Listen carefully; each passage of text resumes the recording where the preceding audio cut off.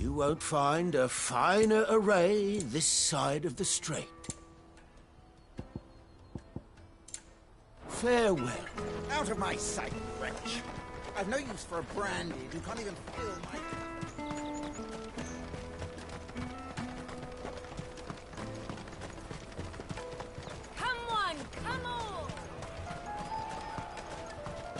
Caravan stops Use next me to the pairs! Slake your thirst without a crystal. Are you the furniture maker? Looking for something in particular? Ah, and Eloise collared you too, eh? Then I expect you want to know more. She told me you were leading the hunt for the pickpockets. What have you learned? For one, that they're targeting the traders carrying the biggest packs. Harder to watch your back, see? And less chance of the mark giving chase if they're spotted. Not that they'd be likely to catch them. Those imps know every inch of this warren like the backs of their hands. Their eyes must have lit up when they saw Goots. The fishmonger round by the gate's been trying to track down the children involved. You should go and have a word with her. Thank you. We will.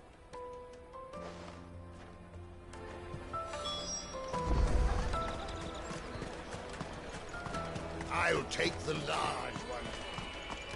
Come, taste my peaches. They're sweet as nectar. You won't find anything of this quality. You should come with me to the Dominion. Life will be different there. Fish for sale! Fresh salted and smoked! Can I interest you? Ah, sorry. Message from Eloise, is it? She's asked me to help her. To help you find the pickpockets. Is that so? Suppose I better tell you what I know, then. For one, this isn't a family operation. All the traders say the children who stole their passes were dirty, dressed in rags. Street urchins, by the sound of it. We get a lot around here. Orphans from the wars. A few, perhaps. You saw the refugees gathered by the entranceway? They're all looking for a new start in the Dominion and beyond. Some of them take it as an opportunity to rid themselves of unwanted baggage. The shame of it. Whoever's behind this would have to have made themselves known to the children at some point. And so should we.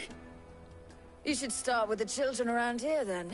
I doubt they're the ones involved, but they might have heard something. It's worth a try. All right, then. Questioning children. How hard can that be? You won't find anything of this quality in Twinside.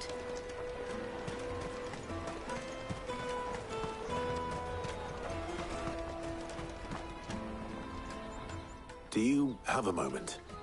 What do you want? What I want is to know. I don't know.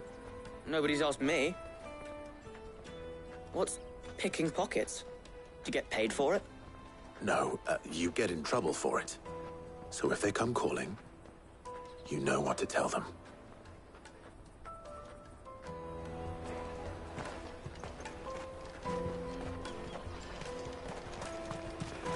Jug of snake spit for the...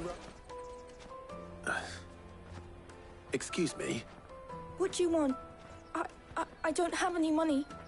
It's all right. We're not going to hurt you. We just want to talk. What about? We've heard that some very bad people are making children like you steal from travelers. We need to know who's behind it so we can stop them. I don't know much about it, really. But my friend, Honza, he said he got a job doing something dangerous. Sounds promising. We need to find him and ask. Do you know where your friend might be? He's usually by the tents outside town. Thank you. You've been very helpful.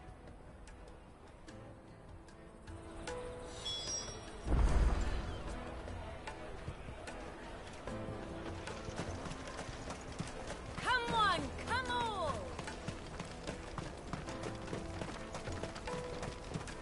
Peaches and pears. Let me carry your goods. I'm cheap. Porter for hire. That's that, then. She must have meant the refugee camp. Let's hope he's still nearby.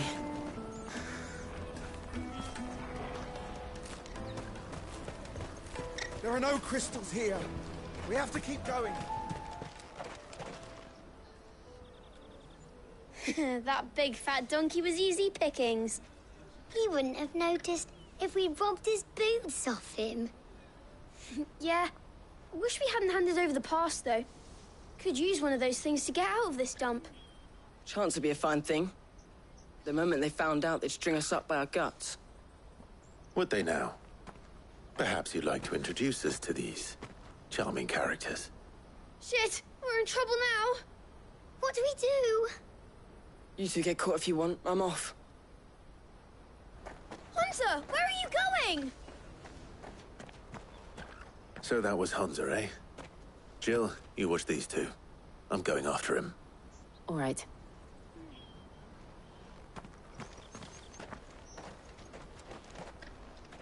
He can't have gone far. I need to find him before his employers do. Daddy!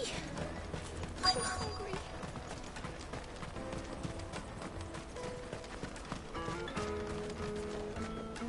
Did you see a boy run past? He stole something from a friend of mine. There was a boy ran back there towards the Chocobo pen, but... Thank you.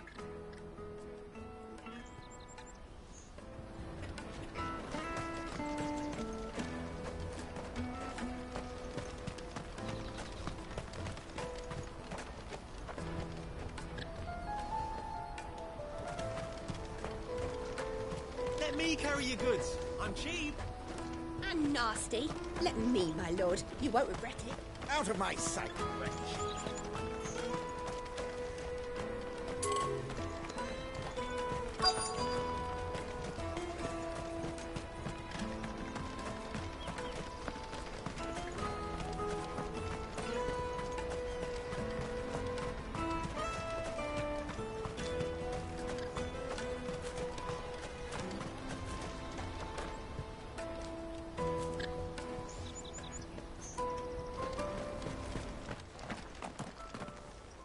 Shit. Cornered. It's all right, Hunter. I'm not going to hurt you. I just want to ask you some questions. Fine. Not like I've got a choice. I'm looking for the people who are making you steal for them. Who are they? Call themselves the Carstones. They said they'd give me a good gill if I did what they told me. I knew they were bad, but bread doesn't come for free. Didn't come at all half the time, before I started buzzing for them. You know, if I didn't do it, they'd just pick on someone else. Someone they could push around easier. Hunter. You found him then? Jill. Where are the other two? Eloise is watching over them. She sent Goots and I to look for you. You're... him! I haven't got your pass anymore, if that's what you're after. I gave it to the Carstones. Whatever you do to me, I can't get it back. Not that I go against them anyway. If it weren't for their gill, me and my mates would have starved.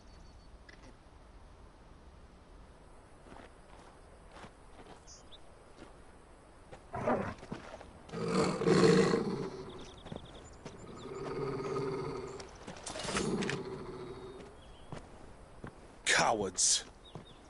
You will not force another child to do your bidding. Wait, we're not... Don't hurt him.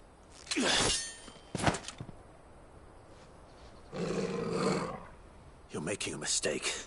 We're on the same side. Like hell we are. That brooch. Where did you get it? Master Theo. Goots.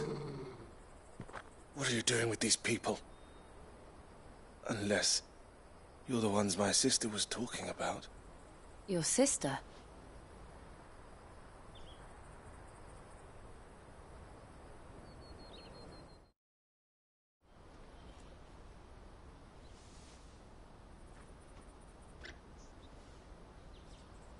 Eloise didn't tell us she had a brother.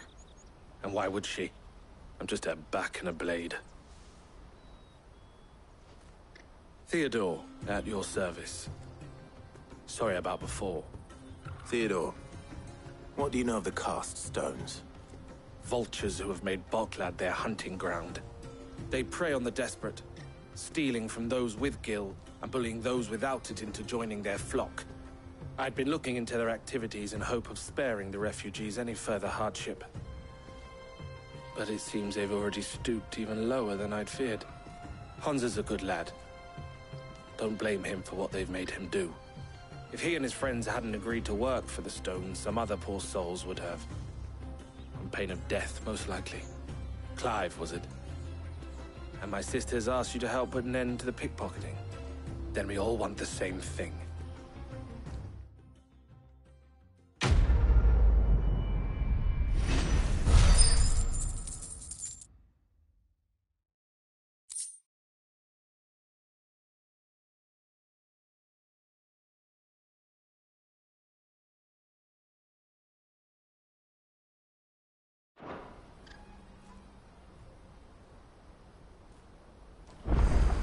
I'm sorry. Where is it? So, what's the plan? What else? We find the cast stones, and we crush them. You get your trader's pass back, and I make Boklad a safe place again. All right then. All right then. Hansa, where are they camped? Don't worry. They'll never know you told us. Couldn't if I wanted to. They always come to town to collect the passes. Meet us outside the gate. I tried following them once, but they spotted me halfway down the trail. Said they'd string me up. We'll try it this time. Which way were they going? Back down the road towards Leighton's Cleft. To Leighton's Cleft, then.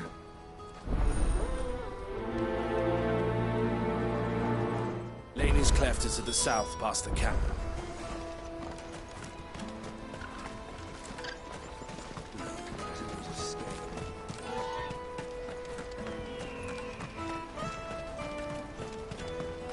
That's that then.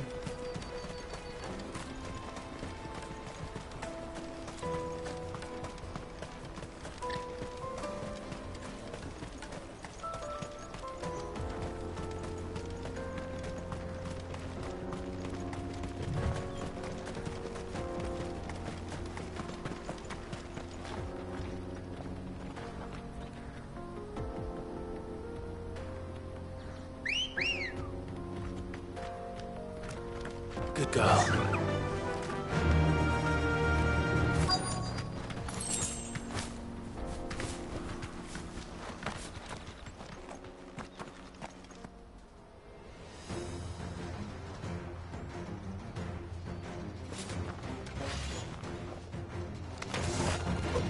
That's the one who's been sticking his nose in our business. You should have minded your own. Your struggle.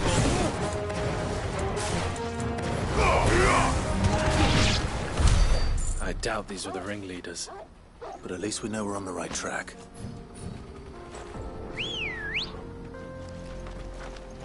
Ready, go?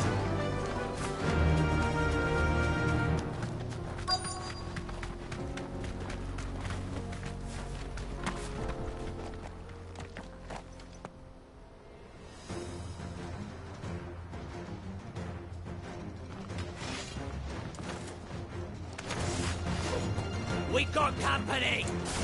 That's the lot. Kill!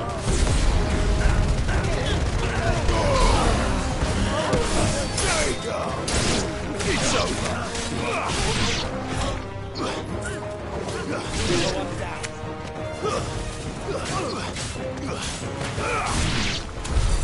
More foot soldiers. Fewer now.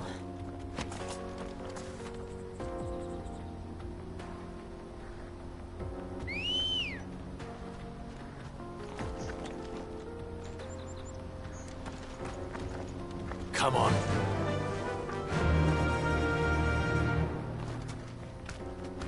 Run like the wind.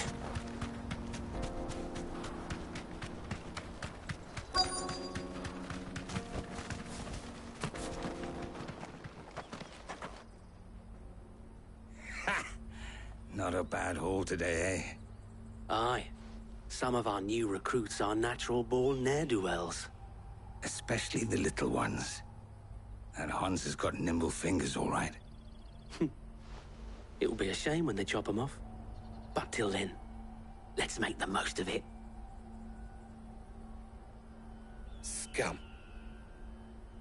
The leaders of the cast stones, I take it. They don't deserve any mercy, Clive. I wasn't planning on showing them any. We're ready when you are, Theodore. Oh, I'm ready.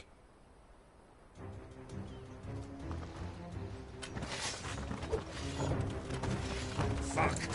It's that guard from Bocklad. Kill him! Kill them all!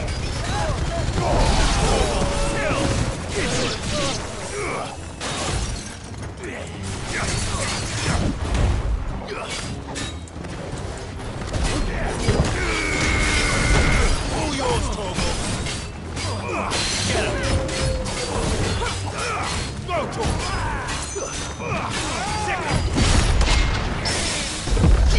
Get him. Go, Torgal.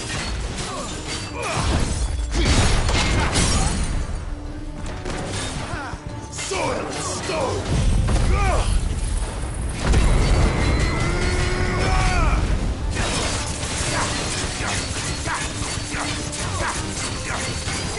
Get him!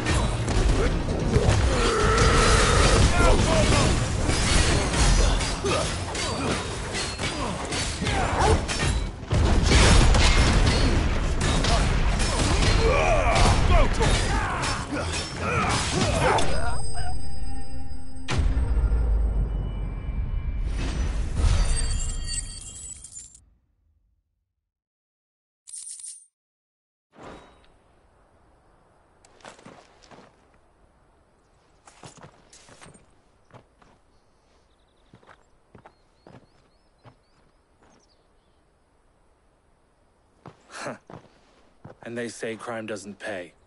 Gold chains, rings, purses. And traders' passes. Dozens of them. Have the names been changed? Not yet. I recognize some of them. No doubt Goots's is somewhere among them.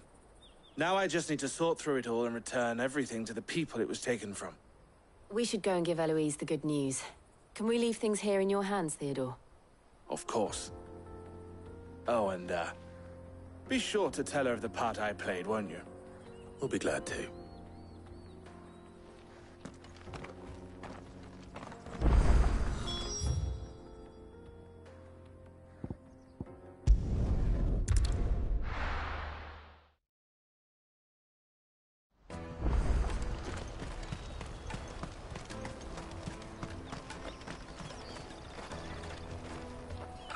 Ah, Clive.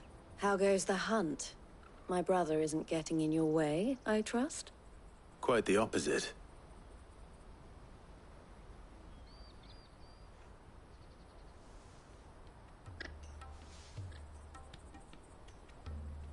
So it was the cast stones who were behind it all.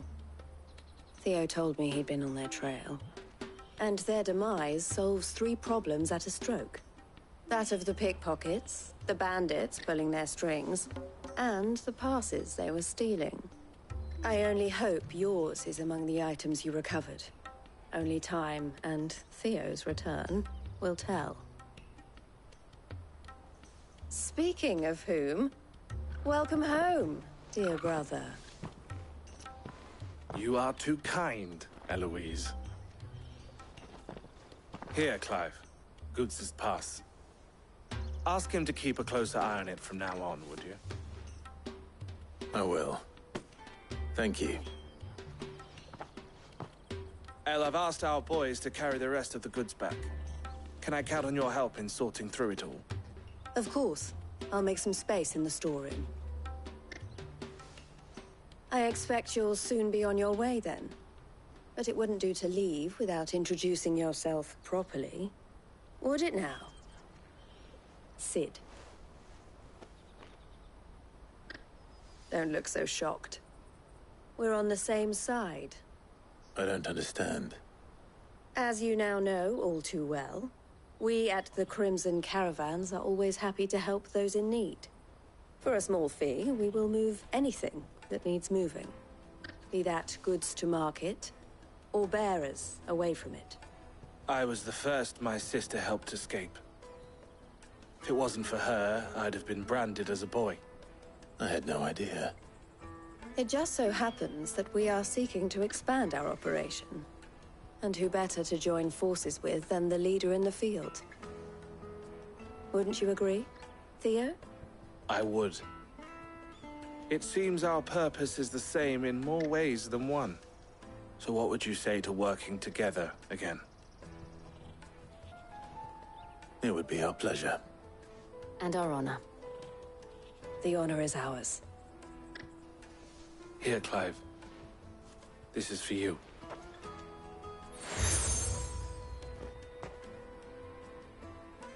What is it? Elle has friends in high places, while I have associates in, lower ones.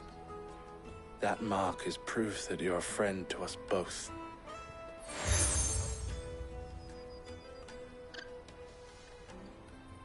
I shall bear it with pride. Well, all that remains is to wish you a safe onward journey.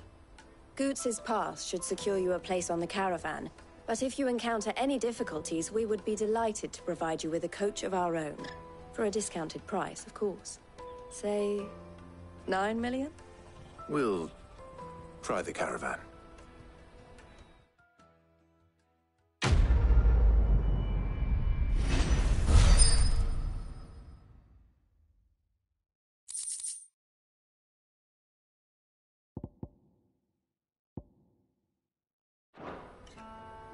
Right then. Let's get this back to Goots. And then it's on to the Dominion. Out of my sight, wretch! I know you...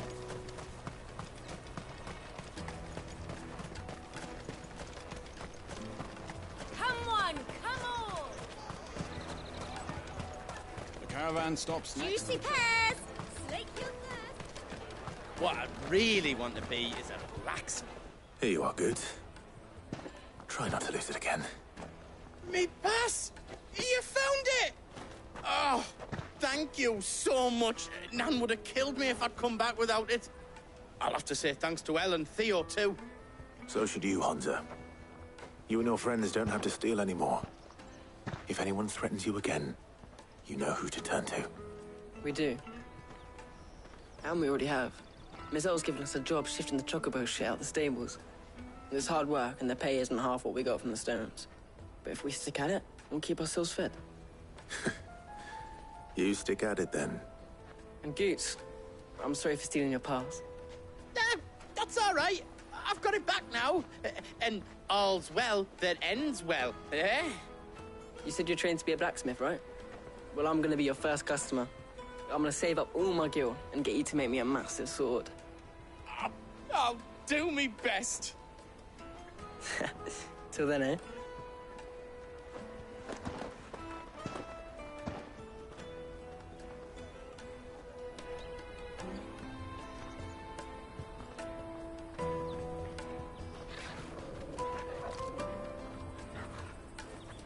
All right.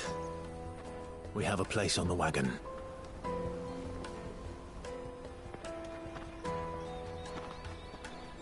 Remember, Goots, we're mercenaries. You hired us to protect you. Mercenaries. And you remember the plan? You're to ride all the way to Twinside.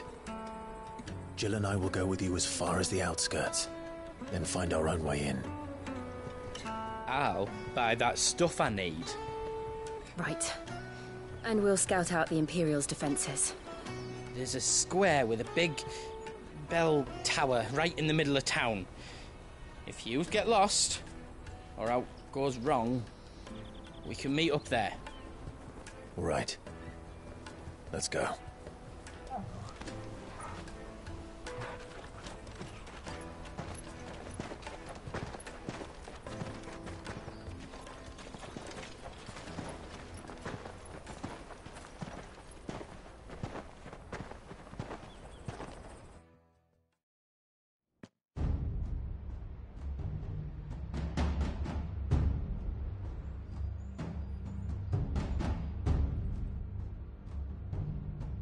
I see. And you're quite certain your father has no knowledge of Ultima? I am. I have no difficulty believing a sinister force has come to exert an influence on Sanbreque. But be that as it may, it is yet to claim my father. For better or worse, his radiance speaks his own mind. Then the fiend works from the shadows. I confess, when first you told me of this fiend, I had my doubts.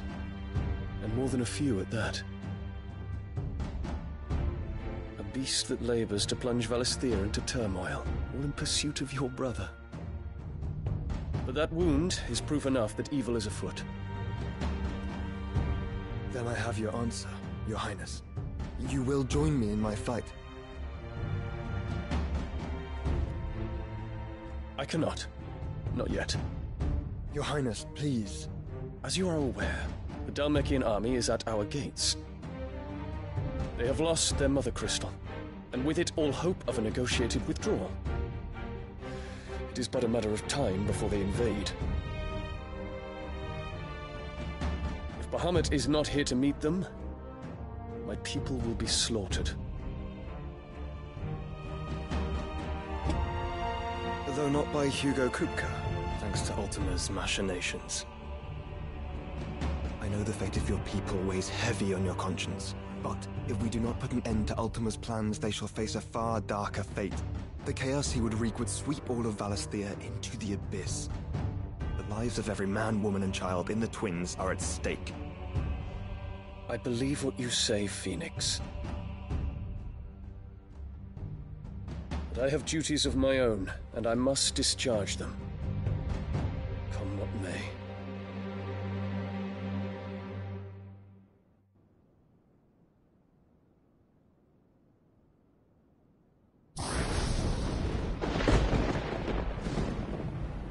What do you know of my blood?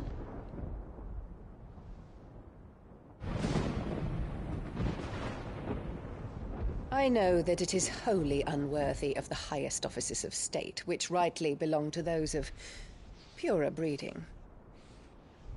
Alas. Your bloodline runs through the Oriflamme gutter, from a whore who weighed her child's worth in gil. Have you threatened my father? Of course not. I merely whispered in his ear that his mongrel son is plotting a rebellion. What? Sylvester listens to the words of his astrologers. And they have ears too. You have been feeding them your lies! Should you remain loyal to Emperor Olivier, his radiance may yet crown your head with laurel, and not with tar. Fork-tongued witch!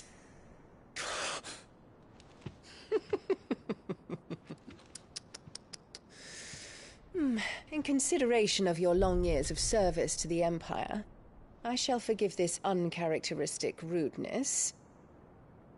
Now hurry and make ready, Your Imperial Highness.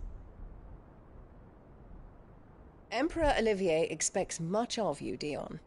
Or should I say, of Bahamut. May your fire reduce his enemies to ash, till all of Valisthea bows to its rightful ruler.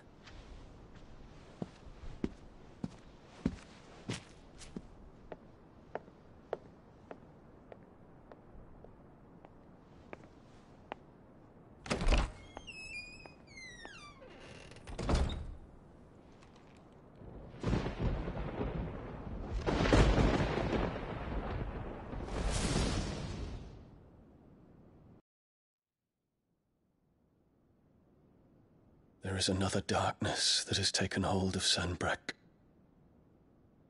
And until its grip is released, the flames of war shall spread ever wider, just as Ultima wishes. Forgive me. My family has caused you much grief. You are not her keeper, Phoenix. This is a matter for the Imperial household now, and as a member of that household, it falls to me to resolve it. At such time as that is done, what strength I have shall be yours.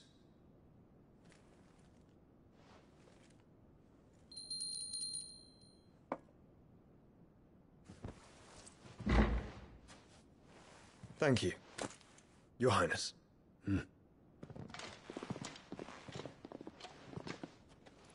Let us take to the skies together, and bring a new dawn to Valisthea. I should like nothing more.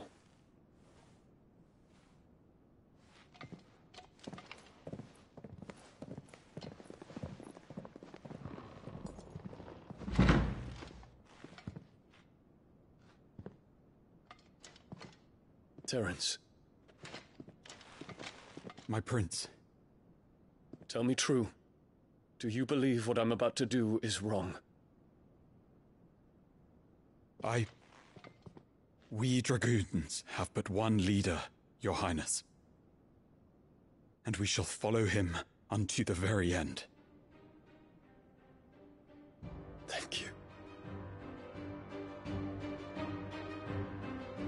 And this is my decree. For their crimes against the crown, the traitorous Annabella and her usurping son shall be put to death, and the Empire restored.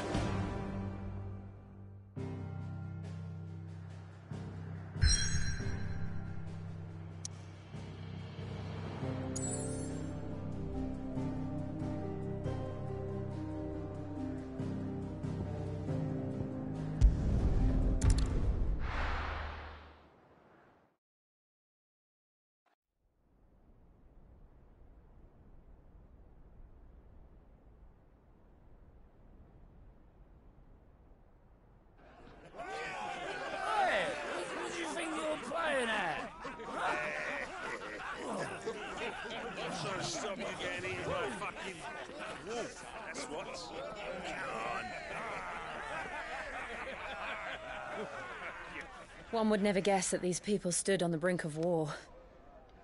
And they're afraid. They turn to drink to forget their fears. Anything you want to forget?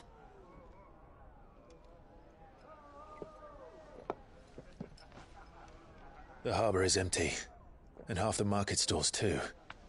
The city may seem peaceful on the surface, but it's balanced on a knife edge.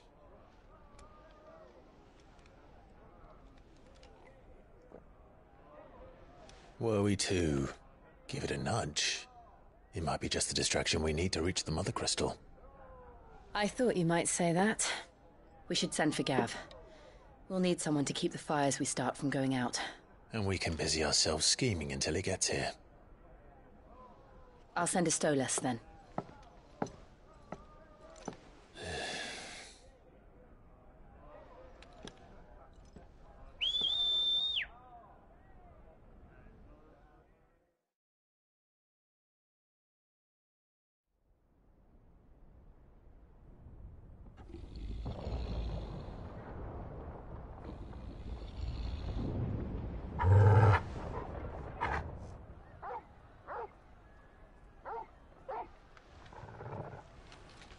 What is it, boy?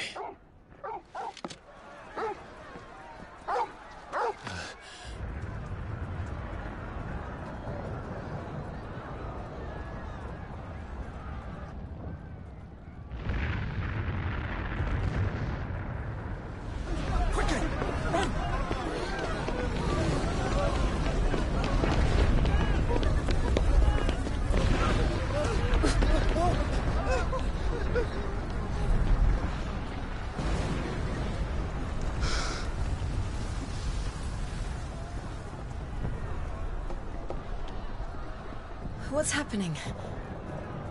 I don't know. Torgal!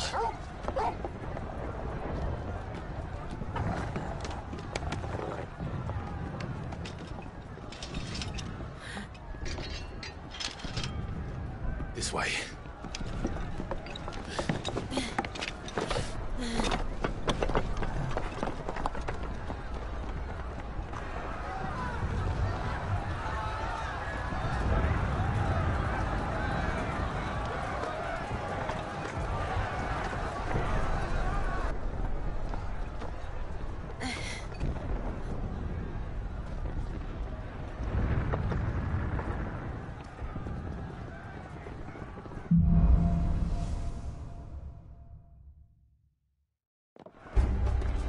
The city's on fire.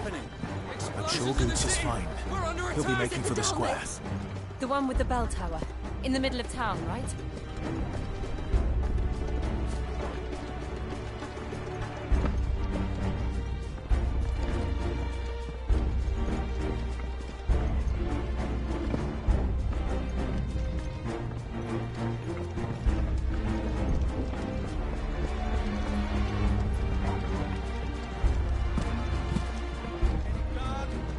Sentry is to be slain on sight. Spare the citizenry. His Highness's orders were clear. Those were Imperial Dragoons.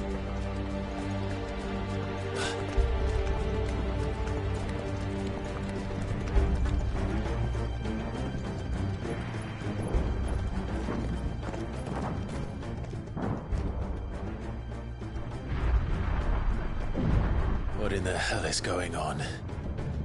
Let's go and see. Right.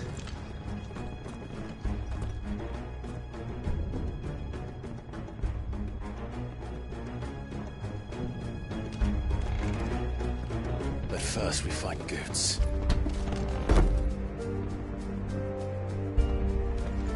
I just hope he's all right. You there! Identify yourself! Do we have to?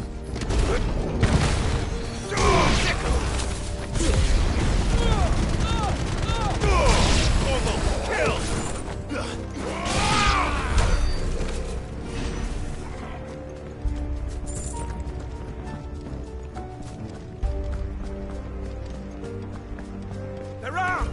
Quickly! Cut them down! This one!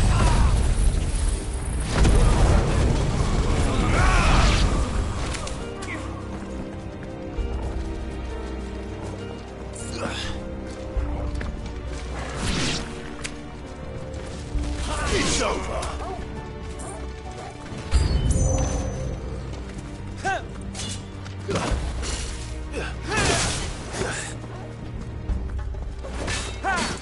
Silence!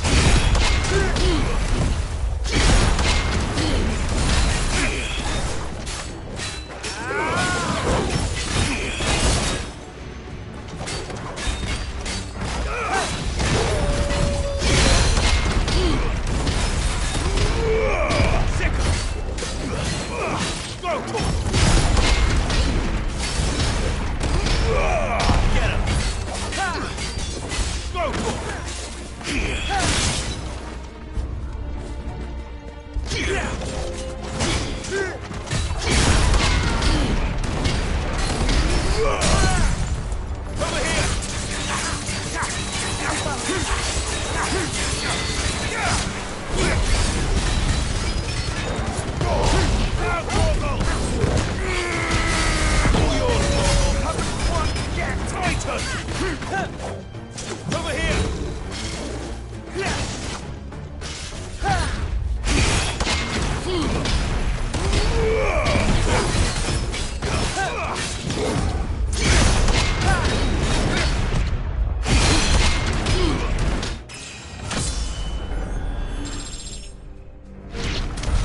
There's no doubt about it. They're Dragoons. What is this then? A civil war?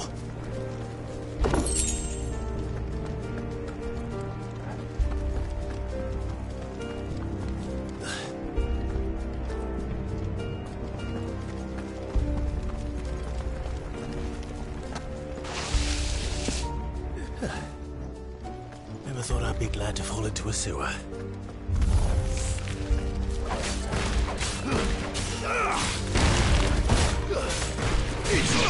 Get him!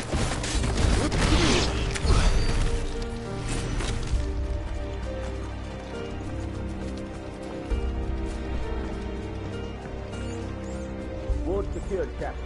None of the enemy forces remain. We gather the men. We press on to the council chambers. Yes, Captain. What of the men and women in the market district? The evacuation is complete, Captain. Good. Then all that remains is to dethrone the Pretender.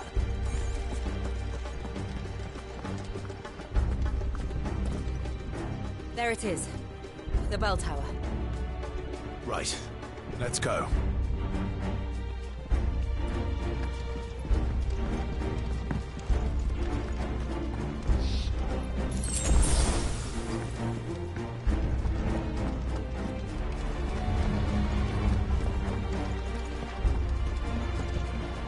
Ah, a goods lift.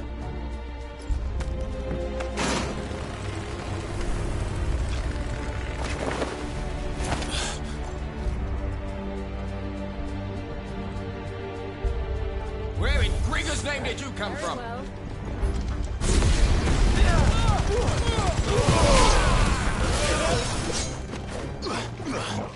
Attack!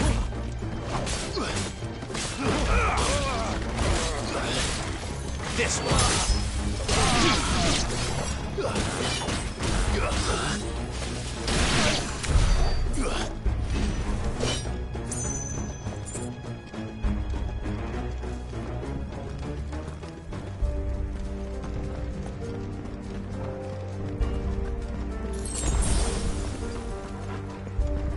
Intruders! Defend the gates!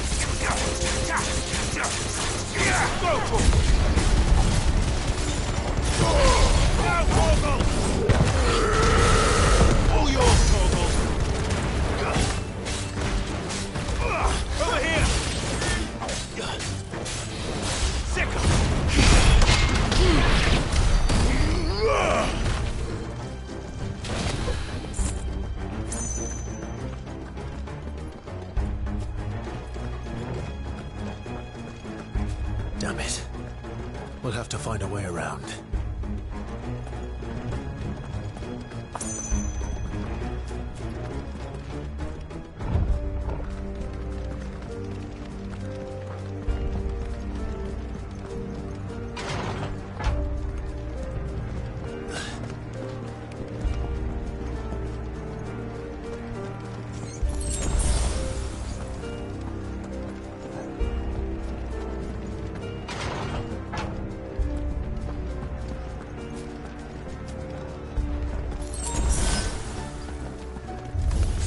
In the name of His Highness!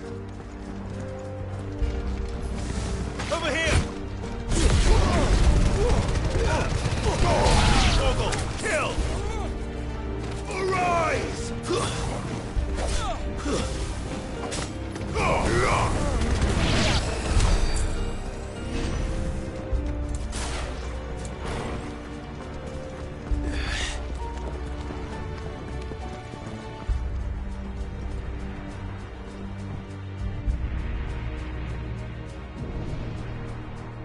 Hold on, kids.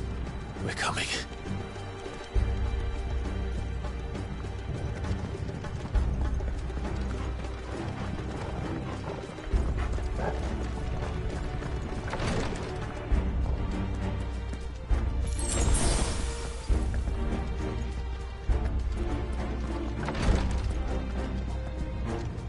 Who goes there?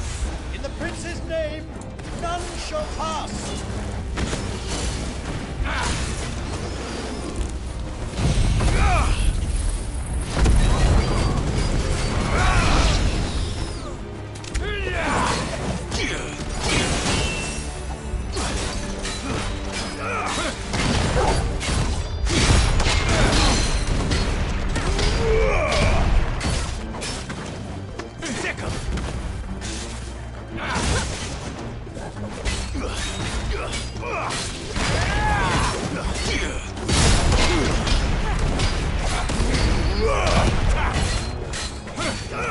Over here!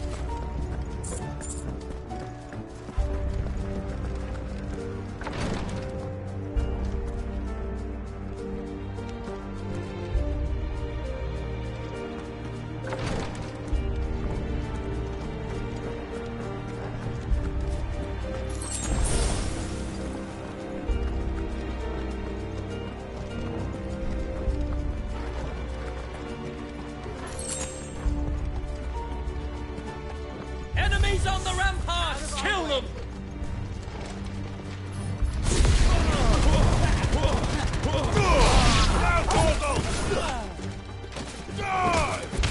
Farewell!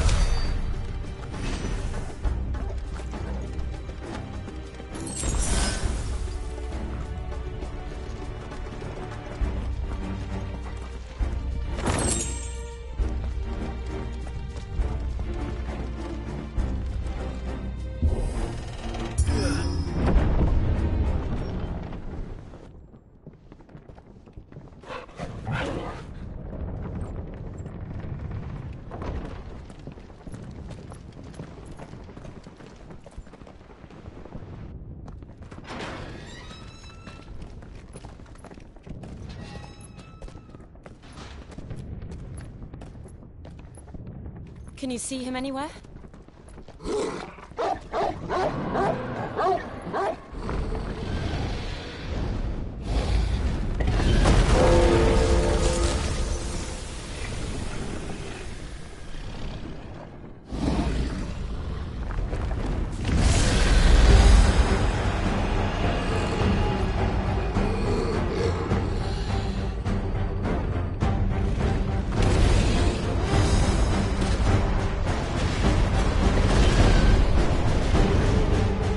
It must be one of the Dragoon's pets.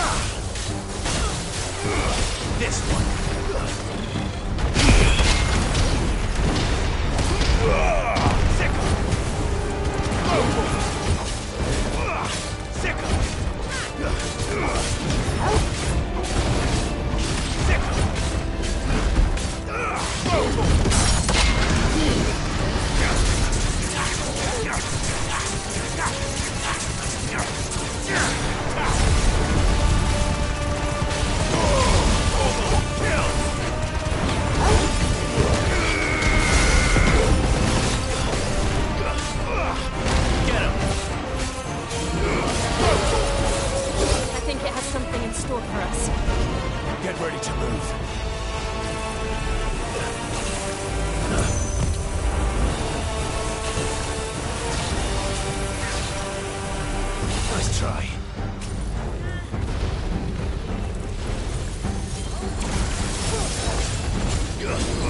Over here!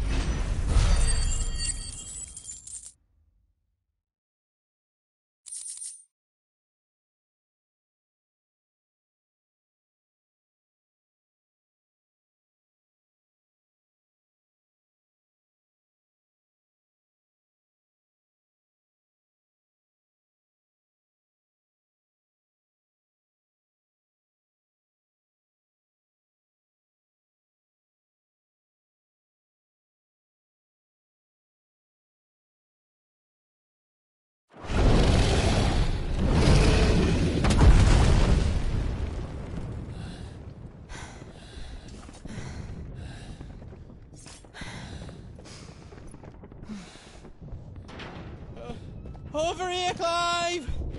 Are yous alright? Goods, there you are. I didn't know there'd be a dragon. All right. Let's get out of here. Oh! What now? Is that Mother Crystal's heart? What the hell is it doing up there?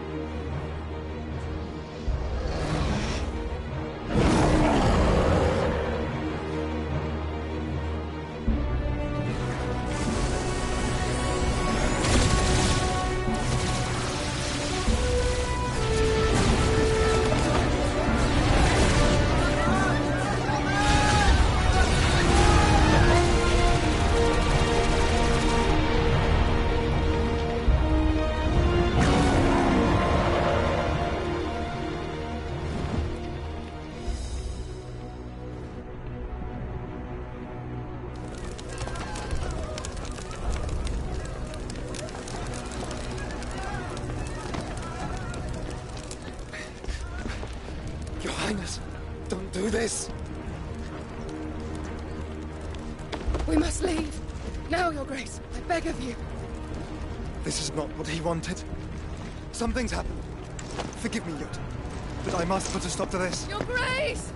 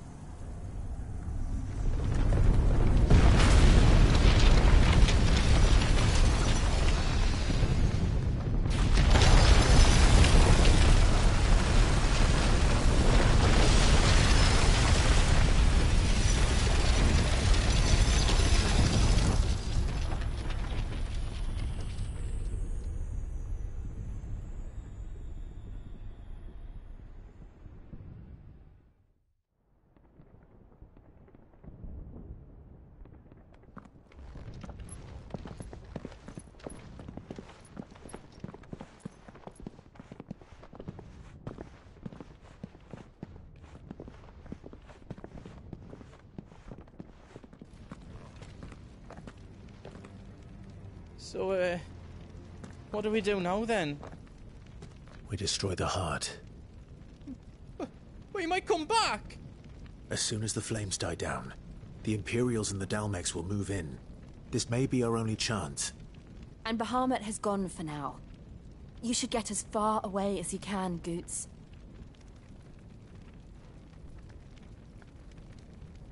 What? And leave you lot in the lurch? I can't do that. If you're staying, then so am I. I packed everything up before I made a run for it, so if there's out yous need, just ask. But I won't be giving it away for free.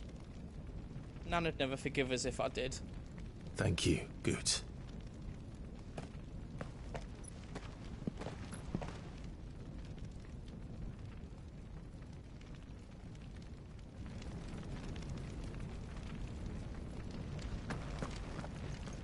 Do yous need out? Welcome to the Big Hammer.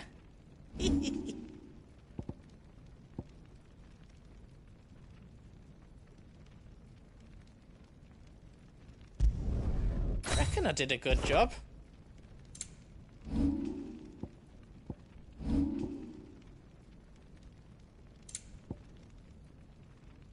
You don't want me to make yous out else?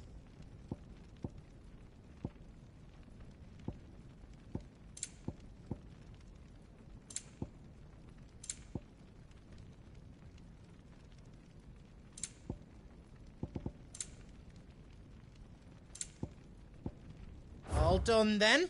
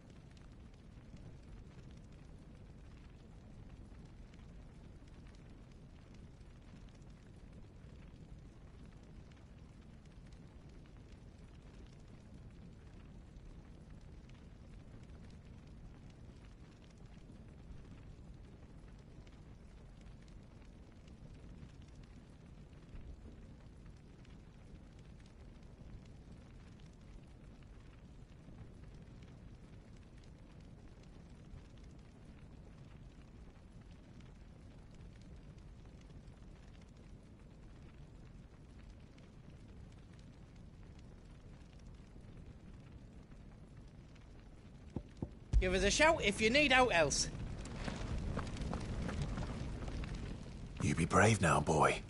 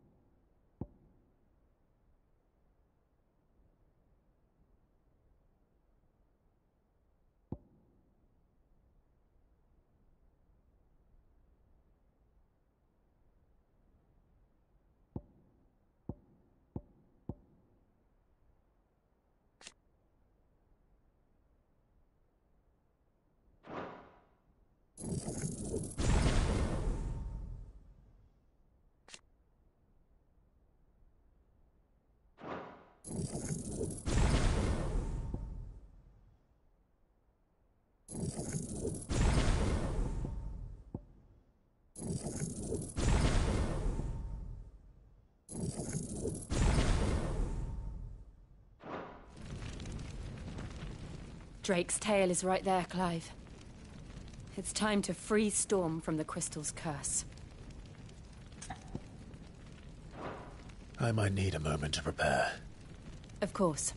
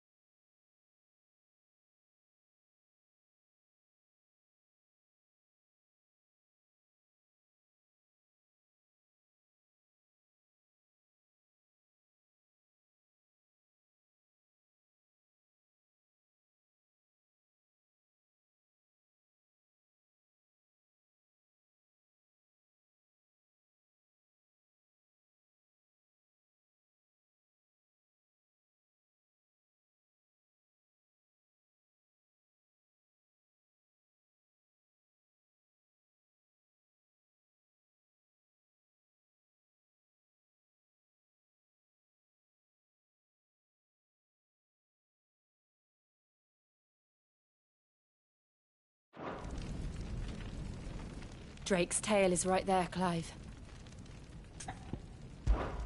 Oh, it's past time. But remember, Bahamut is still out there. And I dare say we'll be seeing him again before the night is done.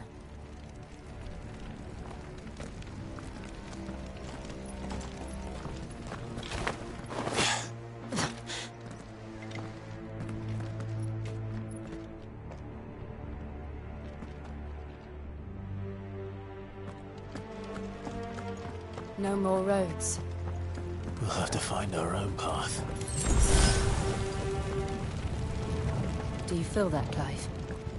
Ether. Just what we need. Another flood. It's already turned them.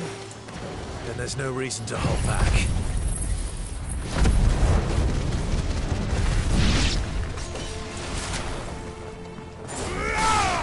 This one.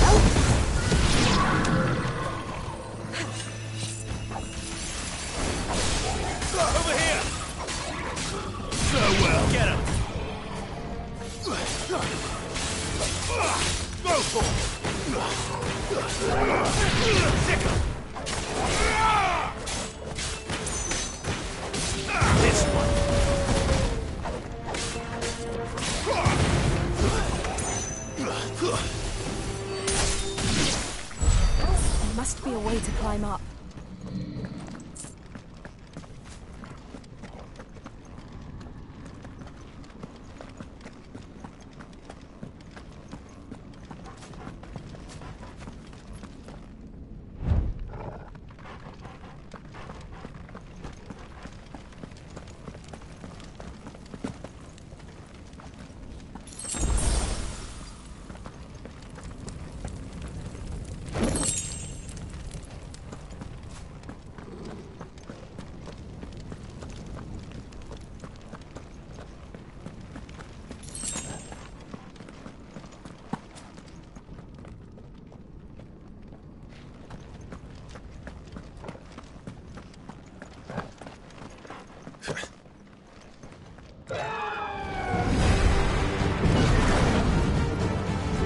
Is that Phoenix?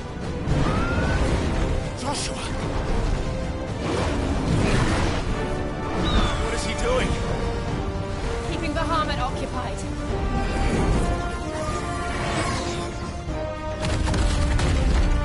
Joshua!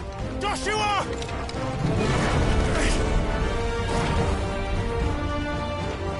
Don't, Clive. It's too dangerous. Fuck. Hold on, Joshua. I'm coming!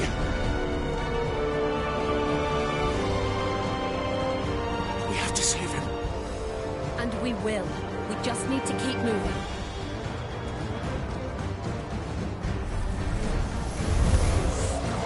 Come again. Not now!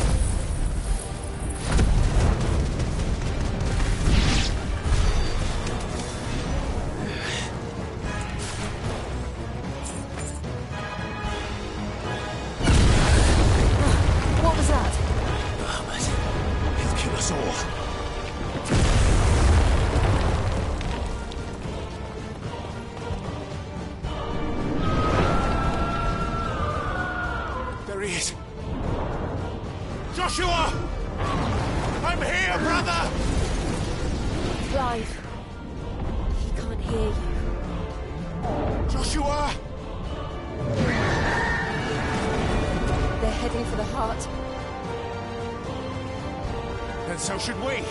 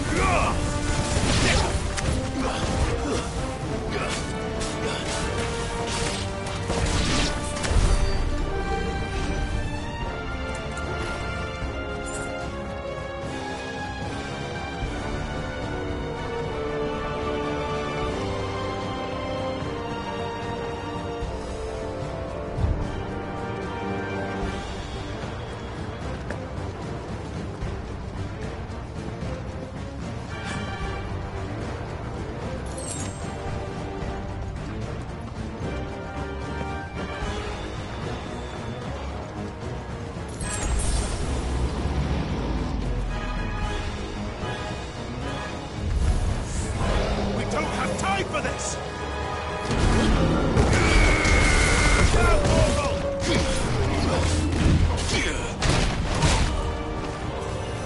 Fire and flame!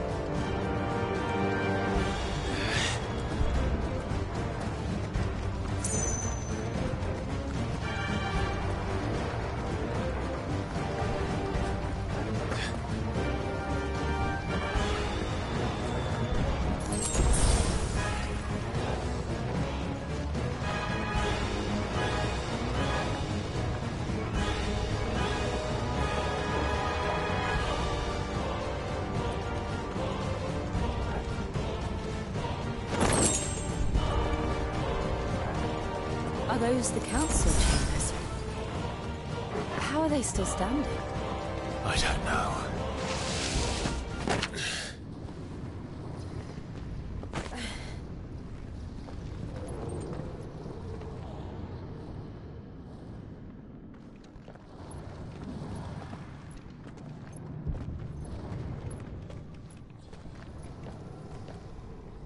He'll be all right, Clive.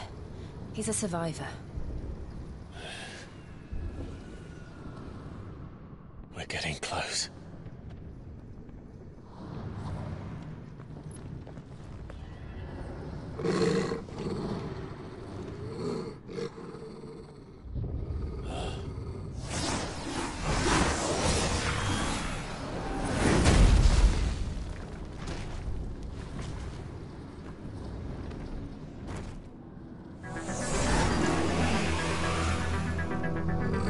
Looks like somebody doesn't want us getting any closer. I don't care what it wants.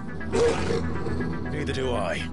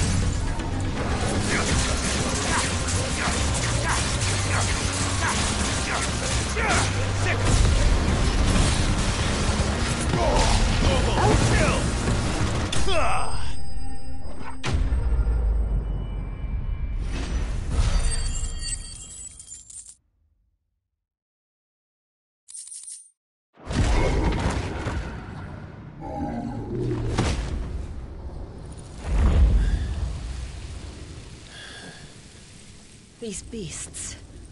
they're getting stronger. We can think about them later. Right now, there's only one thing we need to focus on. The heart.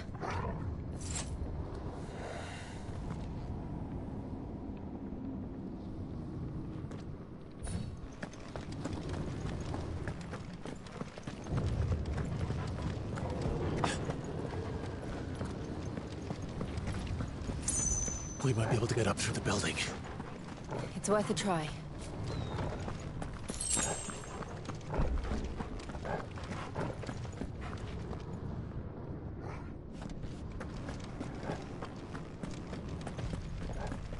Quiet. There's someone up there. Is someone there? Mother. It's you. What happened here? He tried to take him from me. Oh, my boy. My darling boy. Is this the child you made with the Emperor? Why, Mother? Why did you betray us all? You have no right!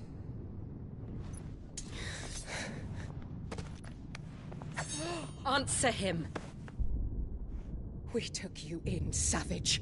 Show some respect for those who raised you.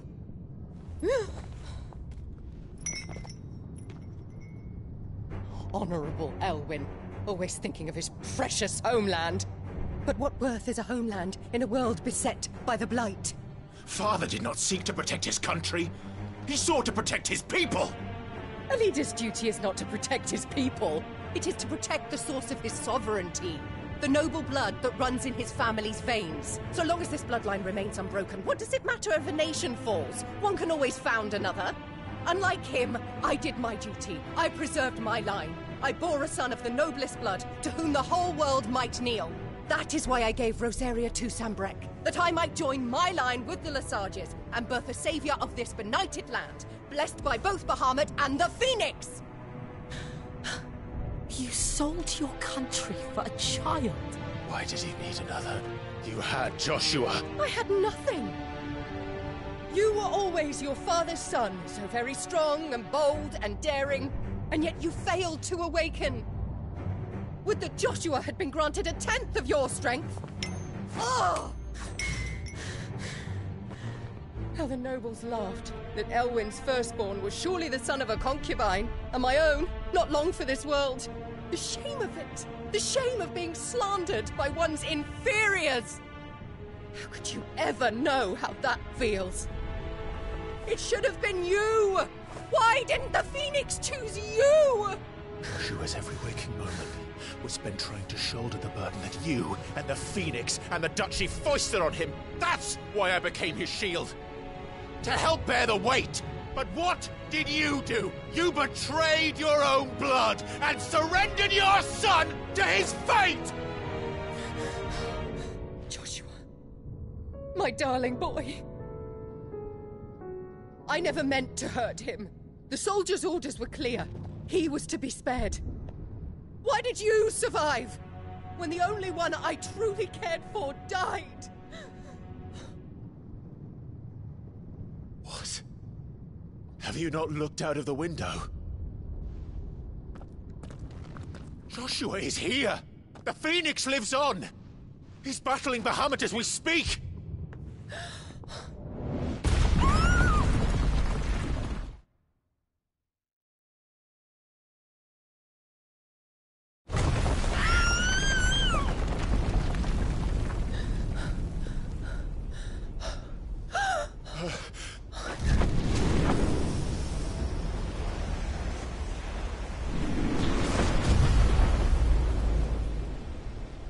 Joshua! Wake up!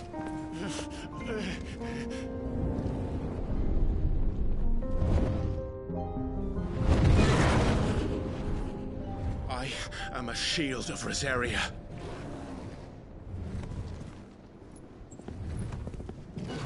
And I will do my duty. What are you...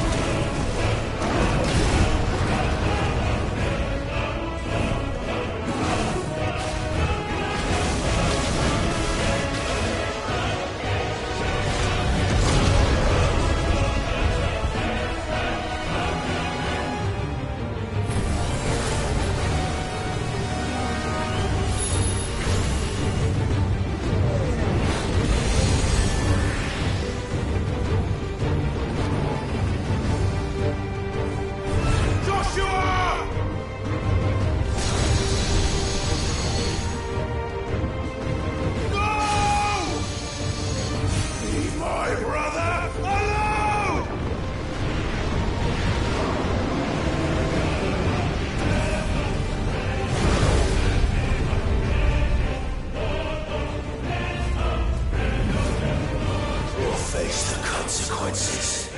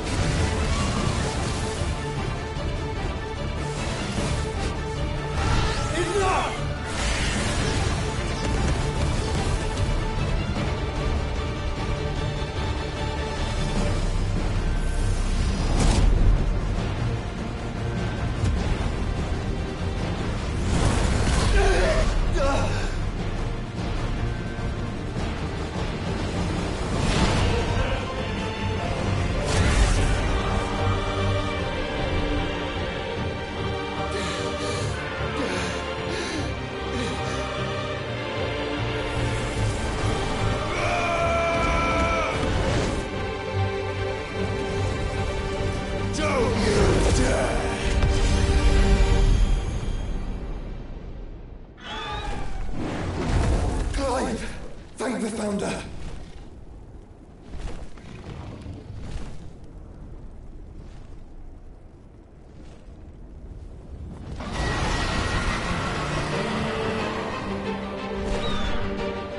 It's now or never, Joshua.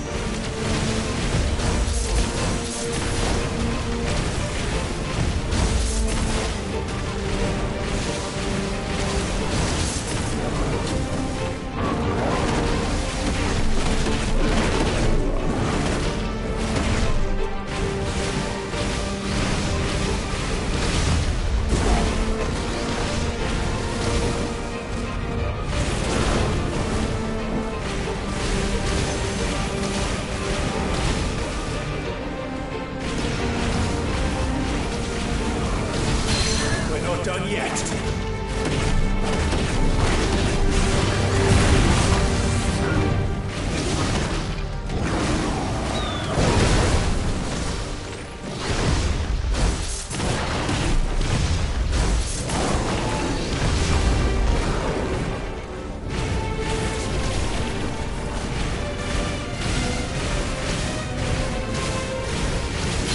Good work, Joshua!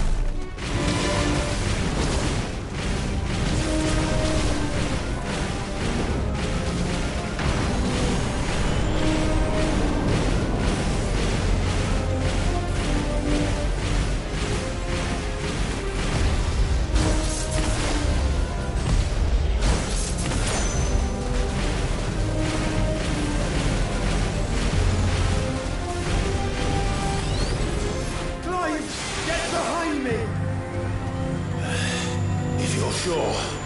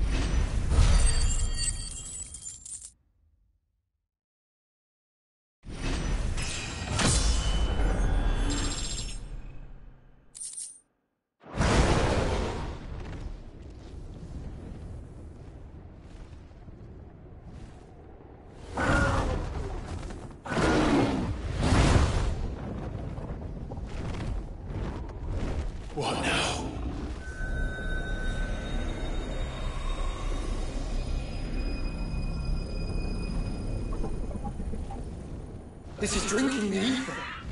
We have to stop him.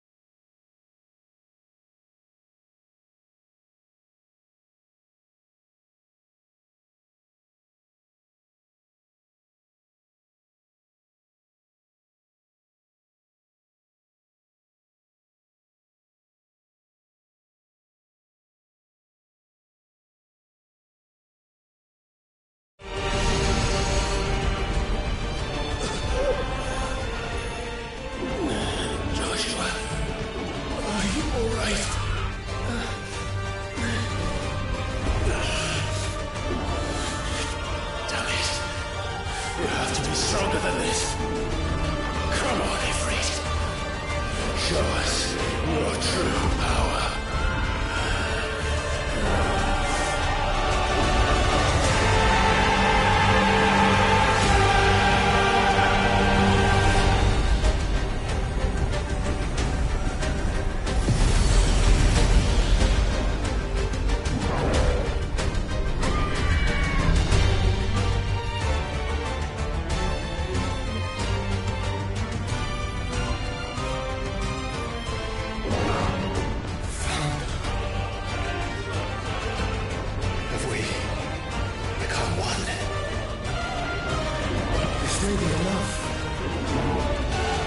do it, Clive?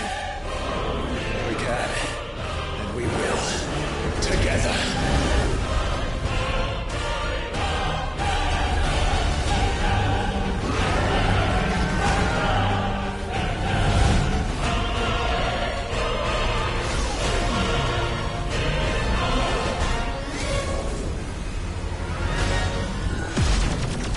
Are you ready? Ready!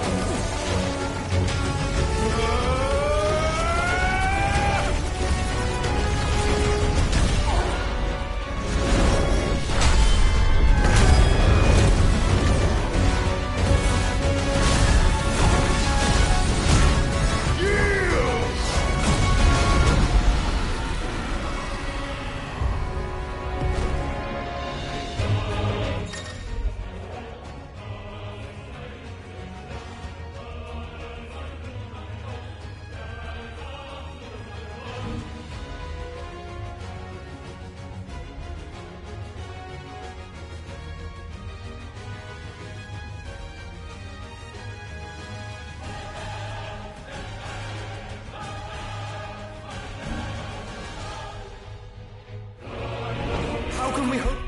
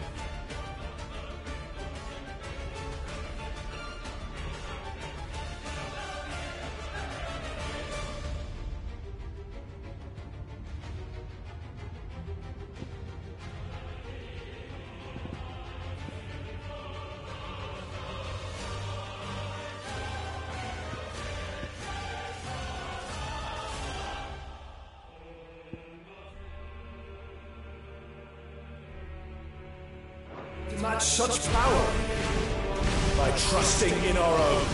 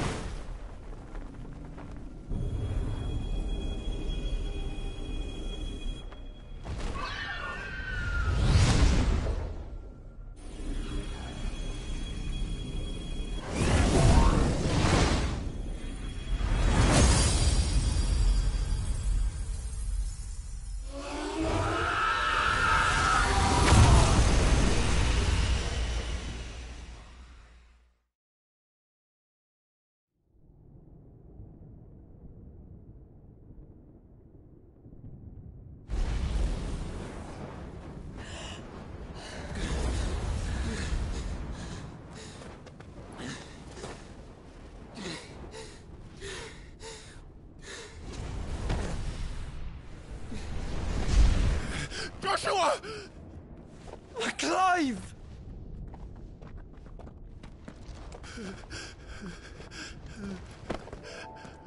My brother. I'm sorry. I'm so sorry. You're alive. We both are. Nothing else matters.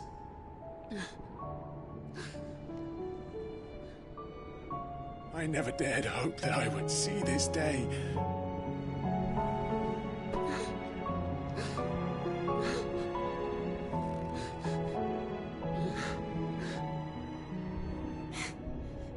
Reunited at last.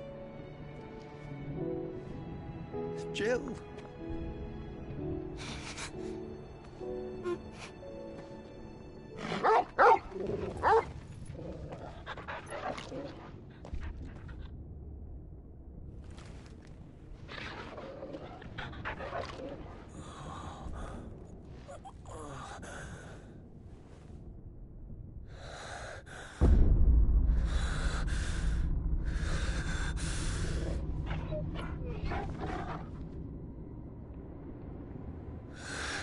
This is for my father!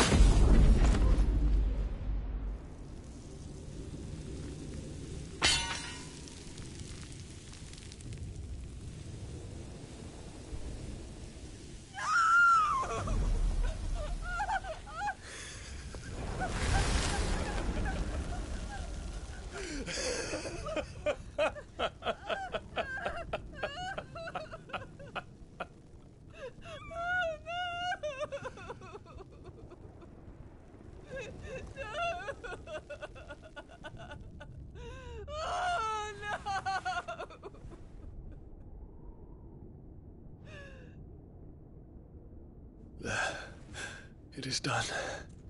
The demon that would tear our house apart is no more. Father.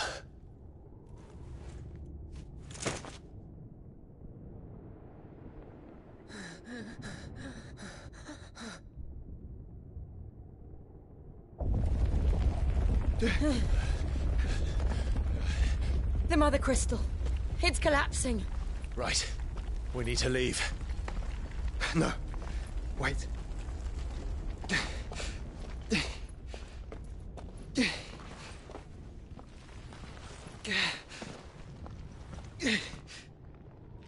I owe him a debt. Fine.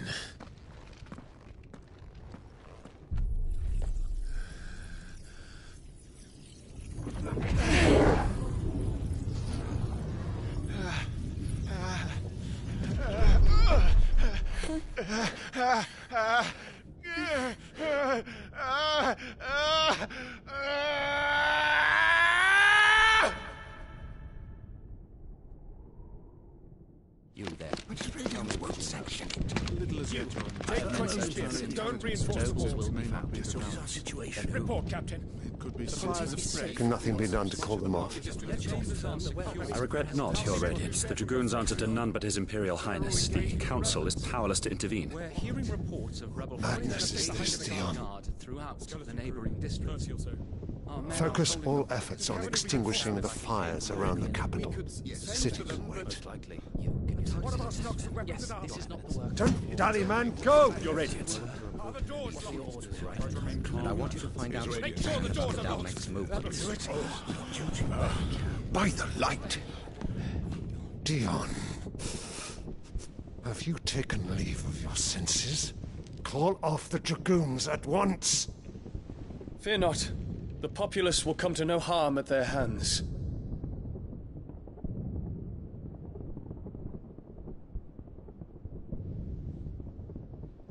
I am here to save you, Father. Save me? A creeping darkness hides in the heart of Senbrek. It stems from your wife, the traitorous Annabella.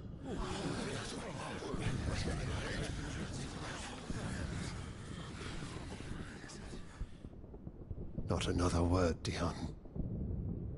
Father, though you may not see it, The darkness has taken hold of you. It has made you forget yourself. But I bid you remember, there was a time when you ruled not with cruelty, but with compassion. Why now do you turn your back on your people? Why now do you seek to stoke the fires of war? You too have borne witness to this change, Your Eminences. And you know, as well as I, who is responsible for it. A puppet now sits upon the throne, but cut his strings, and the master loses the power! What? Dion, you bear steel before your emperor?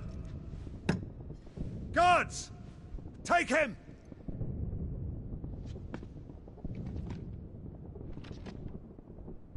For every citizen who falls, another can be bred.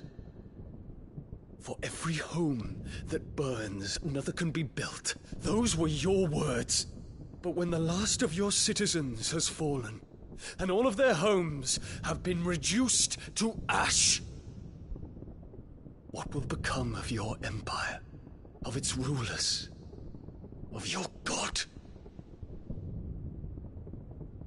As the mother crystals crumble one by one, and the blight sweeps in to claim all that we hold dear, our people look to their emperor for protection. Yet he labors not to secure their futures, but to seize what is left of the twins for himself. Even if it should come at the cost of everything his loyal citizens have labored to build. Dion, you must understand.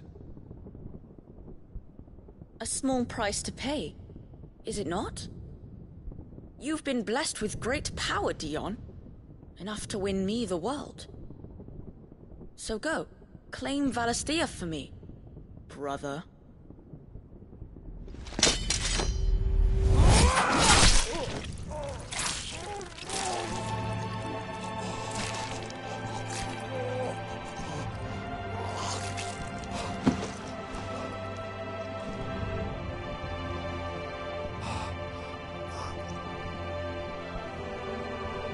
Dion.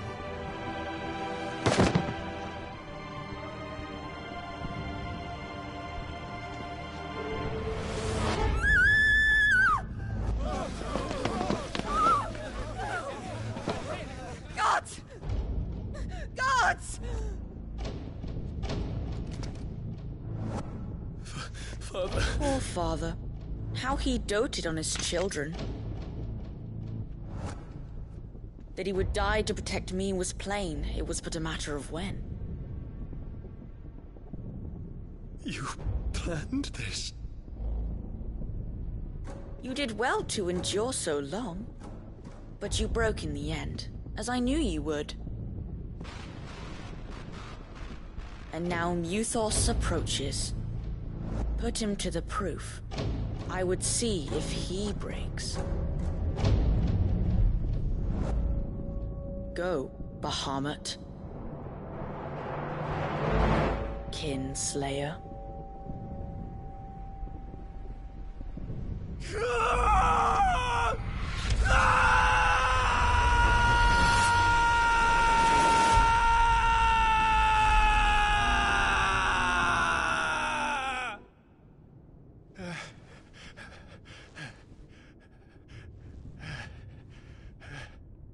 Not again. Brother? It's a long story.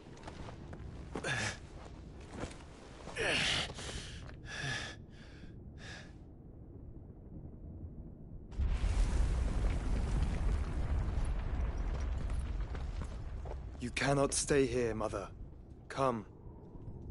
Take my hand.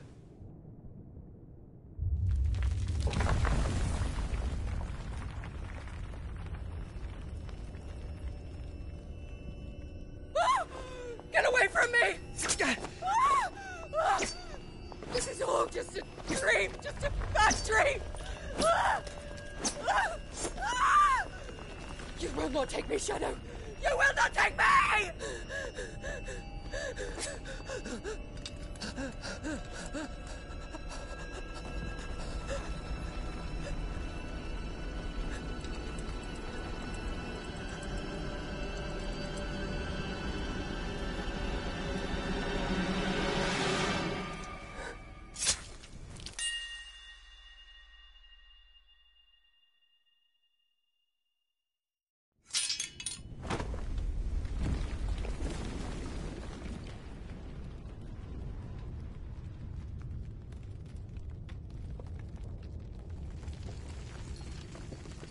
Mother.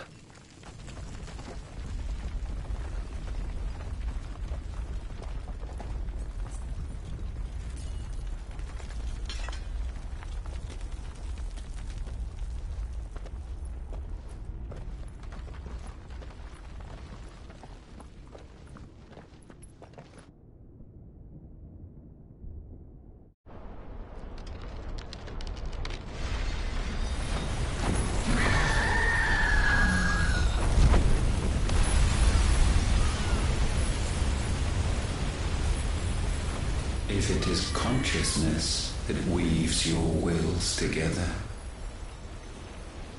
consciousness that blurs the boundary between your own will and that of others, then we shall set you apart once more. The ties that bind you shall be severed, and humanity return to its proper place.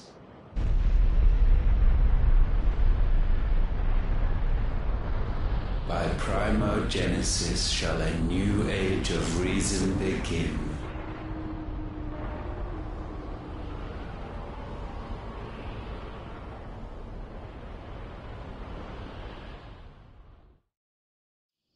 Relax, Your Majesty.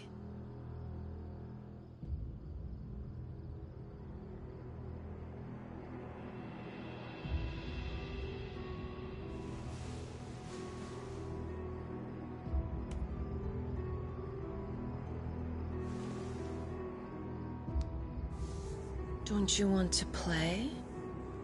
It's been a long time. If that is your wish. Men, you are as meek as all the others.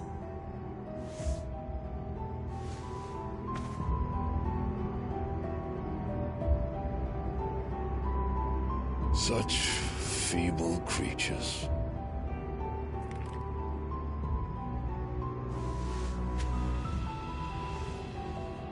Gifted the power of icons, yet slaves to fickle emotions which usher you to your doom. And so you bind your fragile wills with strands of consciousness. The wretched handiwork of a wretched people. The Sons of Fire were united at last, and for but a moment their flame burned bright. Soon, Mythos shall become our perfect vessel. And then shall the world be remade. Not before the bonds are severed, of trust, of respect, of love. Only when every strand of consciousness is cut away, may Mythos return to our side. By primogenesis shall all be undone. Mankind shall be rid of his wretchedness, and Mythos of his will. But while he yet clings to it, he has the power to forge bonds anew. And so we bid you, find Mythos, and sever every one. To destroy that which has no physical form. You ask the impossible. There is nothing your black blade cannot cut, Odin. We shall unite with Mythos, and bring forth a new world. So long as our vessel remains unclaimed by humanity. It shall be done, Master. My will is yours.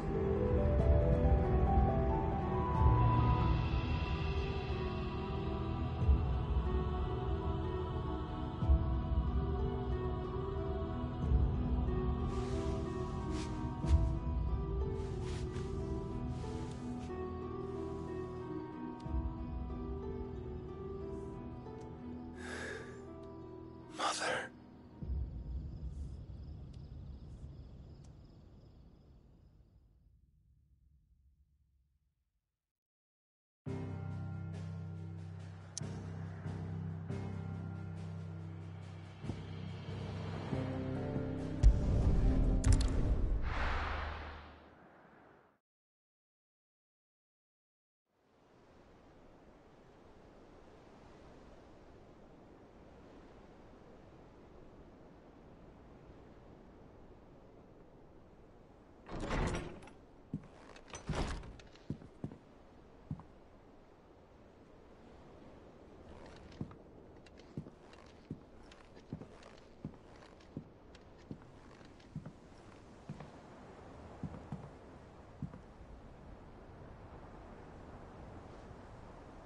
How is your brother?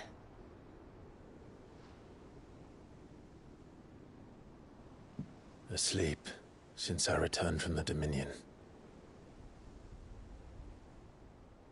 Taya says he should be back on his feet soon enough. For a while, at least. She discovered something on his chest. A swelling, circled in stone.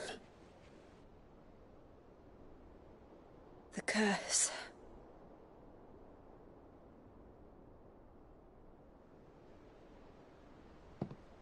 For every mountain we climb, another rises up to greet us, doesn't it? It's never ending.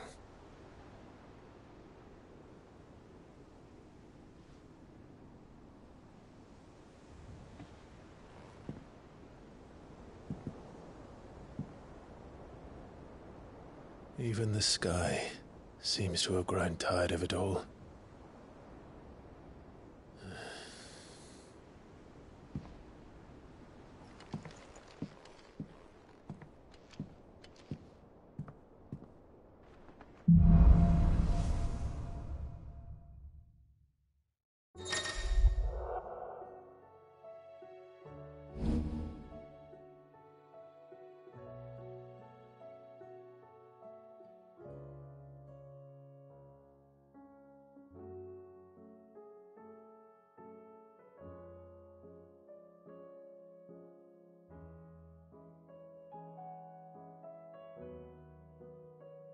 Taya won't be happy if I disturb Joshua.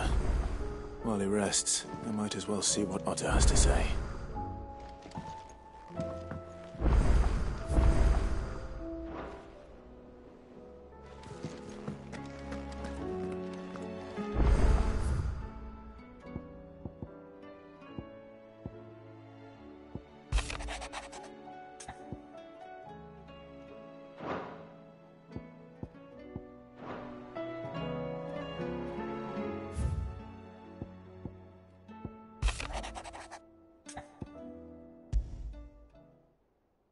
What could be wrong with Torgor? He seemed well enough when I last saw him.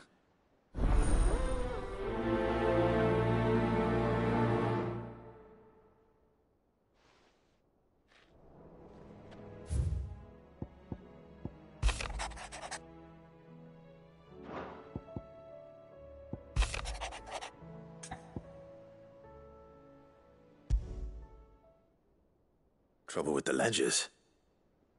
Shouldn't he be asking Otto for help?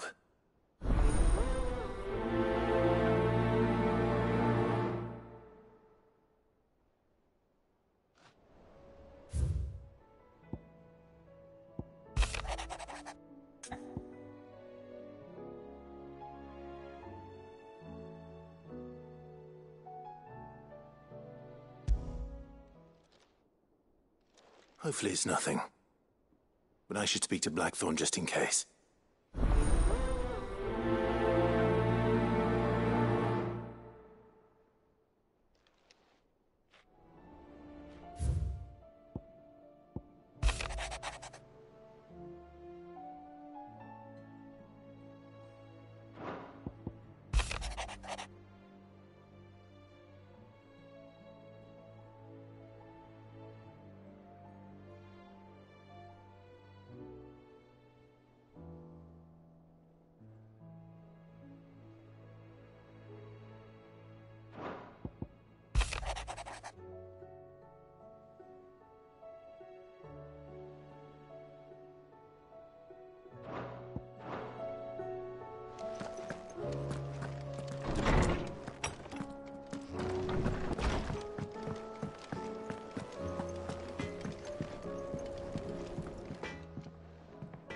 Blackthorn, do you have a moment?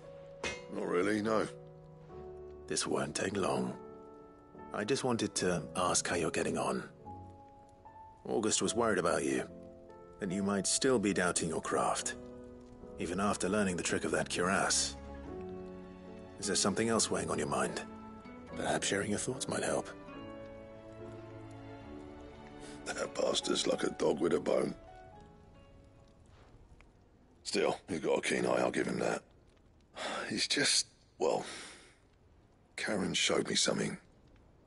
Something I've never seen before. And that was? A sword. An odd-looking thing with a single-edged blade. The metal itself wasn't anything to write home about, but fuck me, the edge on it. You could slice a man clean in two with a weapon like that, and he'd be halfway home before he even realised he'd been cut. So that's what's troubling you? Nah. Not troubling me exactly. More distracting. Can't stop thinking, how do you get an edge that sharp? It's driving me mad. And if you knew how to do it, we could arm the curse breakers with even better blades. That's about the size of it, yeah.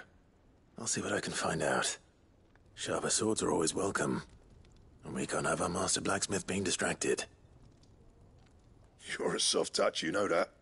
But I can't say I'm not grateful for it. Good luck, eh? Thank you. Let's see what Karen knows about this sword.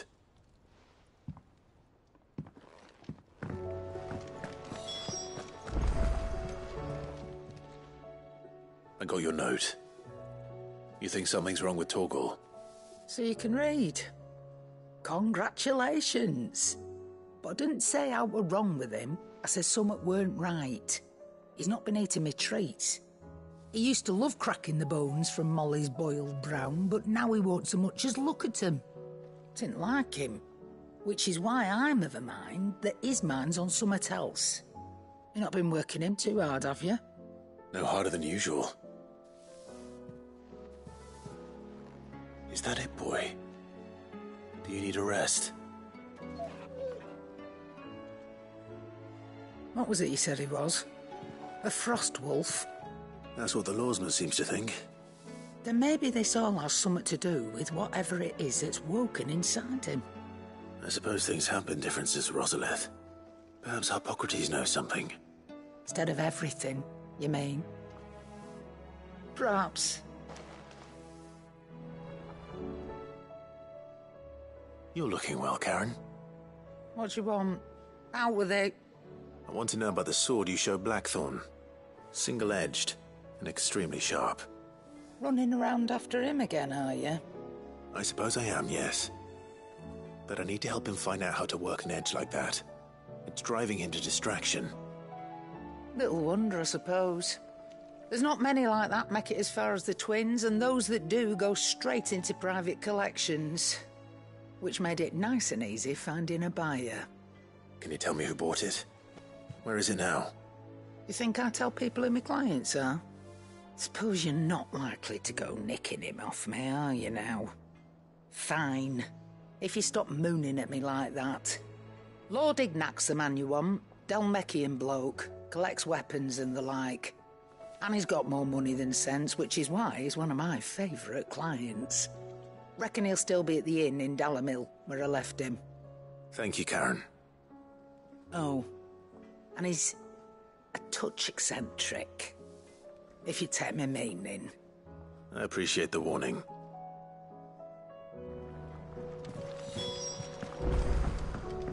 It seems the hideaway's lost its appetite.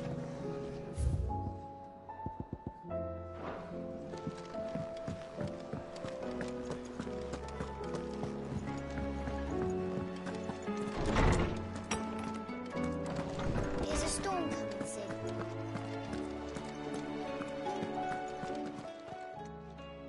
Lawsman, I need to ask you about Torgal. Something's not right with him. He isn't ill, is he? I don't think so. But according to Lady Karen, he seems to have lost his appetite. Which is certainly a new development. She says he's hardly been touching his bones of late, and she believes it may have something to do with what happened at Rosalith Castle.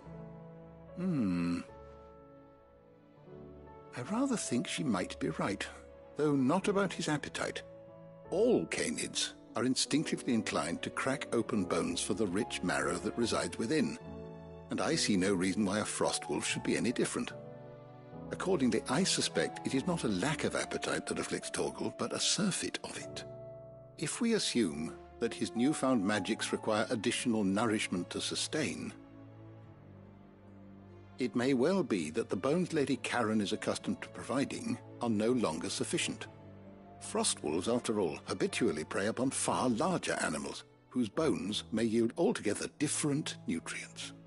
As to where one might find a suitable substitute, some antelopes that graze the meadows of eastern Rosaria have been known to grow to a size more than double that of their lesser cousins. I don't recall ever seeing any that large. And little wonder. The oldest and largest such creatures rarely leave the safety of the highlands for fear of predators. The last elder antelope sighting I recall hearing about took place near Cressida, and that was long before the village was abandoned. Even so, it seems like a good place to start. Good hunting, Clive. Knowledge hoarded is knowledge lost. I don't believe you've read this particular chapter before. I have quite the find for you today.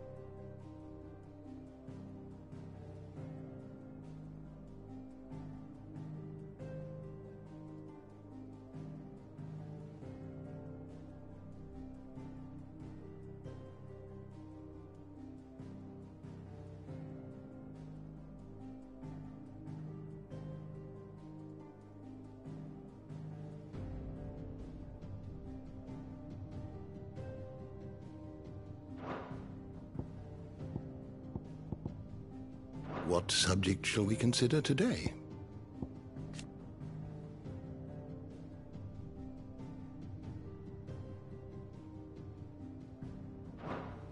You are always welcome, Clive. Is a storm coming, Sid?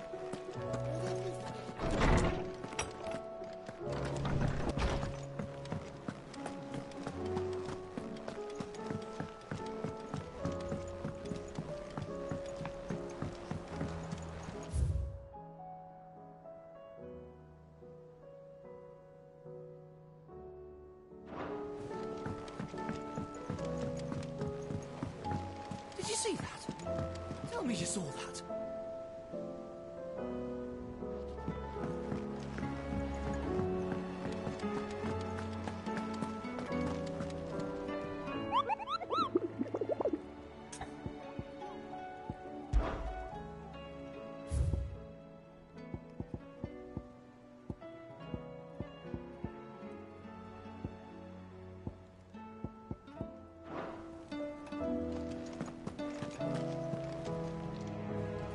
Clive, did you get my letter? That's why I'm here. Shh. I don't want to be listening. Is this better? A little. Listen. I've some bad news. It turns out the hideaway may be slightly behind in its payment to certain lenders, and it may be my fault. But I swear to the goddess, I thought I had the numbers square. Sadly, that square turned out to be more of a circle. Zero, you might say. I can straighten it out, I swear, but it's going to take some time, and I'm going to need help keeping it from Otto. Bit late for that, I'd say. There you are! What a surprise! So let me get this straight.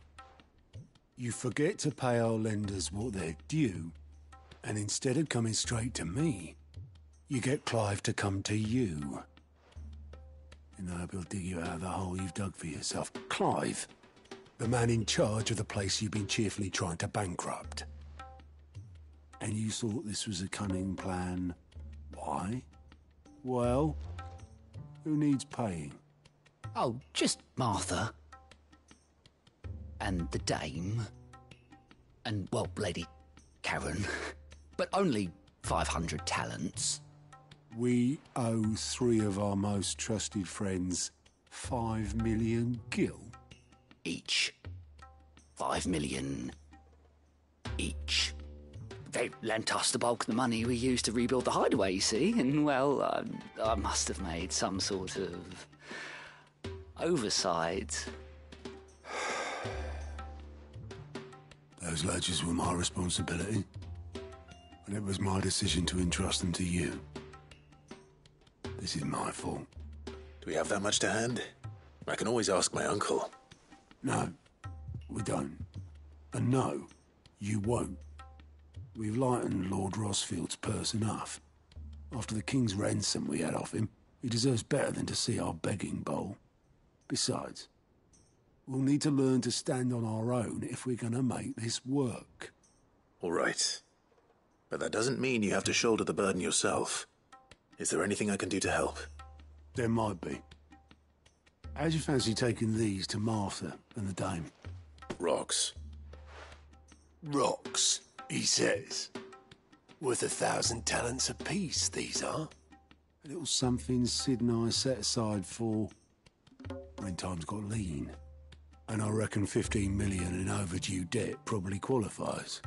I just hope our associates' eyes are a bit more discerning than yours. I'm sure there will be. Should be me making the rounds, really. But you know how it is with this place. Orders to bark, arses to wipe, and all that. I know. Which is why I don't mind going in your place. Go. Do you know why I only gave Master Clive here 2 star rubies? Because you'd rather Lady Karen killed me. Because I'd rather Lady Karen killed you. Yes. Well, I suppose this is goodbye then. Don't worry. I'm sure Karen will understand. Really? Do you think so? No, I don't.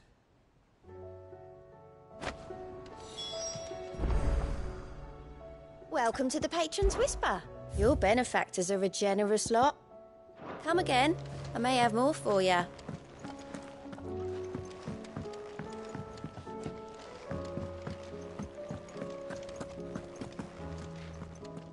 Otto, how fares the realm? The realm? Oh, she's just fine. As long as you look past the fat storms out mother crystals and her skies are a roiling cesspit. And Gav? He's with your uncle in the Free Cities, helping Mid with her project. Sent an owl their way the moment the winds turned foul. Still waiting on a reply, though. Do you have any good news? Well, that depends on your definition of good. All right, fine. What do you suggest we do? Oh, no, I'm just the messenger. I'll leave the scheming to those more suited to the task. Could be that Lady Vivian and Old Tomes have their own thoughts on the current state of things. Could be that they don't. It certainly can't hurt to ask. I suppose not.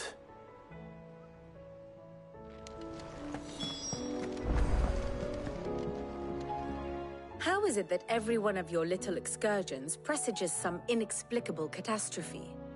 Not that you are to blame for the Dominion's fate. No one could have predicted the actions of the Crown Prince. I'm sorry I couldn't save your home. My countrymen are stronger than you think. A few toppled clock towers won't break their spirits. They'll be back on their feet in no time. I hope so. Look at us. Bluer than a pair of bog crabs. Tempting though it may be, sulking will not help us find a solution to this mess.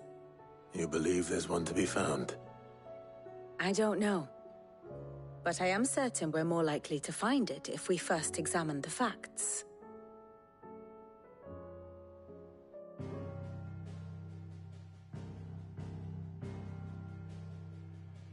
Beneath these darkened skies, fear and confusion reign over Valisthea.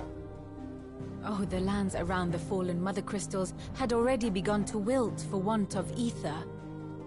But not like this. Crystals that filled wells and fueled furnaces, now nothing but pretty shards of rock. And those that hang from the people's necks cast nary a glimmer of light to keep the dark at bay. It is only a matter of time before the common folk convince themselves that the end of days is upon us. Yet I fear a swift end is more than we can hope for. While most of the world thirsts for ether, the remainder drowns in it, spawning Akashic in droves. And amidst the hordes of mindless beasts, with magics as like to fail as function, even the strongest nation would falter. Rosaria and the Iron Kingdom teeter on the brink of collapse, while the tragedy in Twinside has all but paralyzed the Holy Empire. Dhalmekia fares little better. Rumor has it the ministers fled the capital after the fall of Drake's Fang, leaving their beloved republic to crumble. Waloed, meanwhile, moves in earnest. The Einherjar has been sighted off Storm. The world, in short, is in chaos. It would seem our civilization was nothing but a castle of sand, to be washed away at the whim of the waves.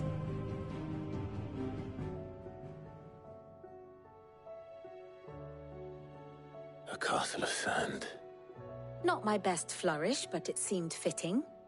The reports I've received are considerably more blunt in their appraisal.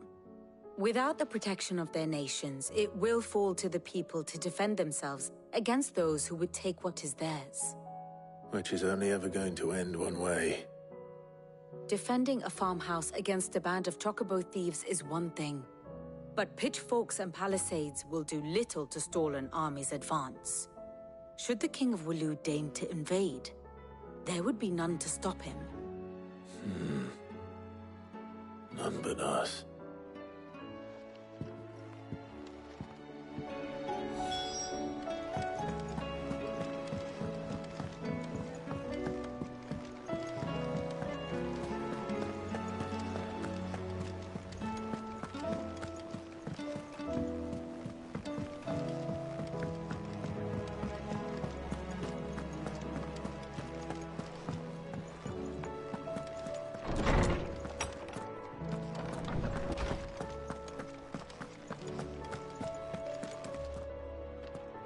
Let me guess. You're here about the skies. Is there anything you don't know, Lawsman? It doesn't take a court astrologer to augur the obvious. As for what has disturbed the heavens, that, I believe, is a question the Fallen might be better placed to answer than I. And on the 6th day did the gods tear the sun from the firmament, visiting darkness upon their prideful sons and daughters. But I dare say you remember your childhood lessons on the sins of Zemeckis only too well. You think they're connected? That Ultima was one of the gods responsible? Well, he has certainly exhibited powers that we mortals would associate with the divine. There is nothing divine about him. But he wouldn't be the first god of whom that could be said, now would he? Yet for all the fairy tales that tell of the sins, there is almost nothing in the way of actual historical accounts. Had I the Journal of Moss the Chronicler, I may have been able to tell you more, but alas, I fear all remaining copies have been lost to time. You will forgive me, I hope? Certainly not. Because there is nothing to forgive. Even without this journal, you've provided us ample wisdom. And we will always be grateful for it. Perhaps Otto will be more inclined to share his thoughts when he hears what the others had to say. Is a storm coming, Sid?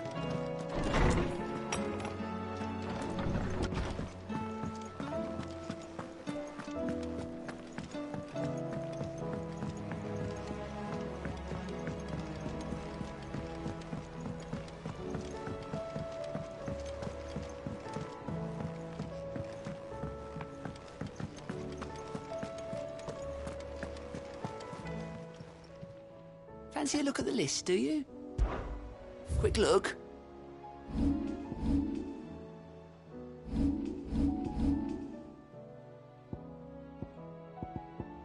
Seen enough?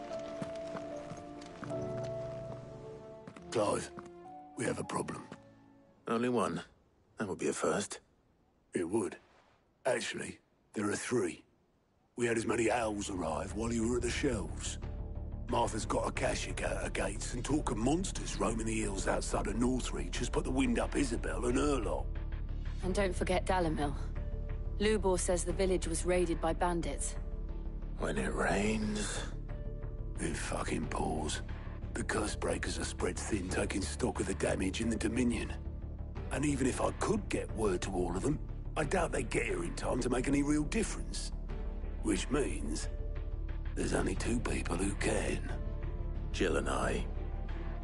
Let them know we're on our way.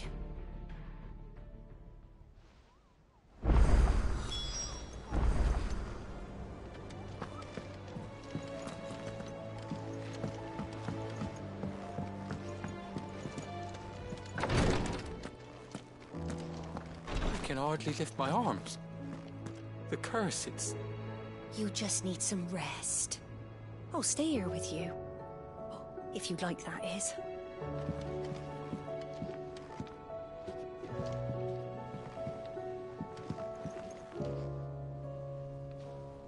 The injuries suffered by both your brother and the prince were bad enough.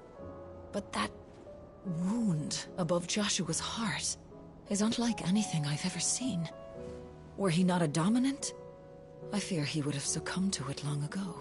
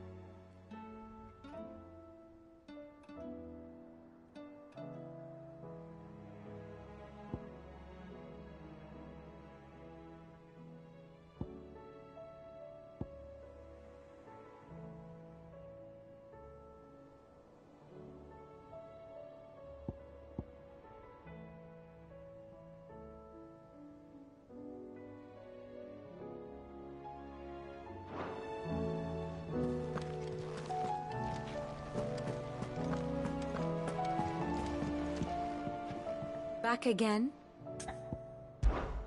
How may I help you today? Of course.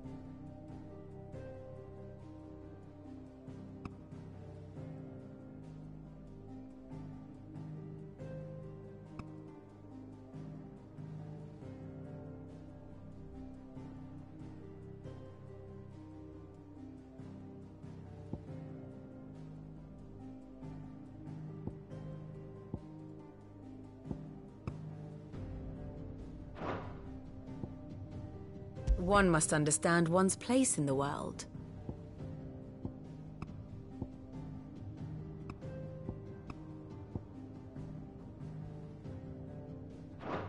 Very good.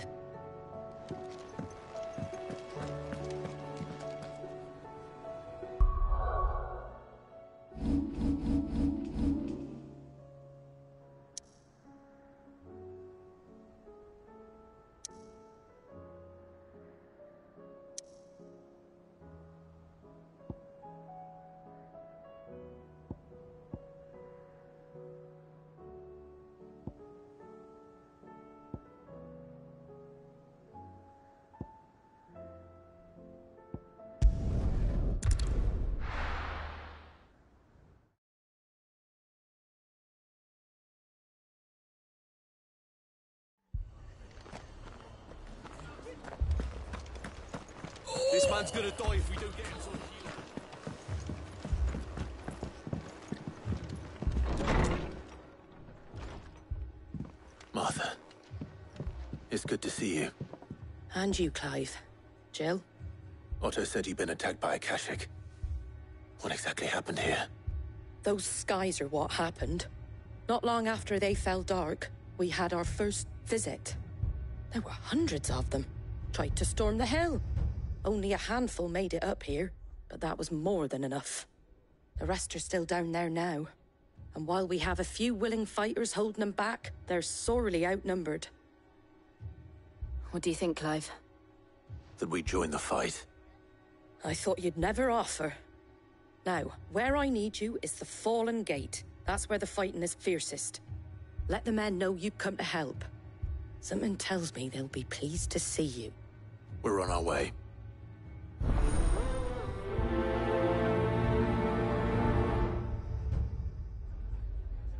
Do you think there were as many as Martha says? More.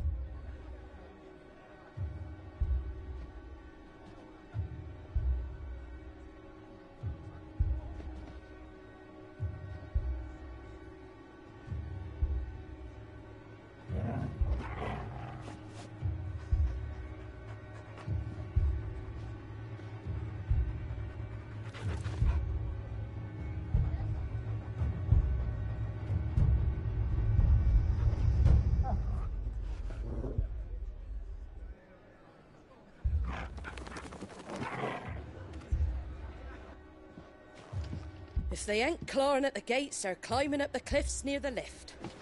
The lads are doing what they can to keep them out.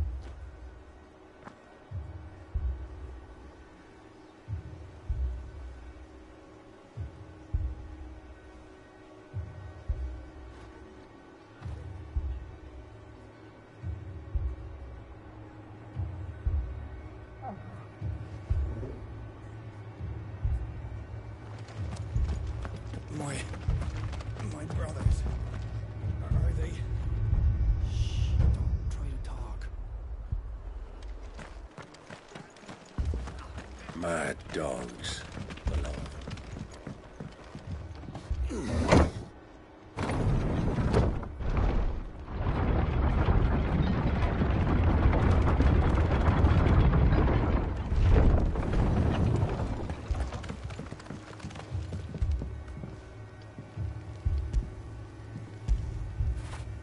Get it, boy!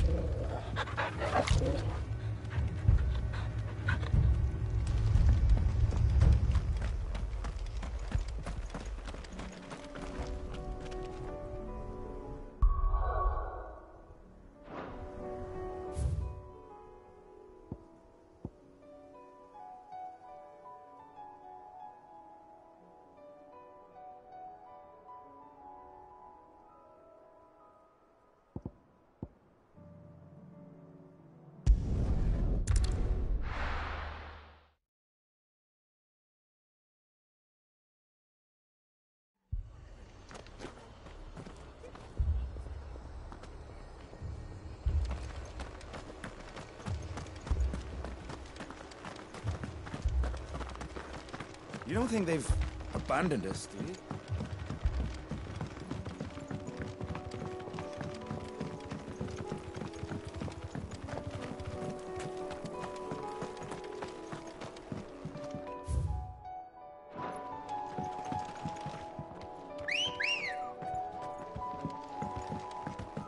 Ready, go?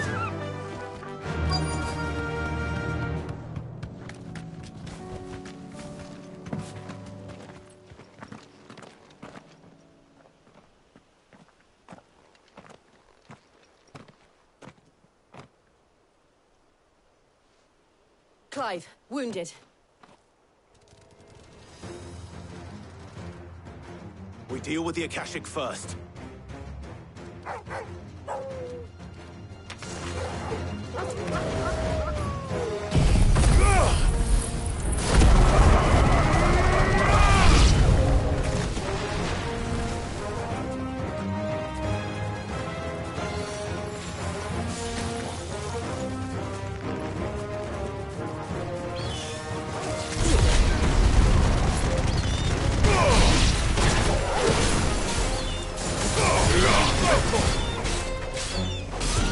This one.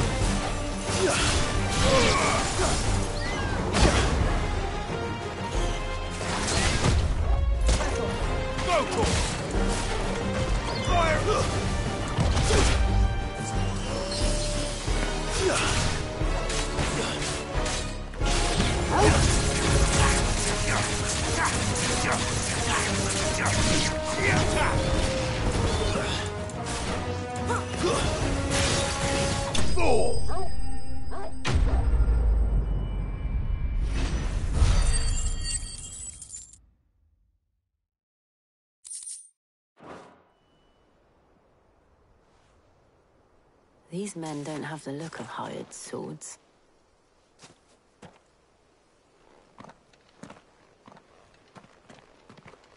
If you've come to rob this place, You are mistaken, my Lord Rosfield. We're here by Madame Martha's leave. how do you know my name? Forgive me, my lord. There wasn't time for introductions. We're with the Guardians of the Flame. Wade's men? But how did you come to be here? Where is your commander? Sir Wade left earlier with a scouting party to find out where the Akashic were coming from. Did he? Take your wounded back to the inn. Martha will see you're looked after. We'll join you anon.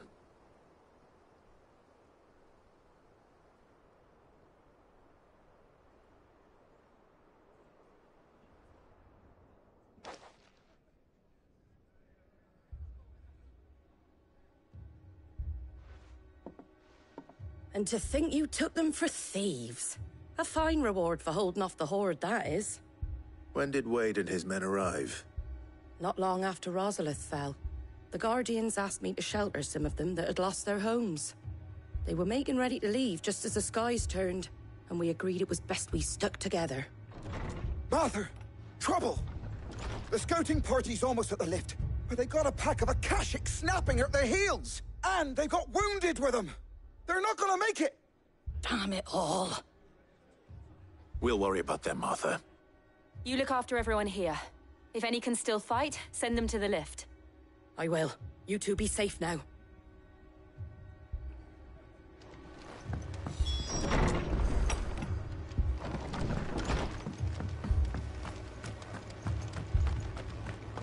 My brothers. Mad dogs.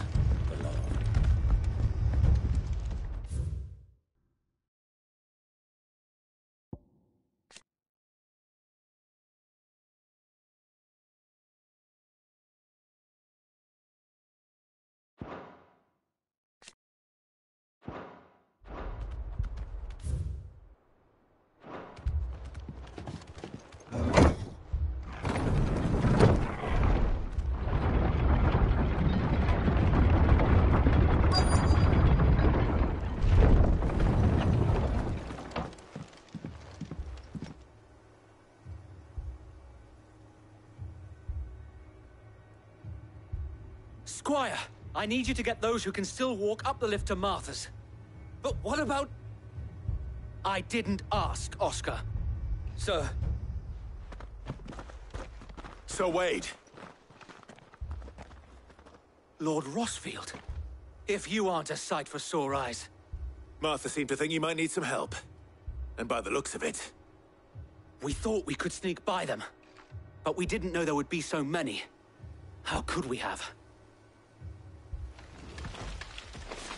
Behind you!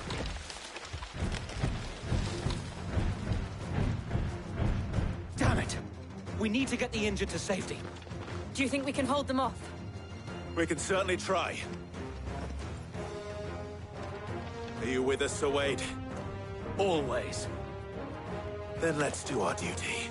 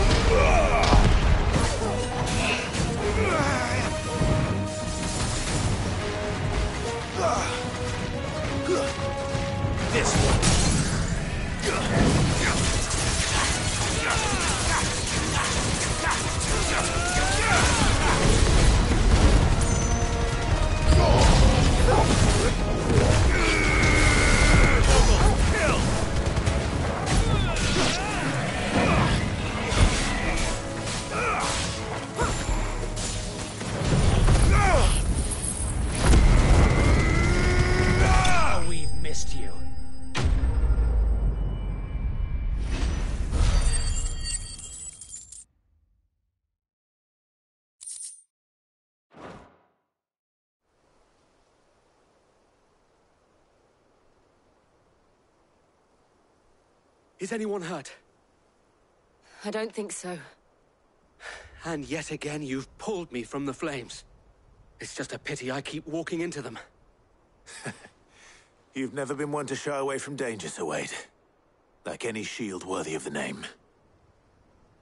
I see you're all in one piece. Martha! Is something wrong? The lookout saw smoke coming from down Eastpool way. Too thick to be a hearth. A second horde. Feel like finishing the job. Always. Jill and I will make for Eastpool. You'll need to move the injured without us. Don't you worry about them. The moment my men are safe, I'll follow. Good luck.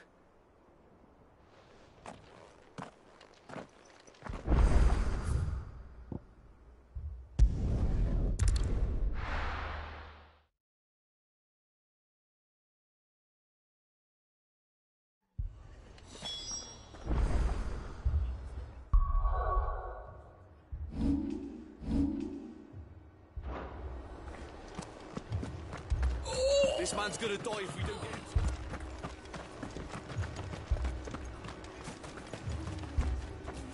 What are you after?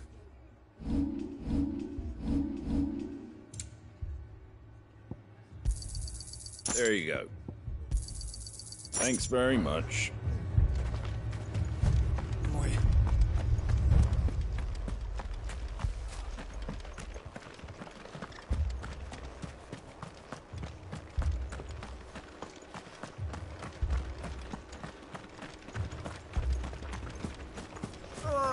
Just patch me up as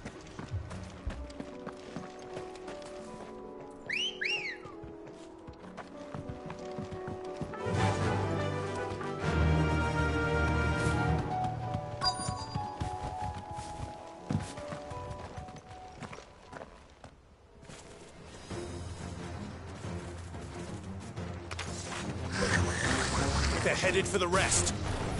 We have to slow them down. Martha and the others won't be ready. Kill!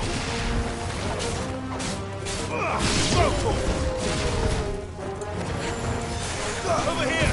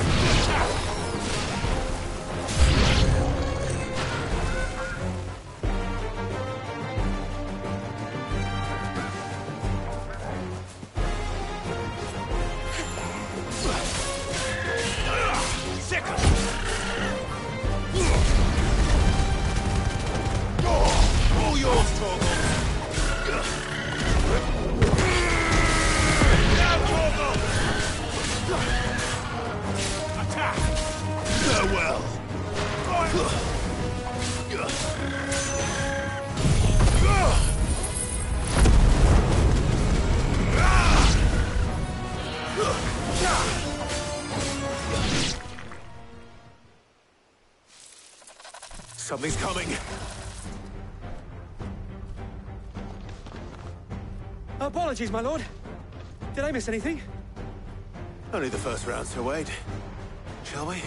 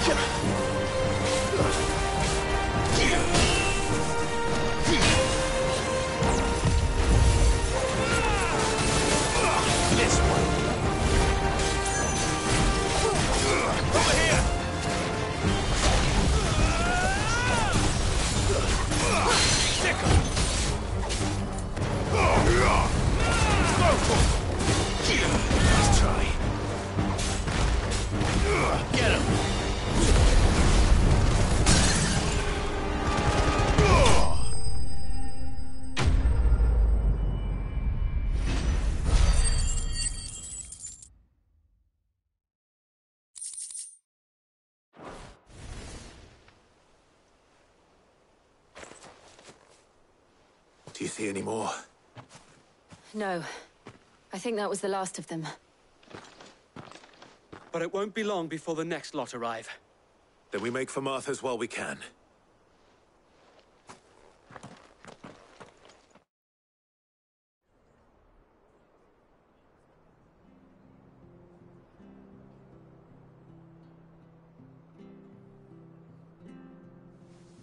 What did you find out there? The same as Sir Wade. Scores of Akashic. Well, wherever they came from, they're gone now. Our lookouts say the lowlands are clear. Hopefully we'll have enough time to lick our wounds. How many of your men were injured? A damn sight less than if you hadn't turned up. Thank you. It was a hard-fought victory. But as long as the skies remain dark, I fear the Akashic's numbers are only going to rise.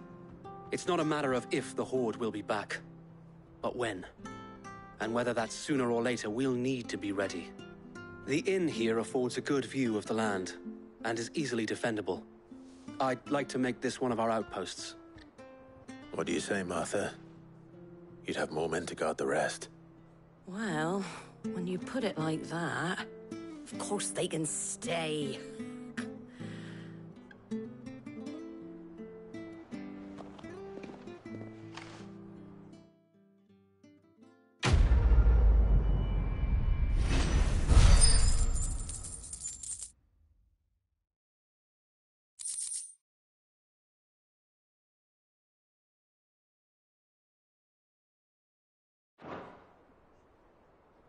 My lord, there's someone I'd like you to meet. Oscar, over here.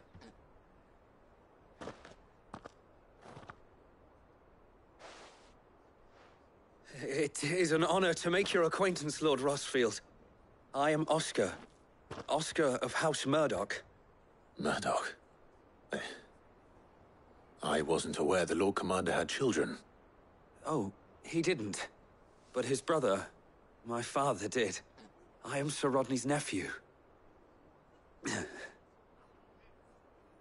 Well, go on then. It's not for me to ask him. Yes, Sir Wade.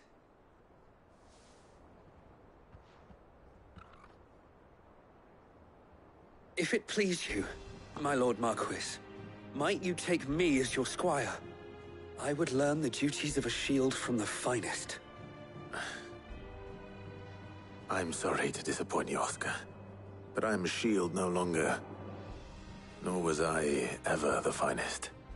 And spending time in the company of an outlaw hardly seems a fitting education for one aspiring to take his oaths. My Aunt Hannah once told me that a man is not defined by his title, but what he does in its name. You have accomplished much since taking on the mantle of Cid, winning no little honor in so doing. And I would sooner serve under an honorable outlaw than an unworthy shield. Not that Sir Wade and the other Guardians are... I mean to say that, they're...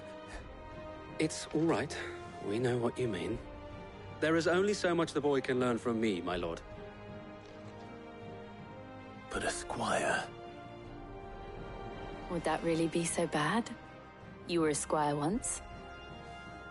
And I'm certain Sir Rodney would approve.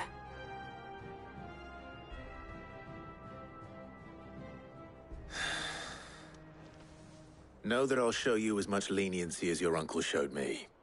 I would not have it any other way.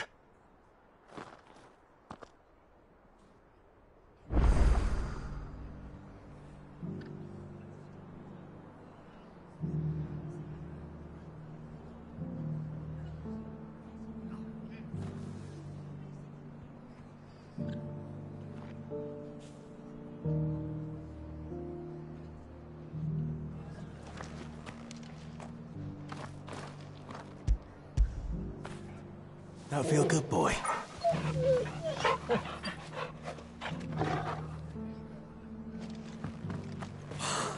Thank the Finder. I thought we'd lost.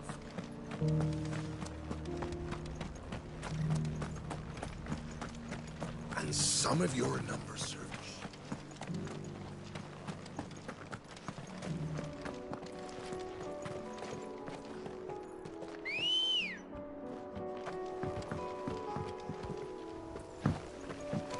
Let's go.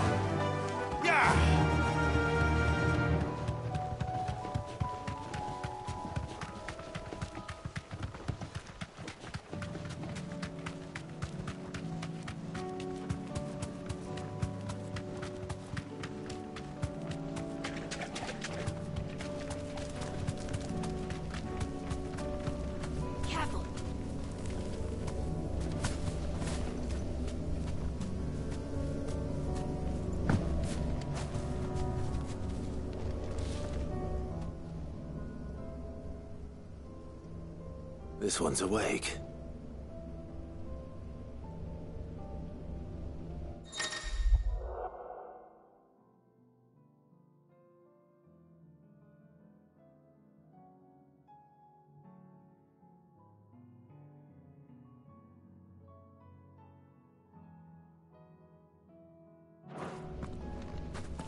Let's see what's inside.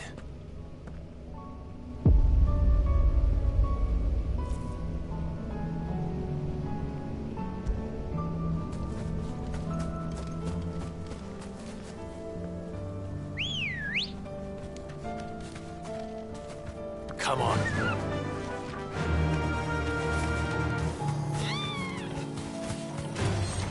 All right.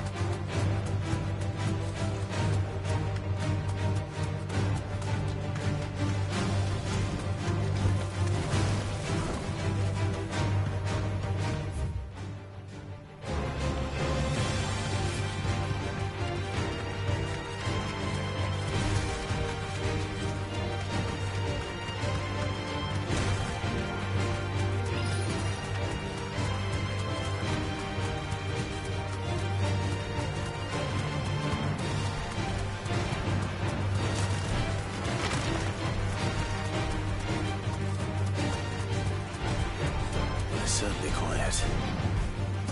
If I were a giant antelope, it would seem like just the place.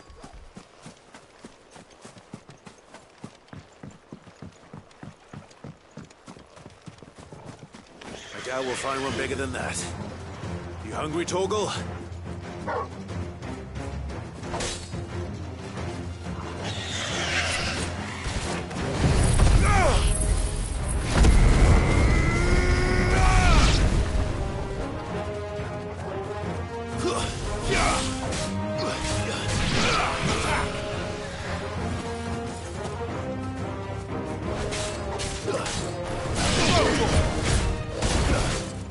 Get him!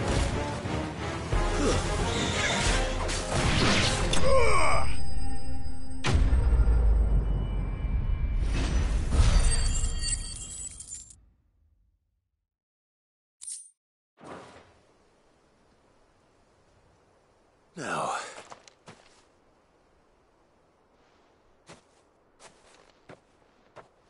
will it be enough, I wonder?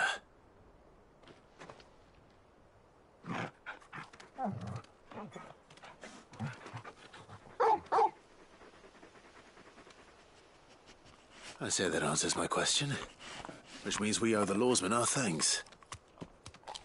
You're just a big puppy, aren't you? A very big puppy.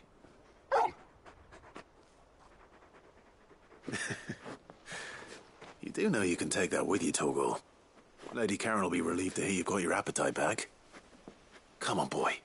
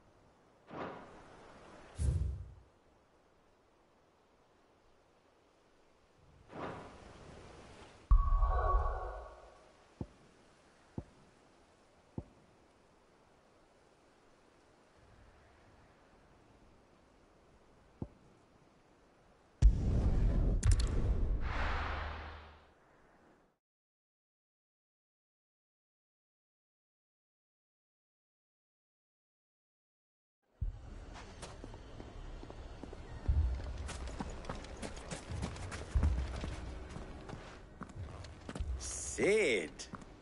Your new companion appears much more formidable than your uncle. Should I be worried? You haven't been introduced. Jill, Clive has told me much about you. All lies, I'm sure. Your Stolas said that Dalamil has a bandit problem. Indeed. Although, you're a little late. They left with our food and guild days ago. Any idea where they went? The desert's a big place. Your guess is as good as mine. But the fact is, I have more immediate concerns. What did you say to me? What did you say? As if by magic. Let's just say we've yet to reach a consensus about how to solve Dalamil's little problem. And at this rate, it won't be the actions of the bandits which prove to be our undoing. It will be our own. I've tried reasoning with the dissenting parties, but even the Desert Hare has limits. Perhaps we could talk to them. What makes you think they'll listen to us? What makes you think they won't? She makes a fair point, Sid. And you won't have wasted much of your precious time if you fail. They're just across the courtyard.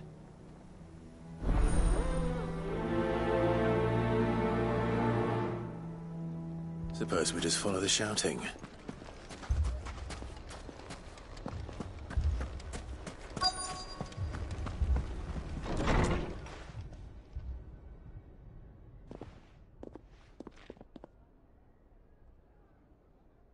You wouldn't talk like that if it had been your men whose throats were slit. Blood for blood, it's the only way. We hire mercenaries and have them mount the bandits' heads on our walls as a lesson to the rest. And what happens when those mercenaries are slaughtered like your men? Are you going to hire more? We're better off using that coin to buy food and supplies. If we hire mercenaries, the only thing we're buying is the bandits' ire. And you cannot fill empty bellies with that. Do you hear me? But what happens when they come back? Maybe it'll be your throat that's slit. That's enough. Both of you. Any more of this and I'll throw you out myself. Come back when you're ready to talk like adults.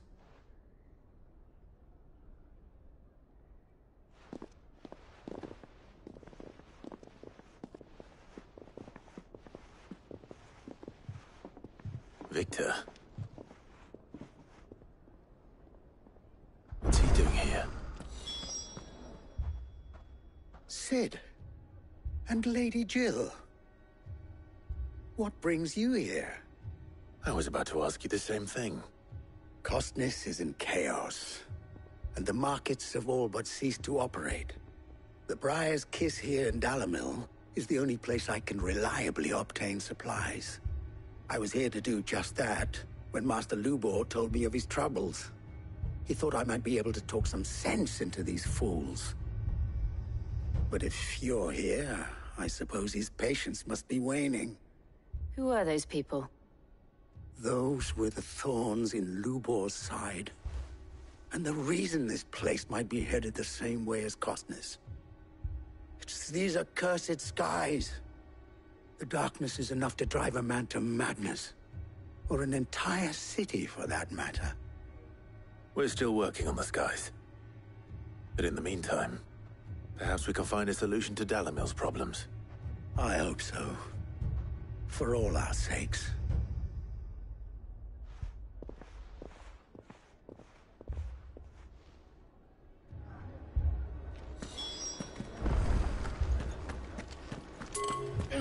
Fucking thieving bastards. As if life hadn't been hard enough. My shop. Why would anyone do such a thing?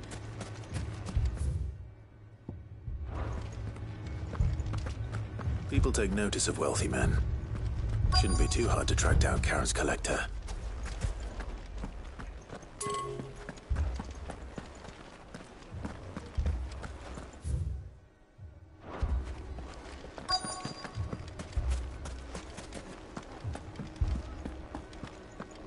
Haven't we had enough fighting?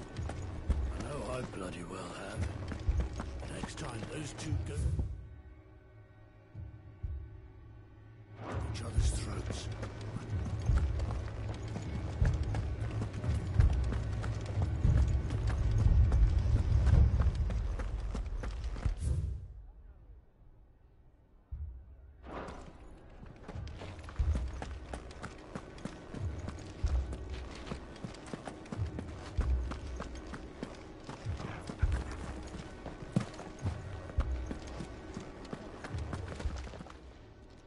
My reputation will be ruined! Ruined! Calm yourself, Lord Ignac, I beg of you, before you do yourself a mischief. Pardon the intrusion, but... Out! Get out!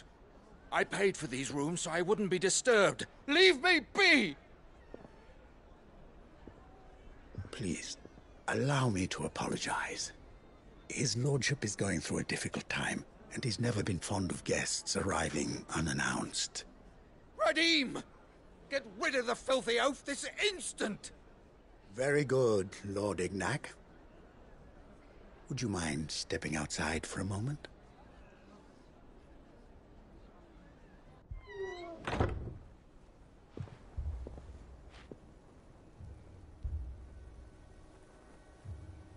I'm sorry if I've caused you any trouble. That? Oh, no. That's just how his lordship is. Though the morning's events have left him somewhat fractious. He has been dispossessed of his luggage, you see. The thieves also made away with a considerable amount of coin. Coin the innkeeper will soon be keen to collect. I don't suppose a certain blade was among the stolen items. A single-edged sword. It was purchased from a merchant friend of mine. Ah, you know Lady Karen. Yes, I'm afraid it was. Then I'll retrieve Lord Ignac's luggage. But I have one condition. You have but to state it. You are welcome to anything that is within my power to grant. I want an audience with Lord Ignac. A few minutes should be enough. Then I'll be on my way. A condition I would be a fool to refuse. Of course, you shall have your audience. I don't suppose you saw where the thieves went? I did not, no. Though some discreet inquiries made on his lordship's behalf mean that I know where you might find them. The bandit's bed. Every ill-gotten coin in Dalamil is said to pass through that disreputable corner of the Valcroy. And that's where I'm heading. I shall speak to Lord Ignac in your absence, and arrange for an audience upon your triumphant return. That will be very kind of you. Farewell, and best of luck.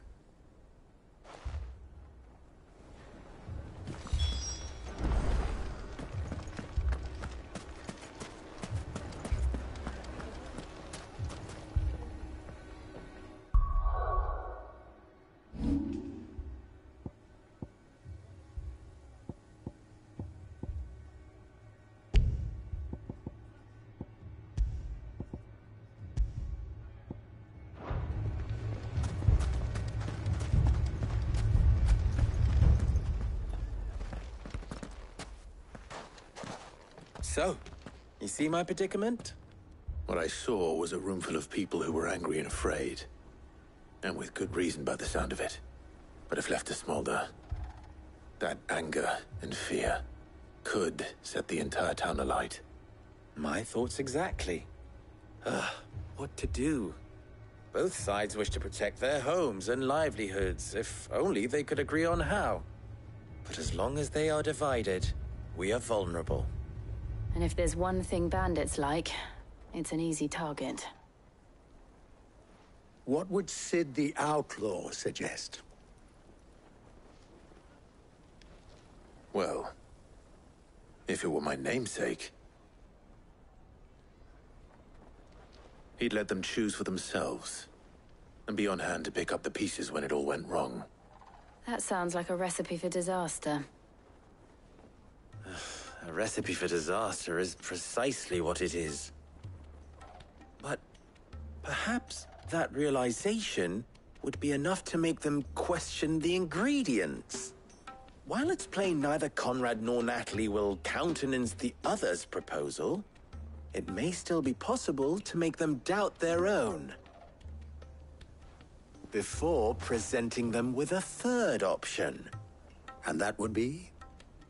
To pool our resources and save the city ourselves. Why fight each other? When all that fear and anger can be directed at the bandits. It appears we have a plan of action. Victor, pay Conrad a visit. See if you can't convince him of his folly. I'll speak with Natalie. As you wish. Your faces are not well known in this town. That may prove useful. Don't worry, Victor and I will do most of the talking. You need only play along. Play along? What he means to say is yes.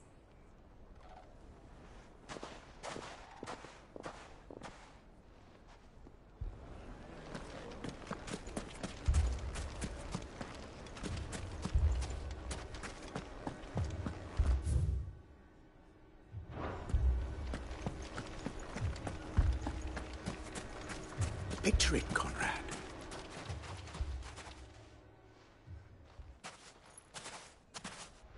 Ah, here she is. The Lady of the Spear herself. Conrad, may I introduce you to Jane, Commander of the Red Wing? A pleasure, my lady. The pleasure is all mine. As I told you, I summoned the commander here from Canver to inquire about a contract. Victor says you told him no. That there aren't any men left to hire. Is that true?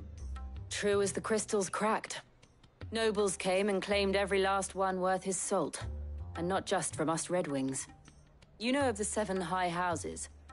There must be 2 swords assigned each one. Granted, we have a few boys left. If it's boys you're looking for. Well, Conrad, are you saying that Dalamil's finest cannot defend this town better than a gaggle of unblooded striplings? That a band of beardless youths could better avenge the deaths of your brave men than you yourselves? Absolutely not. We'll show those bastards who they're dealing with.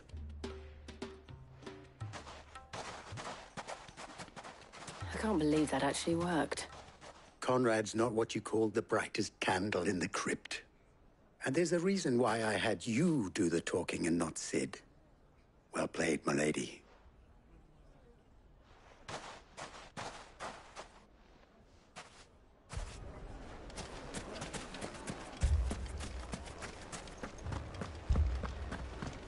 Oh, I'm ruined.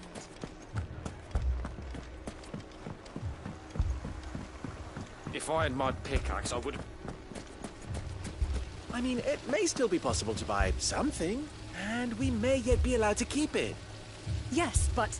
Ah, here he is now. Natalie, allow me to introduce Lord Underhill of Randalar's prestigious Lord Underhill. At your service. Underhill? I was just telling the good lady of our conversation, my lord, and how you were lamenting the state of the capital's stores. Lubor says that not only are the granaries almost empty, but that war and the Blight mean this season's harvest won't be enough to fill them for winter. Indeed, certainly that is the case. The nobles in the capital are buying up the city's stocks of barley. It is only a matter of time before the peasants revolt. It is. And while I applaud your endeavors to dissuade our more bellicose citizens from seeking vengeance, I sense Conrad is not wrong in his assessment of the bandits' likely return. Which means that now, more than ever, we will need to secure what little we still have. Food, weapons, herbs, everything. If our humble town is to endure not only this hardship, but those that are certain to follow, we must stand united. All right. If it will help to protect my home, I'll do it. But you needn't have gone through this charade.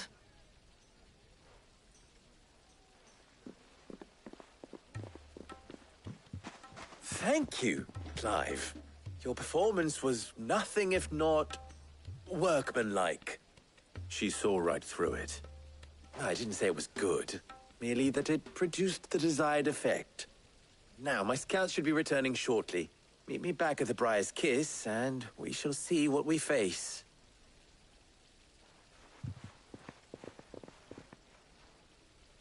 I'm not convinced our roles in this ruse were entirely necessary. It appears I have no choice but to do I don't what know. little I can to Conrad defend seemed what quite little taken we with you. have. But I would not see any unnecessary... Mummy, I'm scared.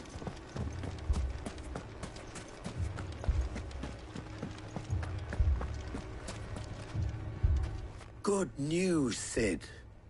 Both Conrad and Natalie have somewhat gracefully accepted their new roles. With time, they may even learn to. Time no longer appears to be the luxury it was before lunch. I take it your scouts found the bandits. Technically, it would be the bandits who found my scouts. It appears they march for Dalamil as we speak. All of them. You're not serious. They don't just want food, they want the whole damn town.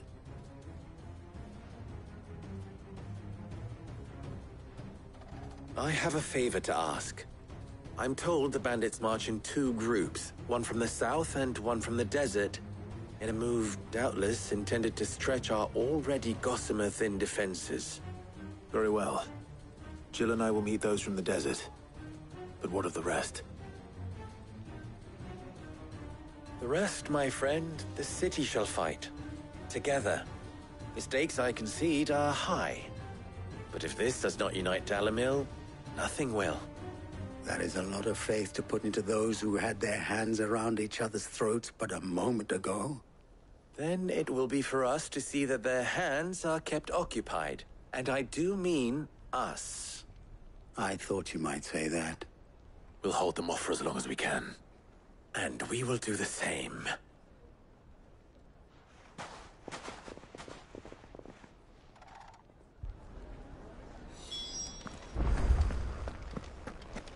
Oh, I'm ruined.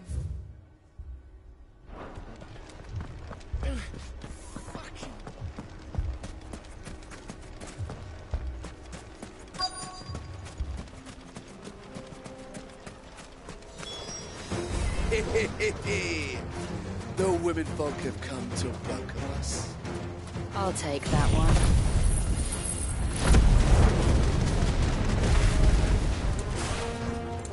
He's all yours.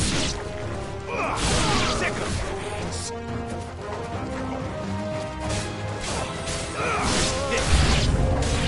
They mean to overwhelm us.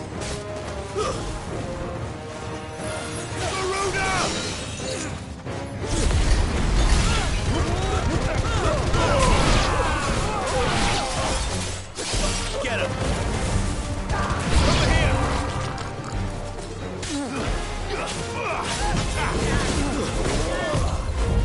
Go to him! Fight him!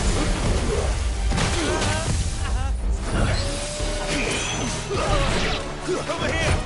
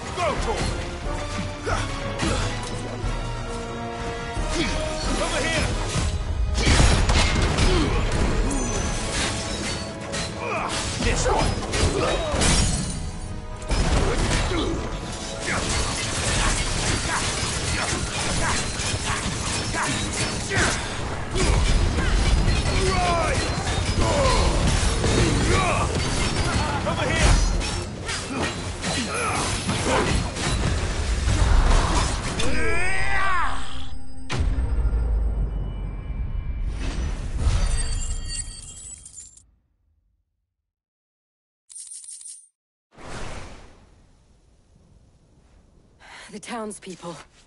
Could they have held out? I don't hear any fighting. What do you think? That we should hurry.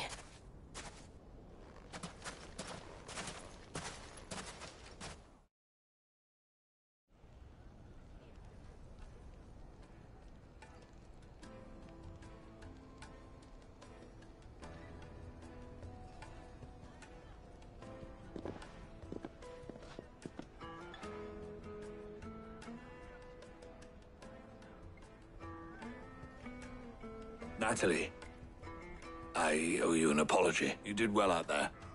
The inn would have been lost had you not held the line. Without you, there would have been no line to hold. You saved us, Conrad. You saved Dalamil. We all saved Dalamil.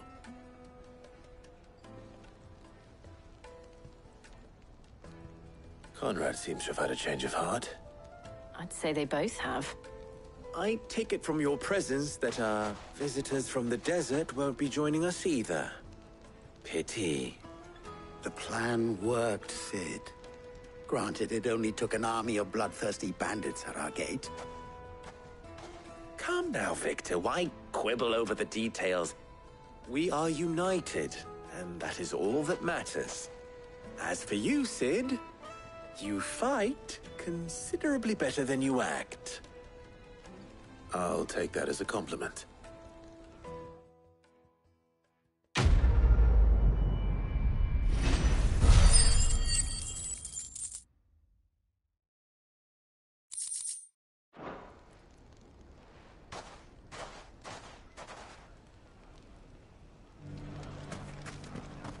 So, Dalamil's saved. learn to swing a sword.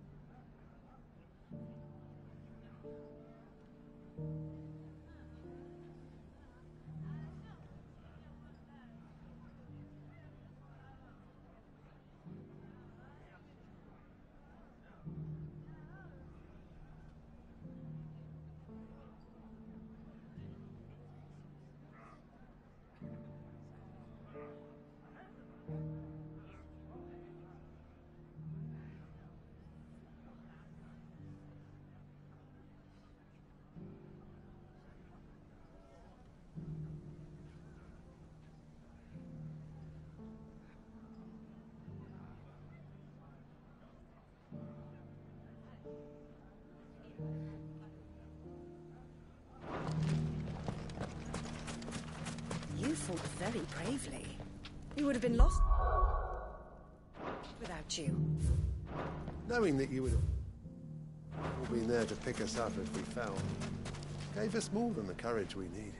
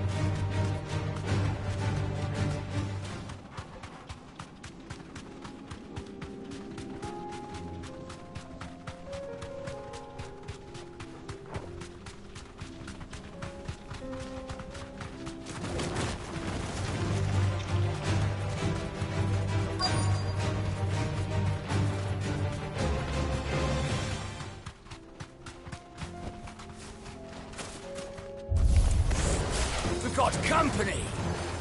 Come on, lads, let's tear the bastard's head off!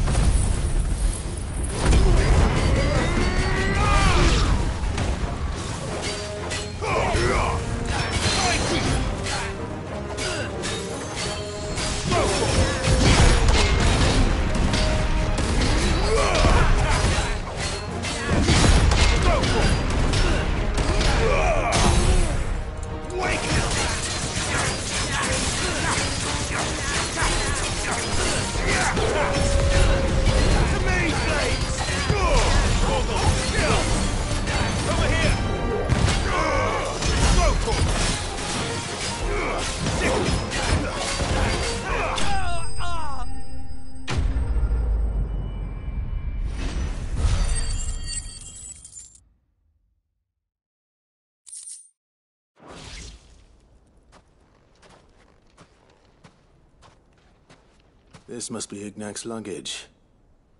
Nothing seems to be damaged. All right. Let's get it back to Dalamil.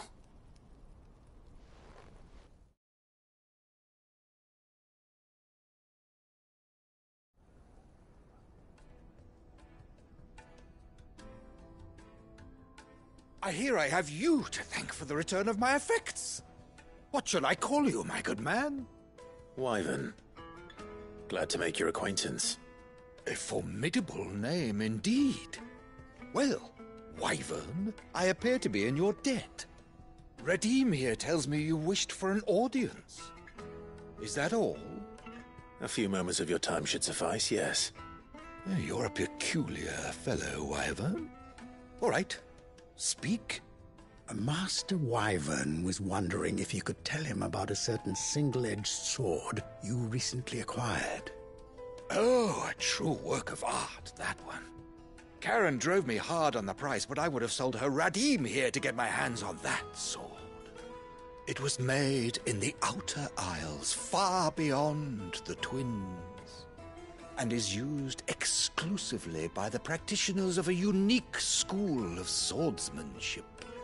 They believe no combat should ever exceed a single strike, and hone their blades to such perfection that none ever does. Each sword is made for that one perfect stroke, and for that stroke only. They crack upon a second blow. There's a brutal sort of beauty to it, really. But how do they hone such an edge? Fine question. Why, they use a whetstone, of course. Whetstones, rather. A whole array of them, ranging from the coarse to the fine. 10,000 licks with the sharpening stone, then 10,000 more. But it is the final stone which lends the blade its legendary sharpness. A mineral quite foreign to this great realm of ours. And that is the key. The secret ingredient. Wyvern, it occurs to me that my little lecture is hardly equal to services rendered. Take this, together with my regards. The very stone of which I spoke, far rarer among collectors than even the blade itself, and a far more fitting payment. Thank you. Pardon the intrusion, my lordship. However, it is long past time we prepared ourselves to depart. So it is. I am locked in bitter competition with a rival collector of curiosities. I am one step ahead of the unscrupulous scoundrel, but he is hard at my heels. And there are many other collectors out there. Too many to count, but only one do I consider my nemesis. Lord Byron Rosfield, and is a perennial thorn in my side. I can imagine. Farewell, Wyvern. May our paths cross again. Radim, we mustn't dawdle.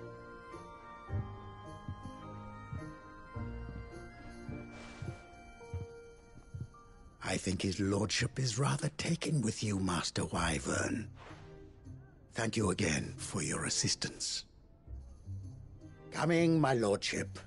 I'll be right there.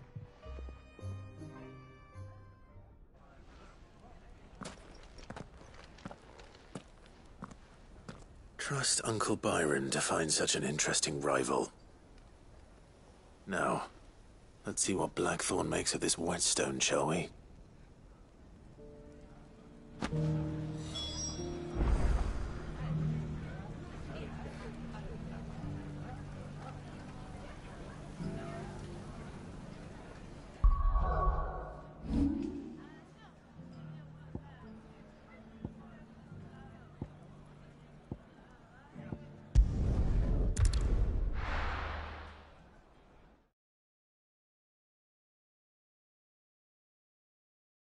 First we find Isabel. Heard a bloke saying he saw ghosts on the far side. I saw it with my own eyes.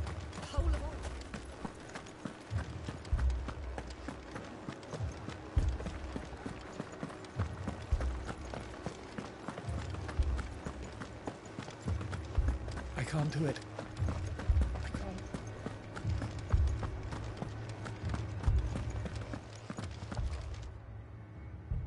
My lord, milady. We received the dame's message. There have been sightings of strange creatures, I understand. With the blue eyes. Yes. Like a Kashik, but different. They've taken so many. I've lost count. Akashic, but different. Ultimus thralls. And what of your mistress? Is she here? Oh, no. She went to the garrison to ask what they were planning on doing about all this. Then we'll look for her there.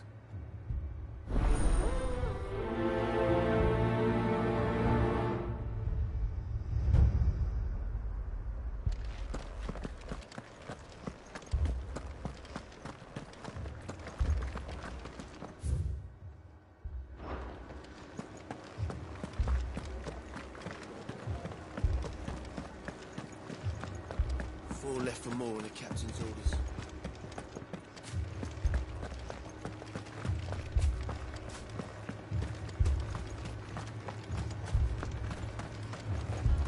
Don't leave me, Pa. Madame, please! Half the garrison's been slaughtered by those things. We lost the captain this very morning. We've tried requesting reinforcements, but there's been no word from the capital or the Dominion in days! What more would you have us do? I would have you do your duty. Those at the Vale look to me for protection. And protect them I shall. Because they are my charges, and that is my duty. In case you have forgotten, the people of this town are your charges. But more than that, they are your people. your sisters, your brothers, your lovers. So you have a choice. Lay down your sword and watch as they are slaughtered, or take it up and do what is right. She speaks the truth, you know. This here, it's all we have. It's all that's left. What we have left is our lives! Do you really want us to lose them as well? Not if we don't have to. Look, there's a cask under the captain's bunk. Let's talk about this over a drink, eh? I'm listening. I'll have a word with him.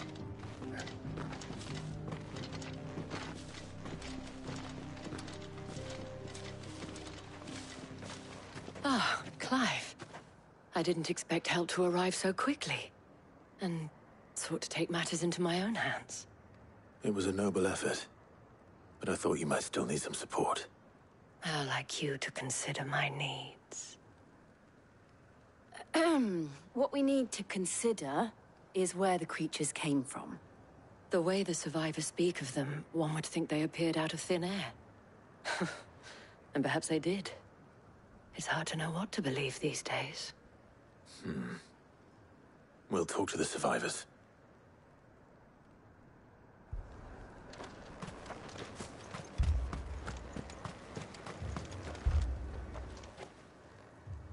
You're a pikeman, yes?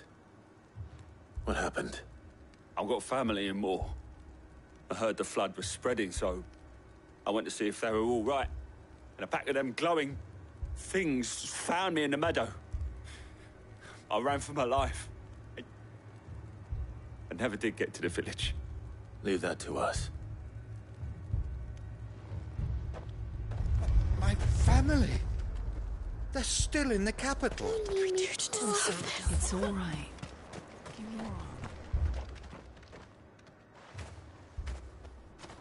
Did you see the creatures that attacked you? Creatures? Yeah, They came out of nowhere. They went for Joseph first, then me, and then they were just gone. Do you remember where you were? On the road from Oriflamme. We just passed Moor when... Where's my Joseph? It's all right. Just rest now. At least we have an idea of where the thralls might be now. We should head for more.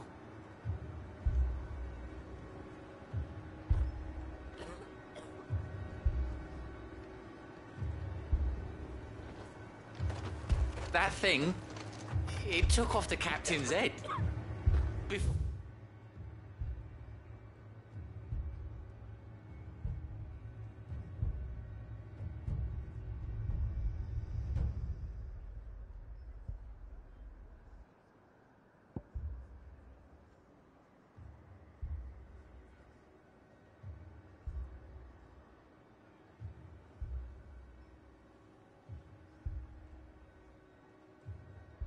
We could even draw his steel.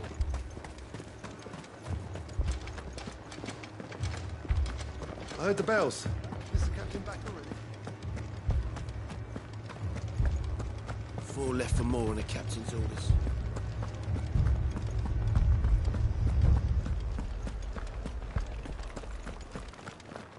Garrison's being sorely tested. Times are hard. Your castle.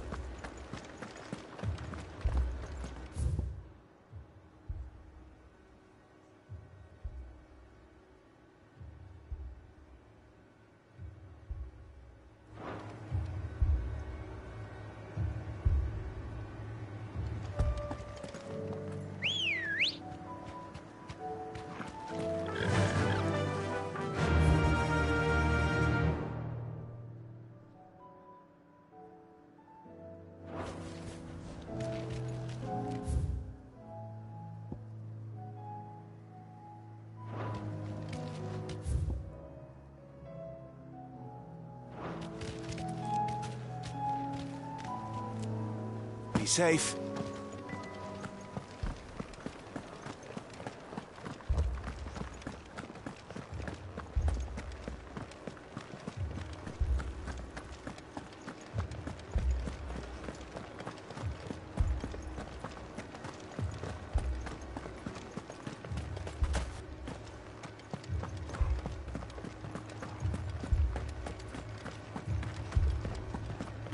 The two soldiers were carrying another.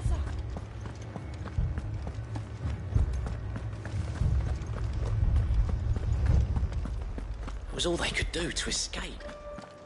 They just left the bodies there in the flood.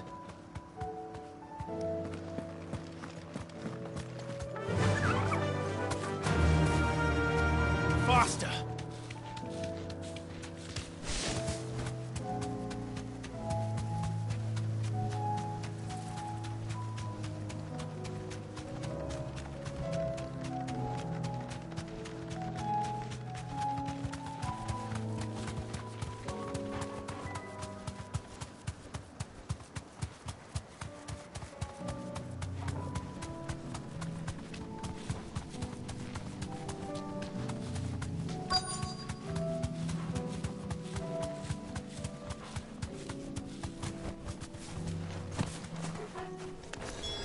Clive, look! I see them. With me!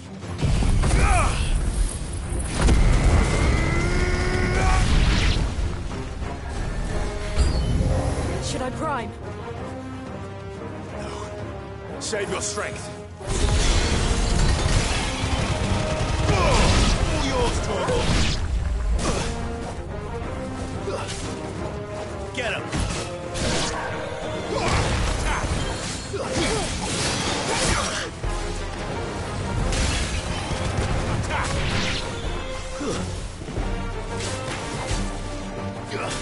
Nice try.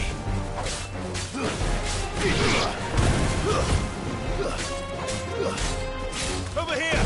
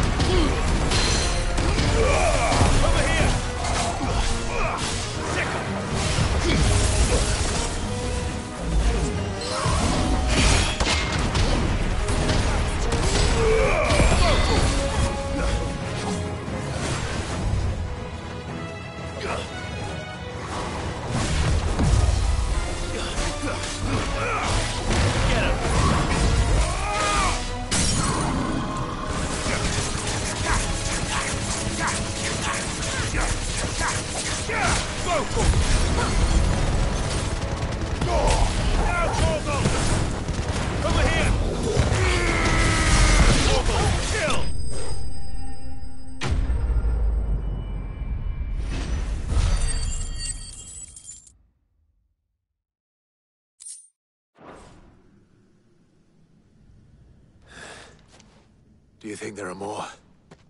There are always more. But I'd say we've done what we can for the time being. Then we should let Isabel know.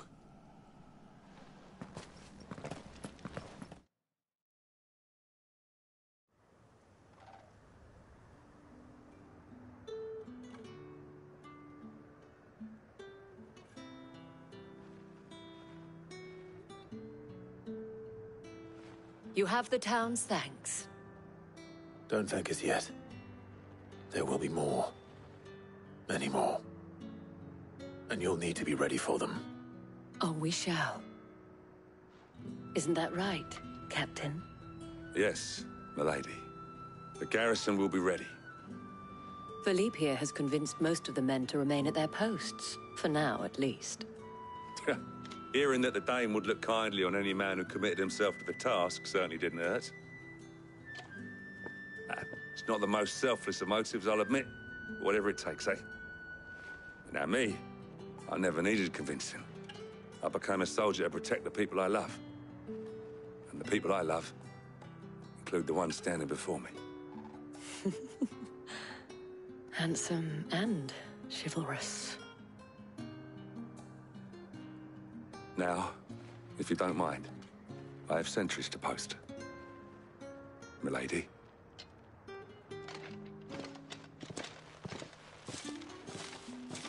Lest you wonder, I'm not foolish enough to believe that this has solved all of my problems. But it has solved one, And that's one fewer than I had this morning. Thank you again, Clive.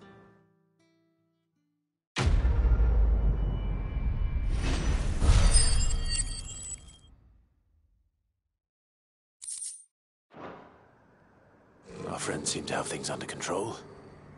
For now, at least.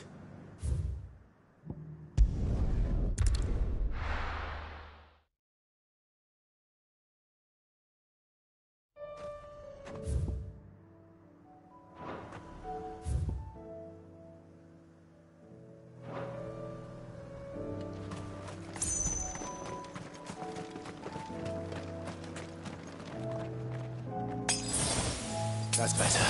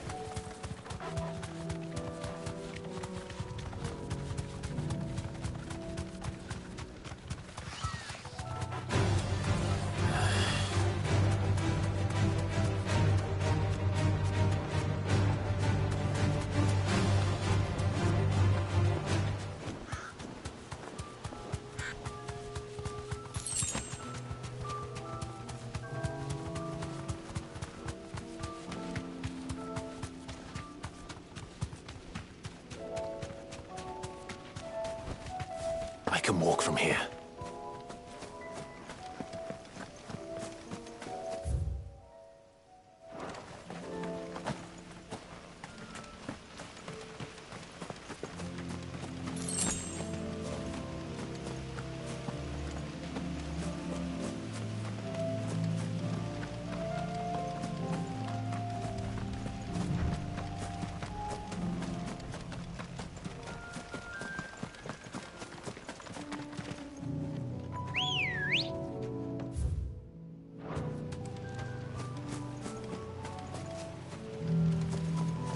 Let's go.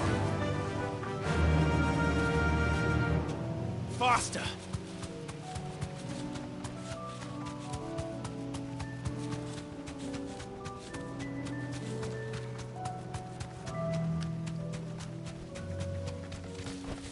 That'll do, girl.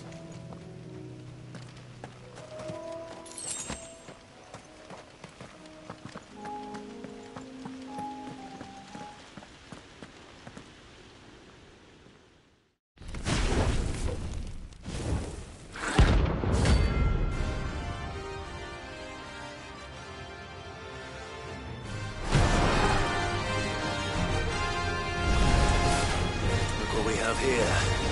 Greetings, Your Majesty.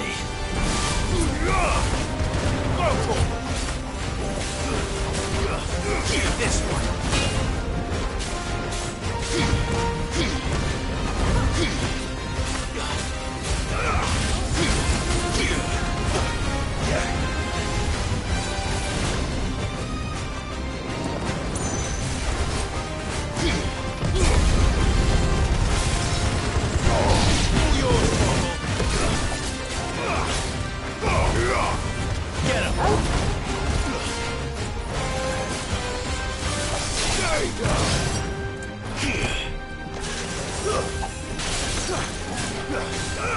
This one.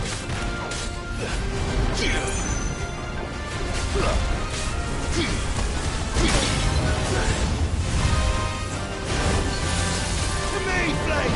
Go!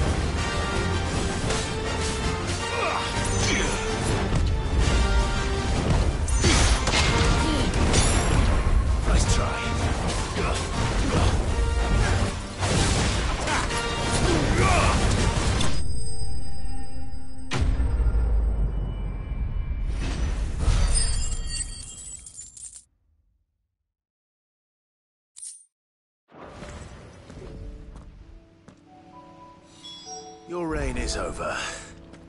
Now to collect the ash. I should... This looks like the stuff. Let's see if there's any more.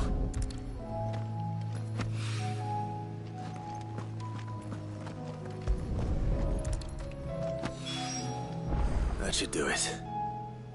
If Hawaii needs more than this, he can fetch it himself.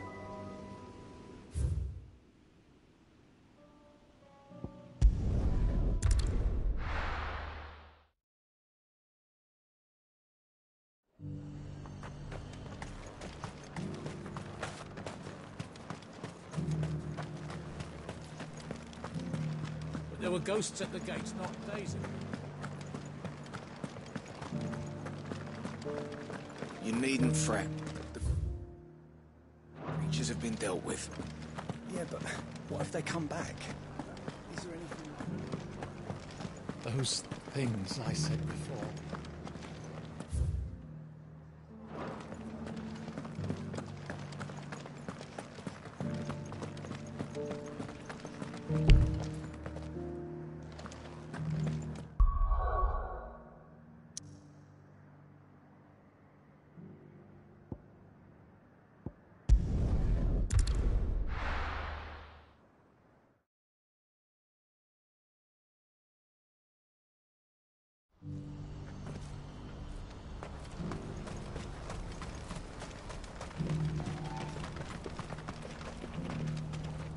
Is something the matter?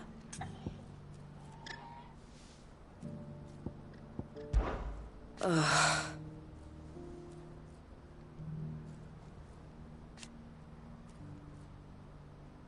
Speaking of which...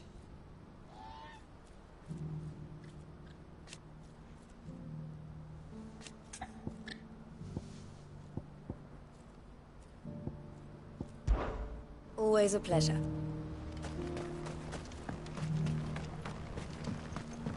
Do you have any fresh water? Now I just need to see about getting the word out. I want to know right away. Bad news.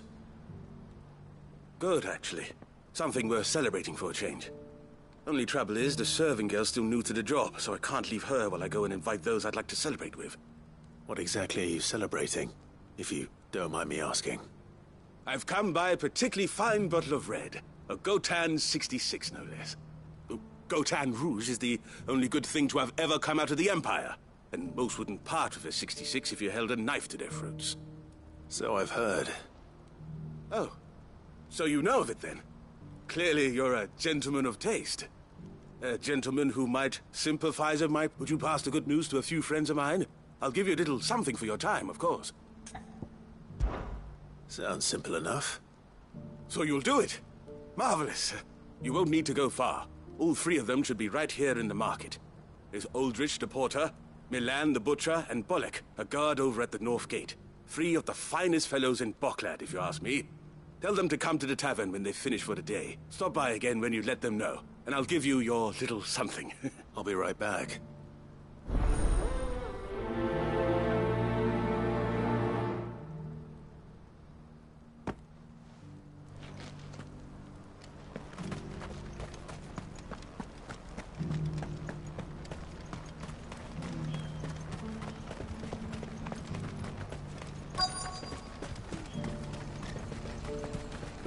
What's happened? Pardon me, but would you have... That well-notched steel and impressive physique. I have need of a sword for hire, and yours looks to be a weapon well worth the coin. Might you be convinced to offer me the use of those formidable arms? How exactly do you intend to use them? Well, being something of a scholar of Zemeckyan history, and I require a rugged companion, lest I find myself... Should you accept, you will not only earn yourself material wealth, well, will you ever party to a finer proposition? My arms are yours. Wonderful! Then come. We must away. But where are we going? Along the old Zemeckis Road, and from there, onward to discovery. Quickly! There is not a moment to lose. Wait. Good luck with your ne'er-do-wells.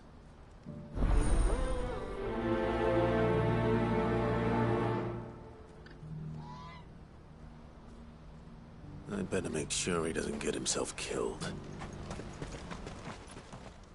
And how might the Crimson Caravan serve you today? Farewell, then.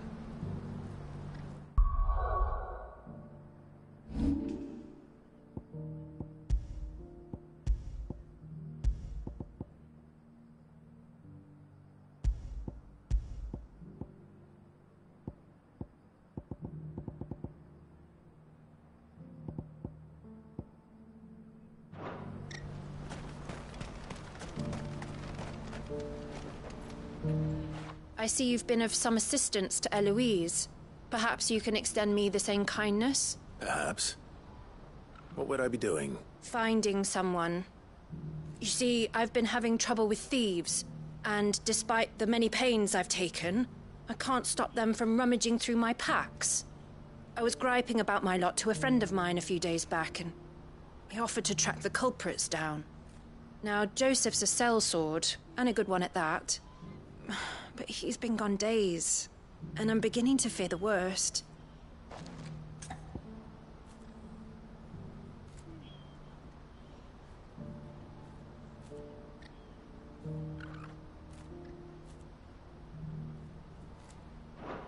Oh.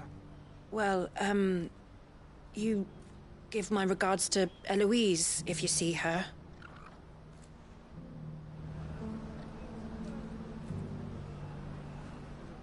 Oh, no. Any idea where his search for the thieves might have taken him? The old Zemeckis Road, perhaps? He doubted they would be fool enough to linger here in Boklad.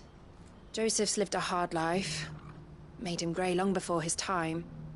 I just pray he hasn't been killed over a few sacks of grain. I can't imagine there are too many grey-haired sellswords around. Hopefully someone will have seen him.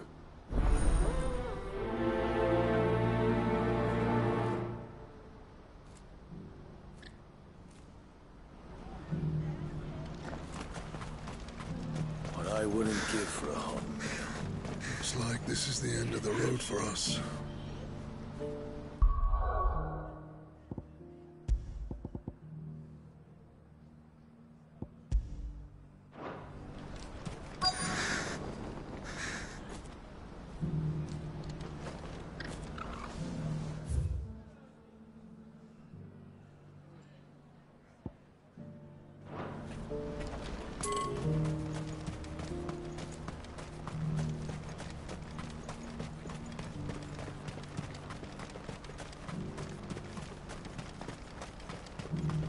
What's happened? Can't the gate. Please. Pace it through.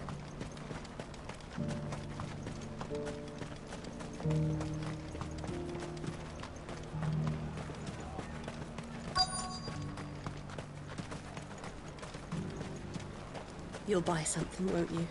Please. You've raised the price. Again.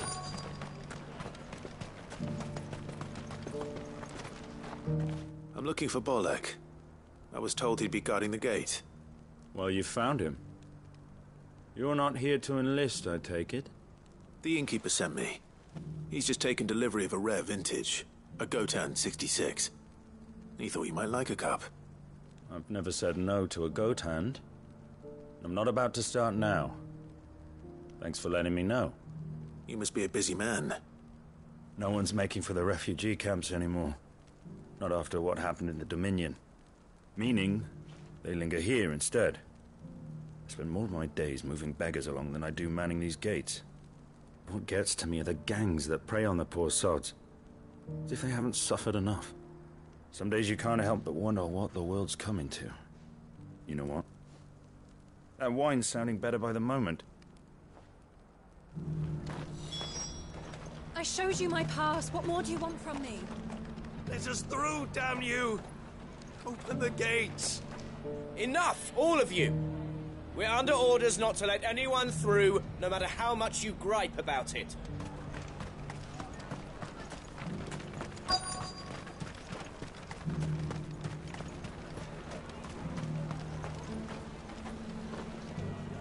Are you Milan, the butcher? That's me.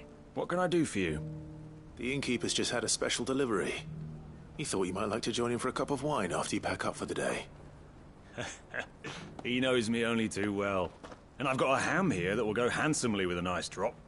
Wine and ham to spare. Boklad clearly isn't suffering then. Comes with being the place everyone has to pass through to get to everywhere else. Those who travel the Crystal Road bring all manner of goods with them. We get meat from San Brec, herbs from Rosaria. Why, sometimes we even see curiosities from across the Narrow. Or rather we did, till not so long ago. These are lean times, and even Boklad isn't the bustling trading post it once was. Still, there's no point dwelling on it. Better to live life while you can, eh? And on that note, it sounds like there's a cup of wine needing my attention.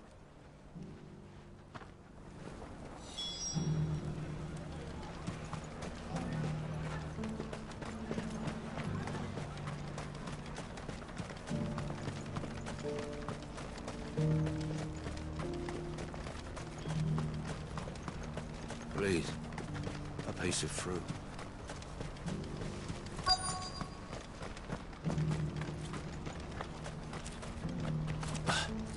Who needs a porter when there's nowhere left for food?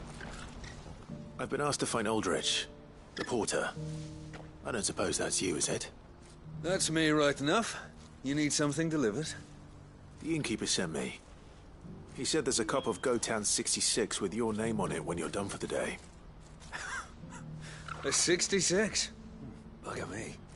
If he's just got hold of it now, it must have been in the crates he had me carry down from San Brec. From the Empire to Boklad. You must be a braver man than most. That's a treacherous route at the best of times. Such is the porter's lot. There's not a patch of storm these feet haven't traipsed across. It's Oriflamme one day, then off to Canva the next. The farther you're willing to go, the fatter the purse. Which is why there's no shortage of competition for some of the longer routes. I'd say I've done enough for today to earn myself a cup of something tasty. Thanks for letting me know. Well done. I wonder if the innkeeper might spare a cup of that wine.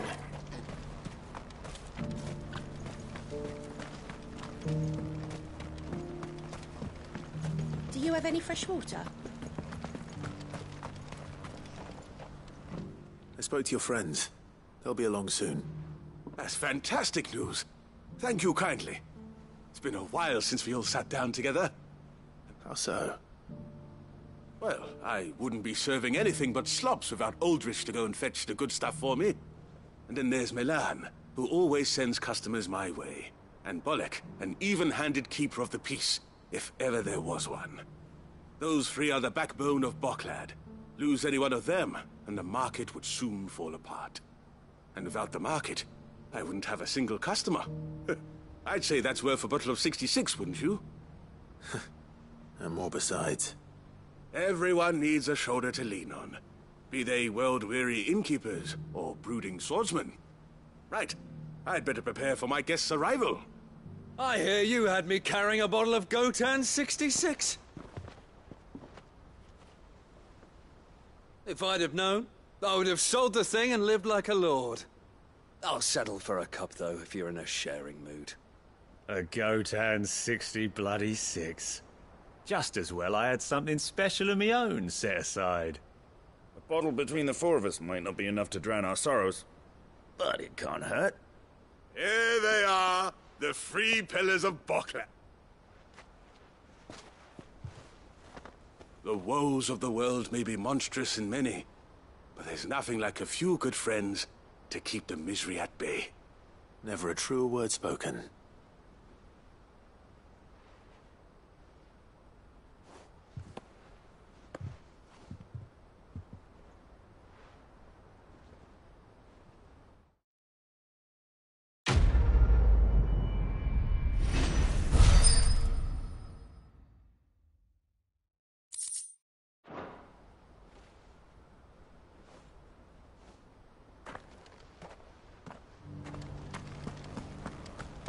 Do you have any fresh water?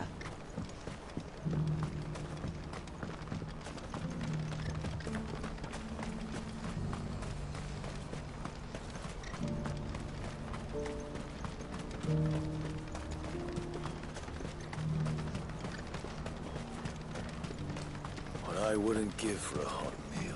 Looks like this is the end of the road for us. When are they gonna let us through? What do you want? I've no coin on me. Just information. Has a sellsword passed through here? Grey hair. Now you mention it, there was a young man with salt in his mane sneaking around out there a while back. Which way did he go? How am I supposed to know? Buggered off down the road, I expect. Now why don't you do the same, and leave me be?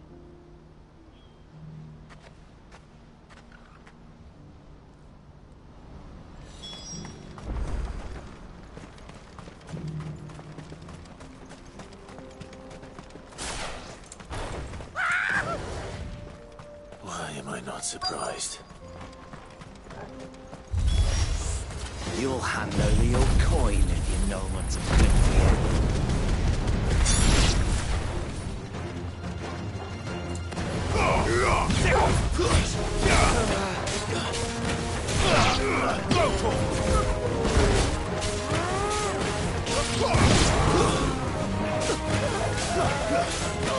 Enough!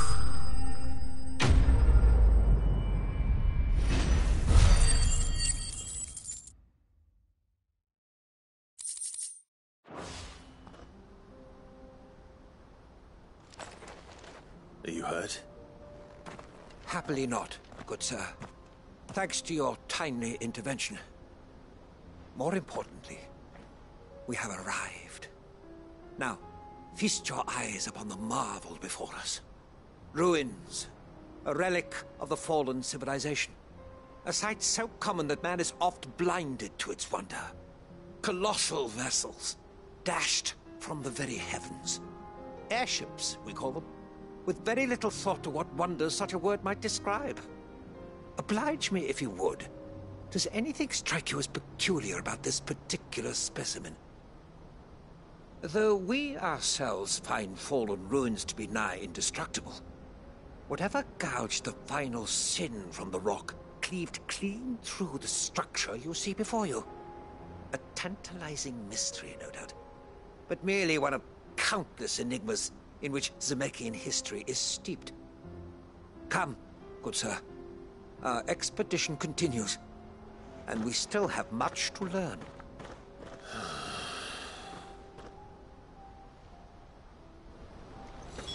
He's passionate. I'll give him that.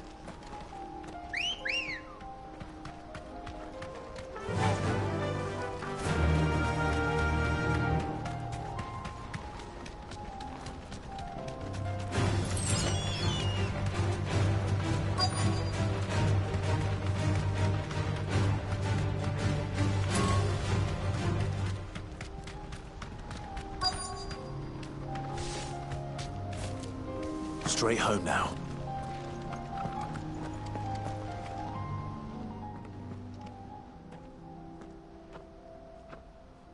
We don't want any trouble. Neither do I. I'm looking for someone. A grey-haired mercenary. Well, we haven't seen him. Yes, we have. We saw him climbing up the rocks. Those ones, over there. Maybe he found his thieves. Mum won't let me near them. She said there's goblins up there, and that they eat little boys for dinner. Shush now. You've said quite enough already. I only told him what you said. I'd listen to your mother if I were you.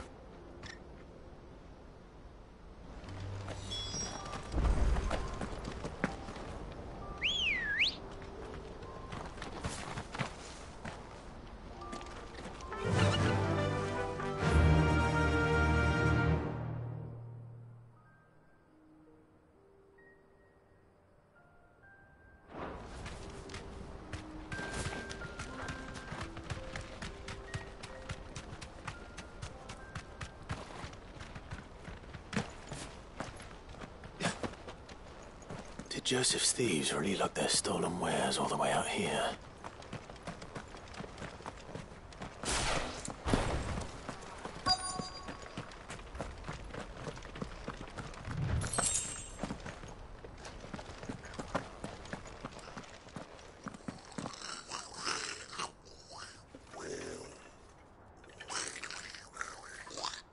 I think we found our thieves.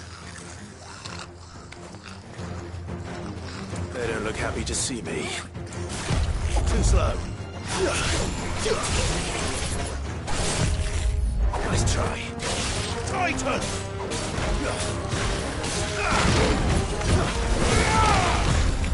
Too slow.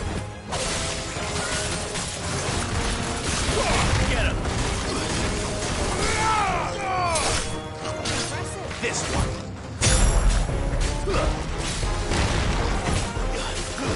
Nice try.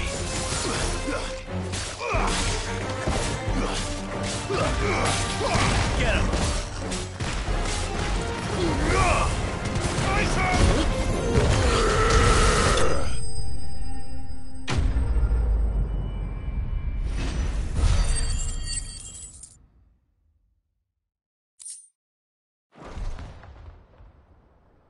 Let's get this over with. Stop! Don't kill him, he's just protecting his home. Joseph? So the boy was right. I don't know you.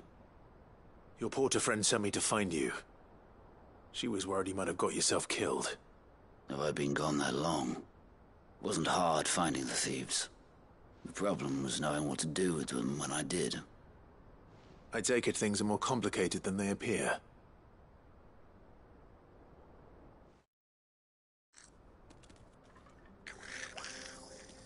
I'd ought to have ruled out bandits before I even left the market.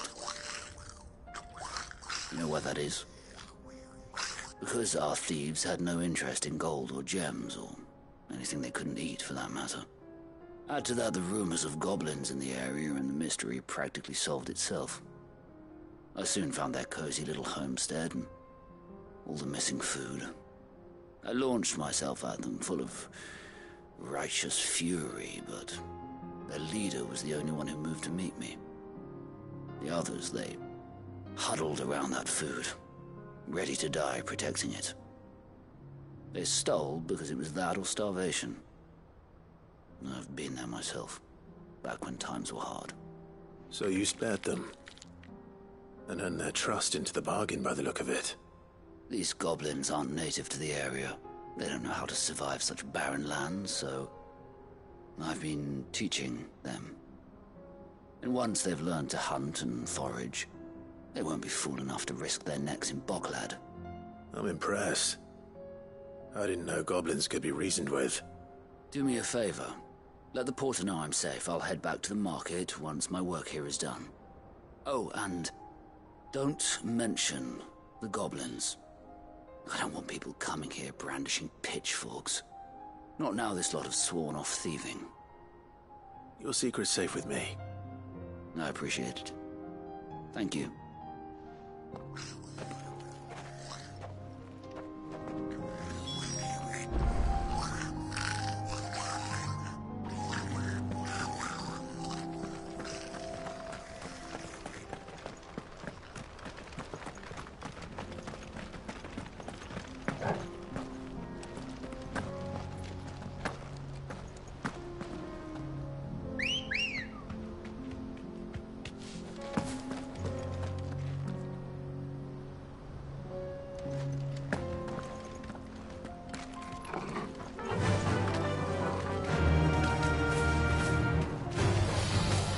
Back.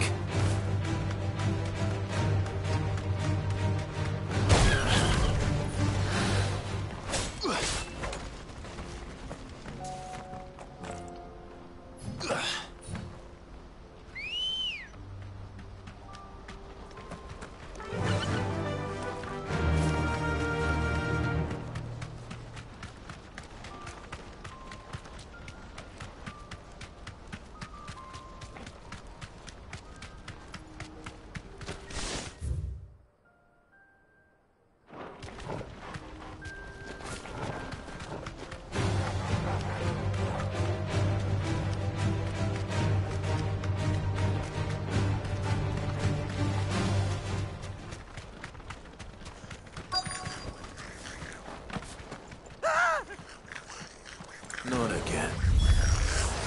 All right then. Who's first?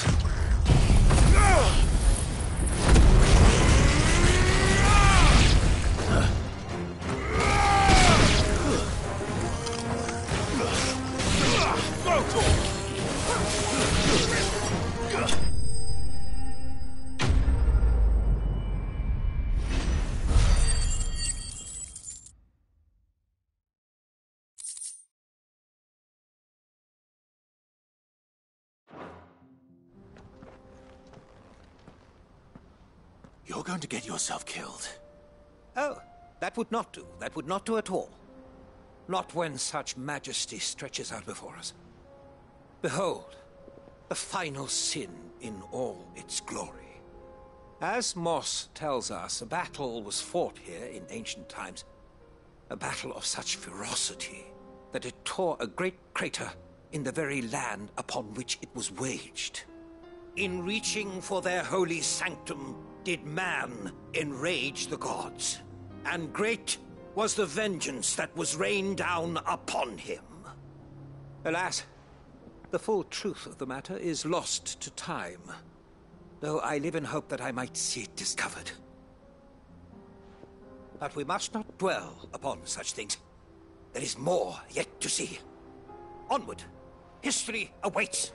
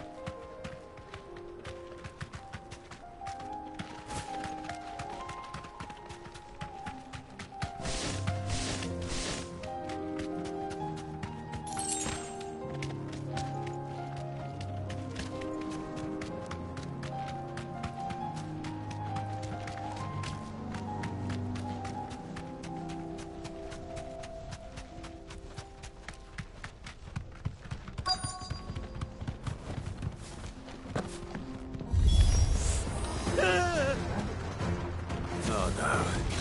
He's really got himself into trouble this time.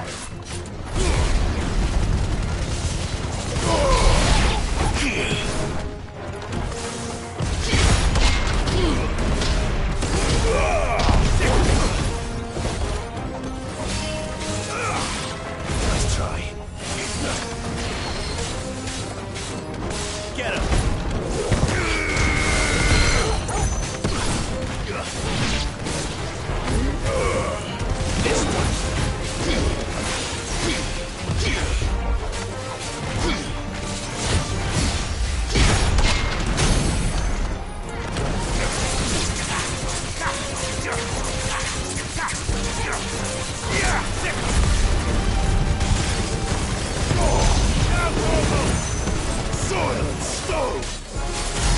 This one. Get him.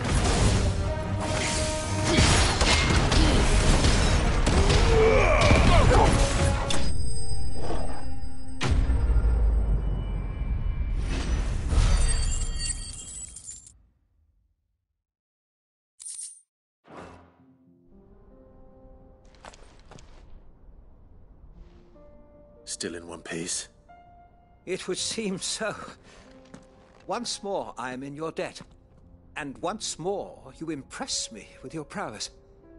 These were no ordinary foes, but ones we in the field call echoes. Though Moss the Chronicler concurs with the legends in attributing the fall of Zemeckis to a wrath wrought upon mankind by the gods, he offers little in the way of explanation.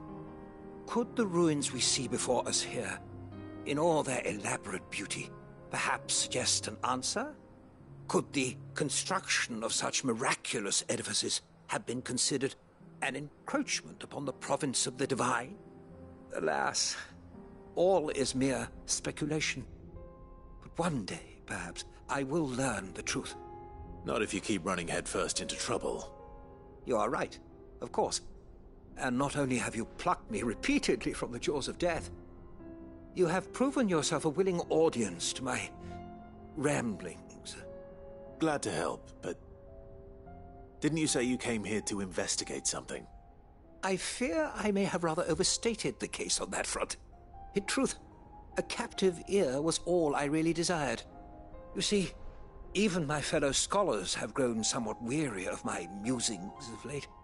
And so I came upon the idea of That's what this was all about.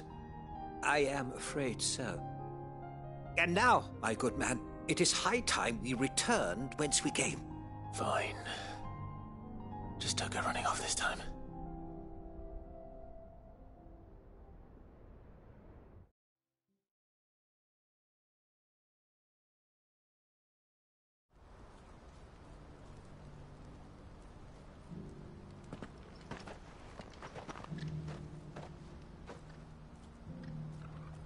And so ends a delightful day.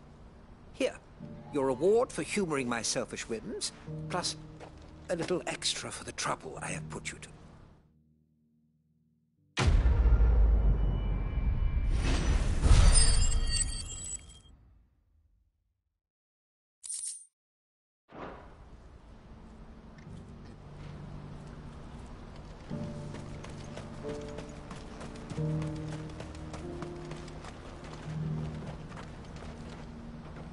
Joseph's fine. He'll be back once he's tied up a few loose ends. That's a weight off my shoulders. He certainly knows his business. He found your thieves all right. And I dare say they won't be coming back. A good man to have around, that Joseph. And if he says there'll be no more thieving, that's good enough for me. Thank you for putting my mind at ease. Here, for your troubles.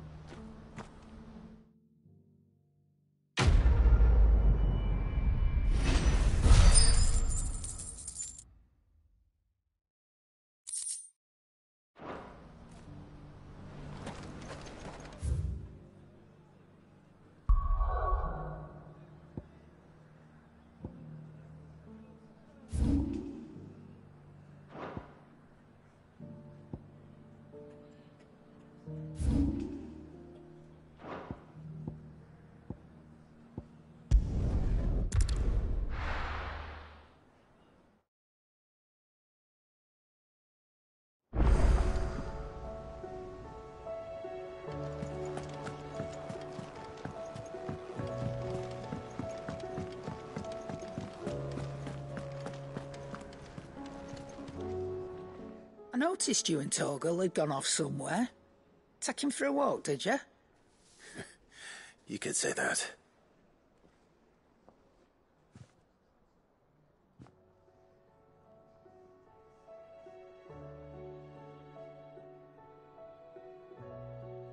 So, Molly's leftovers weren't good enough, eh? That'll teach me for treating you like you're still a pup. All right, no need to shout. Now we know what you're after, I can see about getting some in. Speaking of which, I brought one for later. Can I leave it with you?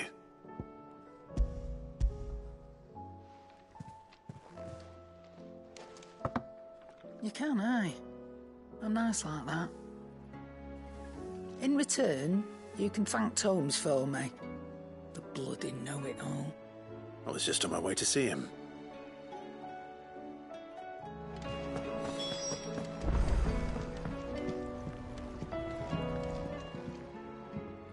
Sorry for the wait, but hopefully he'll agree it was worth it. You learned something about that sword, then? I did better than that.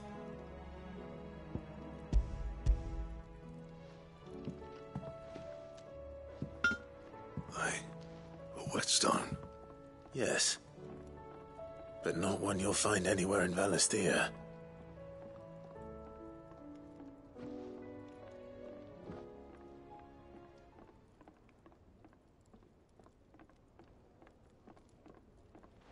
No wonder I couldn't get the same finish on the grinding wheel. One hit and all done, eh? Might not be so bad if all you ever fought were duels. Good luck on the battlefield. Your second opponent would be your last, no matter how good you were. Even so, is there some way it could be used to give the Cursebreakers an edge? I think so, yeah. With this whetstone and the right kind of steel, I could probably even make a twin of the blade that rattled me. But there'd be no replacing this little rock once I worn it down to a sliver. I reckon we get a dozen swords from it, if that. Swords that the curse breakers wouldn't know how to wield properly, and that would see them through a single fire piece. Nah, no point trying to copy that thing. Be about as much use as a wax anvil. But finishing our blades with a whetstone this fine, now that's something to consider. And what's finer than fallen masonry, eh? Or more hard-wearing, for that matter. Just imagine it. Good Valisthian steel with an edge as sharp as any found in the Outer Isles. I won't make a copy, nah. I'll make something much better. I'm sure the curse breakers will be delighted. Just don't push yourself too hard. Don't you worry about me, Sunshine. I've been working day and night since I was half your age, and I'll still be here when you're long gone. Hey, thanks, Clive. I mean it. I owe you one, August too. It's good to know someone's looking out for me. He'll be happy to hear you said that.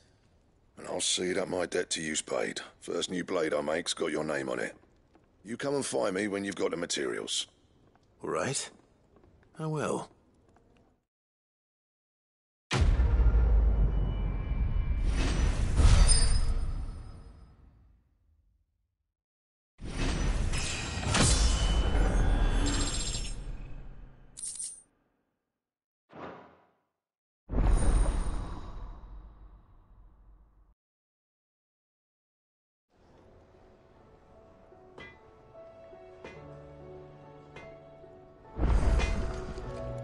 What do I owe the honor? What do you want?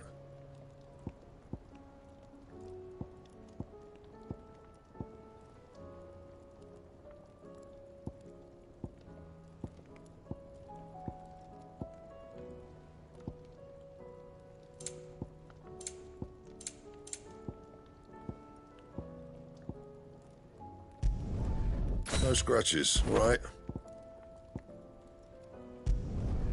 Not bad, if I do say so myself.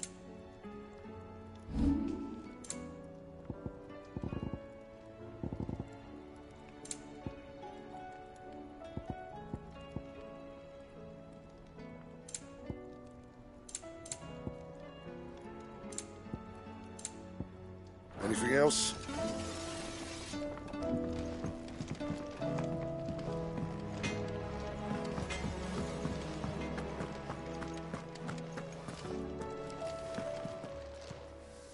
Aye, it's a dangerous world out there. Best stock up while you can.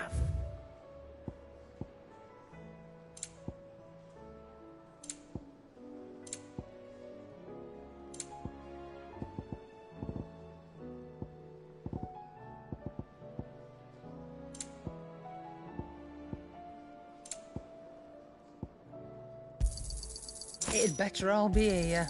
You'll not find a better price than that. Seems the hideaway is lost.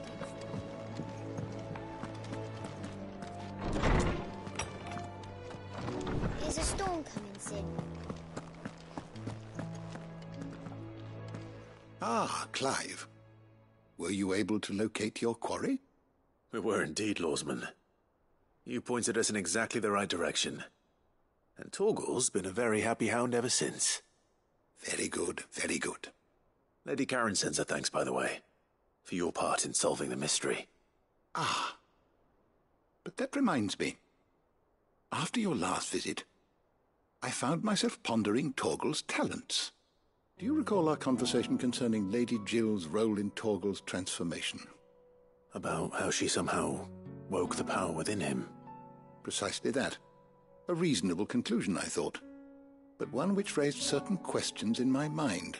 You see, the Fenrir of legend served Shiva and Shiva alone, and while the powers attributed to him are certainly impressive, the records imply they are somewhat different in nature to those you described Torgal as having used. What are you suggesting? That Torgal may be the beneficiary of more than one icon's power. Consider that in addition to Lady Jill, he has served as a loyal companion to you, your brother, and even the late Cid. In short, the icons hitherto near at hand, or should I say at paw, have been diverse and plenty, and that number has only grown as the realm's dominance have fallen to your sword.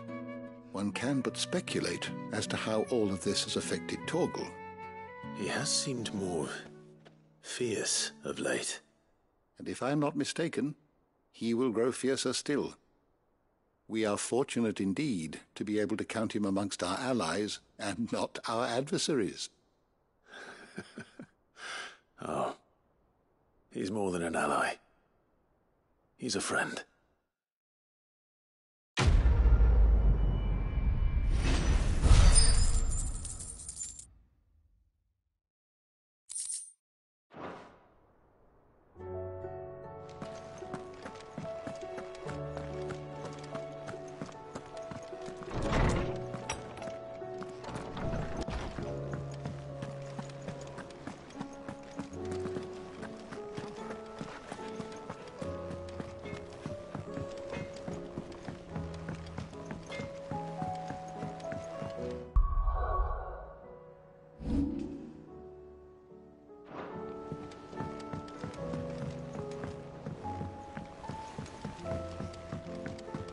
I heard the Emperor was impaled on his...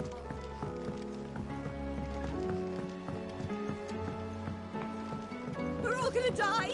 You hear me? The Akashic are coming and they won't stop until they've slaughtered every single one of us! How do you suppose they'll manage that? Have you ever seen one of the blue bastards?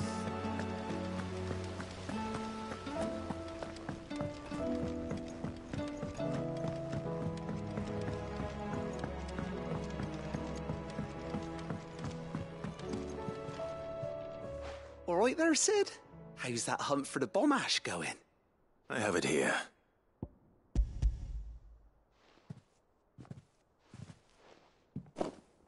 That's the stuff. And plenty of it, too. Enough to keep the Olympic bubbling away for a good old while. You're a gent, Cid. Let nothing say otherwise. Right then, let's get this contraption up and running.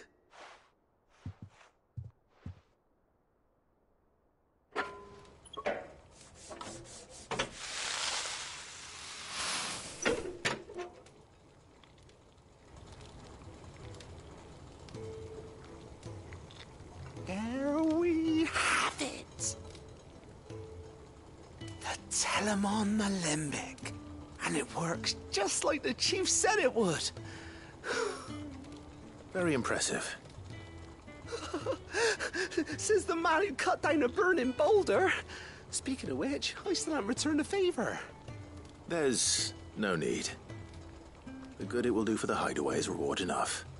Don't be silly. Why don't you let me take a look at that bag of yours?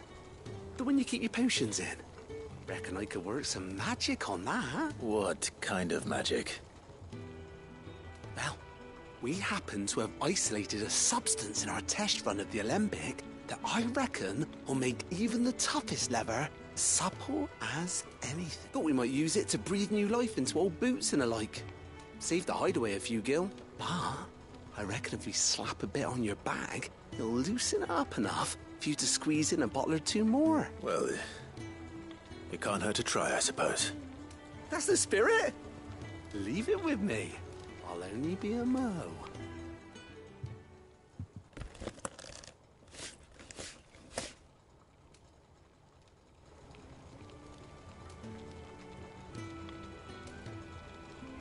Well?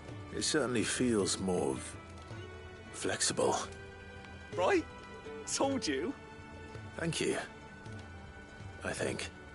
No. Thank you for supporting Mid and the rest of us in our endeavors. Without you, we'd never have been able to discover wonders like that stuff I rubbed on your bag. And I'm telling you, there's plenty more where that came from.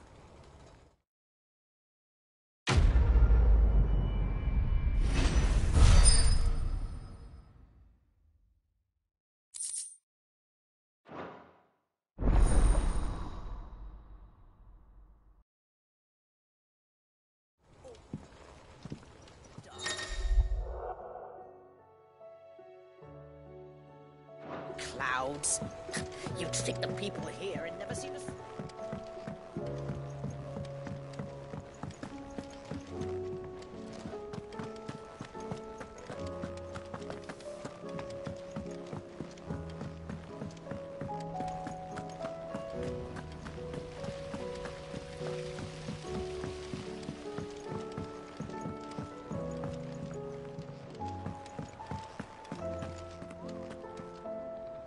Was wondering when you turn up.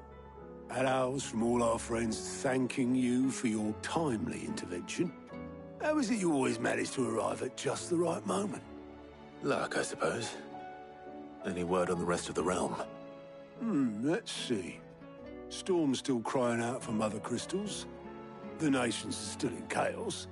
And the skies are still the colour of a kick in the kidneys 2 days on. So... Right. Clive, we knew this was going to happen. Well, not the bleeding skies part, but you take my point. Now's not the time to second-guess yourself. Now's the time to visit the infirmary. Tyre says your brother's awake. Thank you, Otto.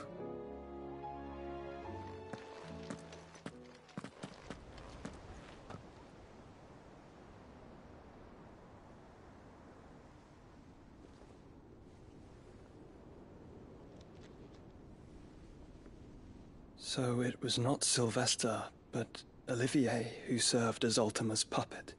And when Dion learned of this, he sought to slay the fiend.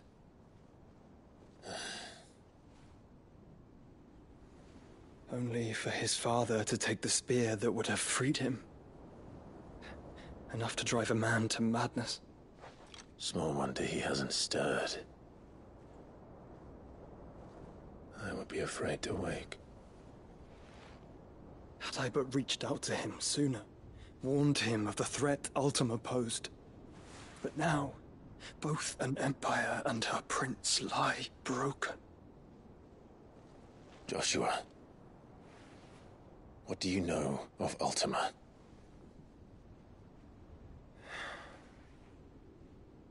Very little, I'm afraid. Despite my best efforts. 18 years ago, as I lay buried beneath the rubble of Phoenix Gate, 'twas not death who came for me, but another. And it was while in my rescuer's care, I first heard of Ultima. I've been chasing his shadow ever since. Ultima is driven by some deep, dark purpose, and for whatever reason, it would seem you are crucial to his designs. He will stop at nothing to have you, even if that means toppling an empire. But why me? What possible use could I be to such a creature? That is one of many answers that have eluded me. Yet, I am certain of this.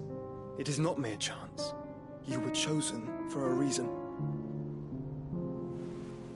All dominants carry within them the might of an icon. Nigh limitless power that is at once acutely limited. I wield fire, and only fire. And I only ice. 8 wardens for 8 elements. But you, Clive. You are different. You're special. Your abilities begin with the flames of Ifrit. But they do not end there. The fact Ifrit can even exist goes against everything we thought we knew of dominance. Perhaps Ultima has been waiting for one such as you, whose potential is truly limitless. I've encountered that thing several times now. If it or he, as you say, needs me, why hasn't he claimed me as he did the boy? Were I to hazard a guess, I'd say the two of you are somehow incompatible. His mind not properly attuned to your body. His mind? Mind, awareness, spirit, call it what you wish. But I believe Ultima to be an embodiment of the concept. This is why I struggle and fail to contain him here inside me. I'm sorry. Inside you? With every setting sun, I feel my strength wane. And though the Phoenix's flames mend the prison I have made for Ultima, they do so at a cost. We must find a means to bring an end to him before I meet my own. What were you thinking? It was that or let him take Clive. And I've always had a soft spot for my brother. But that doesn't mean you should sacrifice yourself to save me.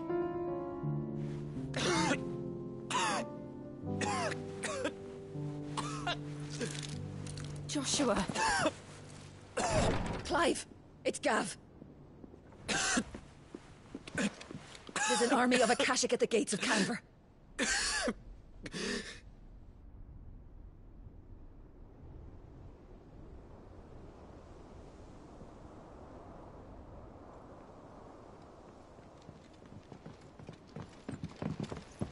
Well, what's the short of it? It's all Tyre told you. The capital of the Free Cities is under siege by an army of monstrosities. The city guard are doing their best to stem the tide, but numbers ain't on their side.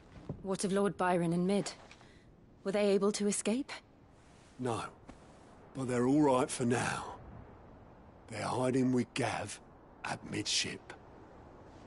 We have to get them out of there. And we shall. Otto, prepare a Stolas. Tell Gav to stay exactly where he is. Understood. Vivian, what's the swiftest route to the Free Cities? That sounds like a question for the map. Look here.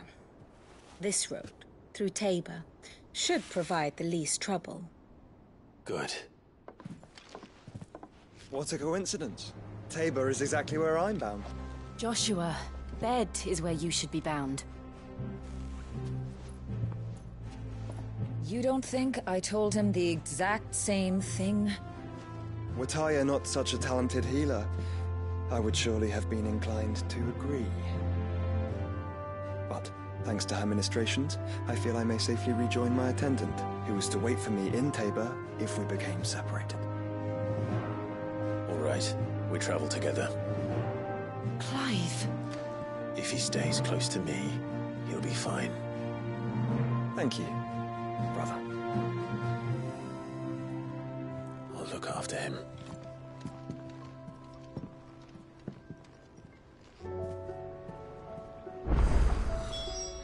My attendant was with me in the Dominion before I primed. She would have watched the battle unfold and witnessed its outcome. I trust you'll be waiting for me in Tabor, where I can finally introduce you.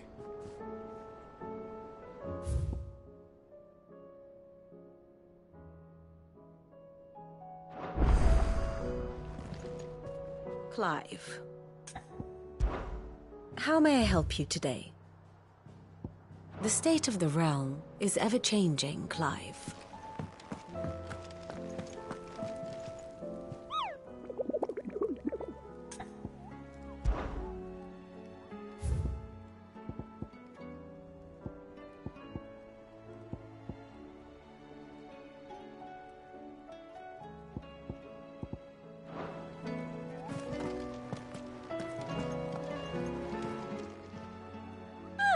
I wasn't expecting you back so soon. Your benefactors are a generous lot.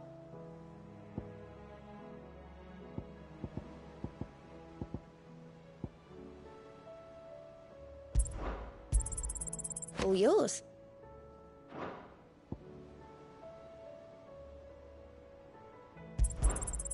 Here you are.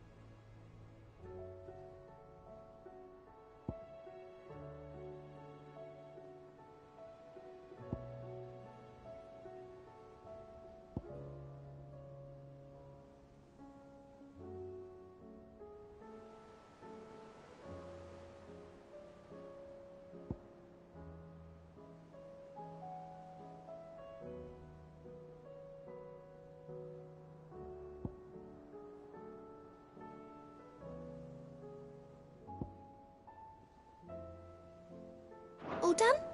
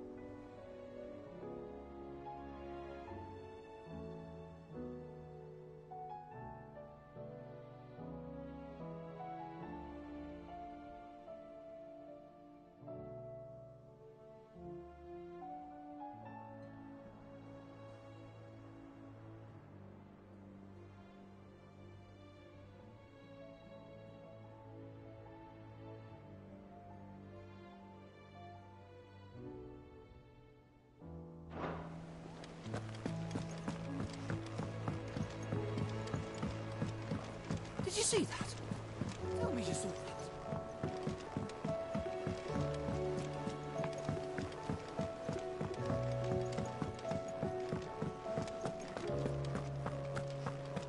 Did you see the pair that got hauled into tires?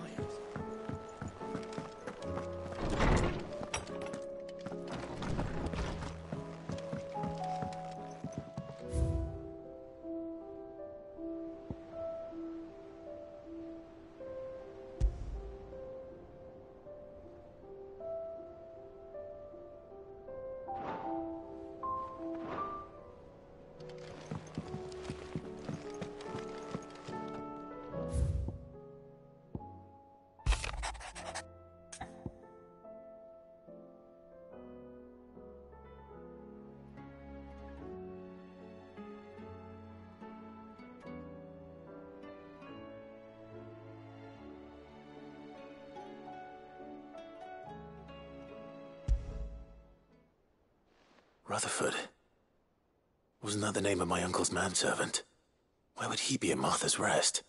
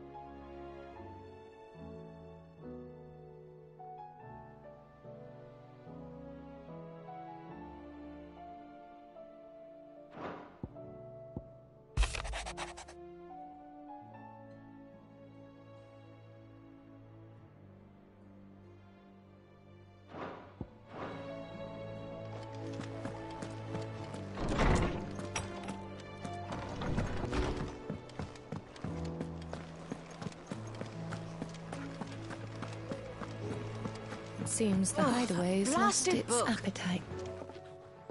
Here, you put me in this situation, Clive. You can bloody well get me out of it. I need a hand with a recipe. Are you sure it's me you're looking for? I'm not much of a cook. I'm all the cook will be needing, thank you very much. What I want from you is a little of your time, right? Oh, and perhaps your sword. You remember Ivan's stew, right? Well, despite the look of the thing, and that awful stench, people wolf it down. So I thought I'd try making one of these supposed masterpieces myself. Had a peek at the book and gave it a go, but, well...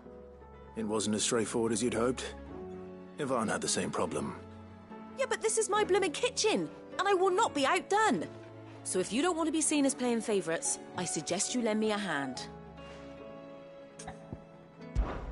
I've never been one to play favourites, Molly. And I would be only too happy to lend you a hand. So, what's on the menu this time? A fried mortress of skyworm. That's one heck of a name, innit? Recipe seemed easy enough to an old hand like myself. Thought I'd followed it to a T. Only, turns out skyworm livers and drake's mint are not what I thought they were. At least I hope they're not, given the rancid mess they made. Yvonne said the recipes in the culinary pilgrimage date back centuries. Who's to say the ingredients even exist anymore? Wow. That's a question for a scholar, wouldn't you say? Perhaps you know of one? Kindly old fella who haunts the shelves, maybe? Fine. I'll go and speak to Harpocrates. Perhaps he'll know something. And if he does, I'll see if I can find your ingredients for you. You do that. Lest we forget, you've got a reputation to uphold.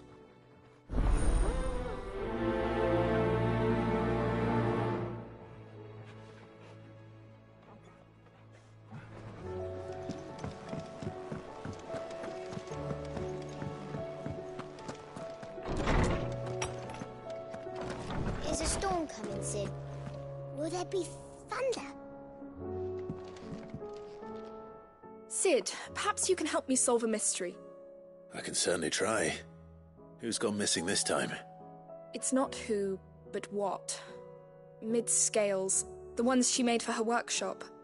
I borrowed them to teach the little ones about weight, and shortly after the lesson, they vanished.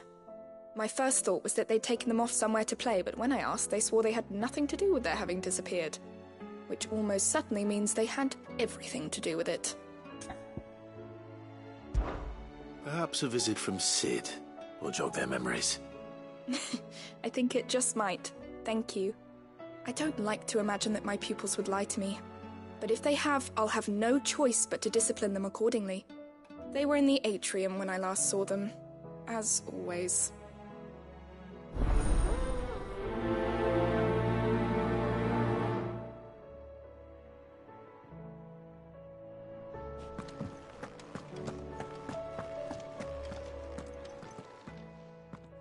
Lawsman Harpocrates. I've come to pick your brain if you don't mind.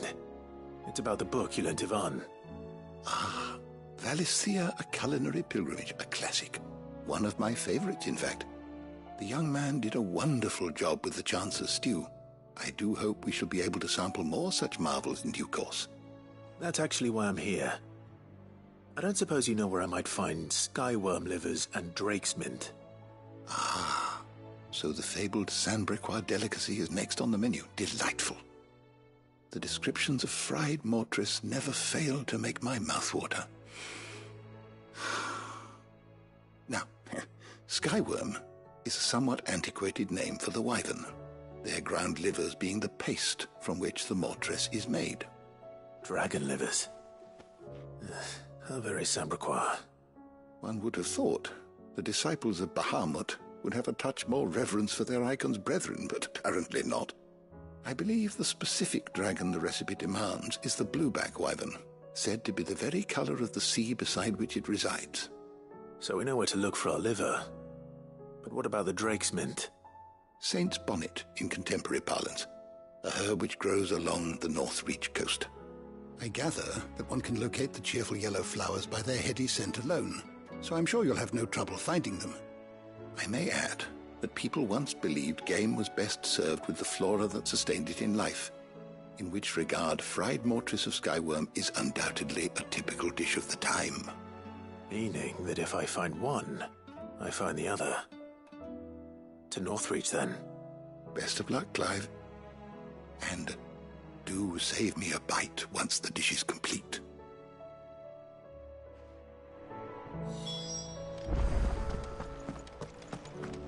Is a storm coming, Sid?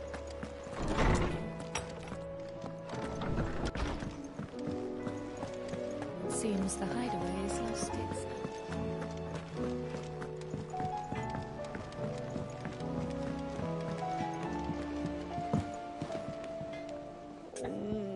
What am I gonna do? Is everything all right, Goots? You seem more discomposed than usual. Oh, I don't know what that means, but I'm in a bit of a muddle. Oh, I think Nan might be in trouble, and she's... It's all right. You can tell me.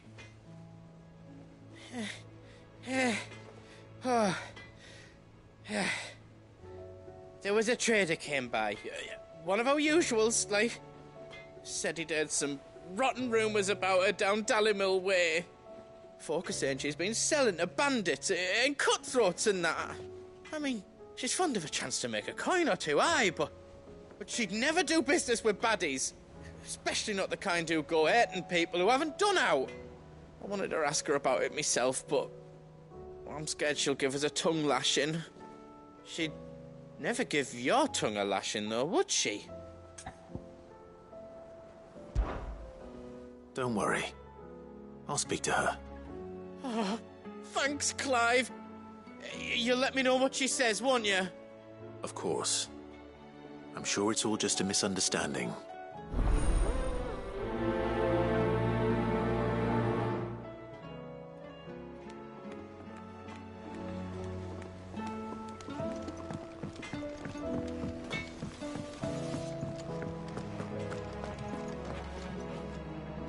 Lady Karen, how's business? Not nearly as foul as the weather. You're doing good trade, then? Both in and out of the hideaway? Can't complain. Wait. What exactly are you getting at? Not once in 5 long years do you pay my affairs half a care. But here you are today, raking me over the coals like a bloody popoto. Just asking. Out of interest. All right. I'm here because I was told that certain rumors have been circulating. About you selling weapons to brigands. Oh, are you? And who was it who knows me so well as to tell tales of my evil exploits? I didn't exactly hear firsthand. All I know is that someone in Dallimil has been spreading word to that effect. And what? You believe it? You think I'm profiting off the blood of innocents, do you? Look, I've done things I'm not proud of. Might be there were a time when I turned a blind eye to the wretchedness of the world so I could line my pocket. But that woman is no more. And you'd know that if you'd ever paid the slightest bit of notice. You're right, Lady Karen. I apologize. It was wrong of me to doubt you. No, it was. Now, I reckon you've got better things to do than pointing your do-gooding finger at a poor old woman. Of course. Good day.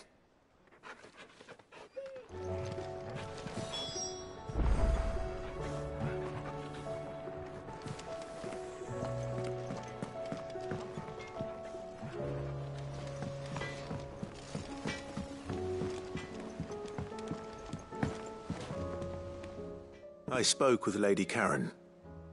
What did she say? That the rumors were unfounded, and that I was a fool for thinking they might hold any truth, along with some other things that made her feelings clear. And while it sounds like she may have done things she regretted in her past, she says those days are behind her. Oh, well, that's good. I knew Nan wasn't caught up in out bad. But why would people say she was? What did she ever do to them? It's not right. No, it's not. But people do things for all sorts of reasons. Perhaps we'll never know. Well, I'm going to find out. That trader, he said they were all talking about her in Dallimil. So that's where I'm going. I'll find someone who'll tell me, you'll see. Are you sure that's wise? Whoever's spreading these rumors means Karen ill. Oh, right. But that's why you'll be coming with me, isn't it, Clive? I suppose it is.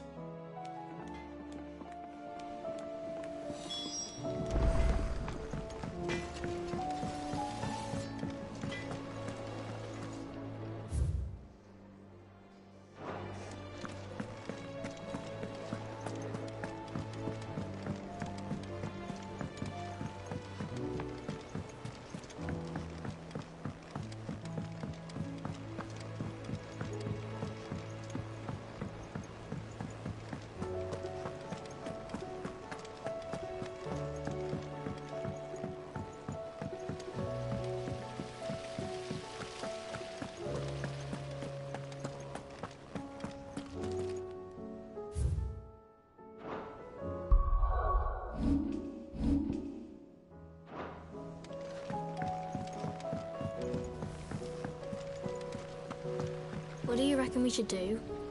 I say we should just tell Miss Shirley. You'll get us all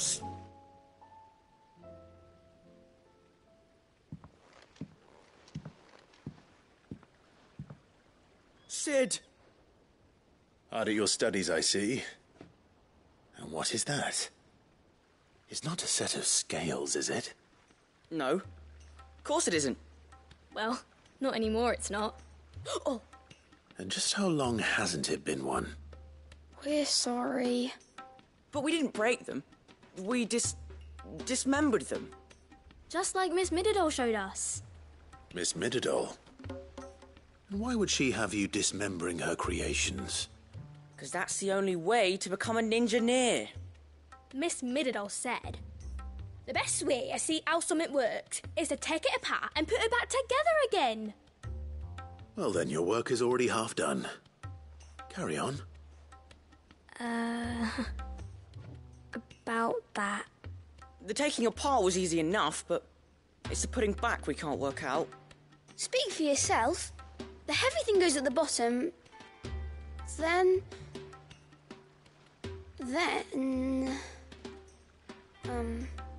You three need to learn to take responsibility for your actions. So let's have a look at these parts with fresh eyes, shall we?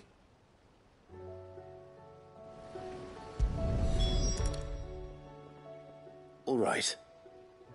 Everything here was once part of Miss Mididol's scales. Every piece has its own role to play, and each is just as important as the others. If even one of them is missing, the scales won't work. So let's think about what those roles might be. You already know one of the pieces, the body. Its role is to support everything else. But what of the others?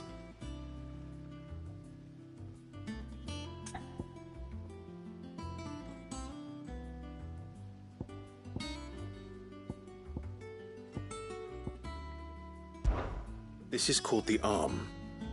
Why do you suppose that is? It doesn't look much like an arm. You're right. It looks more like a wing. Like a chocobo wing! You've ridden a chocobo before, haven't you, Sid? Will you teach me to ride one day? I'll think about it. Now, what do arms do?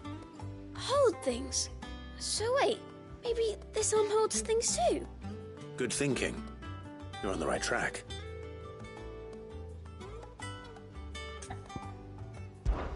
These round parts are called the pans. You all know what a pan is, don't you? I do. Molly uses them in the kitchens to fry bangers. But these aren't for frying bangers, you idiot. They're for weighing stuff. But what if I wanted to weigh Goots? I don't think he'd fit on that little thing. Probably not. What are the chains for? Holding the pans up? Well spotted. Which means something must hold the chains up in turn.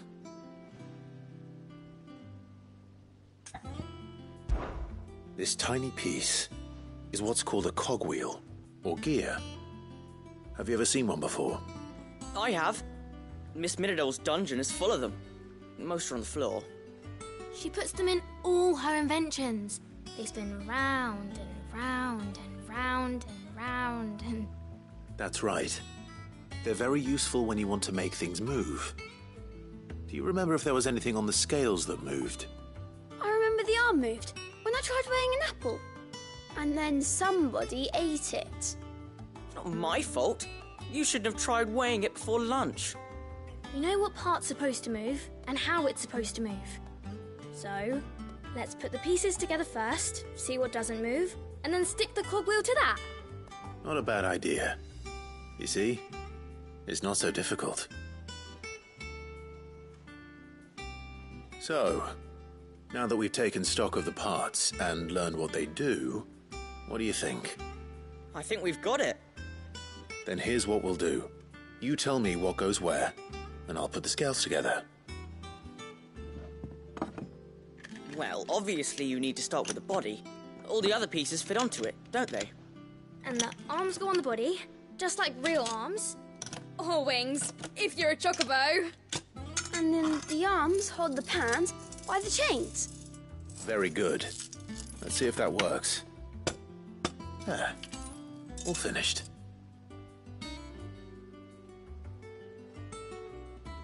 Yes! We did it! Well, with Sid's help. Oh, I just put the pieces together. It was you three engineers who showed me how. That's right.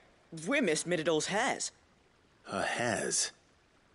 Yeah, hares for the future. She's showing us her secrets now, so we can help out the hideaway when we're older. What do you think, Sid? Are we almost ready? With a little more help from Miss Mididol and Miss Shirley, I'd say it won't be long at all. You hear that? It won't be long. Until then, though, do try to be honest with Miss Shirley.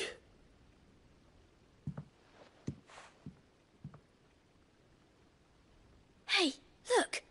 We never used the cogwheel. You don't think Sid forgot about it, do you?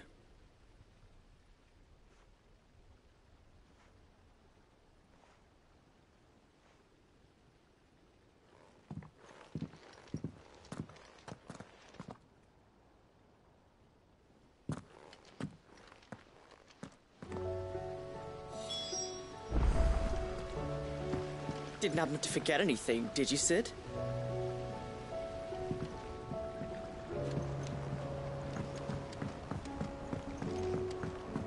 We're all gonna die! You hear me?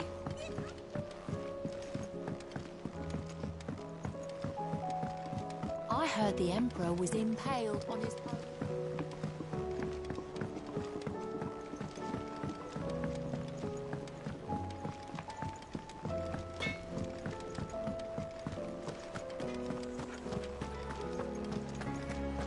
Seems the hideaway is lost.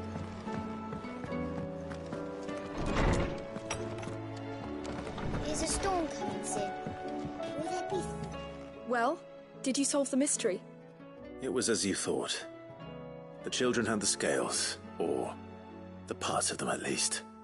They dismantled them to see how they worked. Oh, no, Mid will have my head. Thankfully she won't. This might even have been her idea. Although I was the one who ended up teaching the lesson. I'm so sorry, Sid. I know how busy you are. I shall see that the children are properly punished. Please, there's no need. Mid seems to have taken the three of them under her wing. She's even calling them her heirs. She'd have them follow in her footsteps. And her father's. I see. Sid, do you know why Mid has been spending so much time at the hideaway of late? She told me it was because her studies have been interrupted by events in Canva. Is that not true? No, it isn't. The university offered her a commission. In exchange for full tuition, room and board, they asked her to oversee the design of several new war engines. To anyone else it would be an opportunity, but to Mid, who lost both her parents to war, it was a bitter pill. One she was none too keen to swallow. But that should come as no surprise. She's only ever cared about bringing people hope. The very last thing war can be said to do. Which explains her heirs. She's working to give them a better life. And so should I. What's the odd engineering lesson? Ah, you've given them far more than that. And I'm sure they're very grateful.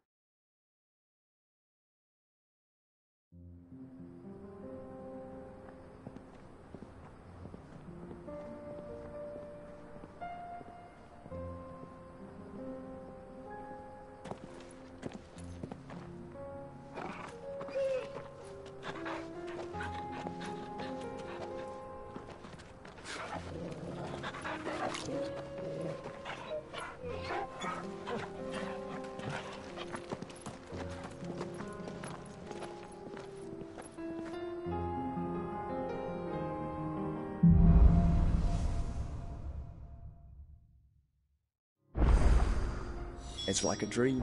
The four of us out walking like we used to. Enjoying this, are you? Gav and the others could be in danger as we speak. You're right. I'm sorry. Yote is a fine scout. If Candle was attacked, she will already have begun gathering information. Tabor isn't far. We should pick up the pace. Faster!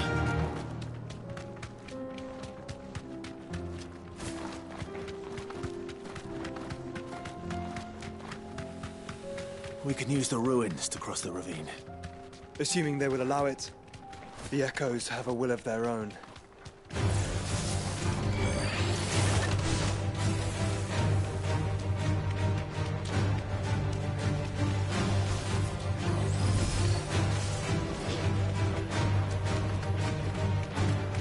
Tell us about Yote, Joshua. She's strong-willed, loyal, and deadly with a blade. Much like Clive, but with better manners.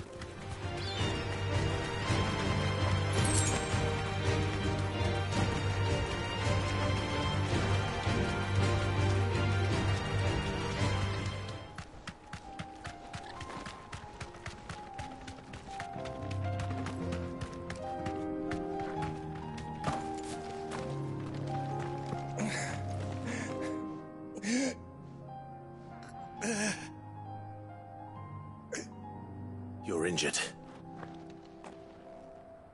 What happened here? Where are your comrades? Ether flood. Up ahead. It swallowed our camp while we slept. My own men did this. Turned every last one of them. There's a village not far from here. Tabor. The people were kind to us. It's only a matter of time before they won't stand a chance. We can't let those monsters reach the...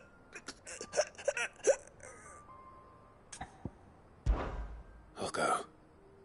You catch your breath. Thank you. Our encampment is up ahead. Just off the track. They must not reach Tabor. Forgive me, Lord Kuka. Rest well, soldier.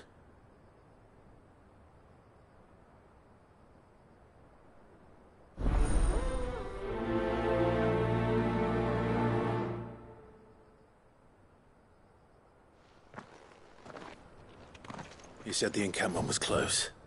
Let's hope the Akashic are still there.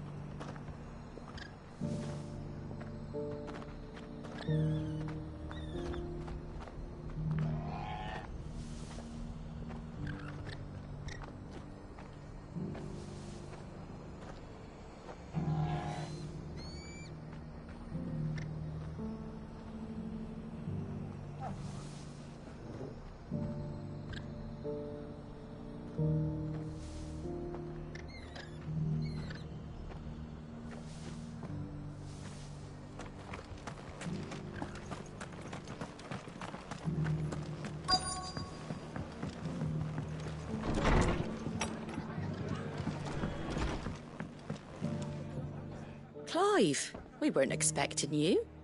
I wasn't expecting to be here, but it seems we still owe you a considerable amount of coin for your help with our rebuilding efforts. And though I doubt it's what you were expecting, we were hoping you'd take this as payment.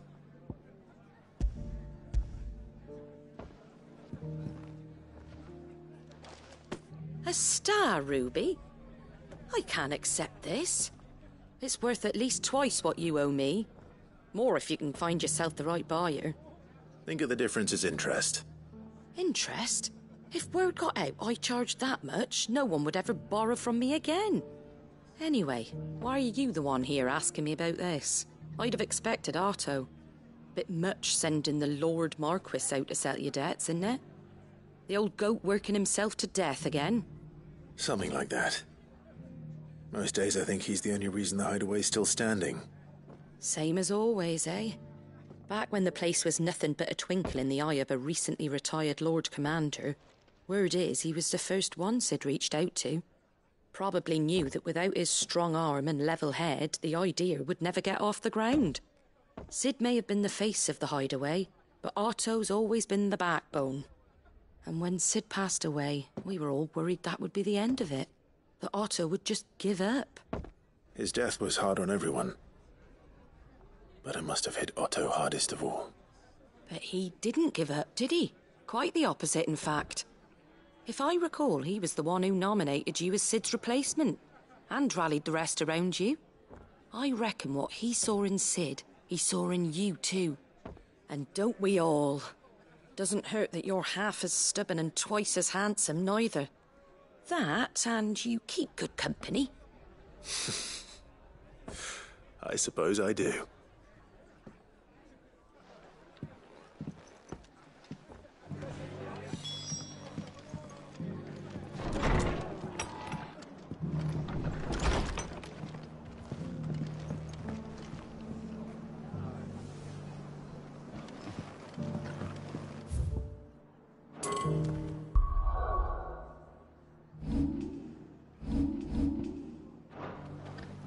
I'm all for making this town a welcoming place, but Just because the heavens have gone to rack and ruin, it don't mean we have to.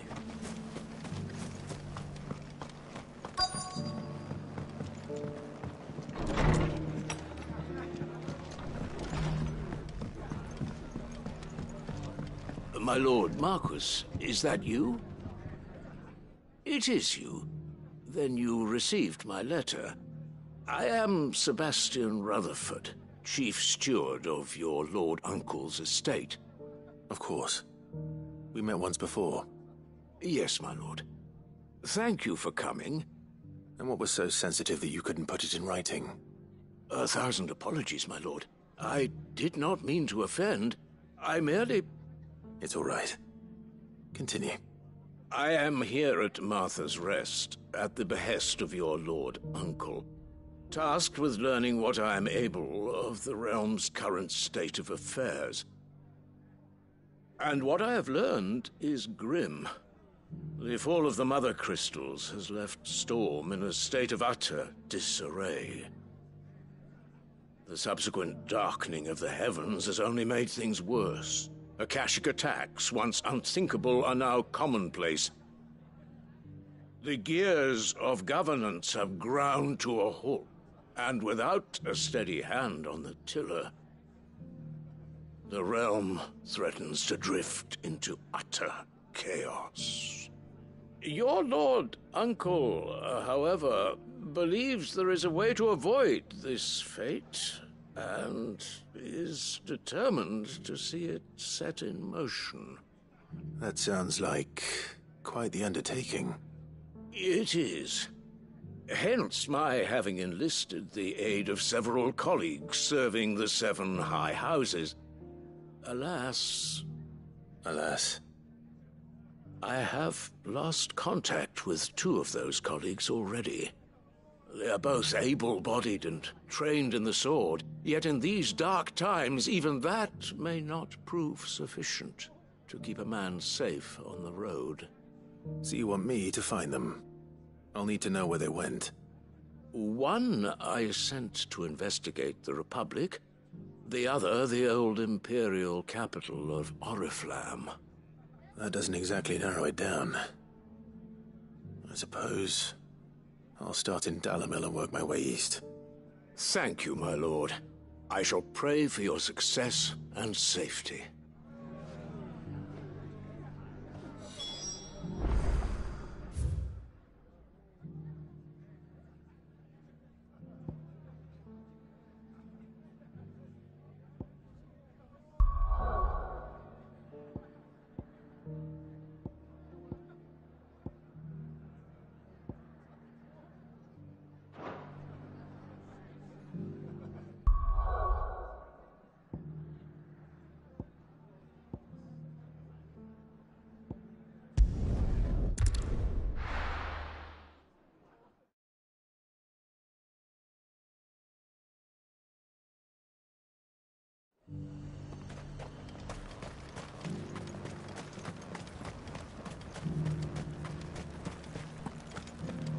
There were ghosts at the gates not days ago.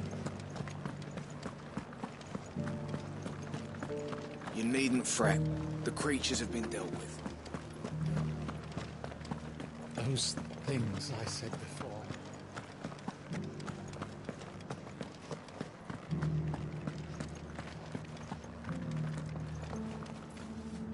Milady, I come bearing gifts.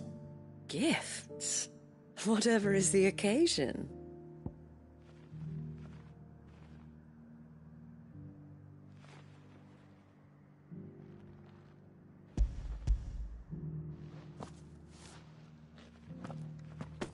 Oh my.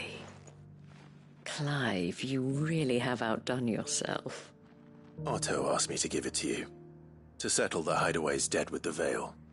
And to compensate you for the time it took us to do so. Oh, you disappoint me, Clive. I thought you might finally be warming to me. Tell Otto he can keep his baubles. I tried to tell him as much the first time around. The man owes me nothing, nor does the Hideaway. My contribution to the restoration effort was made freely and willingly. It was the least I could do. You once told me Sid did you a kindness. I'd like to do the same. Please, accept it. For my sake. And for Otto's. For all of us. For all you've done. It is rather fetching, isn't it? Very well. Otto is lucky to have you, Clive. I doubt anything could ever replace his son. But you and the others at the Hideaway are the closest thing he has to family.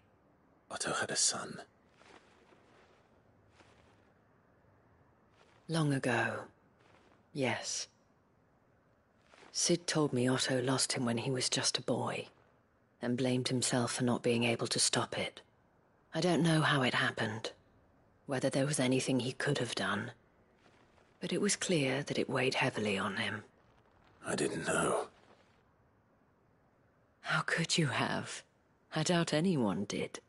Besides Sid, I've never met a man more keen to bear his sorrows in stoic silence. An ill habit, given that both have always been surrounded by friends desperate to help them. I'm beginning to see that.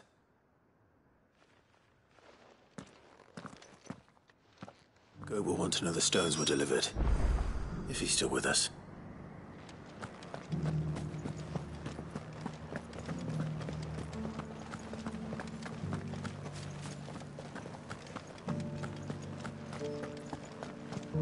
We're still alive, aren't we? Yeah, but only because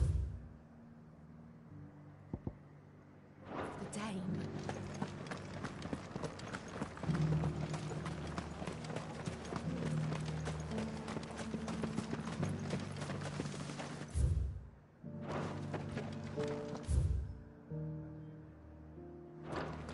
To the meadows, then.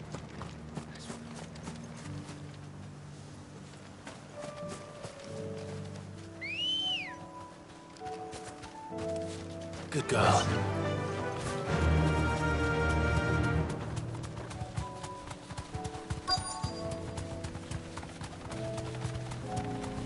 Hippocrates said I should be able to find what I'm looking for somewhere nearby.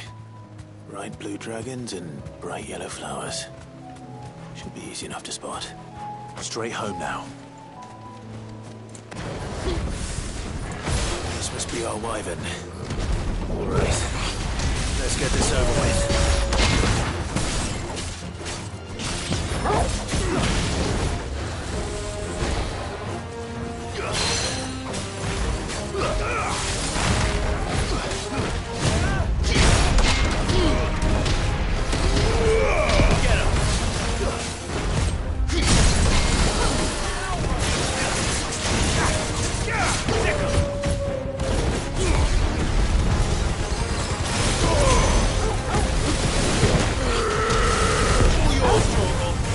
It's over.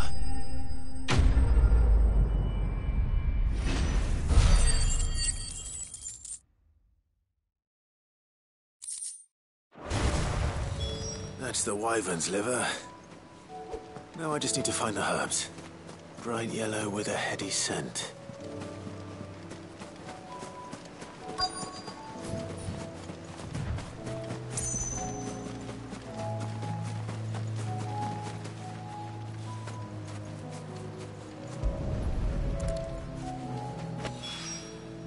I think that's everything Molly needs to resurrect her recipe.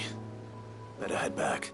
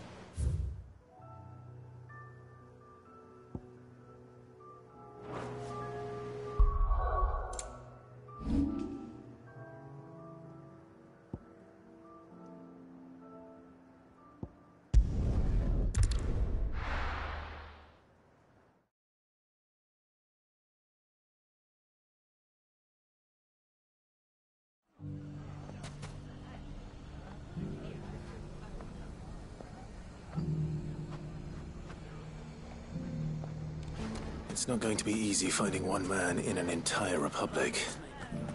Let's hope someone here's seen something. It shouldn't be too hard to find Goots. The gentlemen of the town guard are a strapping bunch. Perhaps.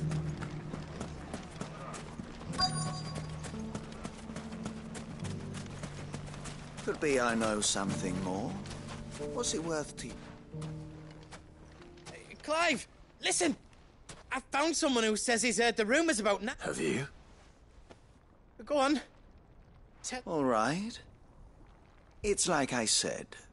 A wizened old crone by the name of Karen's been selling steel to whoever will pay her price, be they knight or knave. Says the more swords and spears she puts in people's hands, the more war they'll wage.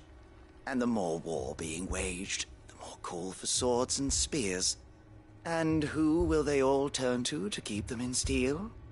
Why, the good Reaper herself. And you've seen this Reaper at work? Aye, it just so happens I have. You'll find her right here plying her trade most days. Here in Dalimil? Where exactly?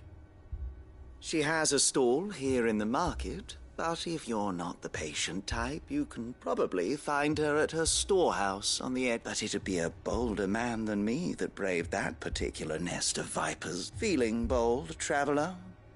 I hope so, for your sake. Now, if that's all, I have places to be. Sorry to have kept you. You don't think Nan's the Reaper, do you? Not unless she's discovered the secret of how to be in two places at once. Eh? What do you mean? Lady Karen hasn't left the hideaway in weeks. So who has been running this stall he spoke of? Good question. I'll go and have a look.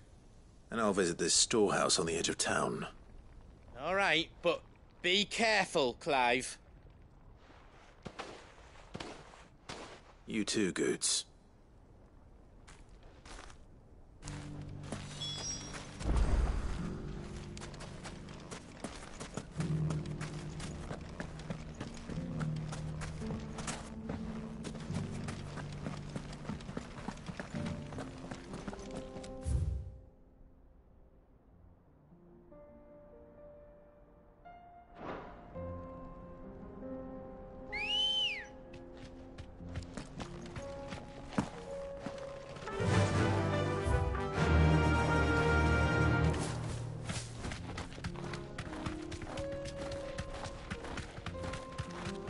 Someone's got himself in trouble.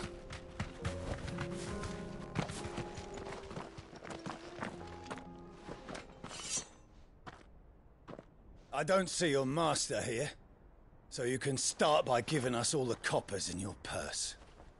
I already told you, I have nothing. Then maybe we'll take that pretty outfit and the steel you're wearing. Please! These men are trying to rob me! I'll deal with this. Thank you. You that one's master, then? If you kindly pay the coin he owes us, we can pretend you didn't draw your blade on Republican soldiers. Or you can go back to your garrison and I won't report you to your captain. Oh, you're more than welcome to. He hasn't had many visitors since we slit his throat.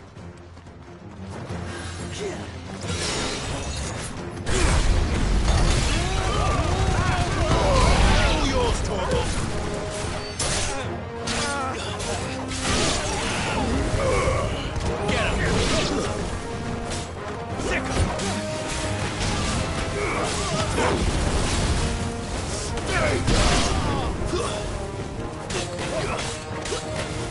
Over here!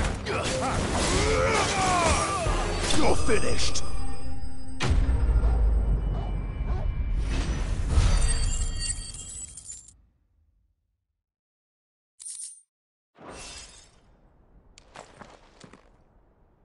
I'd expect as much from Hugo's faithful, but these were men of the fist. Much has changed in the Republican army since they lost their rock. You've seen this kind of thing before, then? Many times. I was sent here to observe the situation. You're one of Rutherford's men. He sent me to look for you. Well, then you have my thanks. I fancy I could defend myself against one, perhaps two, but a whole regiment. I arrived in Dalimil several days ago, but when I called upon the captain of the local garrison to make inquiries, his men confiscated my effects and locked me in a cell. The captain is no more, and his men make the rules now. Fortunately, I was able to bribe my way free, only to be stopped again by those soldiers you so kindly dispatched. What of the Fist Central Command? Surely they wouldn't allow such lawlessness amongst their ranks. I would imagine they are unaware of it. Most of the army has fallen back to the capital and hunkered down behind her walls.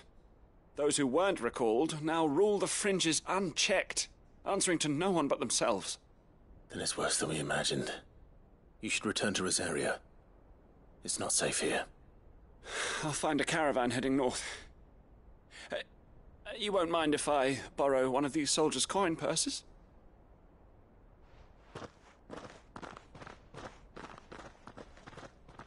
Not at all.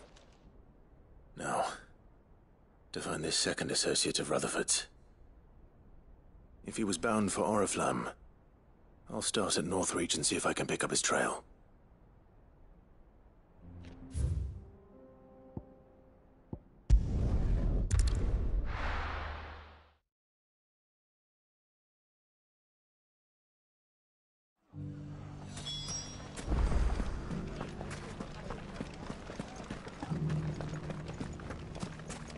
You fought very bravely.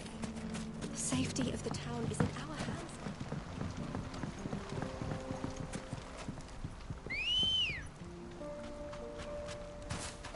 Ready, girl? Faster! Time to brave the Viper's Nest.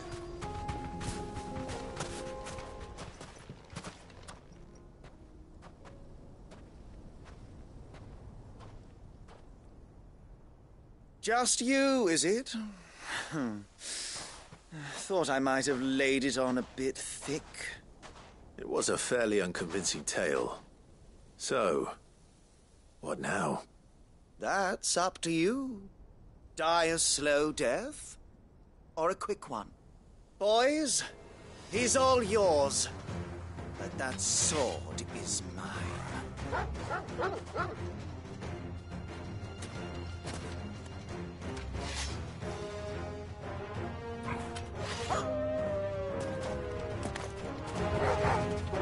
Leave now and we can pretend this didn't happen.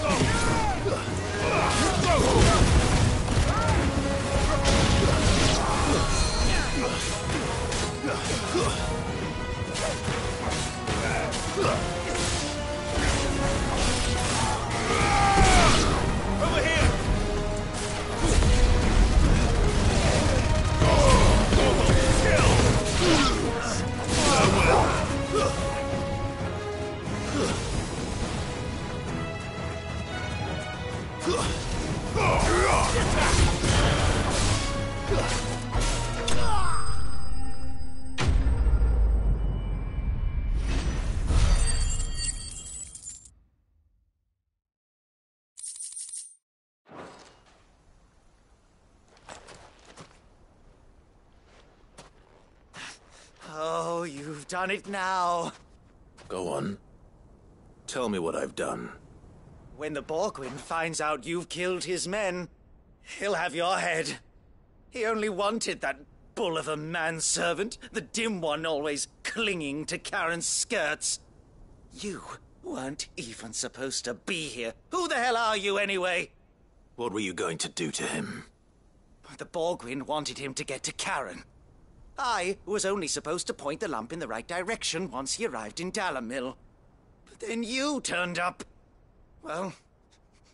You're not worth the effort. Now be gone. Before I change my mind. Fucking coward!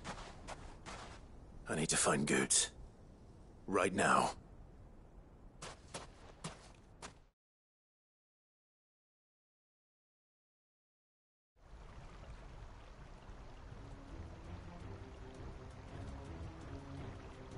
Get your filthy paws off me, you naughty-pated lout! Stop calling me names! And stop spreading them horrible lies about Nan! Well, that will be easy enough. For they are not lies. Every last word is true. And she must pay for her crimes in blood. Blood? Goose, are you all right? He's gonna kill Nan! He said she had to pay in blood! After what she did, it is only right. She ruined my life and the lives of countless others. That loathsome harpy's very existence is a crime, and I will not allow it to continue.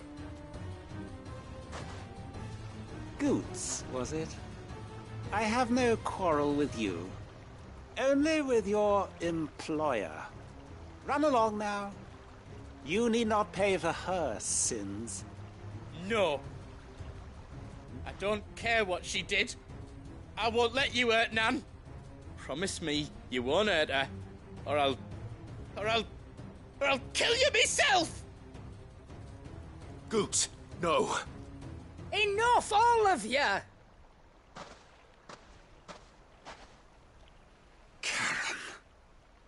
But how did you? You're a sight less clever than you think you are, the pair of you. Did you think I wouldn't notice the two of you slinking off together? Well, the whole thing got me thinking, who in Dalimil might bear me a grudge?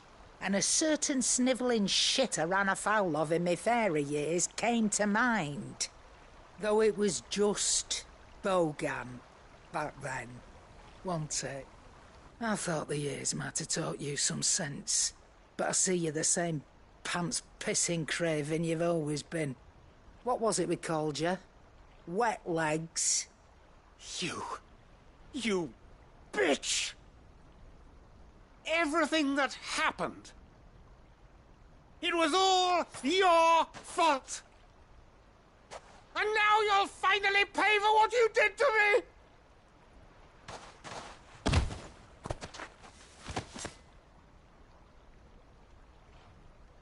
Gooch, you... If you want a piece of Nan, you'll have to go through me. Fuck! You great galoot. Out of the way, I can handle this myself. So, wet legs, you remember what you told me when we last met? An eye for an eye. Wise words, Sam. Wise words. And now, it's time to collect.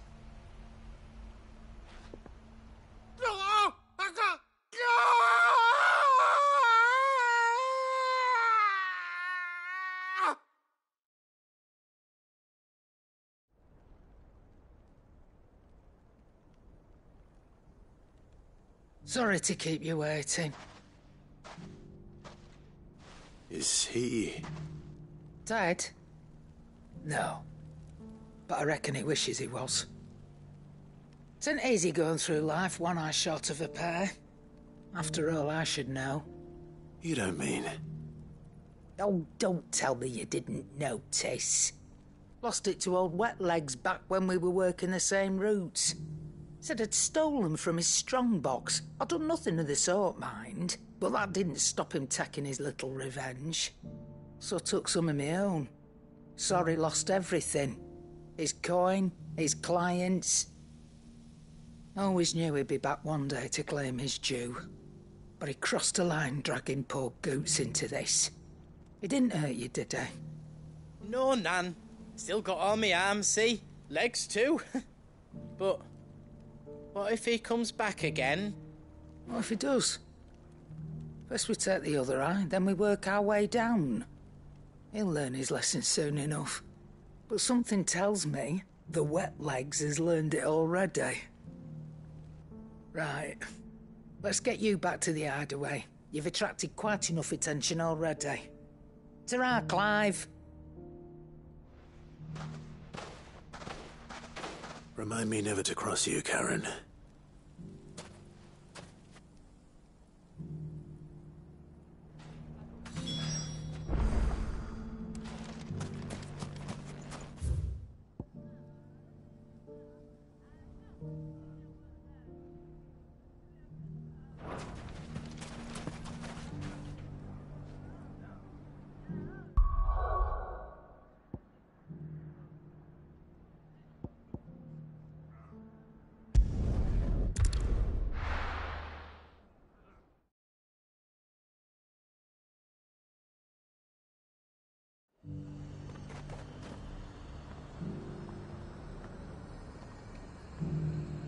There's a lot of road between here and the capital.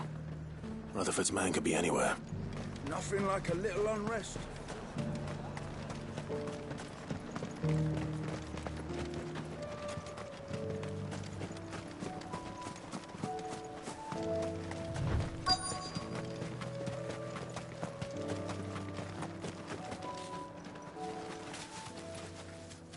What happened here?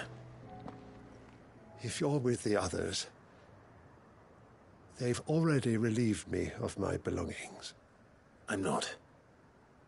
I'm looking for someone who was sent here by a man named Rutherford. Then you found him. I am Alistair Rockford, attendant to the Lady Ariane of House Wellesley. Of the 7 high houses of Rosaria. It's been a long time since last I saw my great-aunt.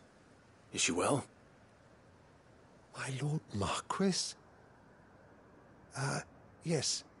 Yes, she is. The Lady Dowager has granted me leave to assist your Uncle Stuart.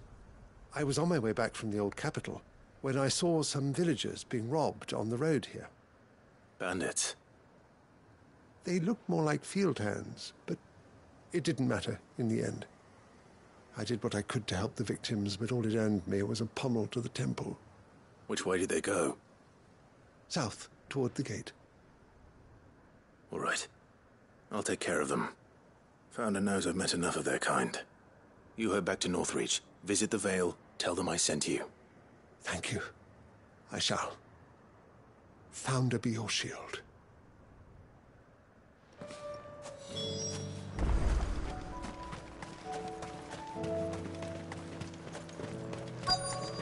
They just couldn't resist, could they?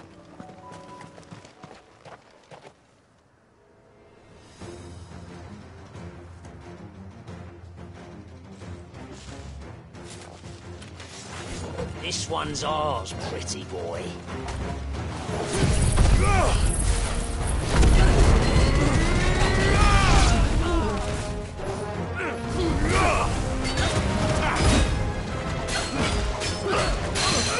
Get him!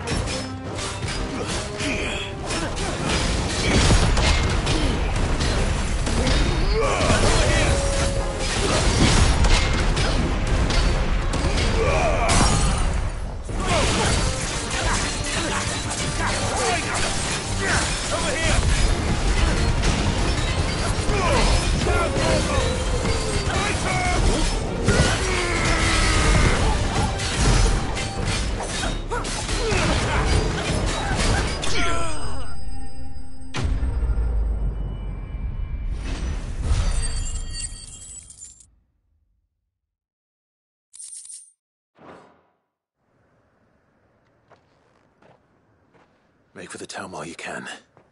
There may be more bandits nearby. You don't need to tell me twice. Many thanks, traveler.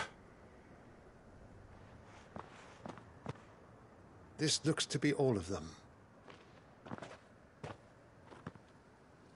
I thought I told you to make for the Vale. And stand by as ill might befall the heir to the ducal throne.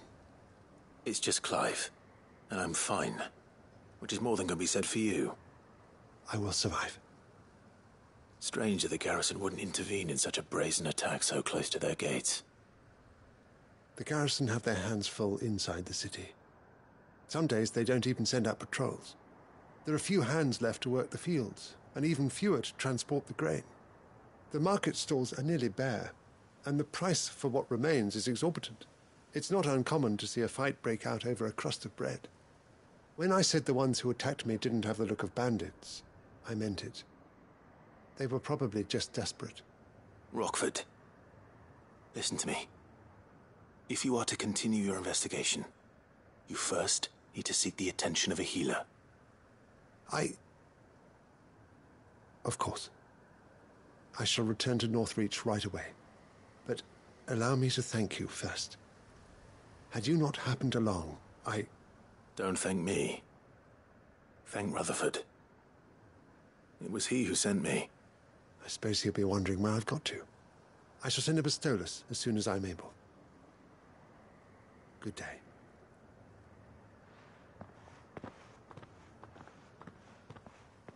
My uncle certainly has his work cut out for him. If it isn't already too late. I should go and tell Rutherford that his colleagues are still in one piece.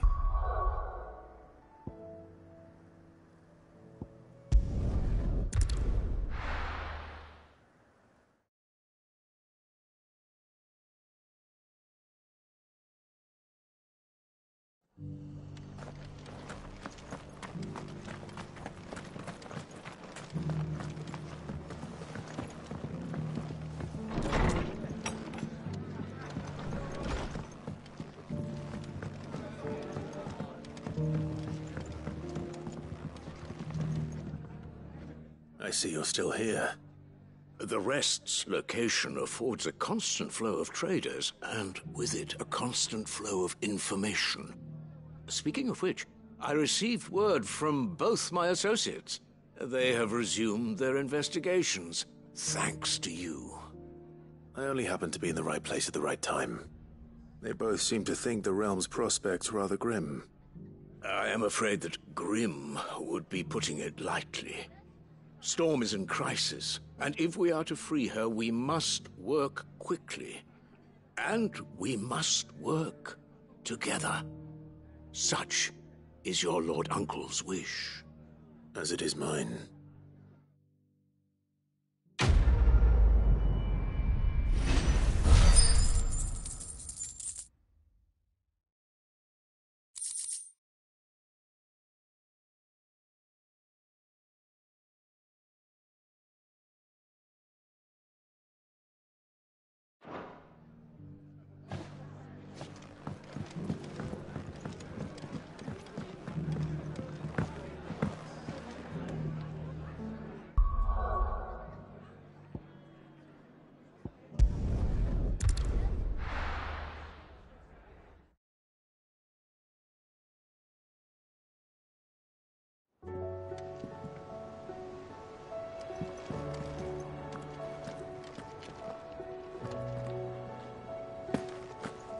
Mindless though they are, an Akashic horde large enough to besiege the free cities is not to be trifled with.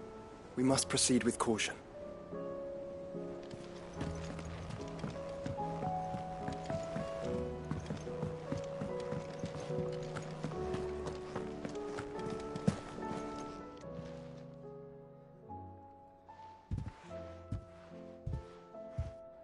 Nothing like a dish of cold vengeance to foul the gut. I'm sorry, Nan. I didn't mean to make things worse. I just thought I had to protect you. Like you've protected me. Aye, well, someone had to. Your parents certainly didn't give a whit for your well-being. Reckon the both of us would be worse off if I'd not taken you on. You've always been me right eye, Goots. And I'd have you stay that way. So don't you dare go looking for trouble again. Well, I will. If you ever need help, I'll do it again and again, and you can't stop me. Why, you big lump. Fine. Play the hero if it makes you happy. Thanks, Nan. I won't let you down. There's nothing he wouldn't do for you. That's as maybe. But if he's ever to make his own way in life, he'll need to start looking out for himself as well. Till then, he'll need people to watch his back, just like you did in Dalamil. Don't think I didn't appreciate that. Of course. His family. Stop it. You make me one good eye, mister. I don't go thinking that'll do you any favours. A potion today'll cost you the same as it did yesterday.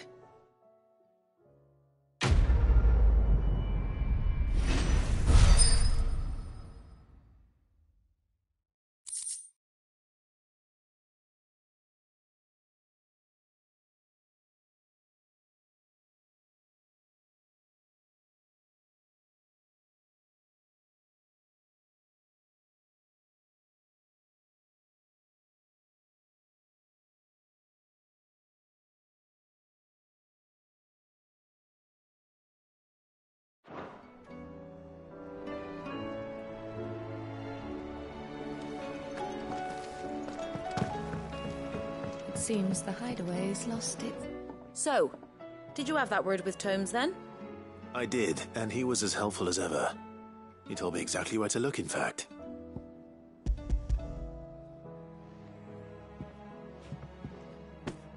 And what precisely will I be cooking up? Or is it better not to know? Blueback wyvern liver. And, a herb known as Saint's Bonnet. Ah, wyvern livers, was it? Well, at least it weren't actual worms, I suppose. Now then, you stay right where you are. I've got some cooking to do. Let's hope these grand old chefs of yore knew what they were on about.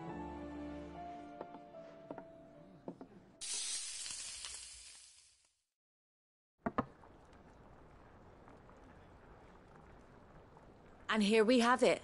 Fried mortress of skyworm. Ivan's offered to make sure it's fit for consumption. Well, I say offered. He as good as begged. And rightly so. Is there any higher honour than partaking in a slice of culinary history?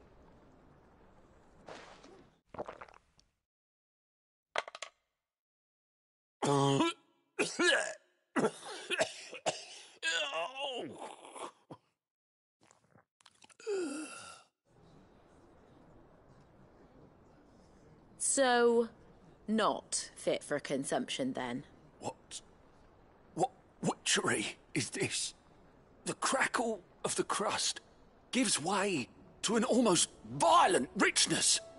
Yet it is the piquant kiss of the saint's bonnet that tames this savage dish. It is a tour de force, a force of nature even, a maelstrom of flavour and sensation, a graceful beast emerging from centuries of slumber. I think he likes it. Well, I can't quite tell with all that nonsense he's talking. But I reckon you might be right. It was decent then, I take it. Decent? It's remarkable. And I defy any man to say a word to the contrary. Sid, might I suggest that you command a party of your finest men and women to procure a dozen blueback wyverns forthwith? I'll give it some thought.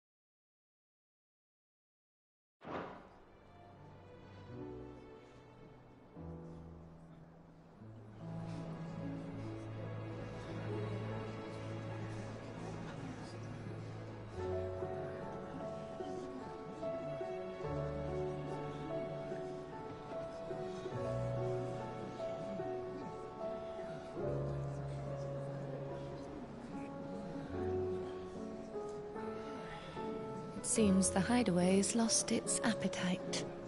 Can you blame them, with the skies as they are?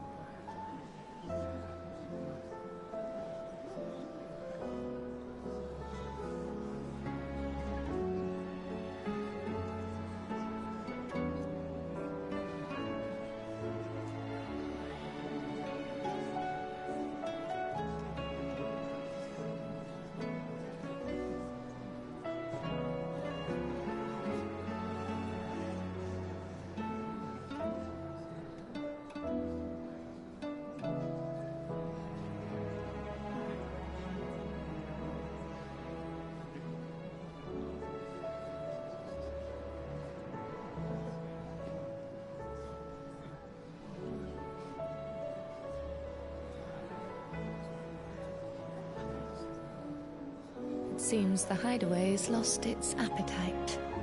Can you blame them, with the skies as they are?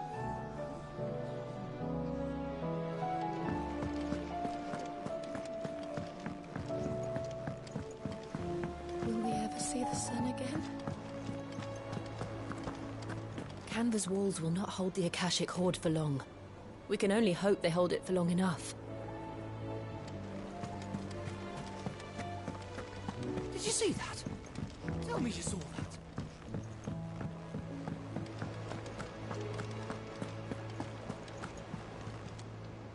Goat. Still alive, I see. So Lady Karen accepted the ruby. Ah, about that. I tried my best, but she was just too stubborn to take it. She threw it right back in my face, in fact, and told me I could stick my stupid stone where the sun don't shine. Karen refused payment. I hope it wasn't something I said. I'm sure you were as tactful as ever. Let me see what I can do. Oh, wonderful. I hope you have better luck than I did.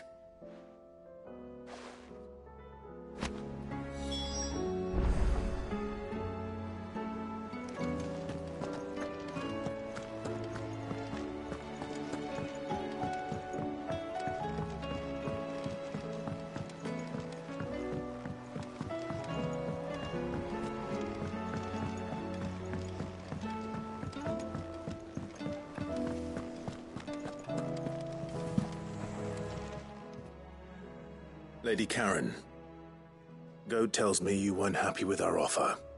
Would you prefer the debt was repaid in coin? What debt? I don't recall lending any of you lot me hard-earned gil.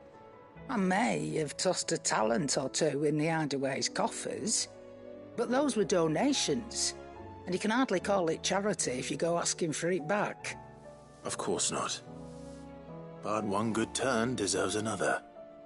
And our circumstances have changed. Surely you wouldn't shun the gratitude of a pauper who happened to have become a prince. Oh, so you're a prince now, are you? Fine. But I'm selling it and taking what I'm owed, then you're getting the rest whether you like it or not.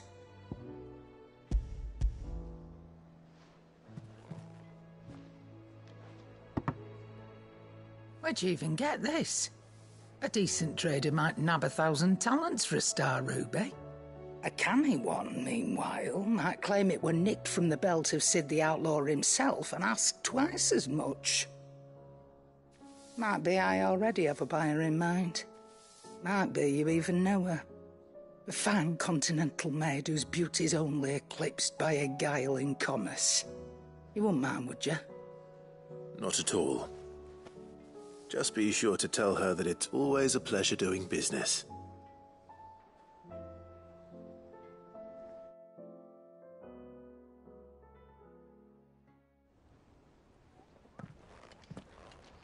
I hear you ended up delivering all 3 stones. Thanks to this lump. I sometimes wonder what I pay you for. Speaking of which, I still haven't been paid last month's wages. Oh, so you remember what's owed to you then? Get your ass behind that disc of yours and don't get up before those ledgers are square. Right away.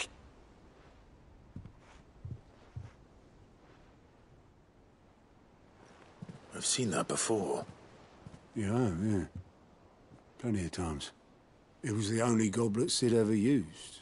Either out of habit, or because the filthy sod couldn't be bothered to find a clean one. I knew so little about him. Like most people.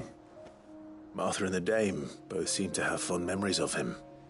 I bet they do. How long did you know Sid before he... Before he died? 20 summers, give or take. Back in the day, I was a purser on a trade ship, which is where I met him. He bought passage to... I forget where. And having nothing better to do on the long nights, we sat up drinking island rum till the morning bell dragged me back to my duties. Quit my post not long after that. On account of making a fine maiden's belly fat. But me and Sid stayed close, promising we'd one day sail the seas again. That was before fate stepped in and said she was having none of it. The magic woke inside my son soon after his first name day, and there was no hiding his knack. Couldn't you and your family have? My family were the ones who summoned the constable, wanted the monster taken away. I couldn't turn my back on him, forget what I felt, and I couldn't for the life of me understand how they could. Luckily, Sid was of the same mind as me. It was him who stood beside me when all I wanted was to tear the whole world down. Him who cried for me when I had no tears left of my own. Him who swore he'd do everything he could to stop it from happening again. And he was true to his word, too. Left the Royal Army once and for all. His ranks, his ribbons, gone. Just like that. Threw away everything he had. All to right a wrong that no one else had the courage to face. I knew then I'd follow that man to the ends of the earth.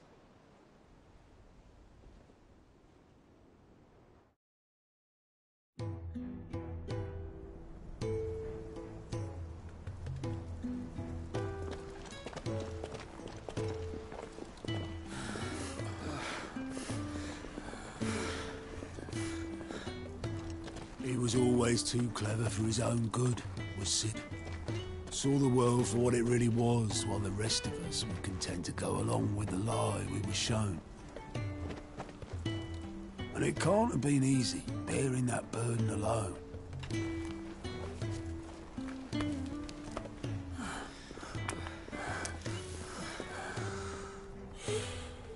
But he didn't let it stop him. He never lost faith in what he believed was right. And that gave us faith in him. Faith he'd steer us true. So I swore to myself that I'd always be right behind him, ready to catch the stubborn sod if ever he should fall.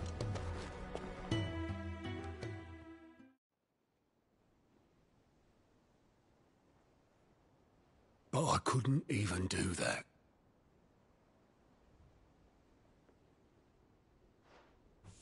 Ignore me. Just the ramblings of a tired old man. Leave that lot. I'll tidy it up in a bit.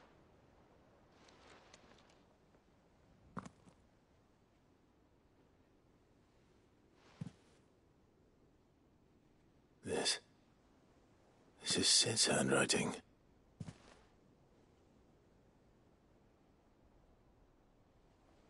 Dear Otto. I may be drunk, but I wanted you to know this place would be fucked without you. I love you, you grumpy old sod.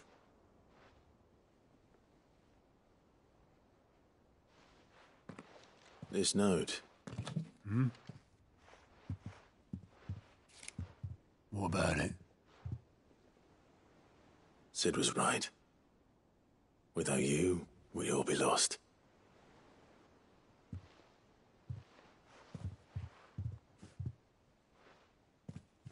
He should have bloody well said so then.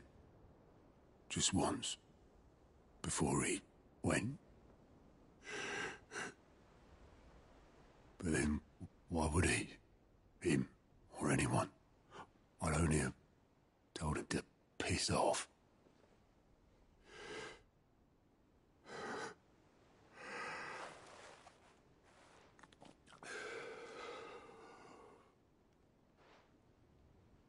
You're wrong, though. Both of you. It was never just me keeping the hideaway afloat.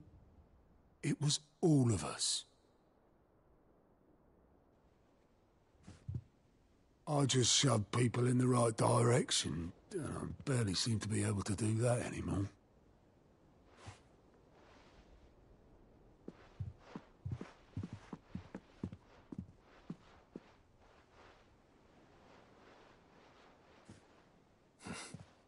Would you rather go at the helm?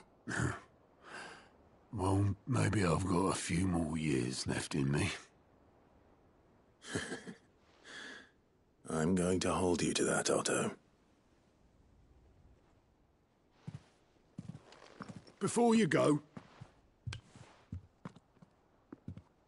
Sid would have wanted you to have this. But that's... This'll do me just fine.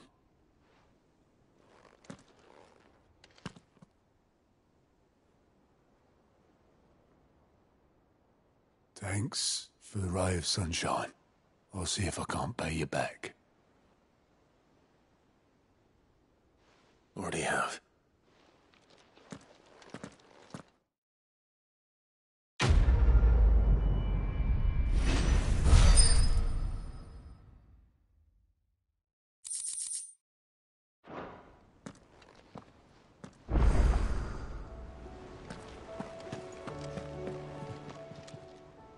Oh, I wasn't expecting you back.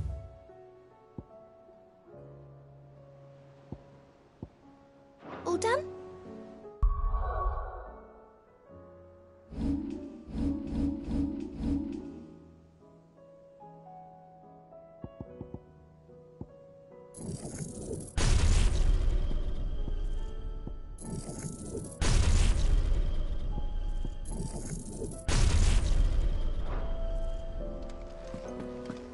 Are we even safe here?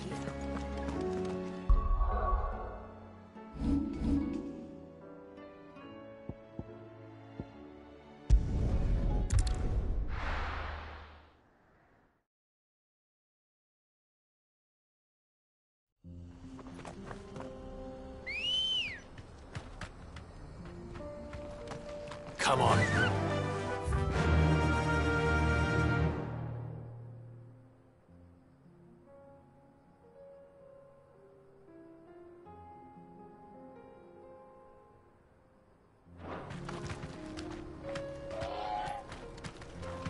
Faster!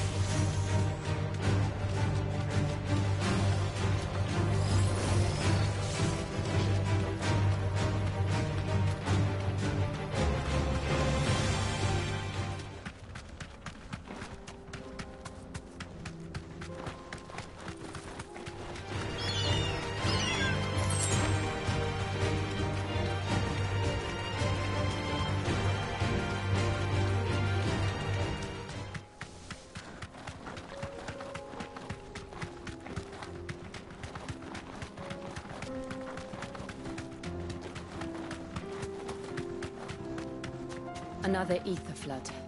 They're everywhere now. We can't go round it.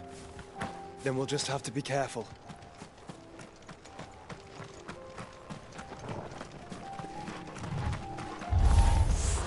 Right. I got here in time.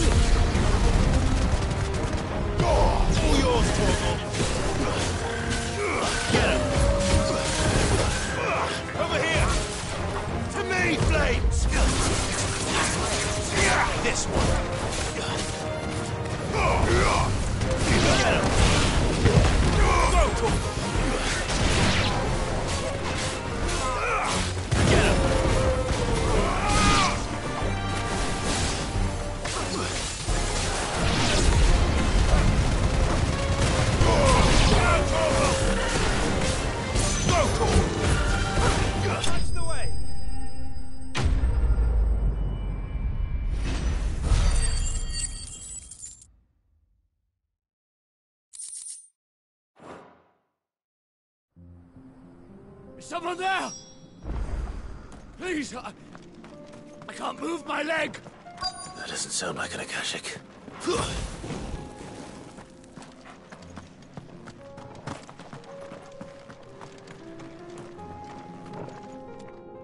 You're with the battalion? I am. I heard the fighting. Are the others? Taken care of.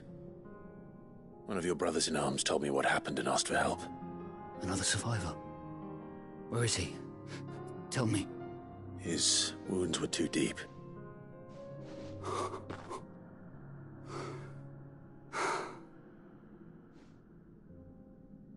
He was right to send you. Those things you slew are no longer my brothers. Tabor is safe thanks to you. Here, you've earned it.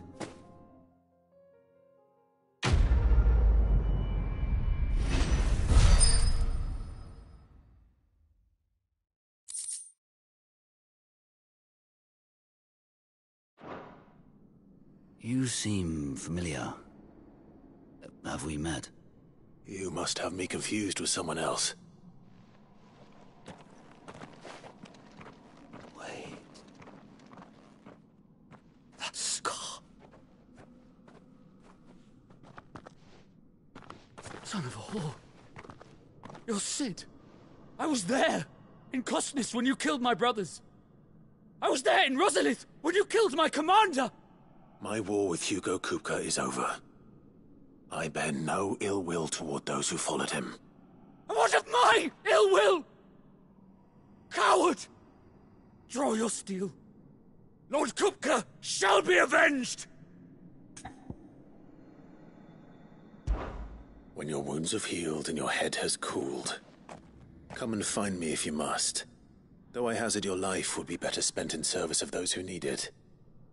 Or have you forgotten your oath to the Republic? My oath? What would you know of oaths? I know how hard they are to keep. Which is why I'm giving you the chance to keep yours. No. I won't be deceived. Lord Kupka told us of your crimes. You are an outlaw. A murderer, not some man. Like you or anyone else. I am nothing like you. But if you're not gonna kill me, then go. Leave! Just know that I will find you, Sid. Someday.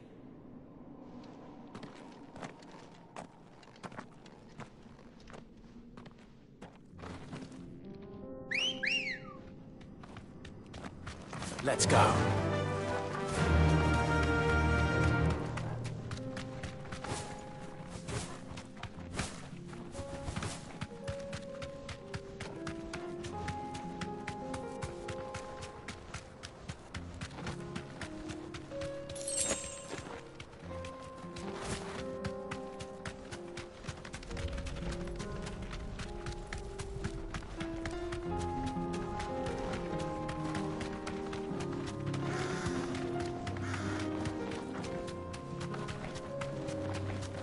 We're nearly there. Have you been to Tabor before? There are a few places I haven't.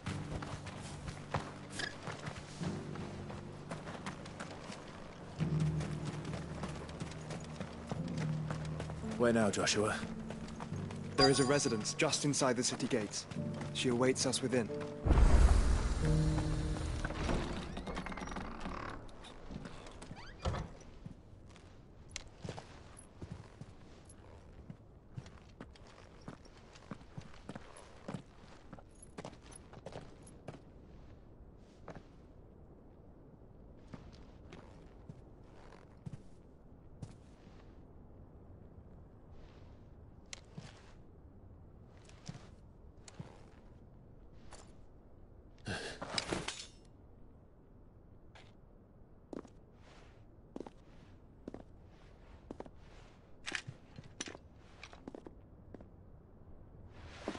My Lord Marquis, it is an honor. I am Yote, Knight of the Undying, charged with the protection of His Grace Joshua Rosfield, Keeper of the Flame of the Phoenix. Of course. It all makes sense now. Would you care to elaborate? The Undying are loyal servants to the ducal throne. Or more specifically, to its heir. They have served our family for generations, albeit from the shadows. Since their inception, they have been tasked with the preservation and enactment of the rites of ancestral communion. After the events at Phoenix Gate, it was the Undying who delivered me to safety. And since the day I left Rosaria, Yotei has been my constant companion and protector. Without her sword, I would not have survived my journey across the realm. Rise, Lady Yotei.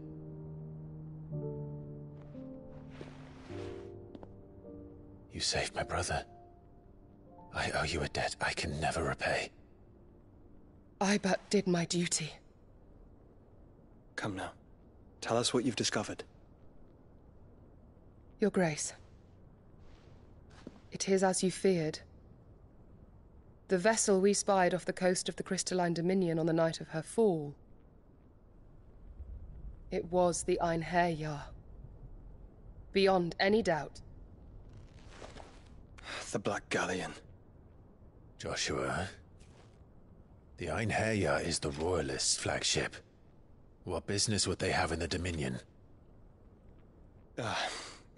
Upon learning of Waloed's involvement in recent events at Drake's Fang, I sensed the malign influence of Ultima, and bid Yotei and the Undying look into the matter. We have reason to believe that the Black Galleon weighed anchor shortly after the fighting began, and set a course due south. For Canva. Then it is Waloeda knights who besiege the cities. What is left of them, yes. And the Black Galleon sails at but one man's behest. Barnabas Tharm.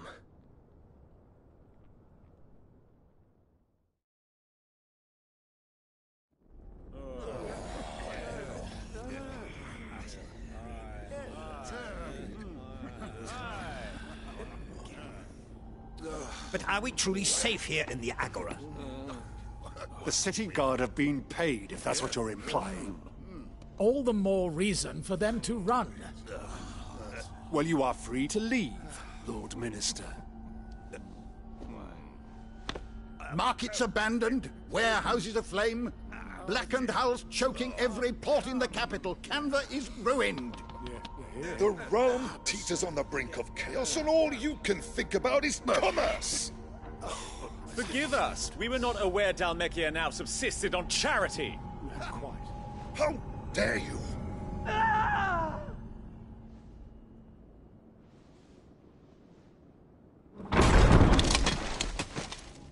Distinguished members of the Council, you must forgive His Majesty this intrusion. What is the meaning of this?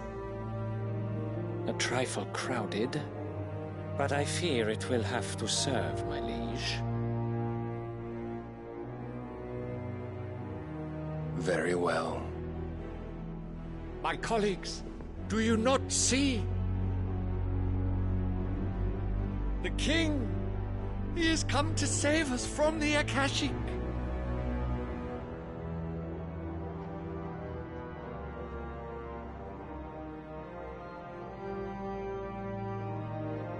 He is a gift from the heavens, divine intervention, our very salvation. And of course, if it is compensation he requires, we would be most willing to negotiate a fair price for services rendered. Fools! Your ignorance unbecomes you. Your Majesty, correct me if I'm wrong, but I would swear that the fiends washing the cobbles of Canva with the blood of her citizens wear the colors of Waloed. Ha! So you do not deny it. Guards, fetter them, and see our guests to the dungeons!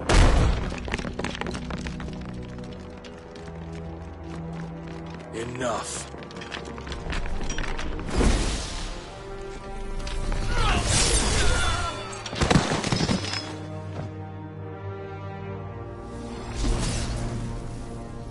Pathetic creatures.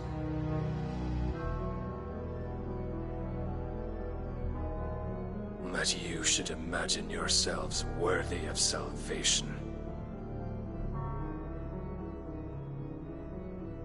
The girl is still here, somewhere in the city. Her consciousness fair dripping with her late father's hubris. A consciousness to which Mythos is inextricably bound and inexorably drawn. See that he is made welcome. Yes, Your Majesty. Come, Mythos. Surely the prince's light cannot have sated you.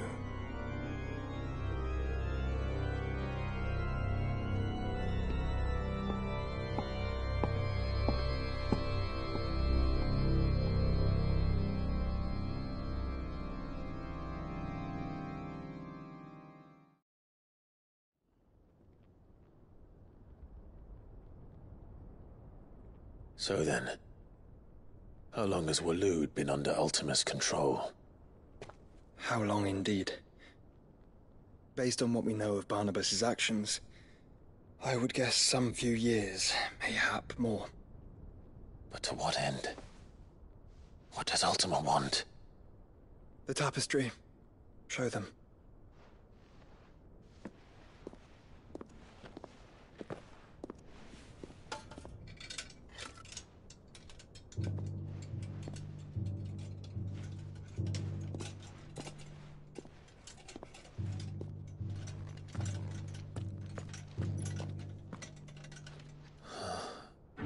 By the flames. Phoenix Gate, Drake's Breath, and now here. But what is it? It is old, ancient, even. Naught remains of the faith it represents, save what can be gleaned from the image itself. None could tell me what the one in the apothecary meant, even the Undying. But I believe it may be the key to discerning Ultima's purpose. That figure in the center, the one beneath whom the icons congregate, that I believe to be Ultima. He is a god, or at least godlike, his very existence beyond our ken. The icons, and by extension their dominance, are meant to be his subjects, and while some, like Barnabas, have accepted this role, others have rejected it, like you, Clive, which is rather inconvenient, as it appears he needs you most of all. And gods don't like to be disobeyed. No, I don't suppose they do. Clive, may I tell Yote of the lake? By all means. Yote, I will be accompanying my brother to the Free Cities. Whilst we are afield, I would have you watch over those Clive has made his wards. Omielos delan tuisag ilith. Though well concealed, the hideaway lacks trained fighters to defend its occupants should they be discovered. But it is my duty to... As it has ever been my brother's duty, remember. If that is your wish, Your Grace. But please be safe. If aught were to befall you, You have my word.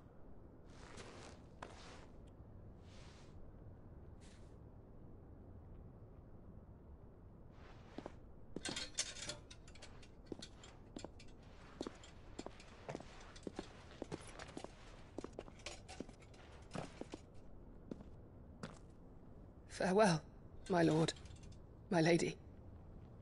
We are in your debt, Yote.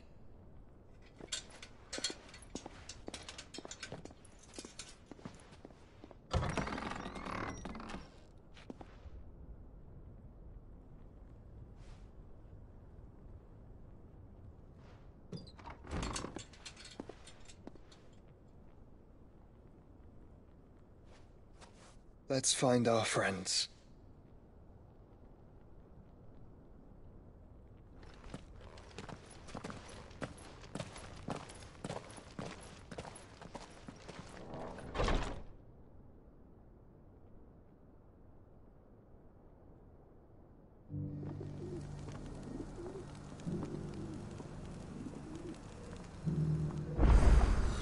It's plain she cares for you very deeply.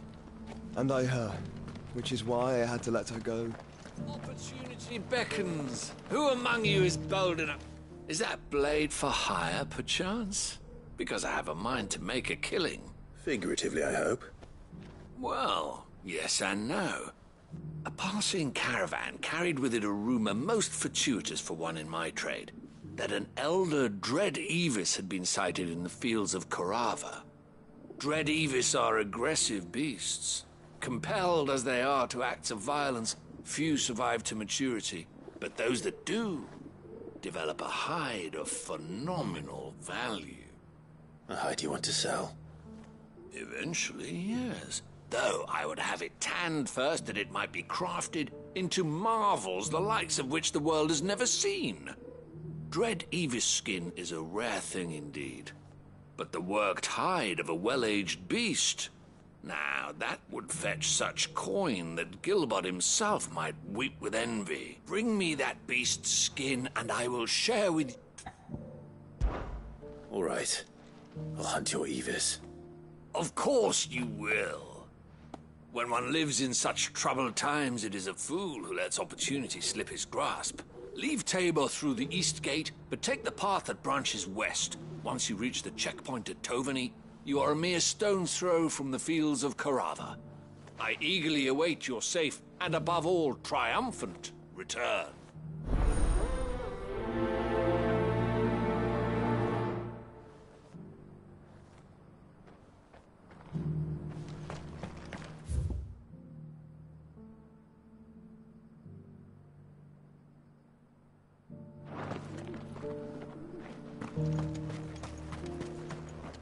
Here, take a look at my wares.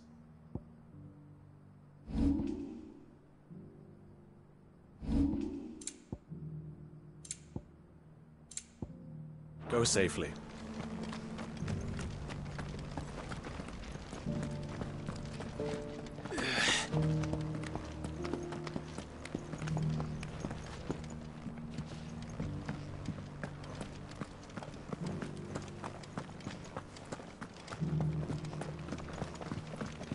You there! This... Finally.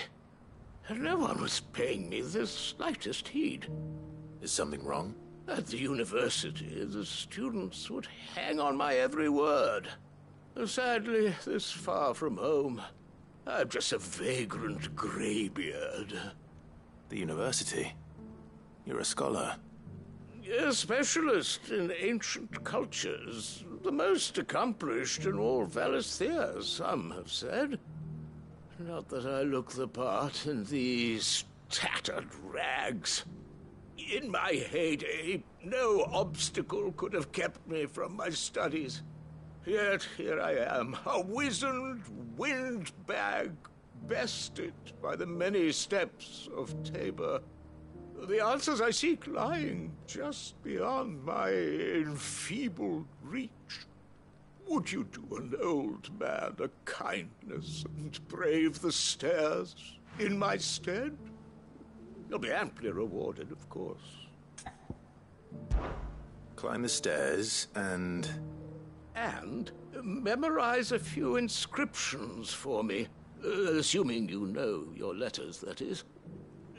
Some courteous soul is rumored to have carved clues to Tabor's rich history into stones dotted about the village.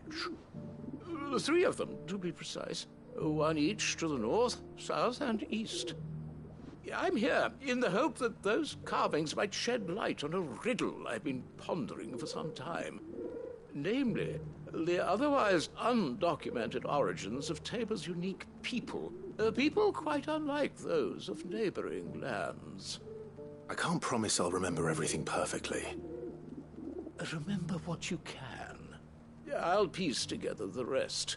Make for the domed pavilions, and you'll have no trouble finding the stones.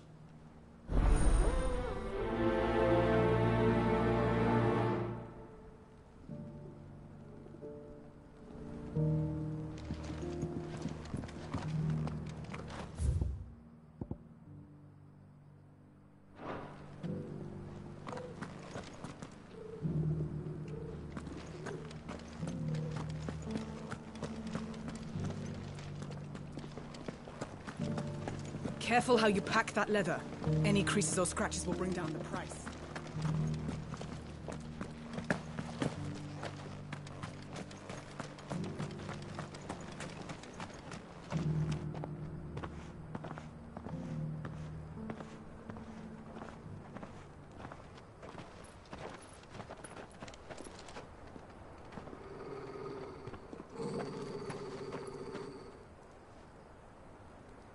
Cyril. How fares the search? Well, Your Grace, my report shall be with you ere long. Ah, yes. Yotei is otherwise engaged, at my behest. And the duty of wardenship? Fulfilled. For as you see, I've been reunited with my first shield. I am Cyril, Knight of the Undying and bearer of the Burning Quill, charged with chronicling the mortal deeds of His Grace, Joshua Rosfield, Keeper of the Flame of the Phoenix, and rightful Archduke of Rosaria. I entrusted Cyril here with overseeing the investigation into Ultima's origins. Findings from his brothers and sisters afield are delivered here to be collated and catalogued. Just how many Undying are there? Not nearly enough, milady. Yet we are glad to give our all in service to the Phoenix. Such is, and has ever been, our creed. I see. You have your associates, I have mine. But you may now think of them as ours. That won't be a problem, will it? The Phoenix is our sun, and we but the shadows that quicken in his radiance. It is from the darkness that we serve, both him and now you.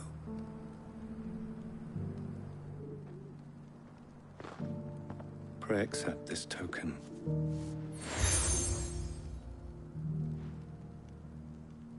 For as long as you bear it, members of our order will reveal themselves unto you, if there is nothing further. No. You are dismissed. Your Grace.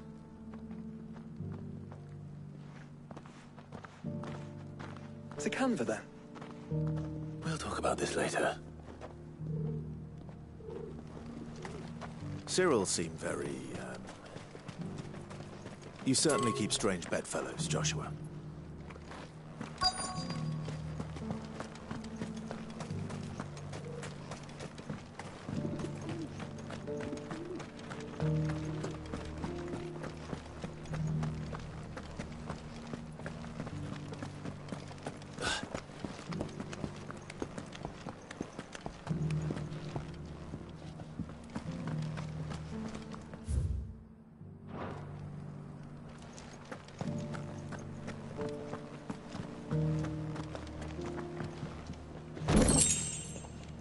So it's these stones to Canva, and the rest of the boxes to Dalmor.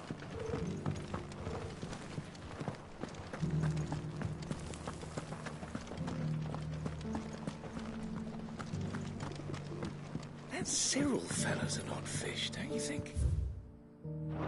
Well, scholarly sorts are bizarre, aren't they?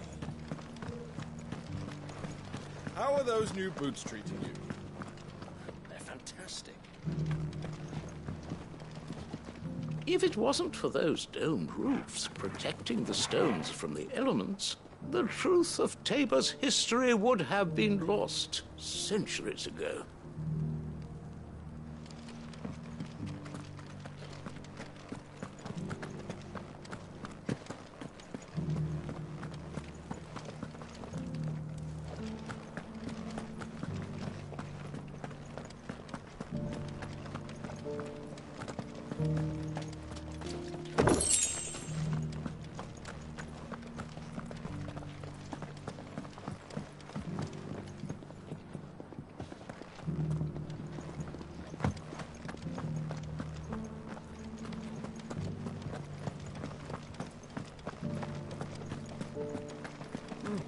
Not a scratch on them. Have you noticed the Elder has been coughing less? Thank you for the deal, leg, mister.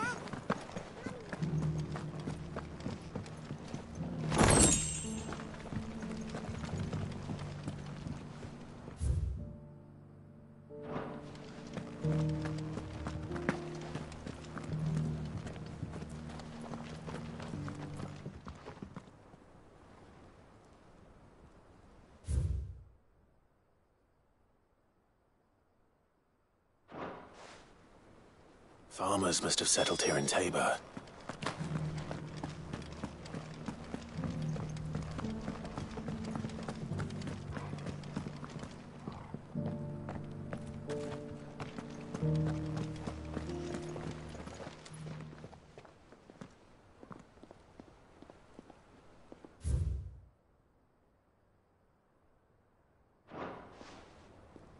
What golden plains might the wanderers have called home, I wonder?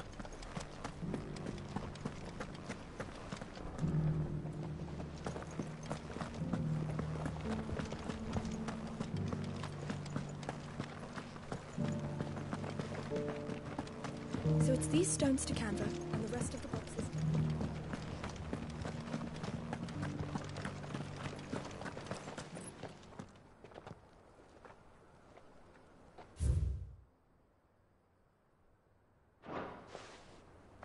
No history would be complete without mention of the mother crystals. I should speak to the old scholar before I forget everything I've read. Well, scholarly sorts like him always are, aren't they?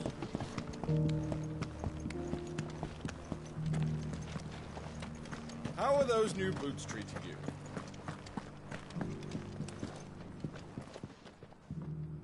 The engravings were in good repair, considering their age. Oh, would that I could have seen them for myself. Come, don't tease me now. What did you learn of this place and its people? Let's start with the engraving to the south, shall we? What did it say?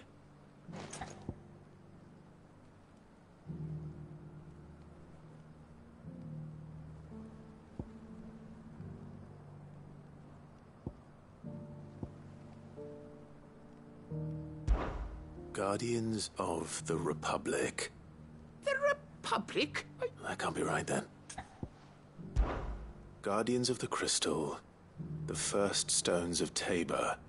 Sacred hold thy noble blood, till ends the mother's labor. I'm pretty sure that was it.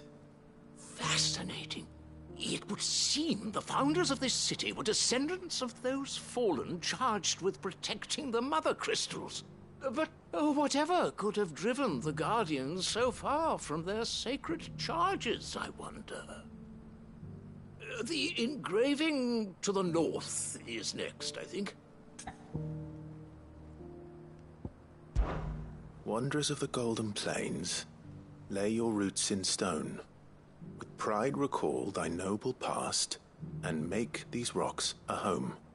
Or, I think that was it, at least. No doubt you're right. There are vestiges of nomadic customs in Tabor its guardian roots could never account for. This is proving most enlightening. Now, for the final stone.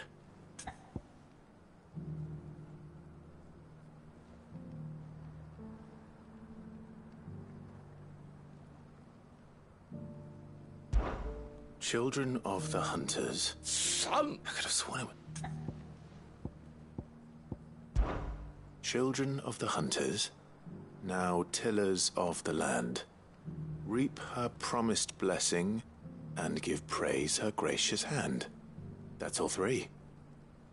And so, we add primitive farmers to Tabor's 3 engravings, one for each of the 3 peoples to have settled Tabor in ancient times.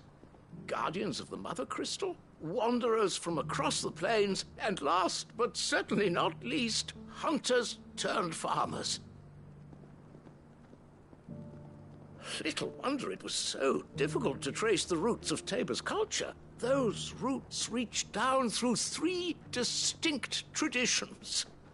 Nonetheless, one cannot help but wonder why this fact is not better known among scholars, given that the stones stand here for all to see. Too many stairs, perhaps. Ha! Too many by far. Here, and thank you.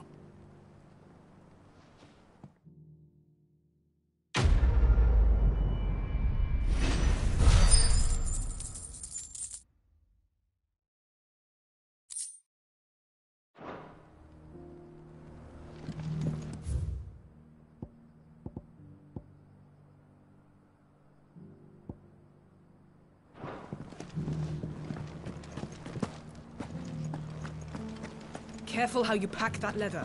Any creases or scratches will bring down.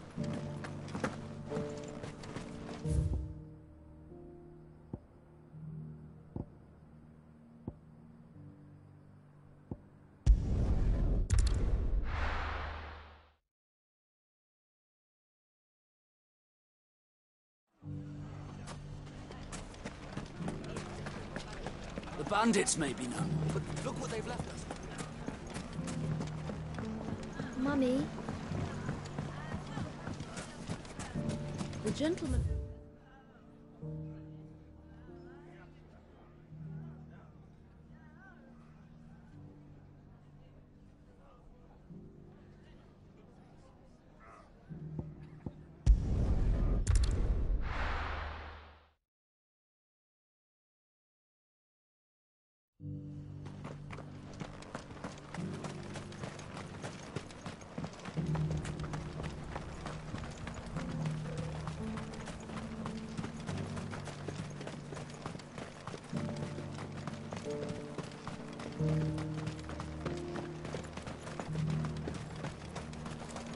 The free cities under siege?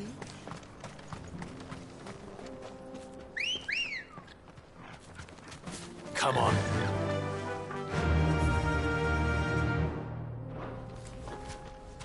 Yeah! Are you sure this is the right way, brother?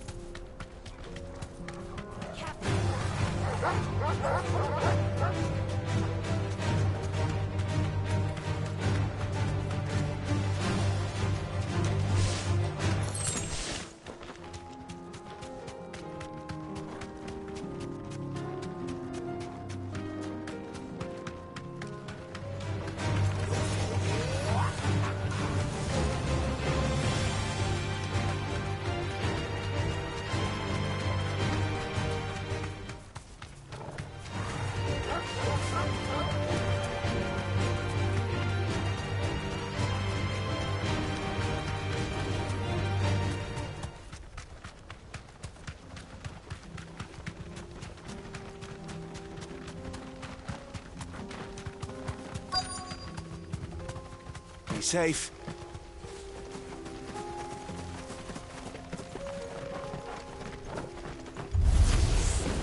Old he may be, but it looks like there's still plenty of fight in him yet.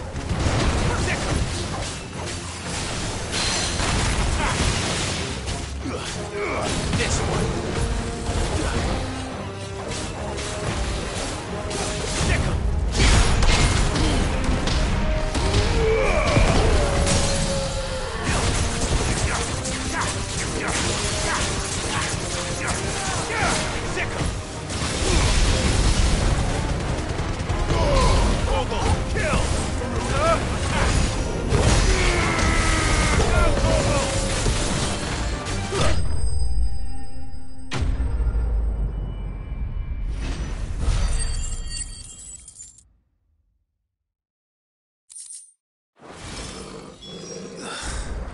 This thing reeks. The sooner it's off my hands, the better.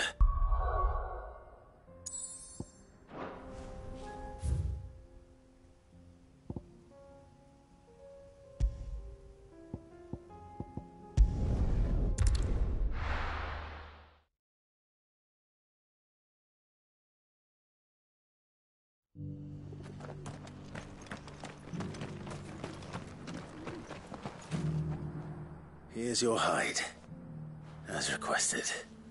I worried you might never return. Quickly, let me see it.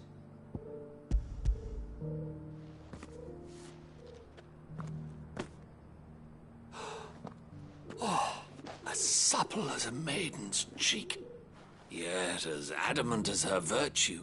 Clearly, my trust in you was not misplaced. Join me, as my honor... I don't plan on making a habit of this. I'm busy enough as it is. Very well.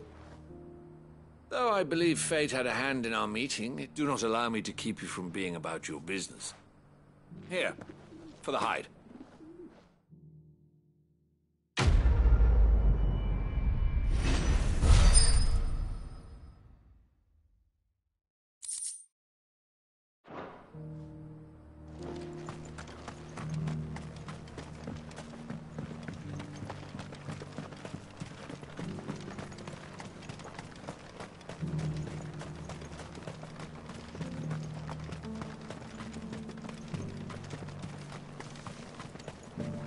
The free cities under siege.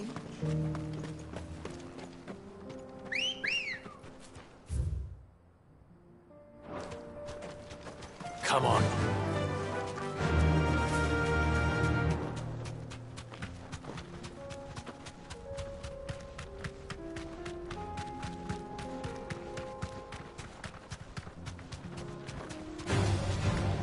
Orcs. Then let us be rid of them.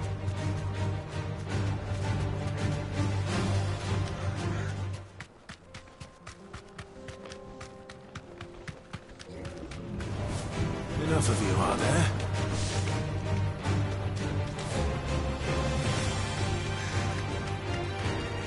Clive. Smoke. Is the city fallen?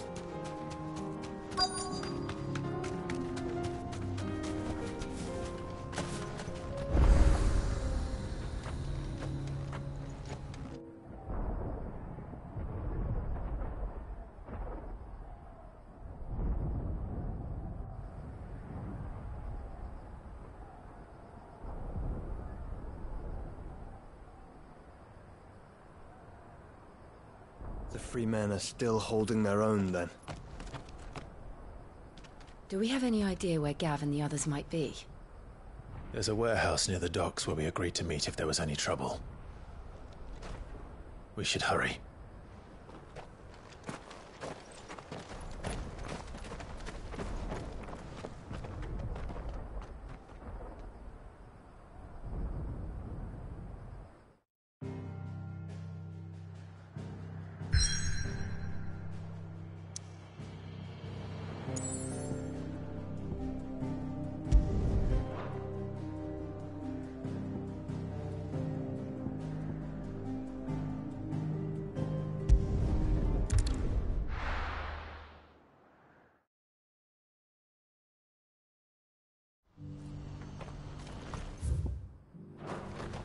What's happened? The guards at the gate, you right? If we're going to do this, we'll need help. Clive, your timing is impeccable. It just so happens that right at this very moment, we're in need of someone with your talents. And what talents would those be? Why, your fearlessness, and your skill with a blade. I'm listening. Well, as I'm sure you're aware, when these dark skies swept over the Republic, so too did a wave of chaos and confusion.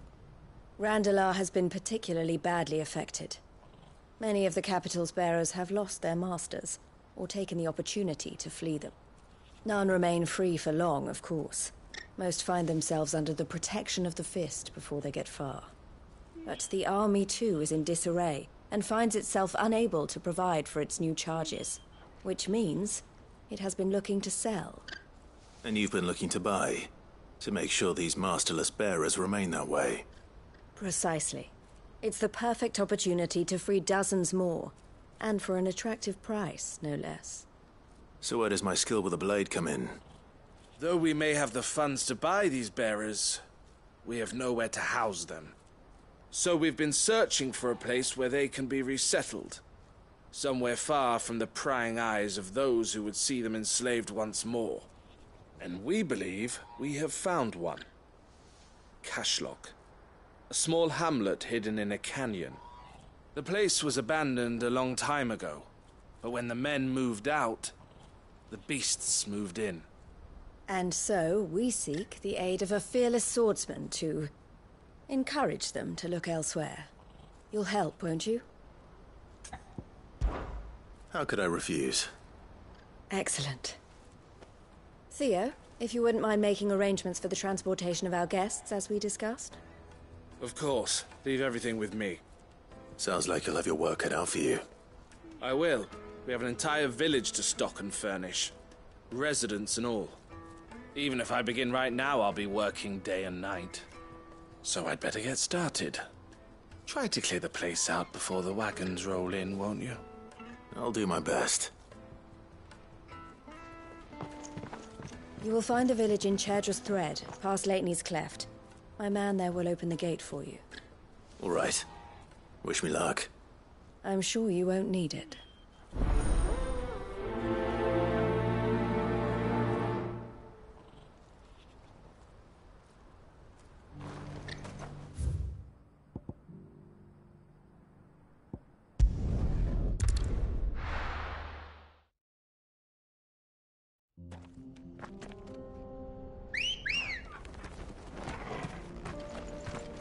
Ready, go? Run like the wind.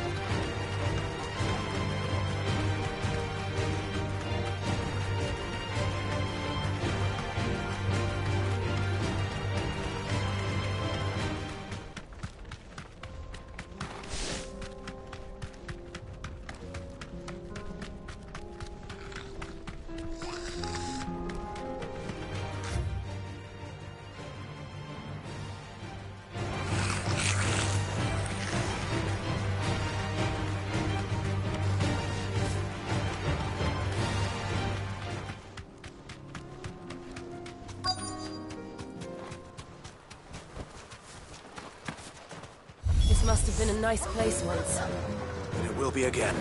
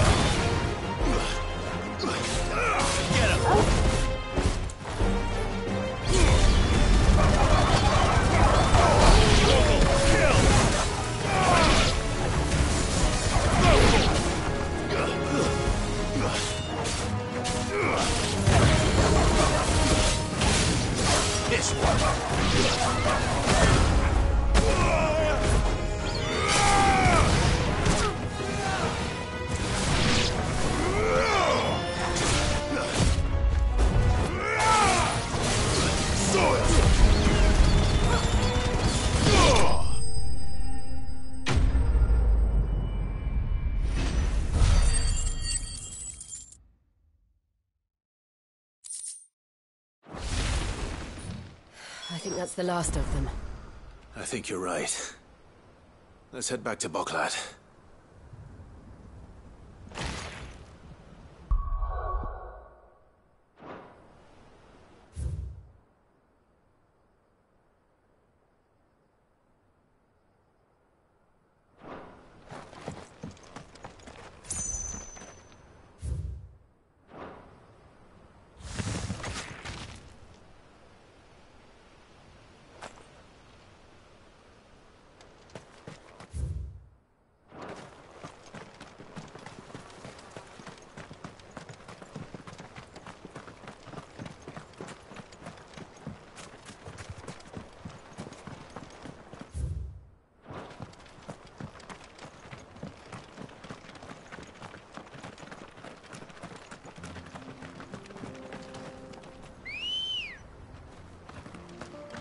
Come on.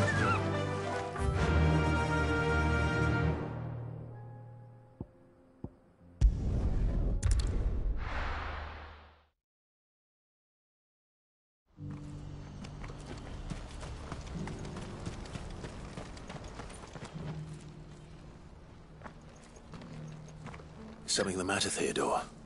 Quiet. Those are our terms. I trust that you will give them your full consideration.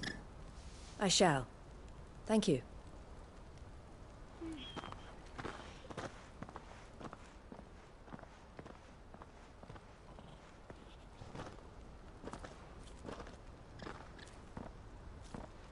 Him again. Someone you know? Yes. And, no. But enough about him. How did you fare down in Cashlock? It's done. The village is safe now. You made quick work of it, as always. I should go and let Eloise know. Don't let me keep you. But Clive, don't tell her I was watching her, will you? She'll only get upset.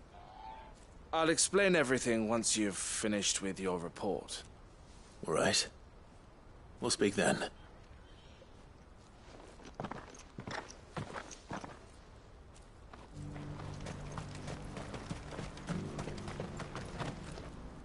Eloise, I just got back from Cashlock. The village should be safe now. Thank you, Clive. Here, something for your trouble. Well then, now that you have laid the groundwork for our little project, I suppose we'd better finish the job. The first thing we'll need to do is make sure our offer for the bearers is accepted. You're still in negotiations? We are. A trusted colleague has been dealing with the Fist on our behalf, but things have been trickier than we anticipated. I suppose it's to be expected. This is the army we're dealing with. Fighting's what they do. But we shall emerge victorious in the end. Well, if you need any help, you know where to find me. I'm not sure I do. But thank you, all the same.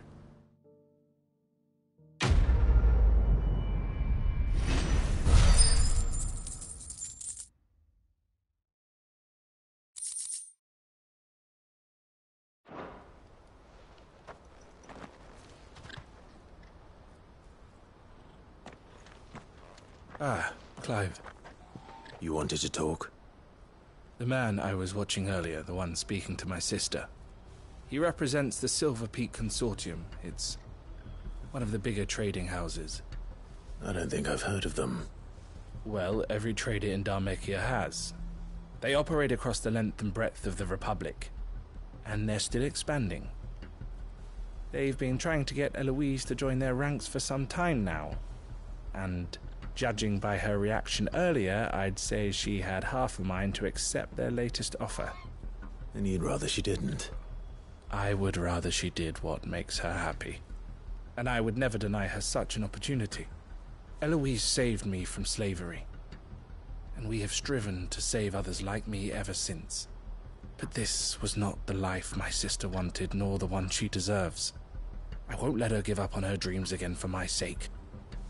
She freed me from my bonds, and she must be freed from hers in turn. You're a good man, Theo.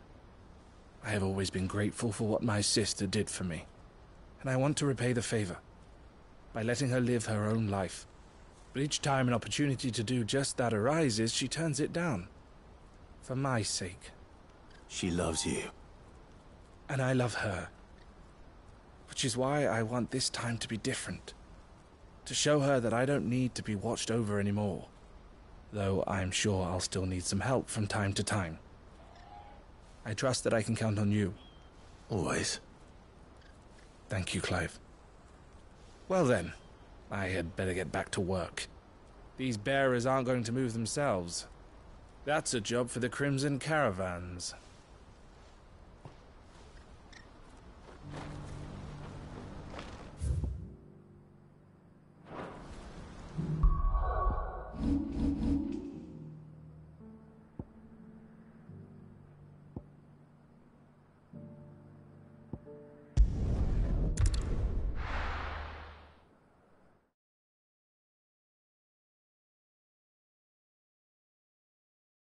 I'll be taking you all to a storehouse in the Bales.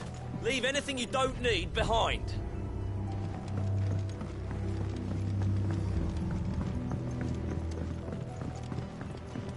You know what you have to do. I won't let you down. Clive, I fear that I must bid you farewell. As you know, our time grows short. The Lord Chief Justice's vultures are circling. We must strike now. Before we part, I want you to know that, though I may not always have been your most vocal ally, I trust you, as I trusted your predecessor. Thank you. I appreciate the sentiment, and I understand more than anyone how you feel. But is revenge really the answer? It is the one I found. And it is all that I have lived for since that day. But what of Lostwing?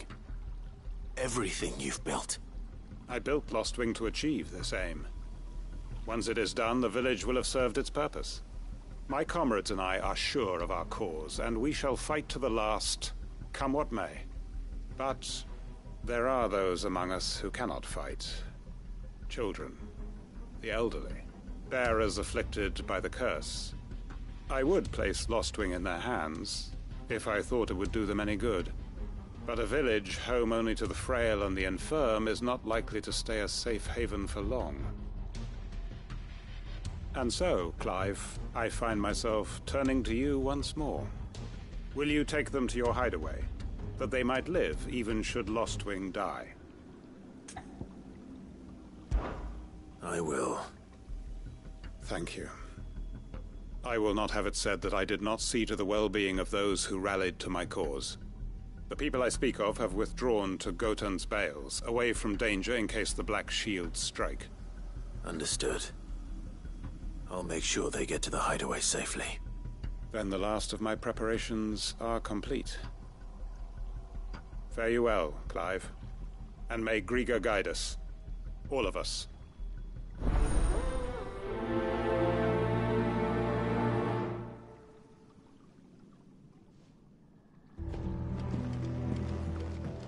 Come then, brother. We are awaited in Gotan's Bales.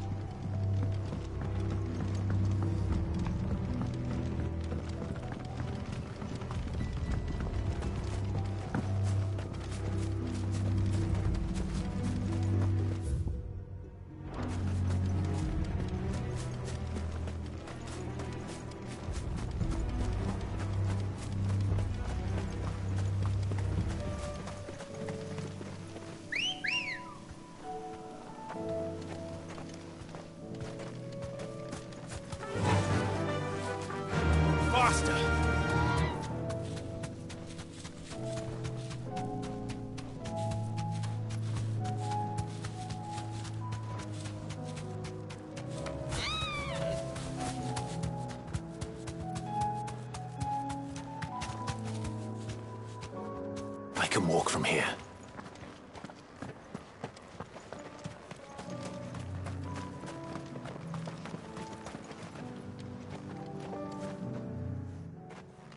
Everyone, Quinton has asked that you come with me. He can no longer guarantee your protection, but I can. There's a safe place I can take you to. Well, if that's what the Master thinks best. Sid, none of us would be standing here today if it weren't for Master Quinton. We owe him our lives. So we ain't about to start telling him what he should do with his. If he's saying we ain't safe in Lostwing no more, it's 'cause he ain't coming back. And if that's what has to happen, then so be it. I only hope he can see this through to the end. That we get to see justice done. I hope so too. Oi! You lot! Where's everyone else? They ain't already left, have they? They've gone with Master Quinton. Fuck! Fuck! Fuck! What's wrong? I've just come from the Justice's manor. We have to get Quinton to call off the attack. It ain't just the Black Shields protecting the place. He's got a guard dog and all. A fucking monster. They don't stand a chance against that thing. If I don't get the message to them, they're all gonna fucking die. No. We can't let this happen. Sid! Don't worry about us. You've got to catch up with him. We can't let Quinton die before that bastard does. All right. I'll do what I can. Where is this manor? It's way over to the east, through the woods. Heavenhall, he calls it. Promise us, Sid. Promise us you'll do what you can.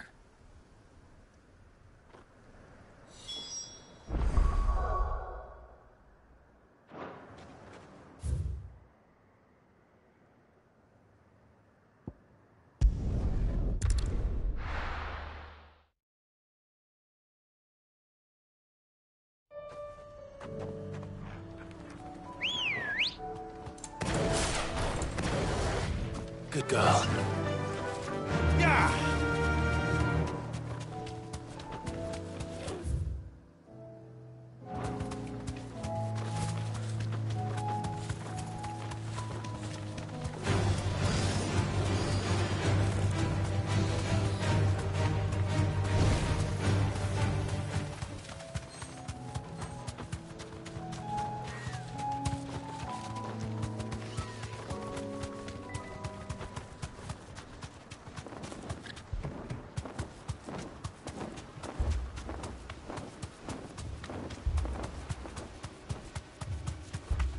Clive, look. No. Don't tell me we're too late.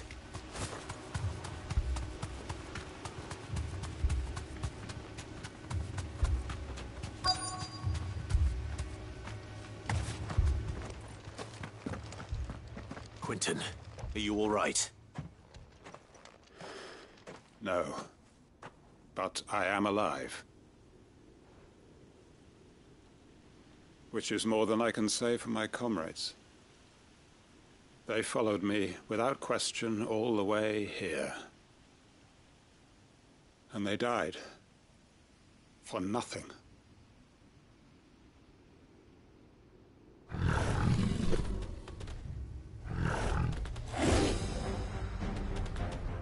This must be the guard dog. Quentin. I'll hold it off. You go.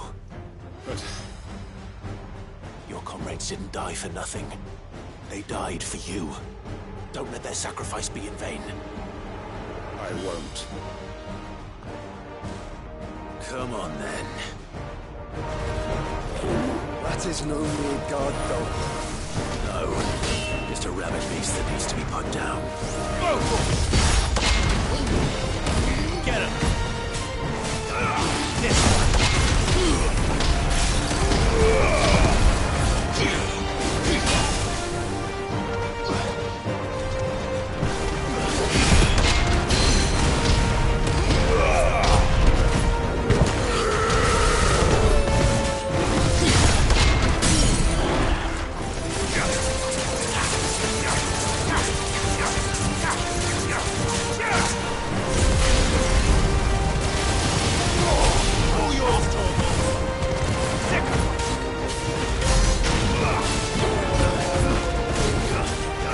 This one!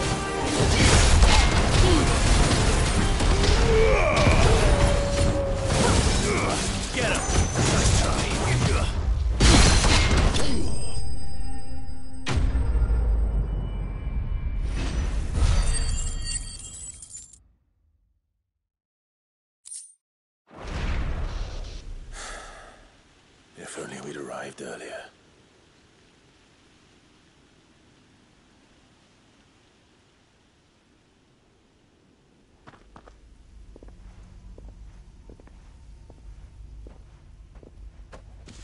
Is it over? It is. He wept and begged for mercy. And I cut him from ear to ear. Just as I dreamed of doing all these years. All my plans. Building a haven in Lostwing.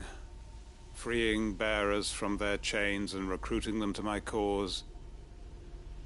It was all for this. But what is this? Justice? My faithful comrades. All those lives lost. So that I might take another. Quentin. Master Quentin! Oh, thank Grieger you're safe. You? You're alive? And so are you. I'm so sorry. I tried to warn you about that thing. It's Lostwing. It's been flooded. What?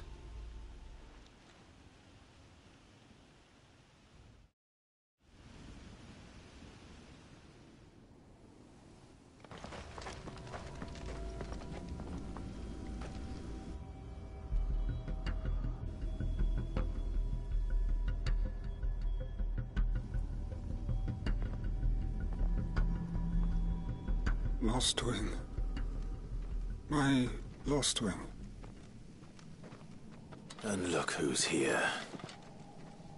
They must have stolen in after we left, just before the flood struck. What if there are still people in there? Don't be a fool!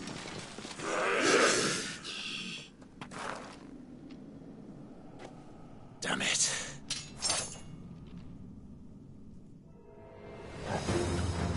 Quentin's not going to last long in there. Then we finish this quickly.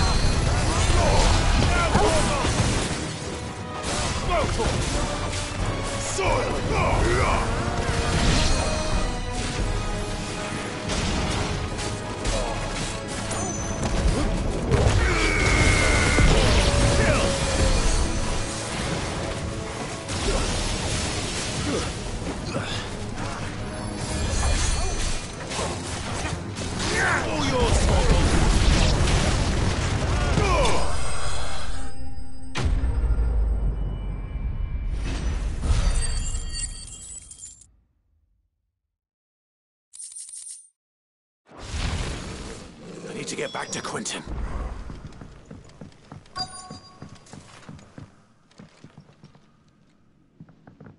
Quentin! Quentin! Look at me! Thank the Founder. He hasn't turned. I'm going to get you out of here.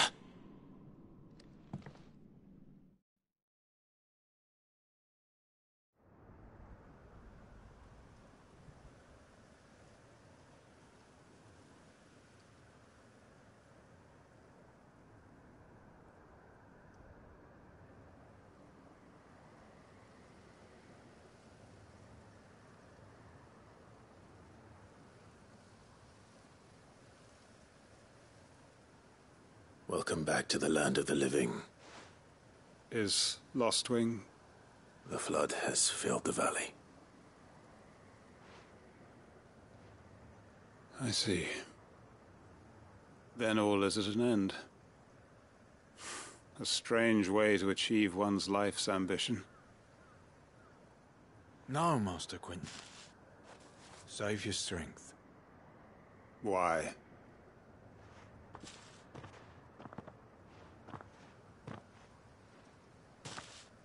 All that I strove for is gone. Only emptiness remains. I have nothing left to live for. What the heck are you on about? You've got us, ain't you? Don't try telling me you only freed us so you could get revenge. We're more than that to you, and we all know it. I thought you weren't coming back. But I prayed, and you did. There's got to be a reason for that, right? Can't we just go back to how it was? You know, you looking after us all. Your work ain't over yet, Master Quentin. We believed that you were the right man to lead us, and we still do. Your village may be lost, But it seems your people aren't. So long as you remain to guide them. But why? After what why would anyone follow me? Because we're family, aren't we? Family? Yeah. And all our comrades who went with you, they felt the same. Lostwing weren't just a village. It was all of us. It was. And as long as we're still here, it is too. We can start again. Build a new Lostwing. Right here in the Bales.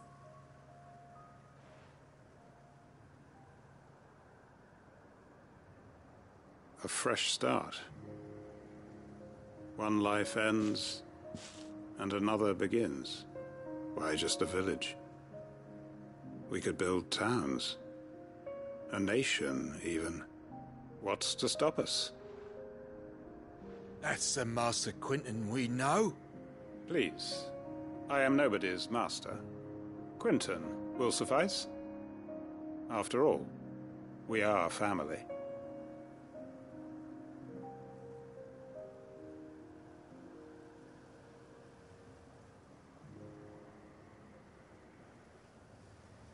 Permit me to withdraw my request.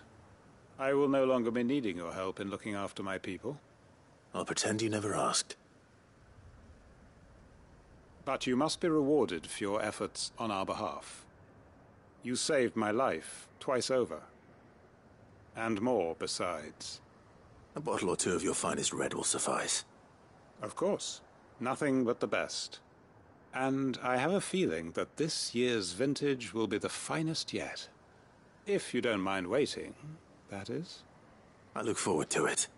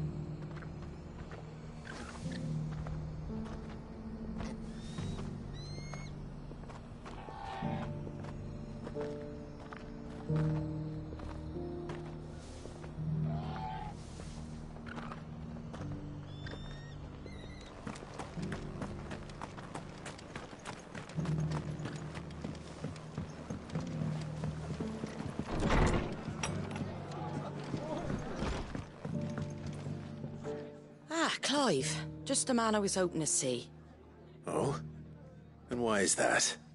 You remember how some of Sir Wade's guardians took up residence here after the Akashic attacked? Well, now the rest have come to join him. Seems their barracks in the Lazarus have been lost to an ether flood. Now, I don't mind having a few more brave boys around to keep them animals at bay. I ain't daft after all. But we ain't got nowhere for 'em to bed down. Poor buggers are having to make do with haylofts and chocobo pens. I'd build 'em a new barracks here if I could.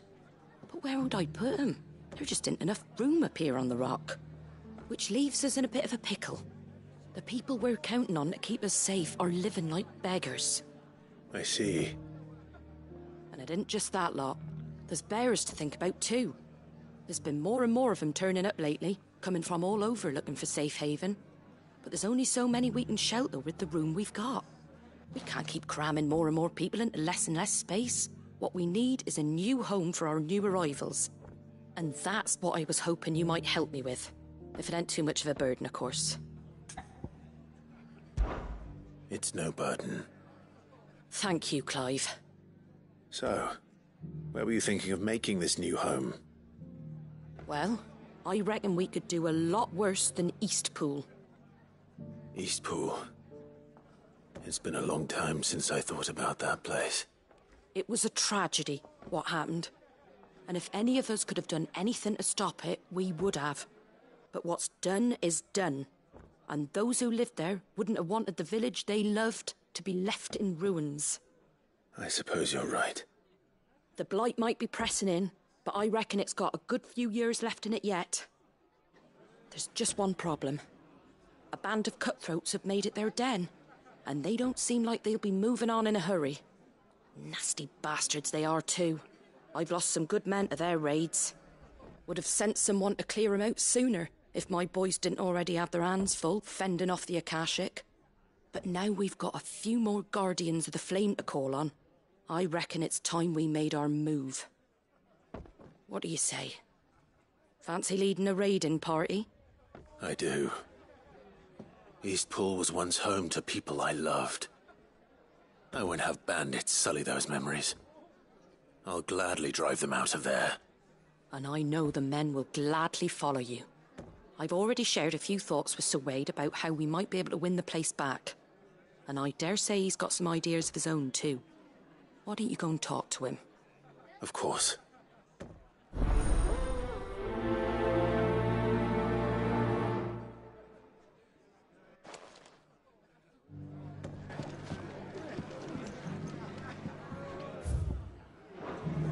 Back to Eastpool, then. Not just yet. Let's hear Wade's plan first.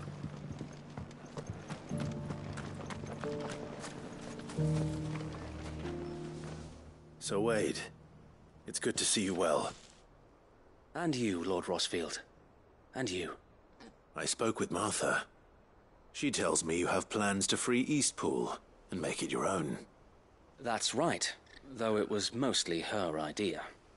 I rather fear my men have been treading on her toes somewhat since joining us, not to mention each other's. And then there are the bearers, men and women who found the courage to flee their masters and sought refuge here. We need somewhere to settle them, and I can think of worse places than Eastpool. As can I. Which is why I agreed to help you win it back. That's very kind of you. I'd be most grateful if you would. With you beside us, we shall soon send that rabble of rogues running for the hills. So, what can you tell me? That thankfully there aren't too many of them. Fewer than a dozen at our last count. And rather less, thankfully. The road that leads there will more than likely still be crawling with Akashic. A small force would suffice to clear the village, but if the Akashic were to follow them in, that force could end up trapped between a rock and a very hard place indeed. I'll head into Eastpool and deal with the bandits. You and the Guardians can stay outside the village and fend off any Akashic who come too close. Make sure I'm not taken unawares. I can't ask you to bear all that risk yourself, my lord. The Akashic are the bigger risk. I can handle a few bandits.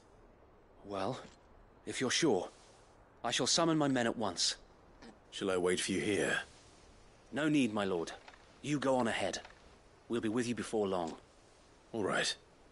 I'll meet you at Eastpool then. We shall see you there. And may victory await our coming.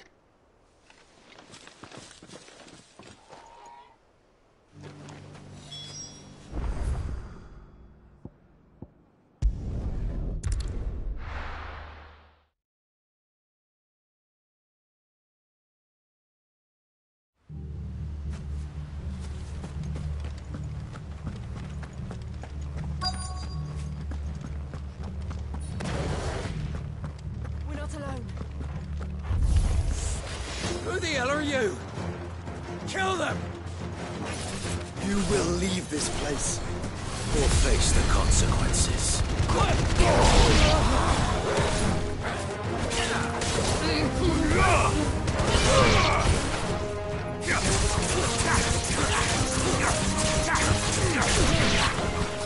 This one.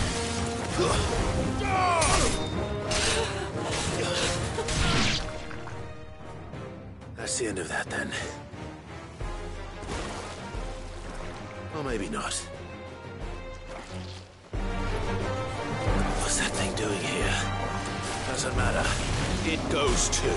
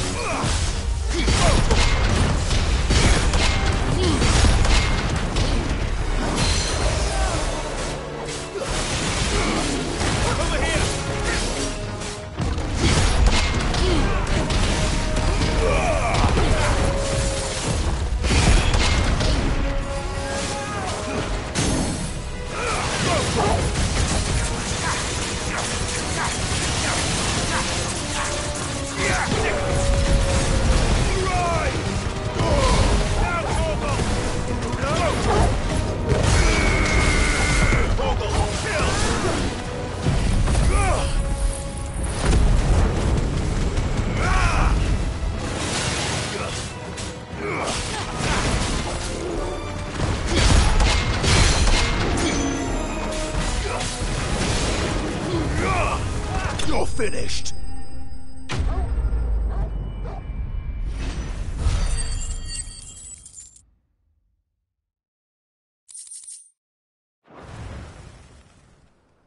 Any more surprises?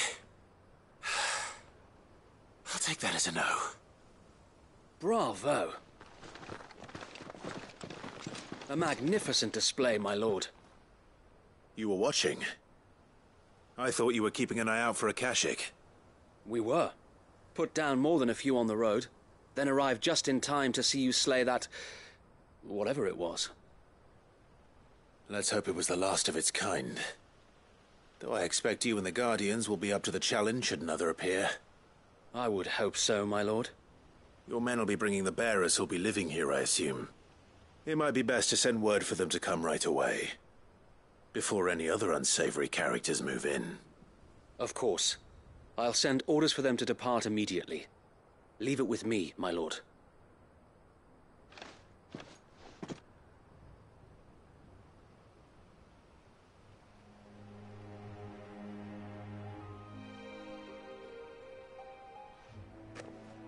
Home. Without masters. No. We're the masters now. Our lives are our own at last. That's all of them. And not a single Akashek in sight. Now to begin the important work of rebuilding the place. It won't be easy. Especially not after 5 years of beasts and blackguards having their wicked way with the place. The masonry might still be sturdy enough, but half the beams are rotted. Those that weren't lost in the fire or burned by the bandits, that is. It'll take a bit of elbow grease, but we'll see Eastpool rise again. Just you wait. So wait. Lady Hannah is buried here. If you don't mind, I'd like Oscar to join the rebuilding efforts. He should be a part of this. Of course. I couldn't agree more. I'll let Martha know that everyone arrived safely. If you need anything more, you have only to send a Stolas. And we will, my lord. Safe travels. Eastpool lives again. Let's go and tell Martha the good news.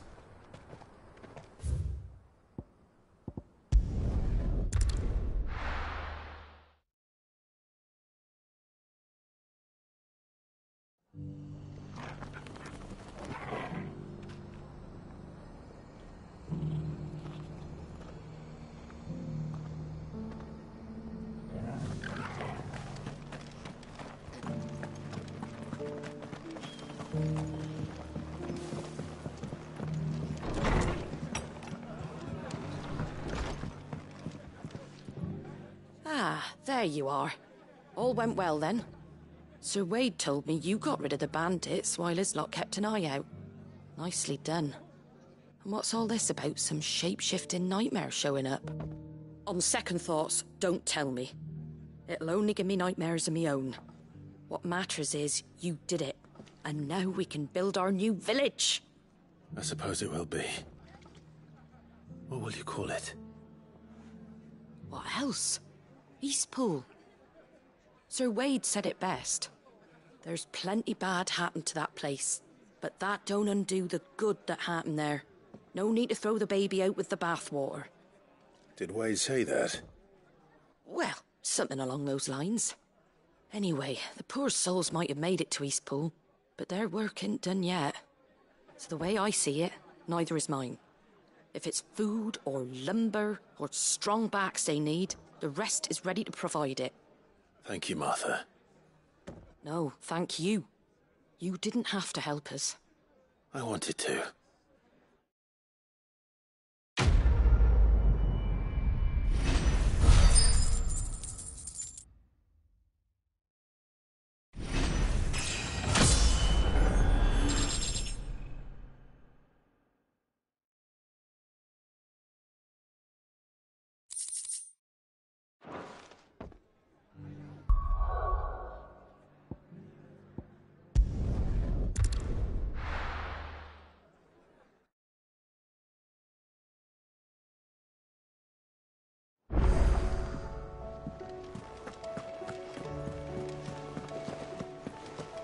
Did you see that?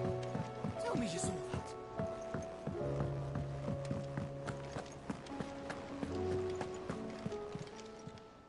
Welcome to the Patron's Whisper.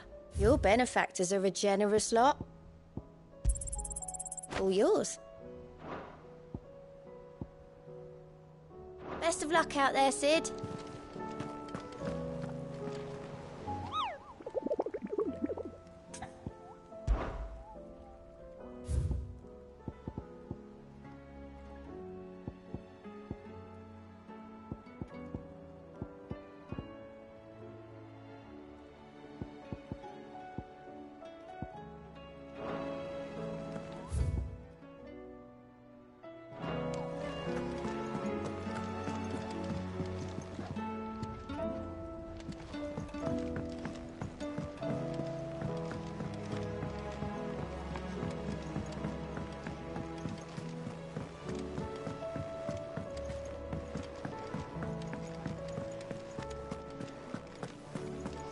Did you see the pair that got hauled into tires?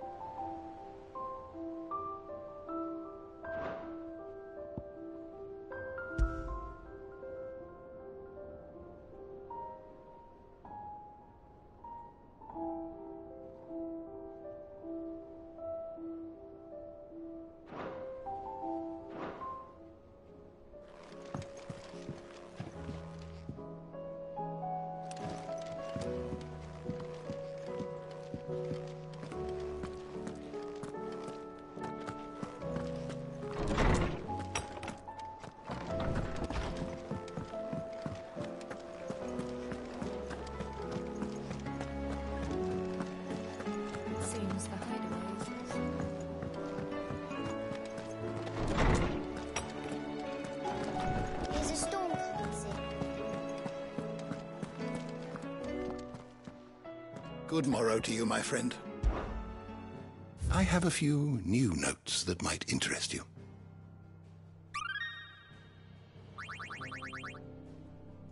If you have a question for me, I should be happy to answer it.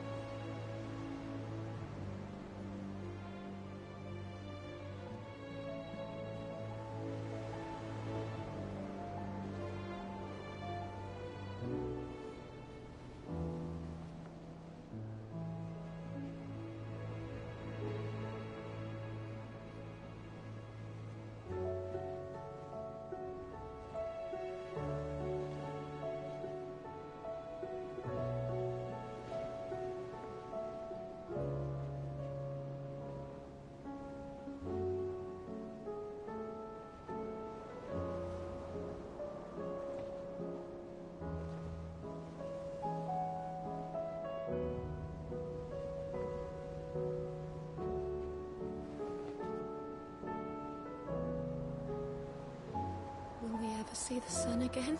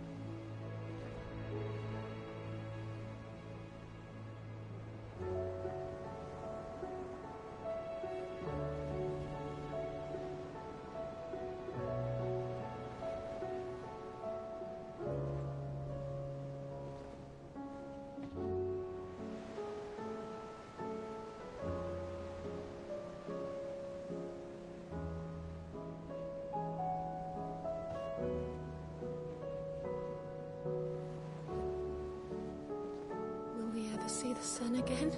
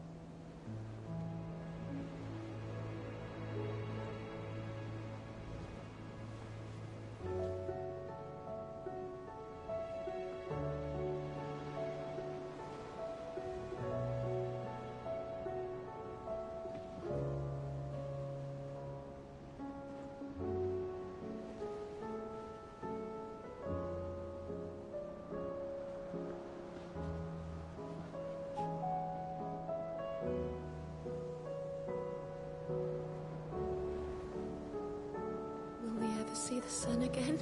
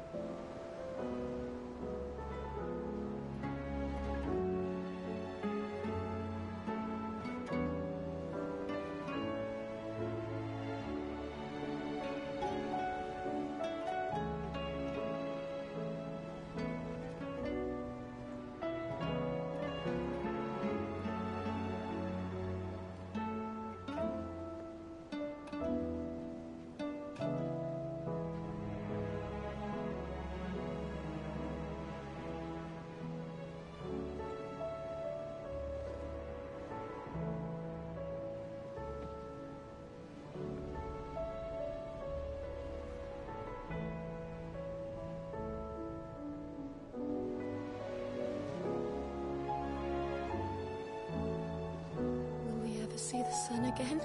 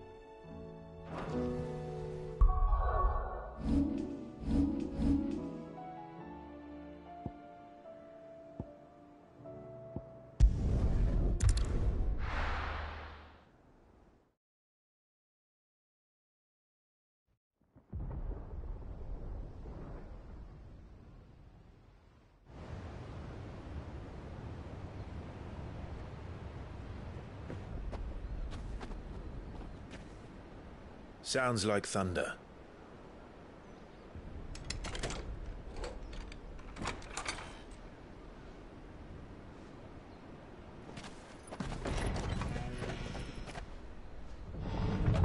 You're late.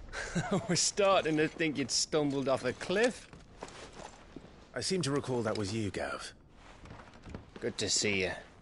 Any trouble on the road? Nothing we couldn't handle. I knew you'd come. Is that who I think it is? Yes. Allow me to introduce my brother, Joshua. Clive's told me all about you. Or even listening most of the time. Name's Midadol, but everyone calls me Mid. My lady. Hey?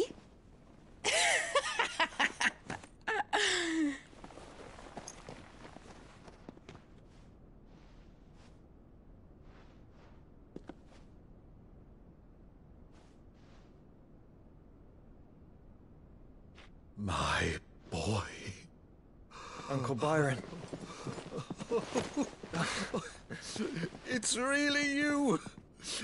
I never thought I'd see the day.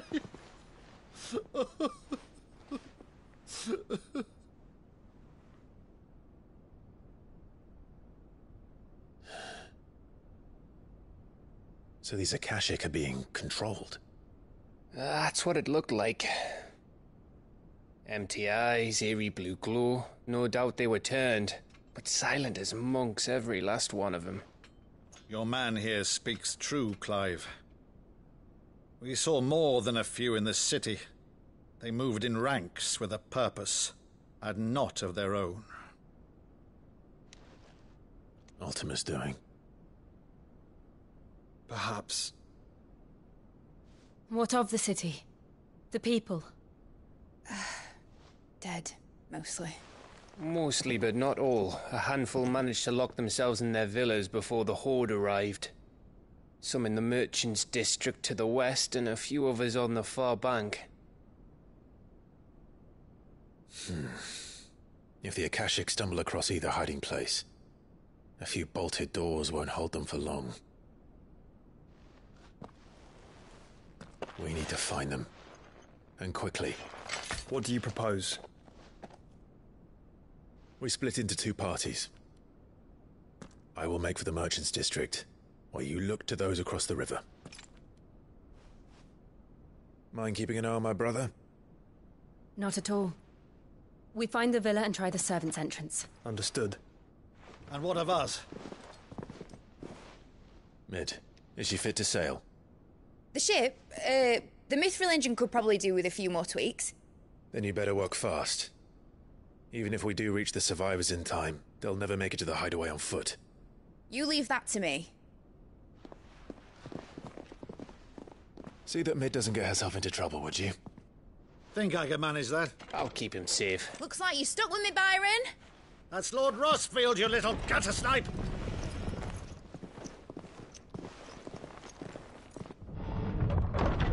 Shall we then?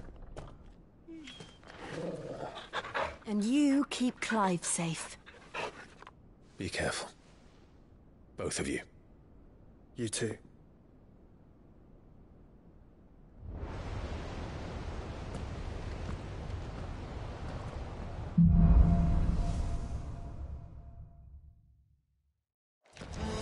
All right, Torgal.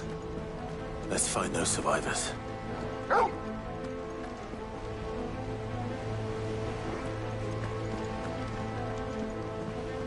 They don't stand a chance against those things.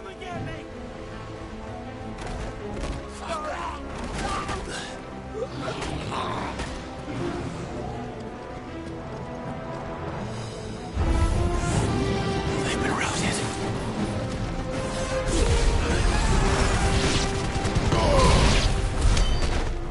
They're wearing Waluda armor.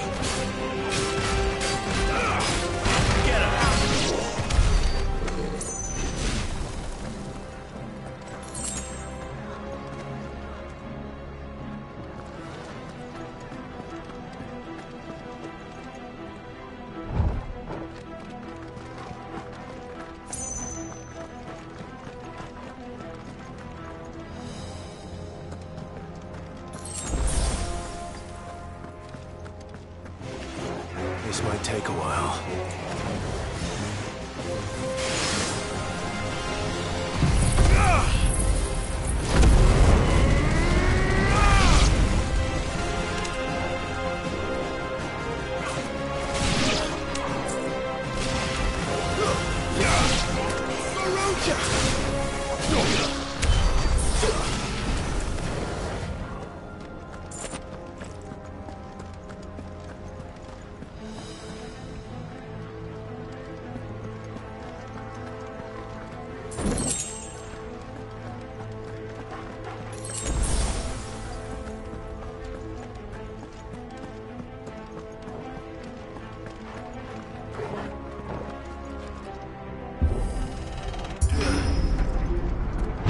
That sounded big.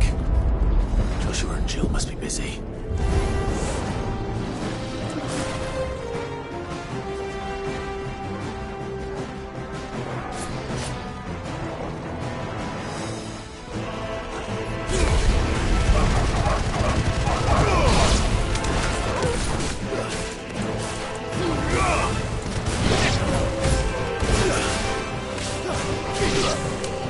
Over here!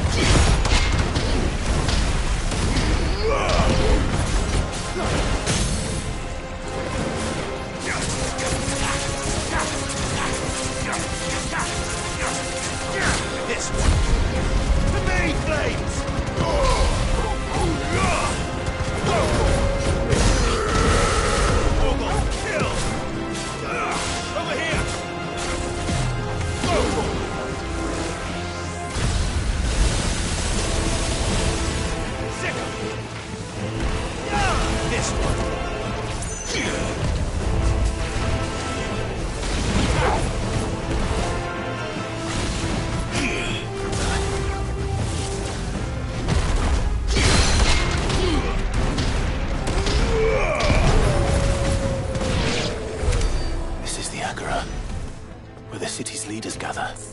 There may still be survivors inside.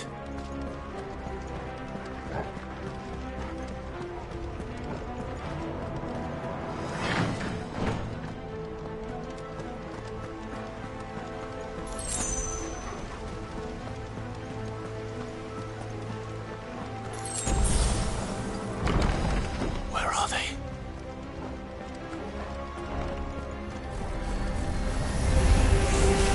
These creatures. Does Ultima's rage extend this far? What the hell is going on here?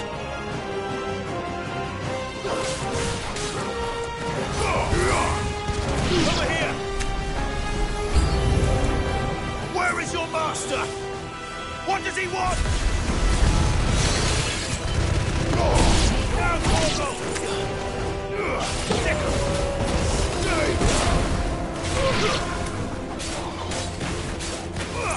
This one.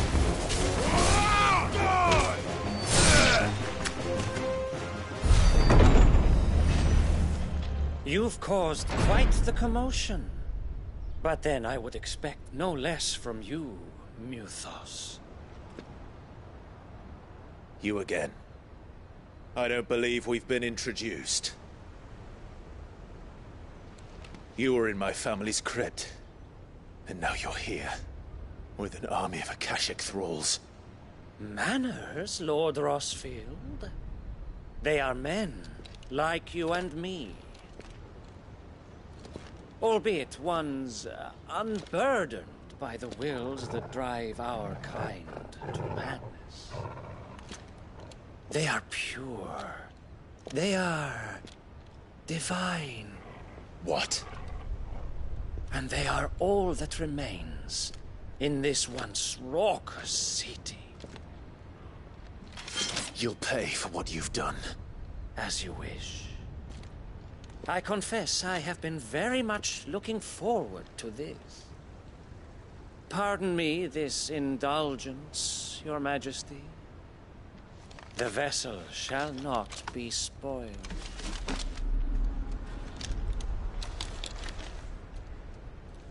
I am Sleipnir of House Harvard, and you will yield. Or not. As long as you don't hold back.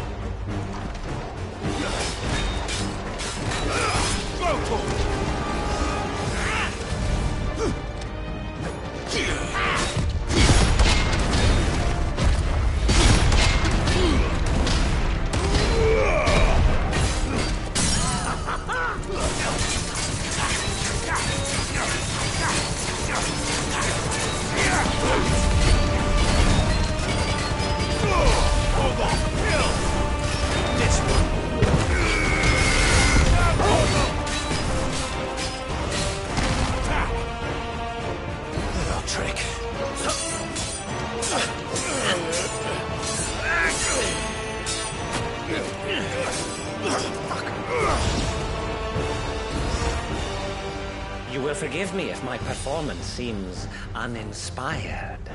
It is just that I expected so much more from our chosen one. Perhaps this will kindle your flame? What now? A gift from my liege lord's armory. Gungnir. Watch closely, Mythos.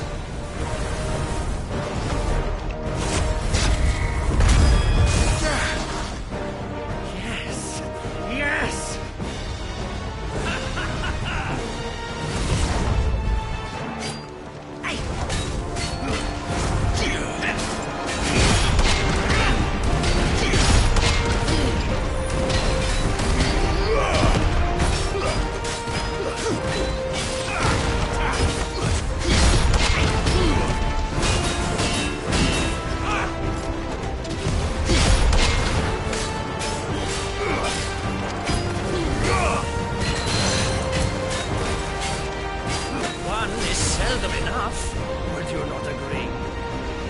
Actually, I wouldn't.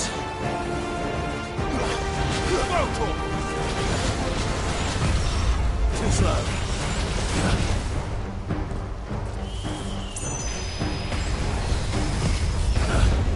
Nice try.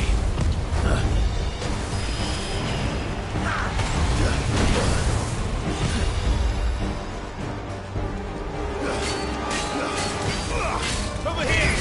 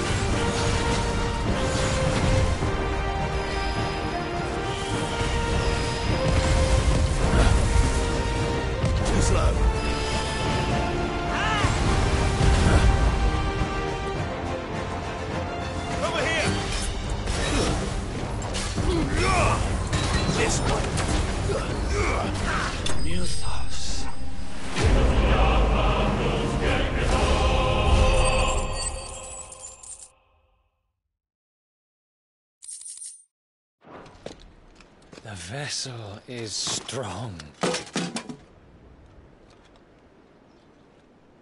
My liege.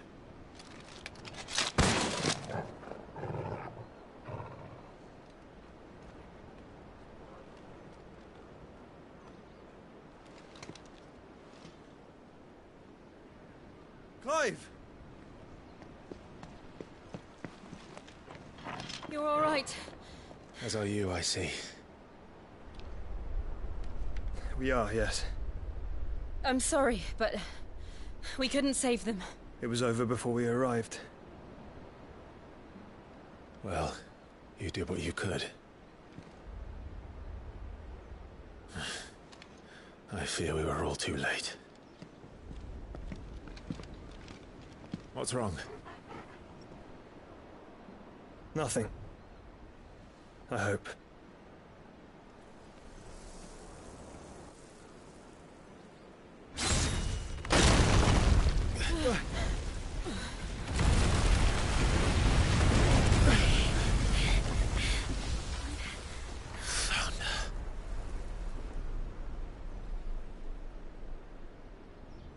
Leaving so soon, Mythos? It's the king. Indeed. You may kneel before Barnabas Tharm, Warden of Ash and King of Walud. Get back.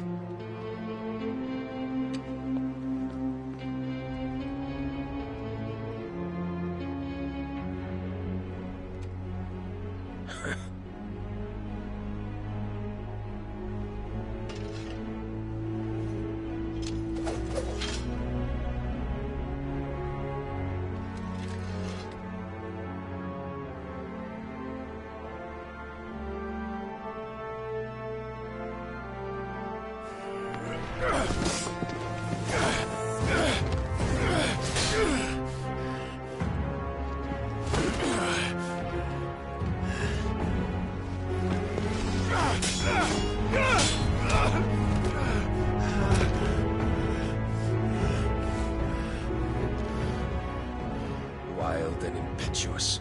I expected more of the boy who bested my Lord Commander. Yet I see why my master covets you so. The power within you, Mythos. The potential.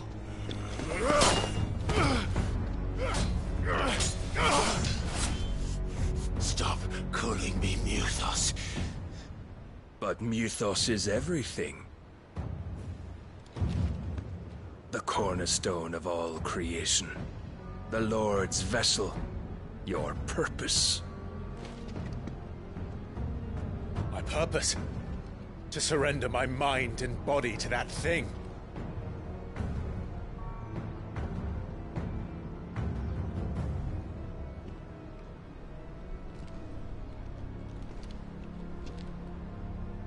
No, Your Majesty. My purpose is my own. I made a promise to my friends, to my people. And nothing is going to stand in my way. You would allow this delusion of free will to bar your path to greatness? Truly, your volition is a cancer. One that must be excised.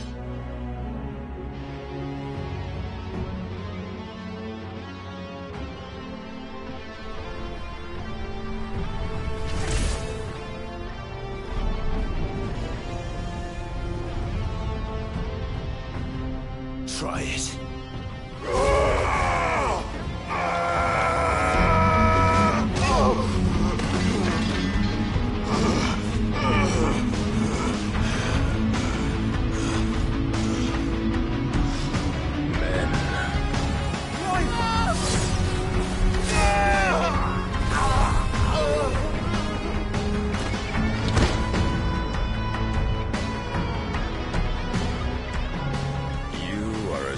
As all the rest. Joshua!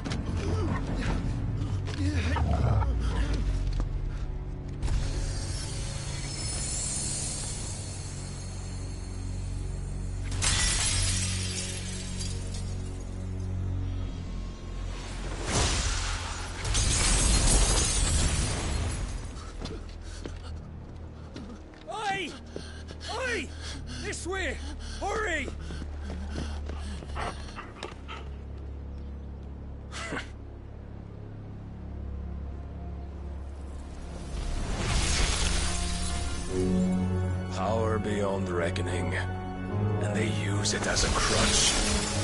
Such a waste.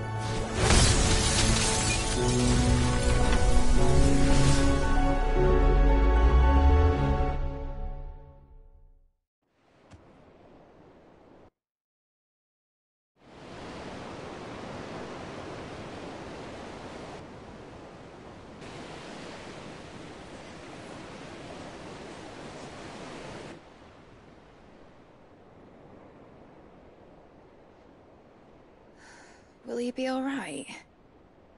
The phoenix can mend flesh, but the spirit must recover on its own. I'm afraid the rest is up to him.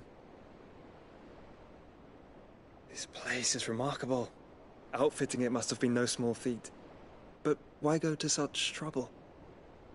That beauty's belly's filled with wonders the world ain't ready for. If the guilds caught wind of what we were up to, they'd all want a piece.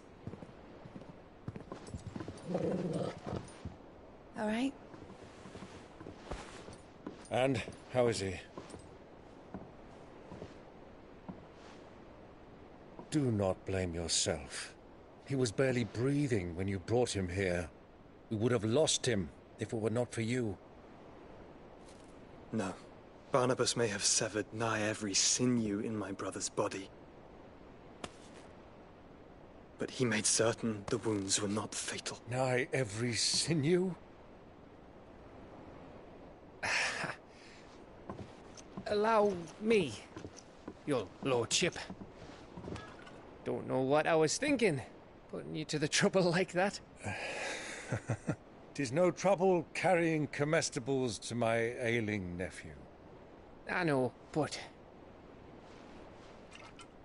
you've already done so much for us. Pouring your gil into the hideaway and now the ship. I don't want to take the piss. You risked your life. And for what? Some girl you hardly know. Why'd you do it? You got mad or something? I wouldn't go that far. Clive! You're awake. My boy. Oh. All I want to do is help. And the world won't save itself. It was Sid. Your father, who taught me that. Sounds like him. Don't you dare do that again. What of the Royalists? Fucked off, the lot of them, along with the galleon. With the king on board, no doubt. Behind here, I wouldn't sail without him.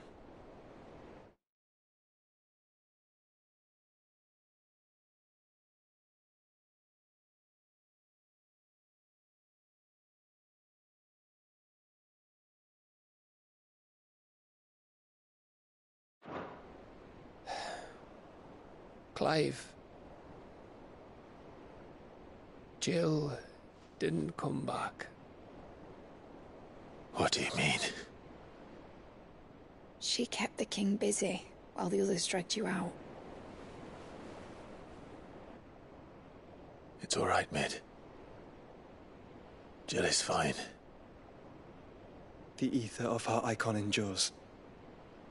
And as long as it does, we can be certain she is alive.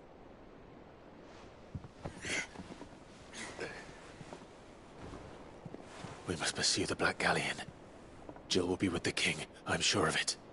Well, good luck catching him, because my ship's going nowhere. It's the Mithril engine. She's got a kick like a wild chocobo and a mind to tear the hull in half. But you have an idea.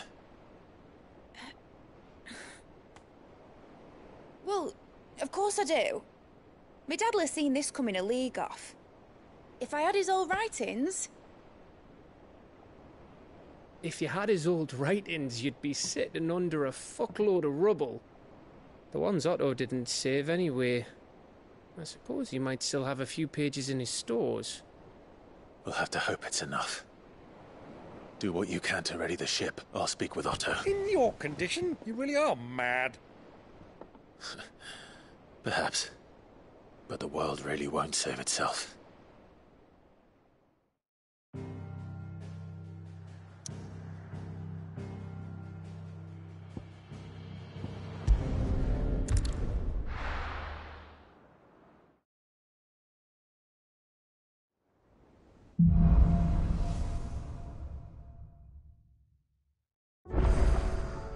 Right. Gav said that Otto might know something.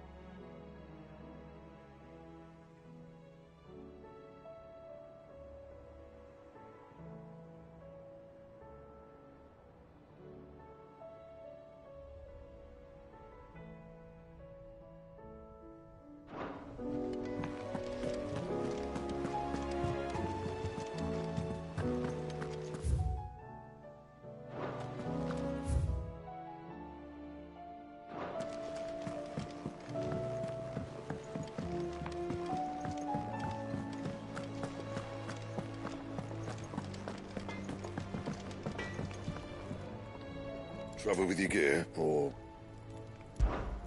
What's that for you, dear? Should last you a good while. No scratches, all right?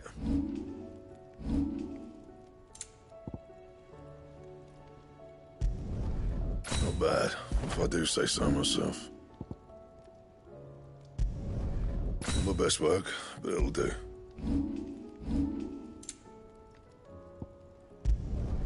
You can thank me later.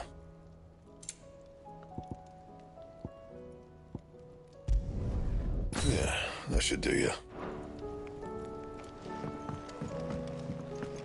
If it's knowledge you seek.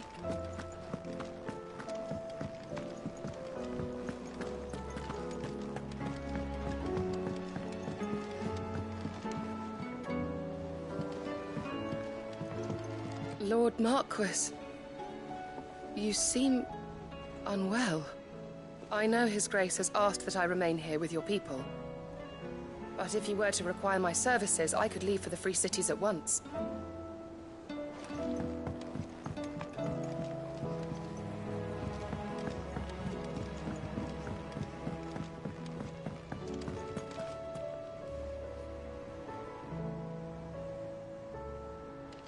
Cole said it was an army of Akashic. How are we supposed to do our duty when the hills are crawling with it?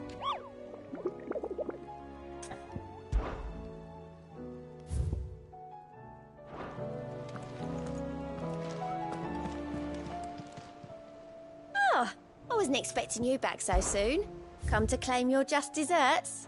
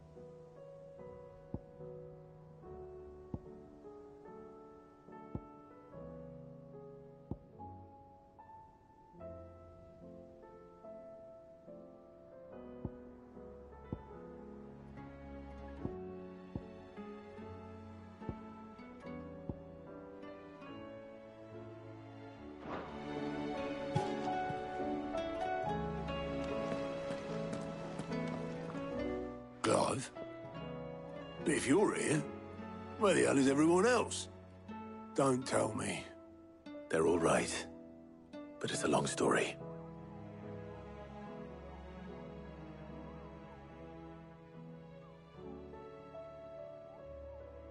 You lot don't do things by halves, do you? Well, at least everyone's still breathing. Now, as for these writings, I'm sorry to say, Clive, but if you had those, you'd be... Sitting under a pile of rubble, I know. But we were able to save a few bits and pieces from the ruins, most of which ended up being used to build this place. The more personal items we gave to the next of kin.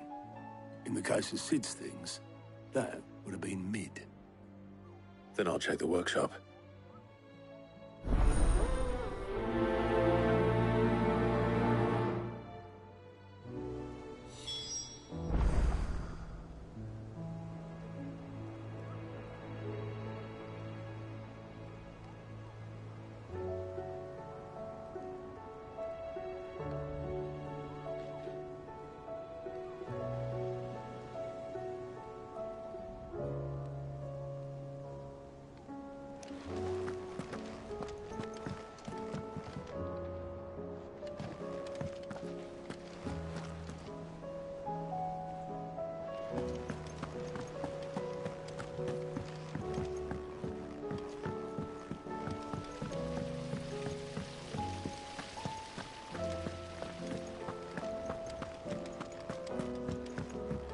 If Amber and the Lazarus are gone, do you think Mid's ship will ever sail?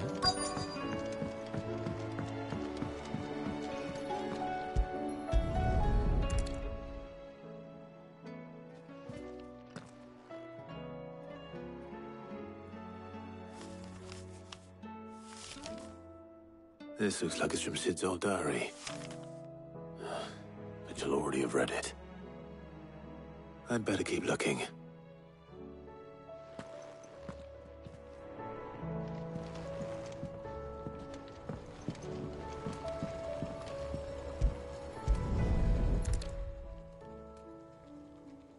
What do we have here?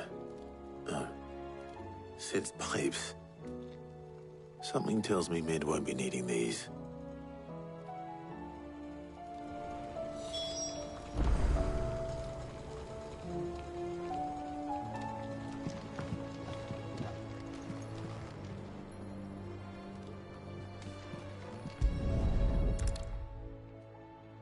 I remember seeing this doll in Sid's cellar. I wonder if it was Mid's.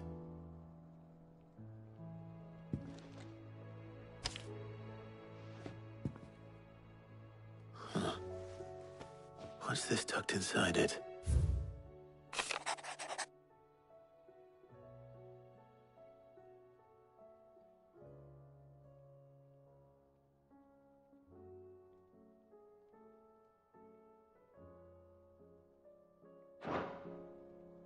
Sid's best invention. Huh. That sounds promising. So Sid hid something in Mid's first opus. But what would that be? Perhaps Otto might know.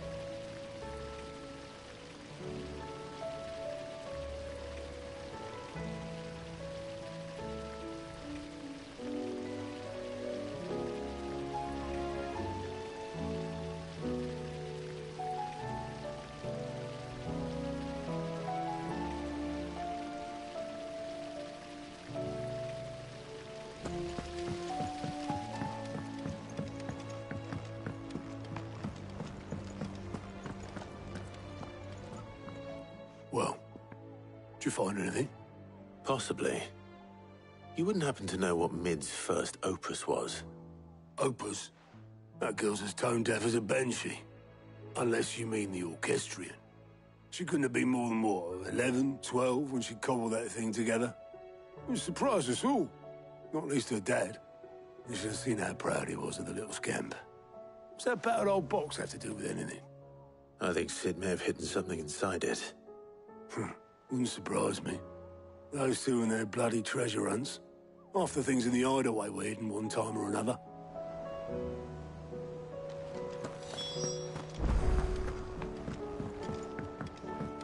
Cole said it was an army of Akashi.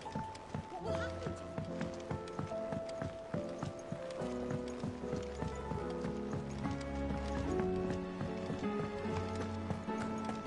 Who's that? I didn't break it. Well, I didn't break it. What didn't you break? Nothing. We didn't break nothing. We definitely didn't break the orchestrion. What's wrong with it? It's broken. Except when it isn't.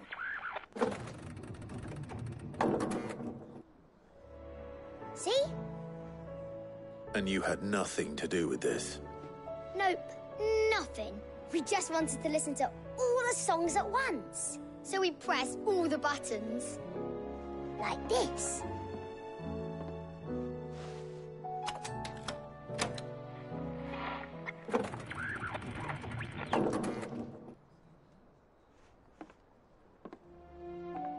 See? All too well. All right, out of the way.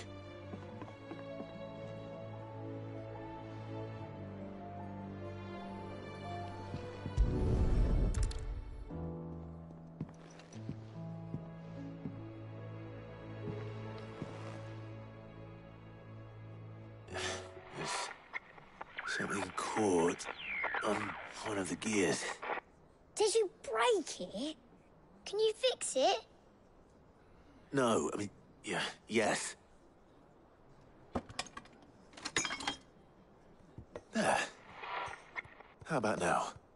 You fixed it! Sid fixed it! He more than fixed it! Yeah, new music! Huh. Never heard this one before. They started playing when I removed this. Whatever it is.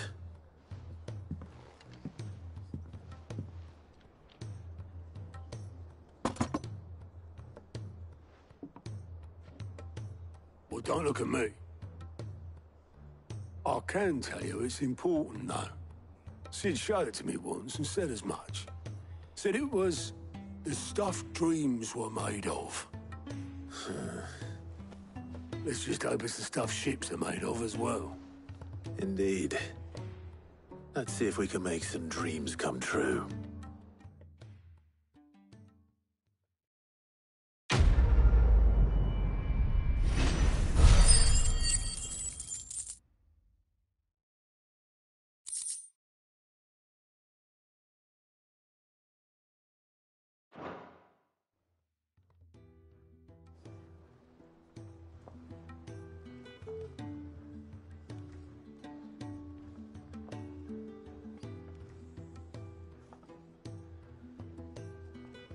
Just the two I was looking for.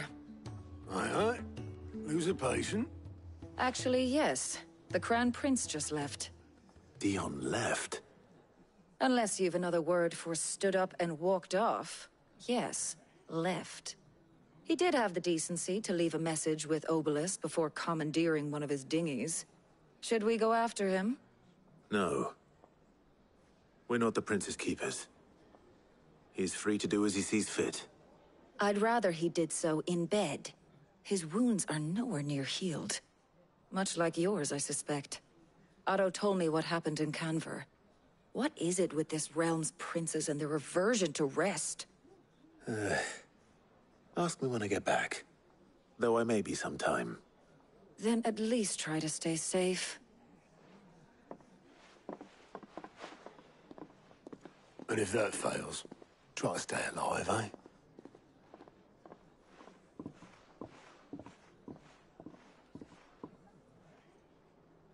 Every moment I waste here, the further the flagship sails.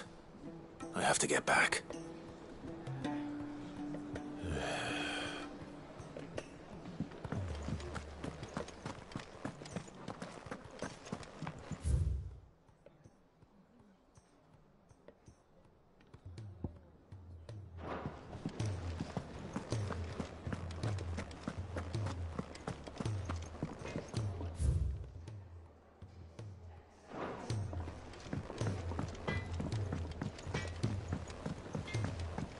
He's a surly soaker. Who cares less?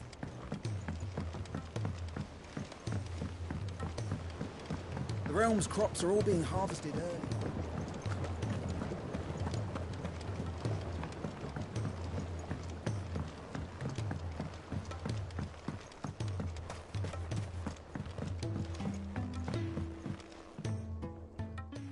Sid, do you recall the flowers I had you bring back to the yard? Vaguely. Is something wrong? I'm afraid so. I was able to get most of the Morganbeards to take root, but they rarely flower. I fear the soil here does not agree with them. However, I believe I have a solution. I can't wait to hear it. I'm going to marry the Morganbeards with Morbles. I know, but hear me out. Morbles are possessed of a highly choleric temperament. The fire which drives them appears to be maintained by an abundance of nutrient-rich ether drawn from their environs. I believe that by grafting a Morble vine to a Morganbeard, the appendage's wealth of vigor-inducing nutrients might well stimulate the flower to bloom. The endeavor, I assure you, is scientifically sound. I simply need a vine to prove the theory.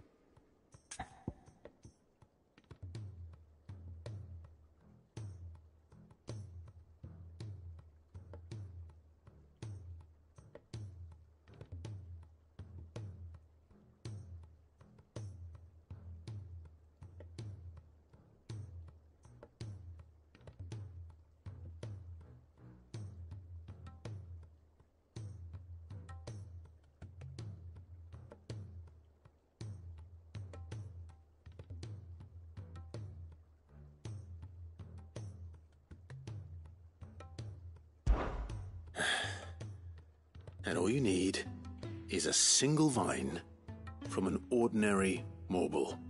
That is correct. A single vine. As for the Morble, I fear ordinary may not suffice. But, as luck would have it, a notice concerning this very... How timely.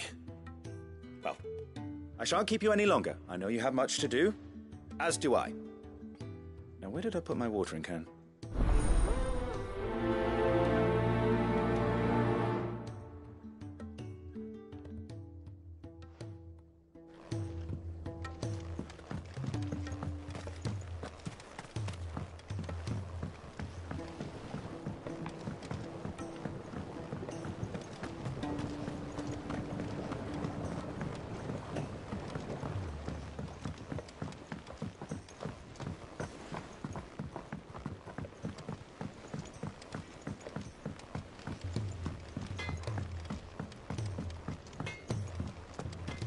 If it's knowledge you seek,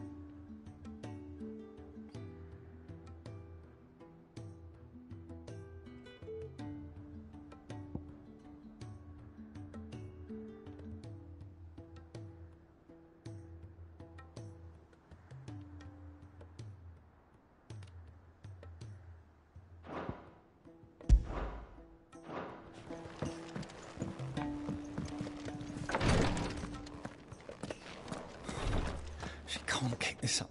Glory to Griga. There you are. And not a moment too soon. What's happened? Taya's busy working herself into an early grave.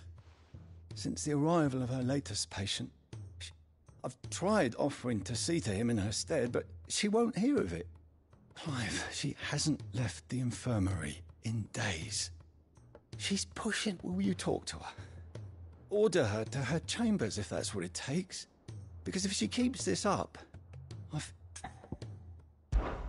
I know better than to order Taya to do anything. But I'll speak to her. Oh, thank you.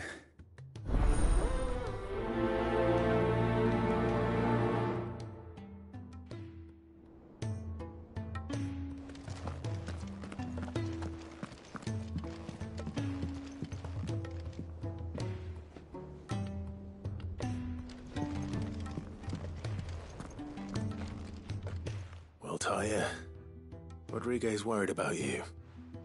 And if what he says is true, then so am I. We all admire your dedication, but you do need to rest. I will, when it's time. Until then, I'm staying put. We owe him that much. Who is he? Someone from my past. Someone who doesn't deserve to die alone. It won't be much longer. The crystal's curse has almost finished its work.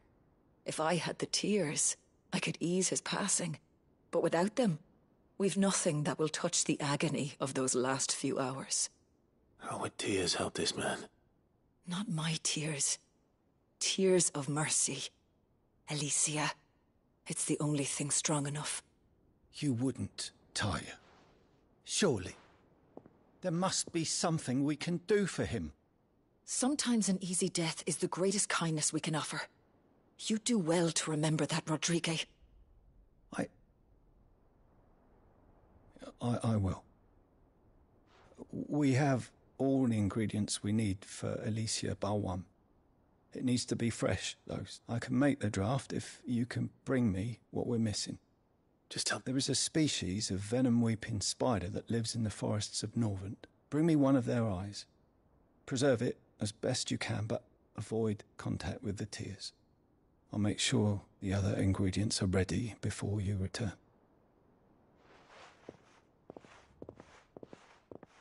Thank you, Clive. I won't forget this.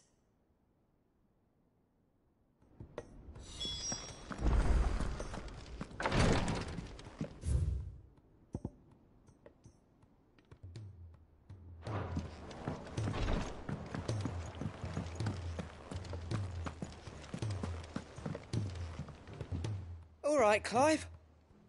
Blackthorn told me you helped him out again. Tough for that. Speaking of which, I'm actually a bit, worried about him. And you want my advice? Afraid so. It's a bit of a funny one, this, but I saved this posh knob while I was out on a mission, and he gave me this flashy ring to say thank you. So, obviously, I show it to Blackthorn, thinking he'll be impressed, only for him to go white as a sheet and quiet as a curl instead. Try as I might, I can't for the life of me work out what could have got him upset like that. And seeing as how Blackthorn opens up when you're around, I thought maybe... I'd speak to him again. Well, I suppose there's no point leaving him to stew. Cheers, Clive. I'll be sure to pay him a visit as soon as I have a moment. All right, I'll meet you by the forge then. You come along when you're ready.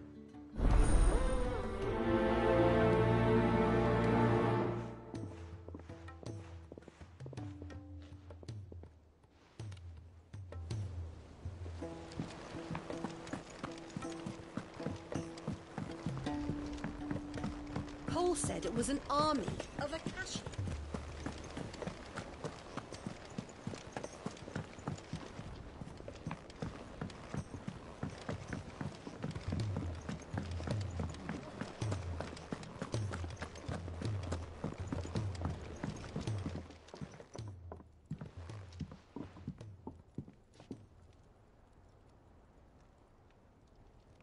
Bloody hell, Clive. Not this again. And you got better things to do with your time.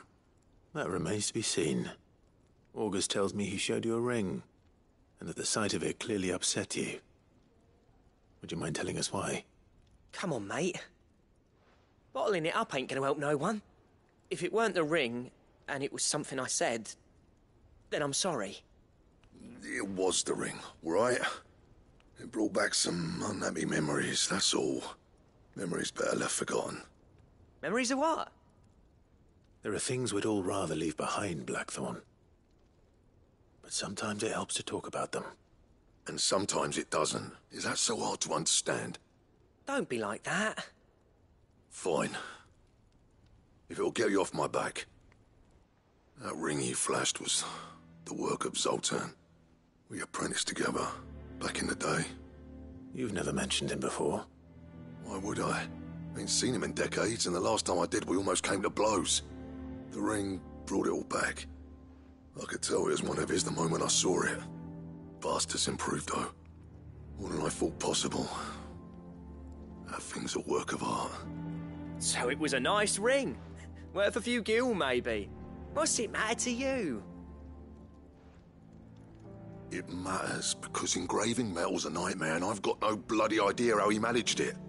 The fact is, I couldn't make anything even half that detailed. So what? You're an armorer, not a jeweler. I'm the Hideaway's master craftsman. I'm not stealing a living at some backwater village forge. My armor keeps you lot safe, and my swords keep you dangerous. As far as I'm concerned, every swing of my hammer's another blow struck in the name of our cause. So I put my heart and soul into my work. Because the curse breakers deserve better than second best. And I refuse to be shown up by the likes of Zoltan. Very well. Why don't we go and pay him a visit? Learn his secret. I doubt he'd be too happy to see me. Then just this once. Make peace with being second best. Swallow your pride, and focus all your energies on the task at hand. Keeping the curse breakers armed and armored. Provided you can do that, you'll hear no complaints from me. But if you can't, and it's going to distract you, we need to do something about it. What'd you say, Blackthorn?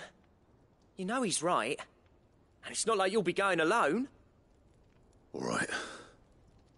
Magic.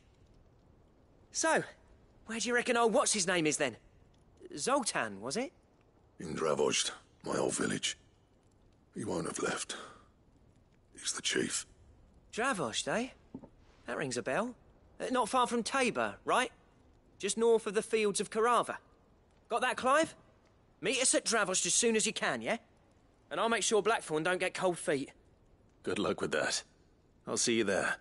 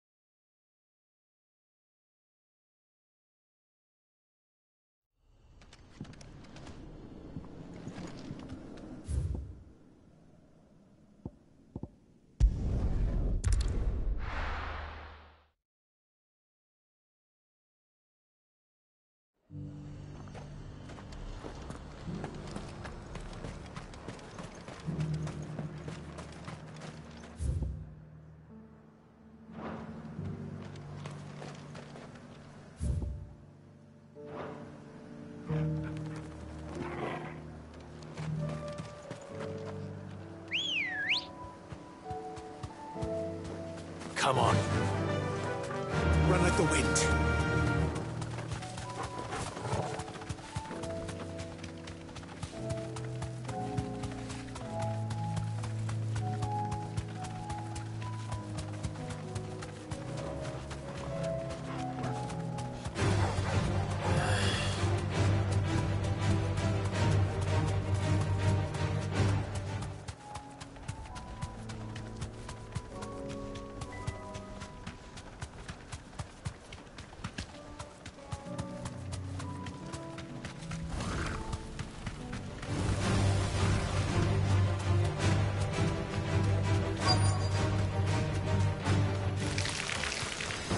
Rodriguez could have mentioned his spiders would be the size of curls.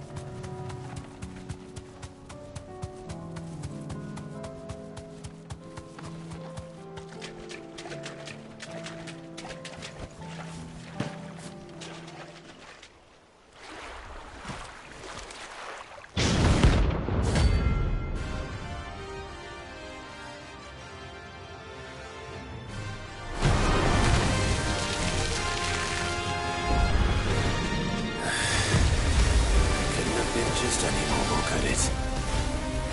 All right then.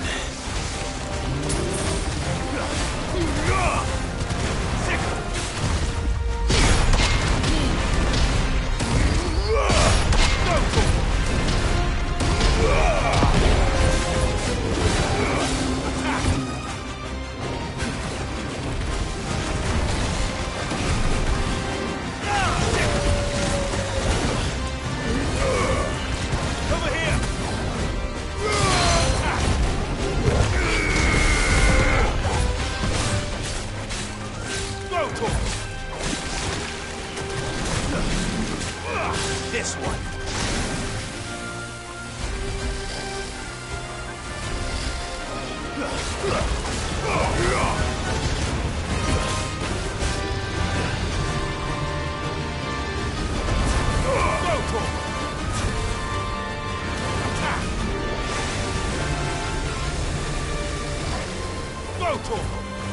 Get him! Sick!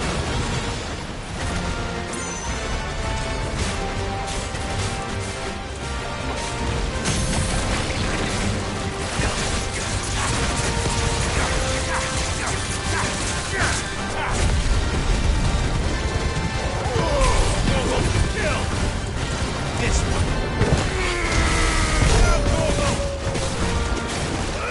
Go for it!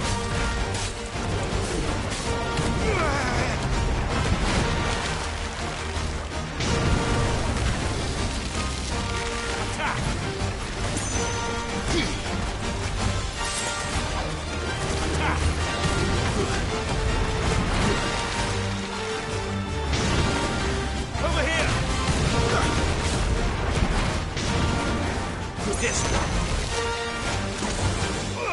Over here.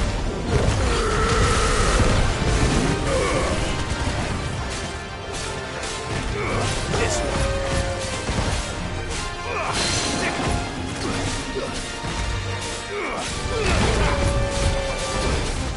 Over here.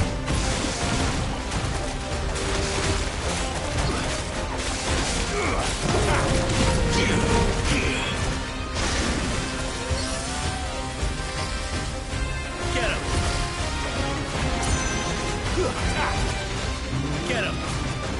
Over here! Over here! Attack! This one! Over here!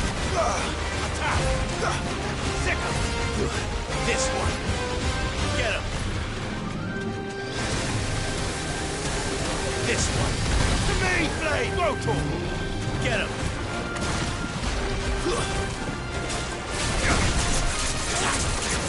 This one.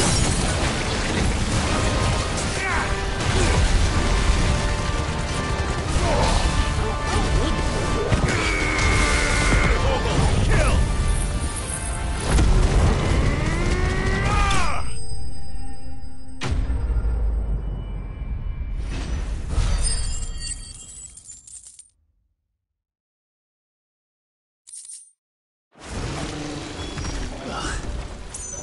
Definitely anything but ordinary. Now, let's get this vibe.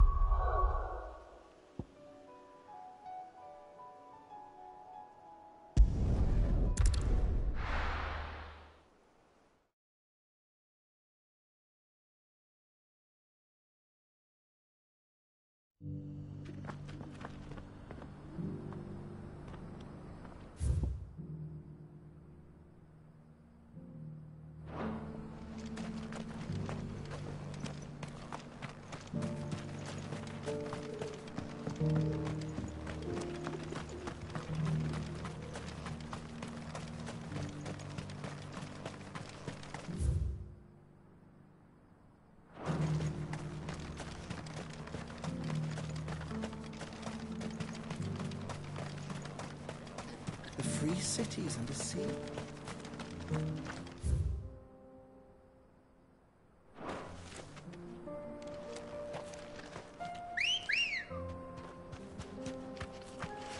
Let's go. Run like the wind.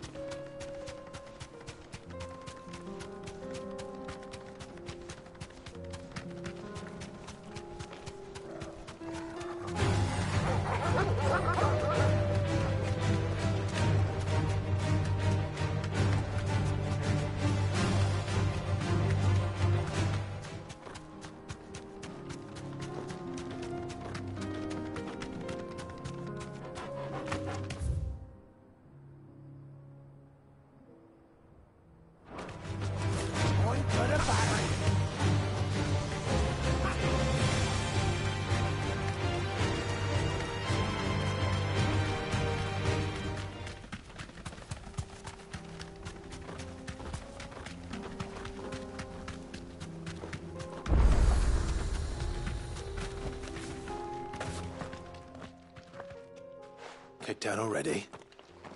No. This charmer ain't letting anyone through. Why are the gates closed? Chief's orders. No one's allowed in without his say-so. Not that I'd have let you in anyway. You look like trouble. I suggest you go home. That's what I'm trying to do, you little prick. Ain't changed a bit, have you, Snotty? No.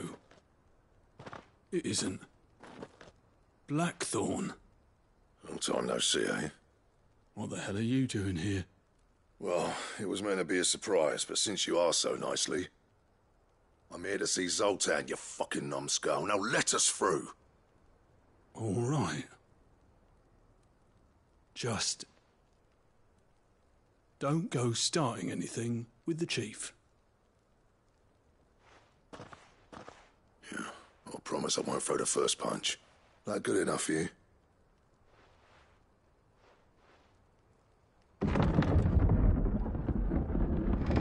Go on then. Much obliged.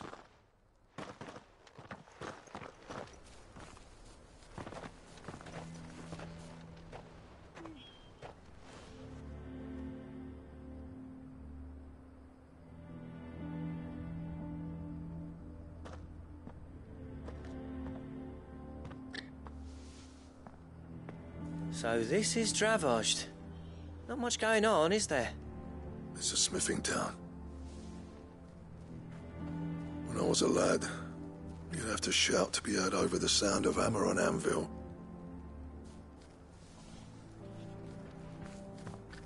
Clive, you're good with people. You speak to Zoltan. Hey, you ain't backing out now, are you? There's a river of bad blood between me and the chief.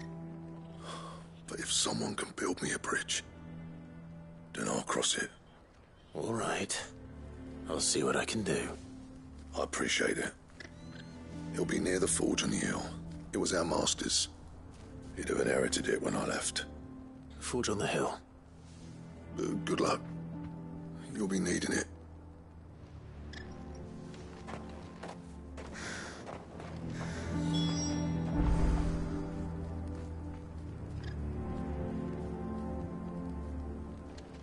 But if we can't fire the forges, how are we going to earn our keep?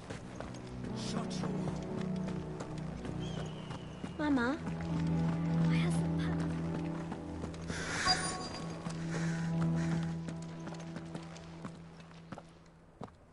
Hotter! Hotter, damn it! Those miserable flames wouldn't melt butter, let alone iron. Pardon the intrusion. I'm looking for the chief. That'd be me.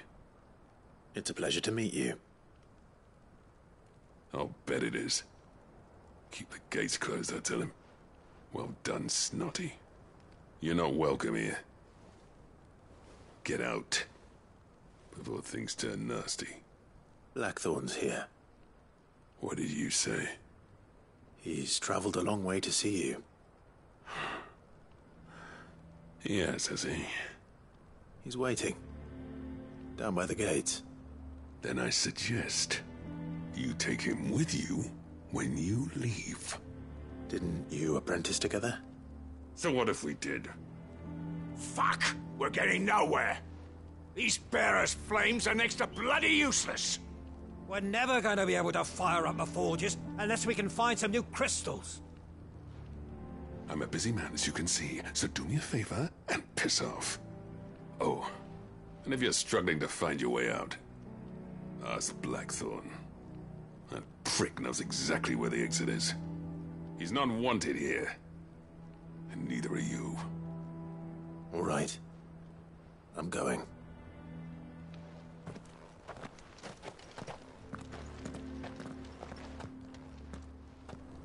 Please, Chief, you've got to do something.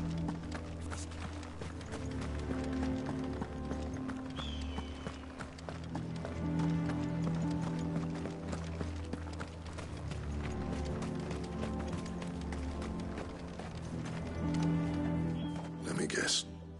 Zoltan told you to piss off. As a personal favor to him, yes.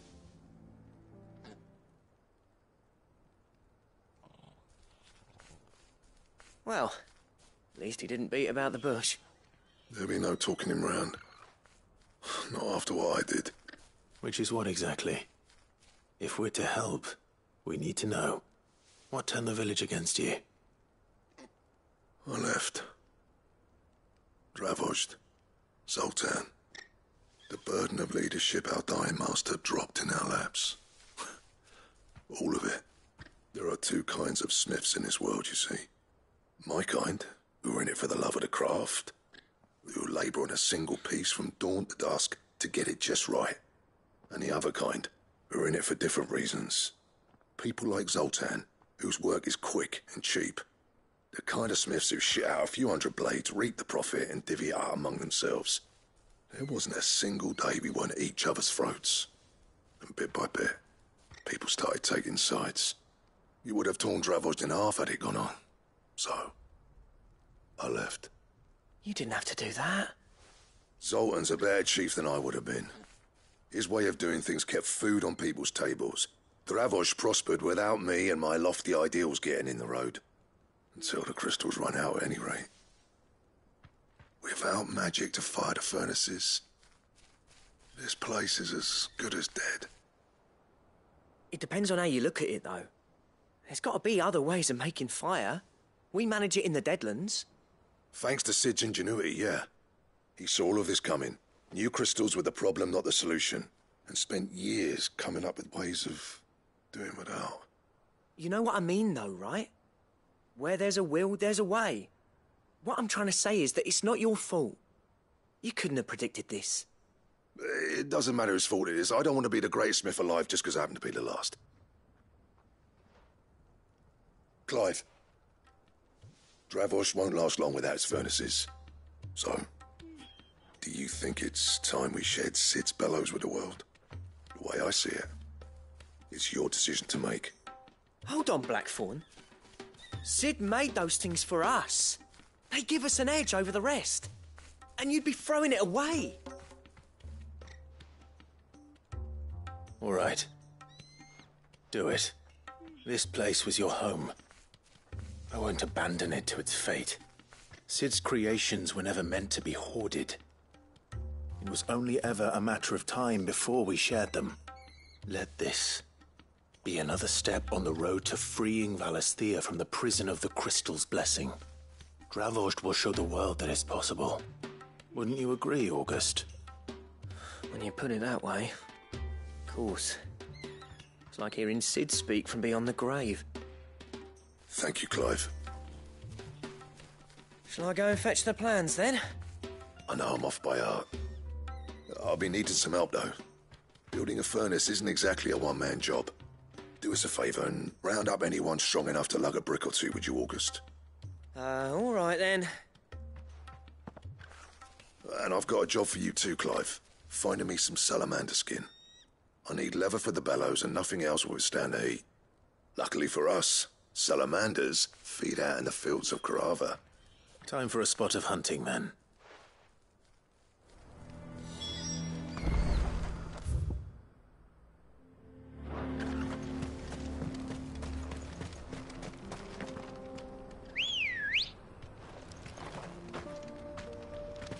Come on. Fly, Ambrosia.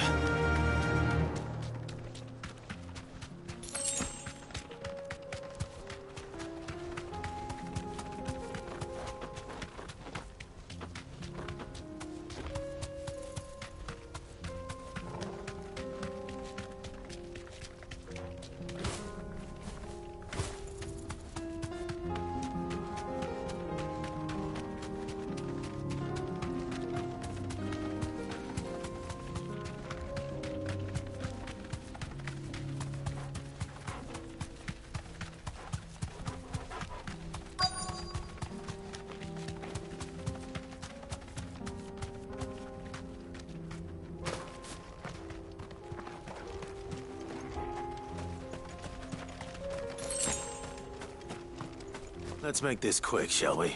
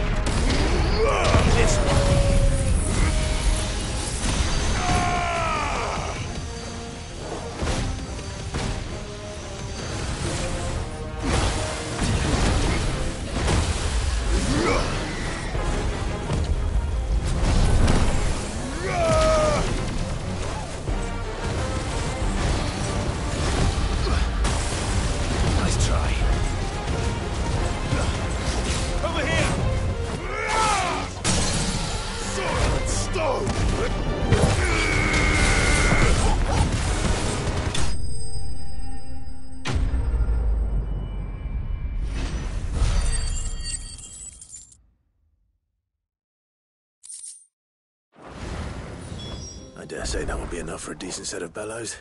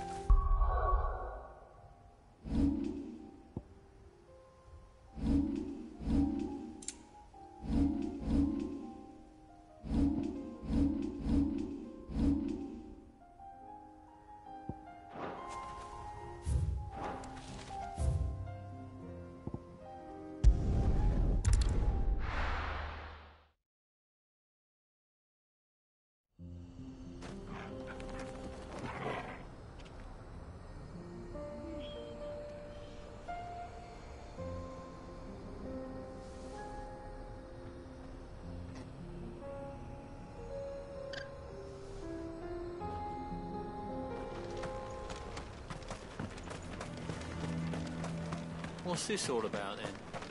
Don't know. Any trouble finding the skin? Nothing I couldn't handle.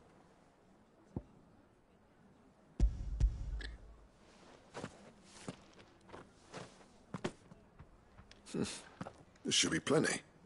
Right then, time to put these louds to work. If everyone pulls their weight, we'll be finished in no time.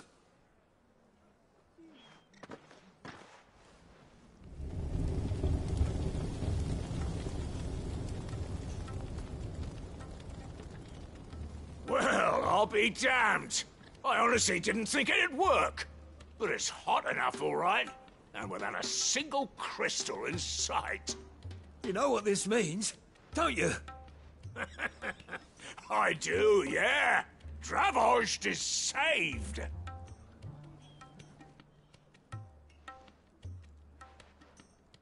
Sorry about earlier.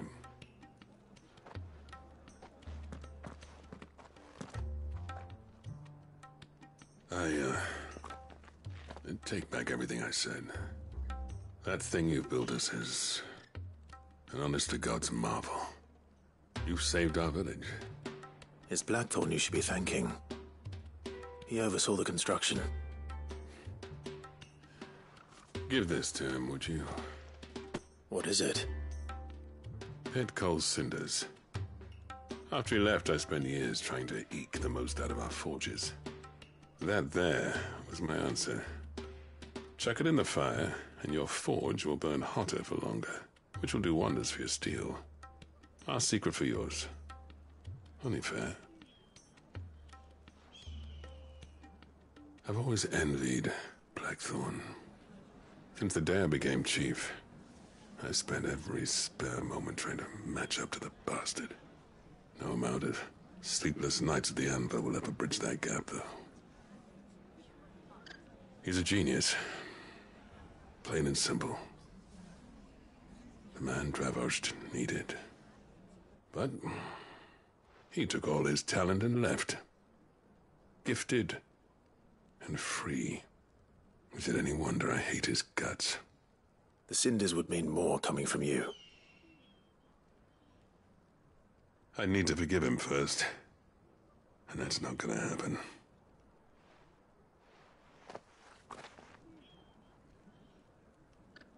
Well, you know what they say. Oriflamme weren't built in a day and all that. These things take time. Especially when they involve two geezers who hold grudges tighter than their hammers. But what matters is, Blackthorn's got that twinkle back in his eye. And I'd call that a job well done. So would I. I reckon he's going to be at it a while yet, though, so why don't you head off without us? I'll see that the old git gets home safe and sound. See that you both do. I'll save the cinders till then. All right. It'll be a nice little surprise for him.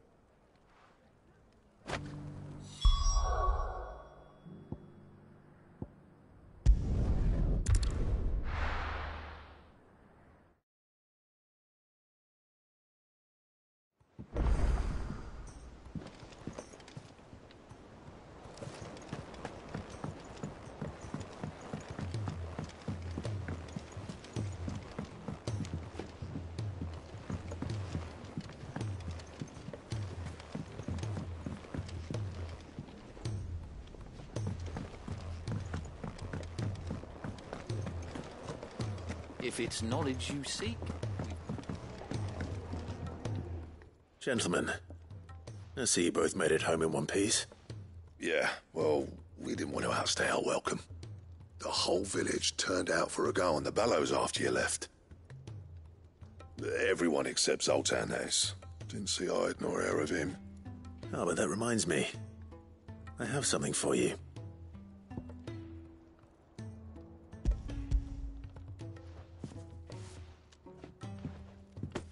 Pick old Cinder. How'd you come by this?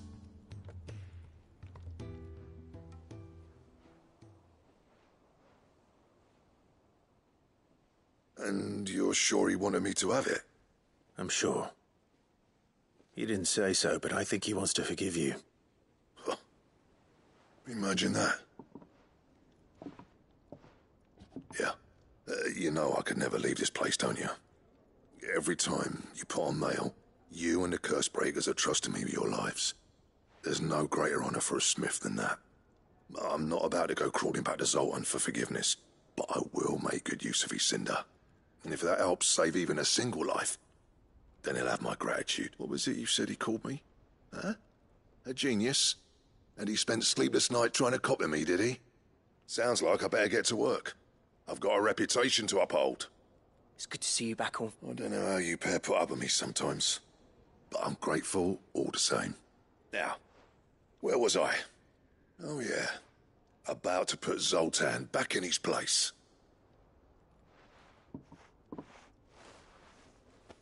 Ain't got the art to tell him how similar they are.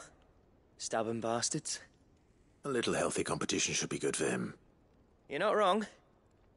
Still, it's no use grumbling about it now, though. Blackthorn's happy. Or as near to happy as he gets. And that's good enough for me.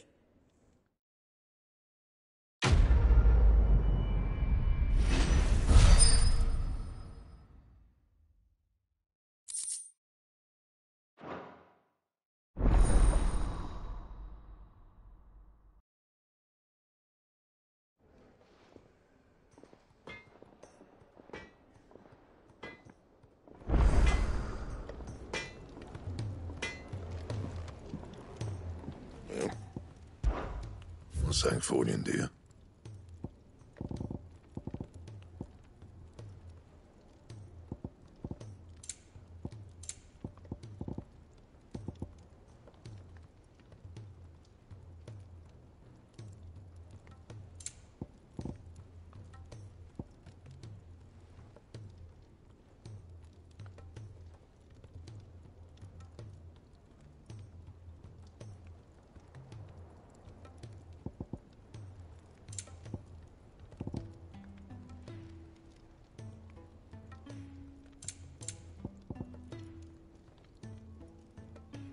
Anything else?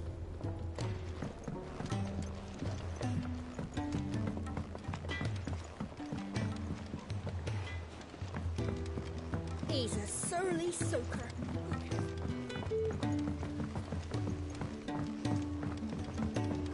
The realm's crops are all being harvested.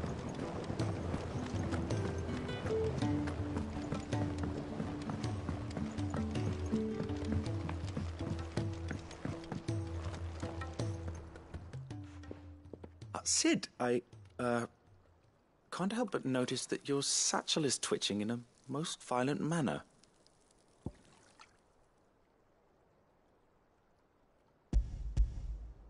Here. It's your problem now. amazing specimen. The flesh positively throbs with vitality.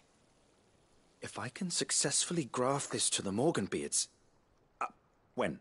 When I successfully graft this to the Morganbeards, I suspect the results will be immediate.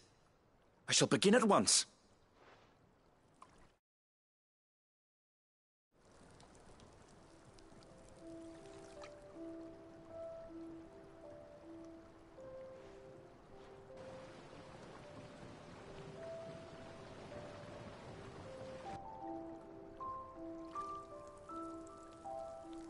It is just as I hoped. Witness how the Morganbeards have taken to the blighted soil. How they bloom with heretofore unseen vigor. Why, I dare say such a vine graft would yield similar results when applied to other specimens as well. I'm glad I could be of assistance. You've not only helped us, Sid. You've saved us. Do you recall the extract with which I provided you before? I took a moment to distill some more, but this time with the petals from the invigorated Morganbeards. And would you believe? Its potency has nearly doubled. You must accept this vial as thanks for your assistance. The rest, I shall give to Taya.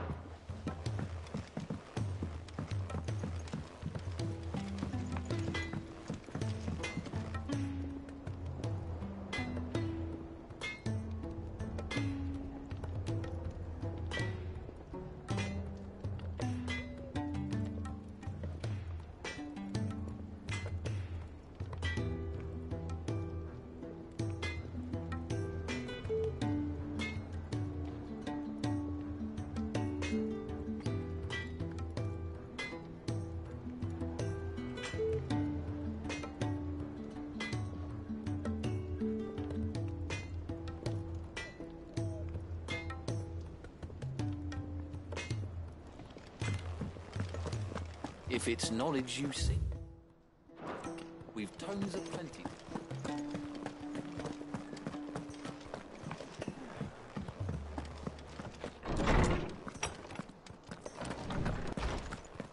Let me help. I know my letters. Most of them. And I was wondering when next you'd visit. I don't believe you've read this particular chapter before.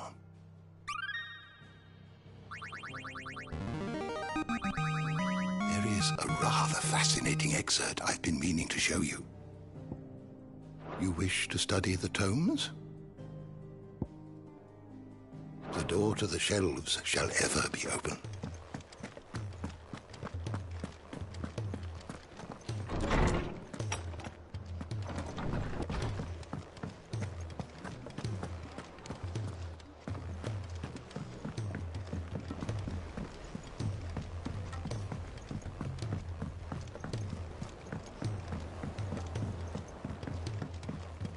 Cole said it was an army of Akashi.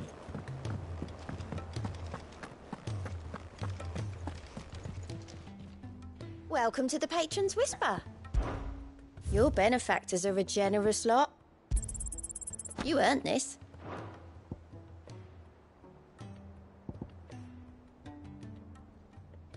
Best of luck out there. Hey, Sid.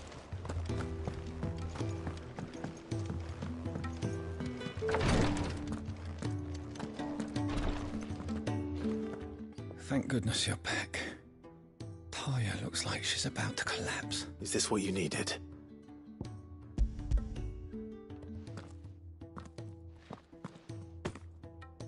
Yes, it is. Thank you, Clive. I'm loath to give a patient Alicia, but Taya's right. A single dose dulls even the most agonizing pain, and all other sensation with it. It may be a gentle way to die, but it is death nonetheless. I wish there was another way.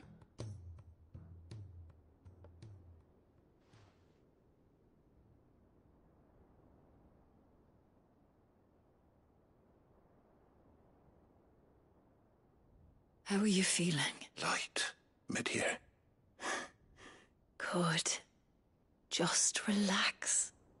Let the waves carry you to a better place. Thank you, Taya. I'm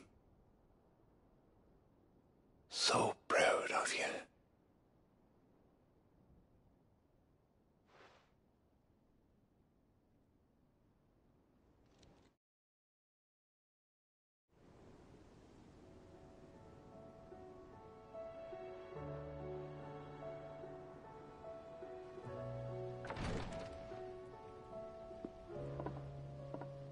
He's gone. Thank you, Rodrigue. And you, Clive? I'll see that he's properly laid to rest.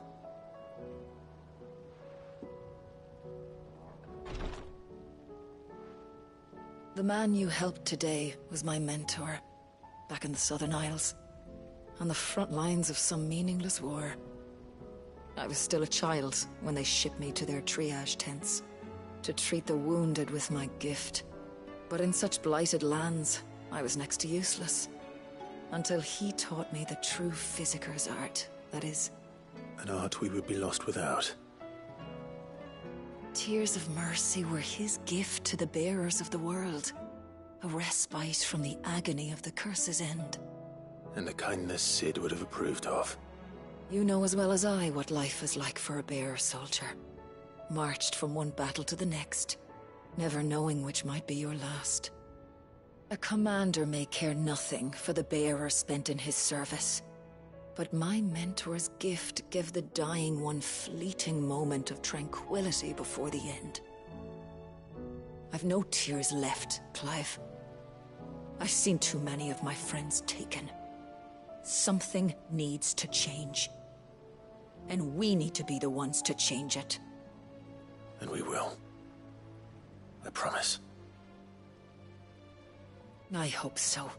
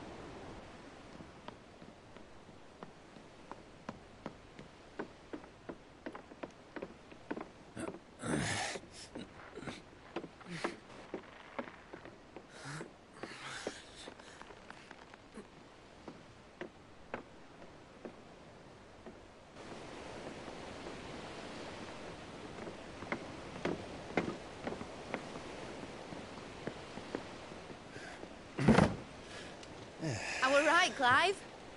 My dad had it all worked out. He'd be proud of you, Mid.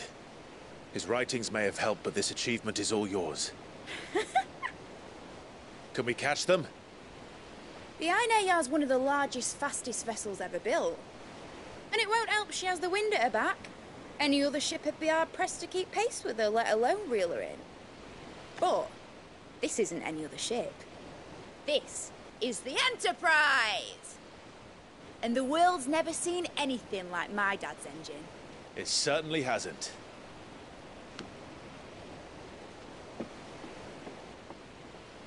Clive, what do you know of Barnabas Tharm? Only what the bards sing. That he sailed to Ash from southern lands. That it was his mastery of the blade which won him the throne. And that his sword, Odin's sword, can sever the very threads of creation. But don't lose any sleep over a last tilt. We'll do what we must to survive. What we must. The light! I thought this cove was meant to be hidden.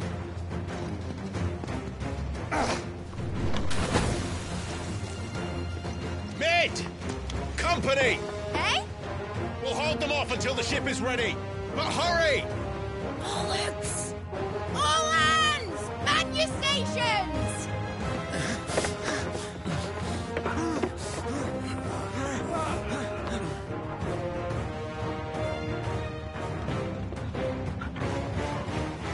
Everyone with me?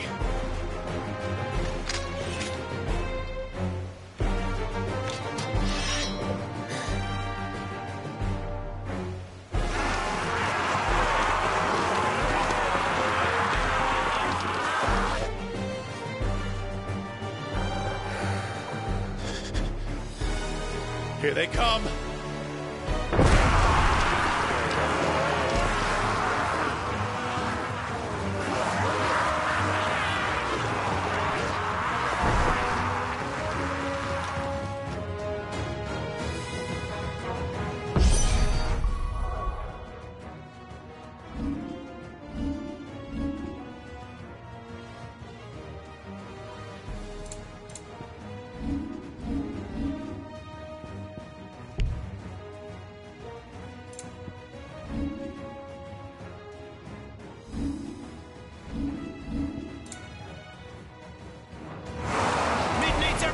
We can give her.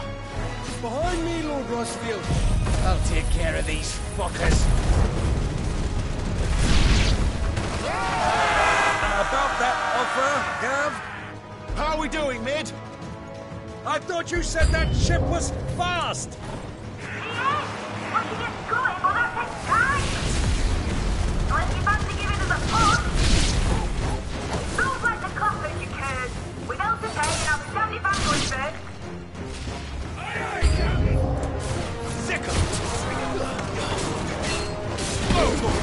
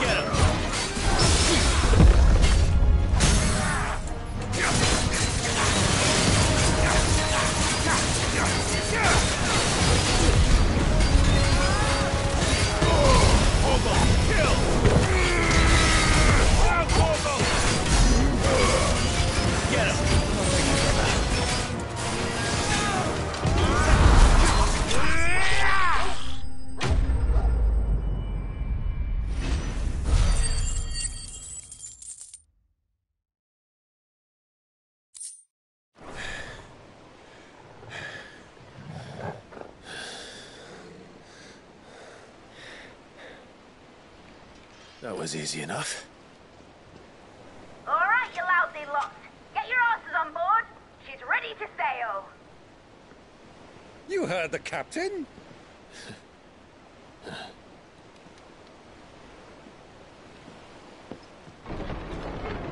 Clive?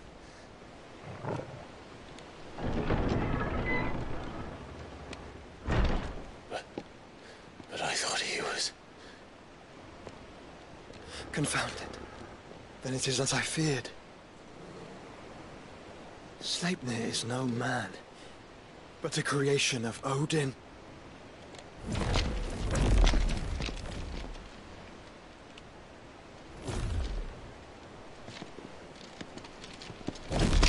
Phoenix's fiery fundament.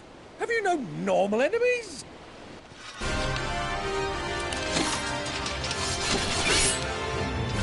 Up for another round? Of course we are.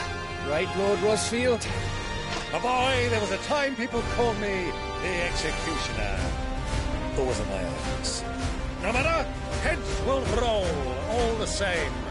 Mate! New plan! You leave! We follow! Follow? Swimming, are you? Oh, bugger me! Weigh anchor! Engine's dead slow ahead!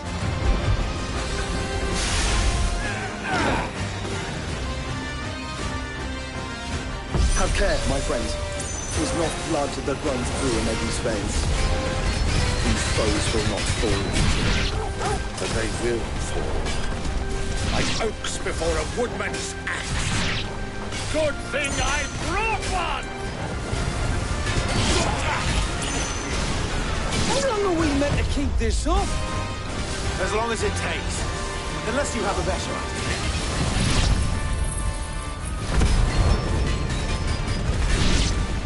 Well, I've already killed at least 5 of the bastards. Fuck it!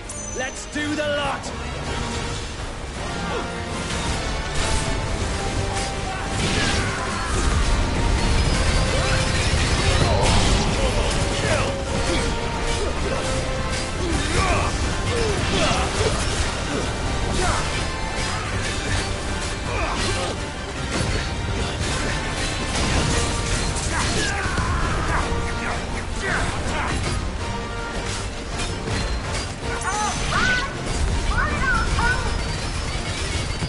Should we make for the ship? Not yet. Wait for my signal. Go for it!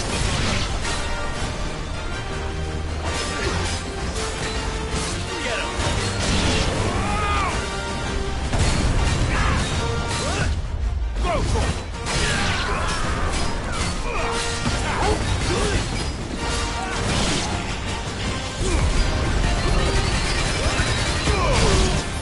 In your own time, Clyde!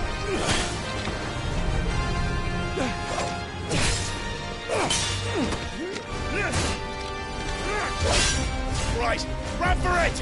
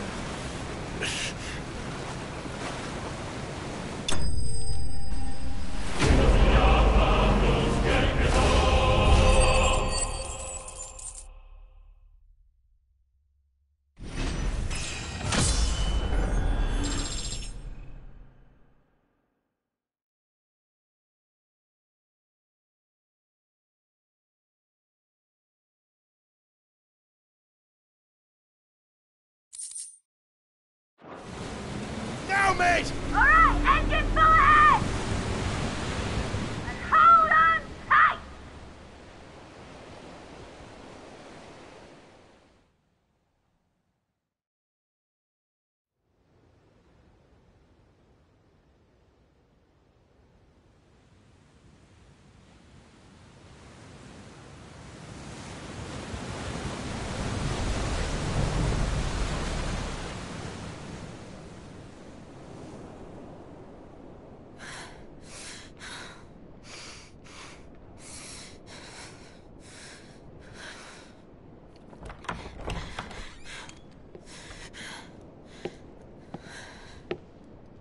What do you want?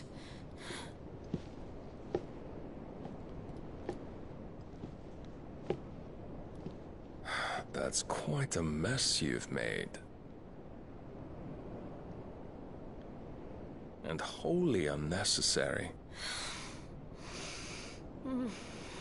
You are my offering to Mythos. I would not see you damaged.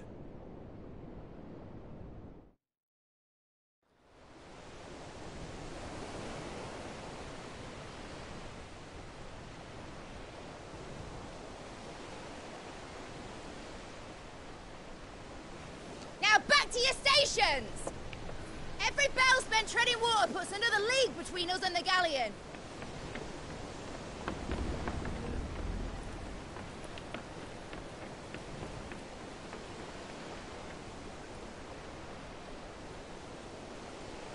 I don't suppose Mid has a spare engine?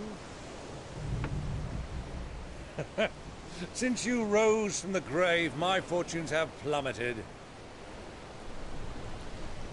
Are you absolutely certain of this quest of yours, Clive?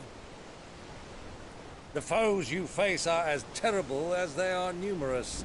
Aye. And they'd have us live and die on their terms, which should answer your question. Ah! You have that same stubborn look as your father did when he set his mind to something. On the battlefield, I am but a single axe. A deadly one, mind, but a single one nonetheless. Yet what you require is 1,000, and I believe my old friend in Brandalar can provide them.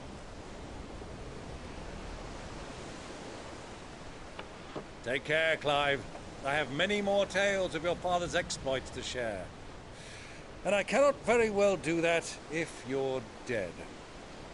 Again. Good luck, Uncle. And may fair winds attend you.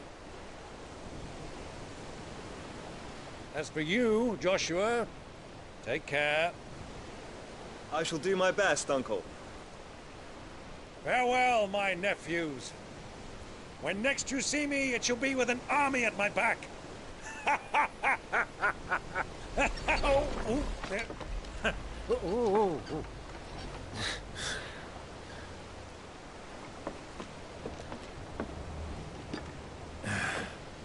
Cheerio!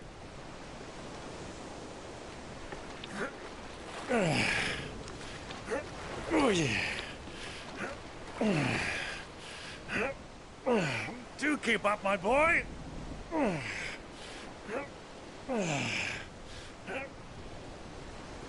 Well, we can't have him showing us up now, can we? We would never hear the end of it.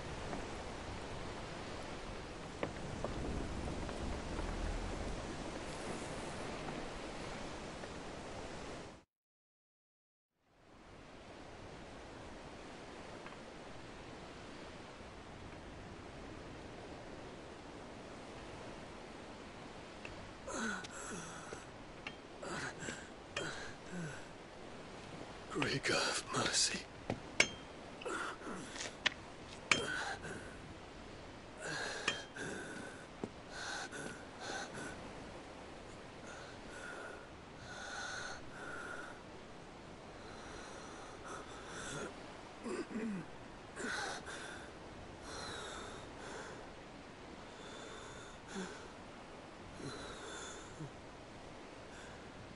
All this.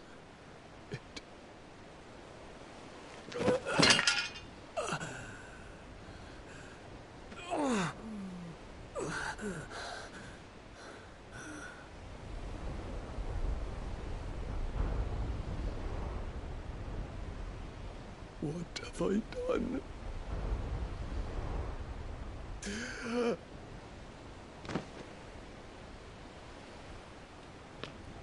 My lord.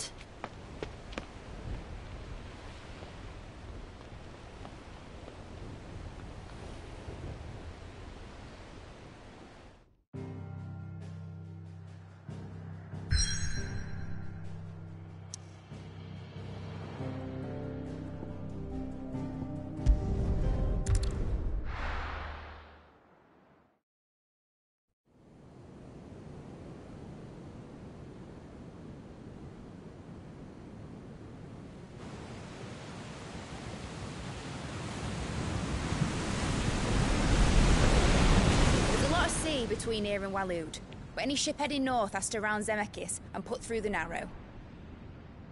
Maintain our current bearing north-northeast, and we'll catch the Black Galleon before she vanishes again. What's to prevent her from circling around Ash from the south? With these winds in those waters, it'd taken forever and a fortnight to reach Stonehere. Mid knows what she's talking about, Clive. Better than any of us lot, anyway. I say we do as she tells. Sails on the horizon. She's ours.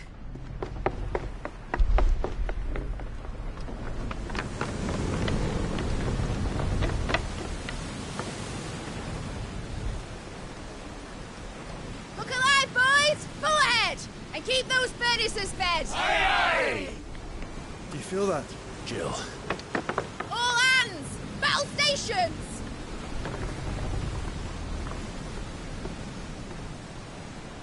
Let's see what this girl can do.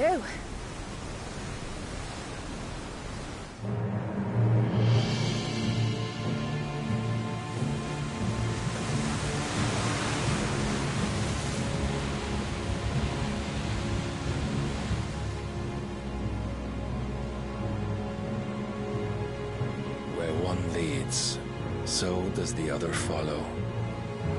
The bond of consciousness which joins them, condemning both to the same fate. Yet my every attempt to strike it from their hearts serves only to tighten its hold.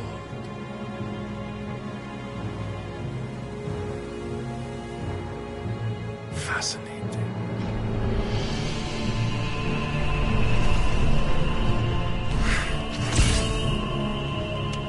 But then, there is naught my blade cannot sever.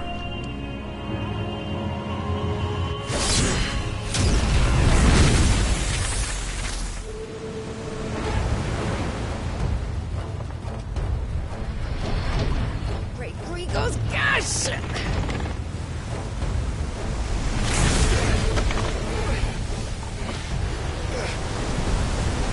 One of us.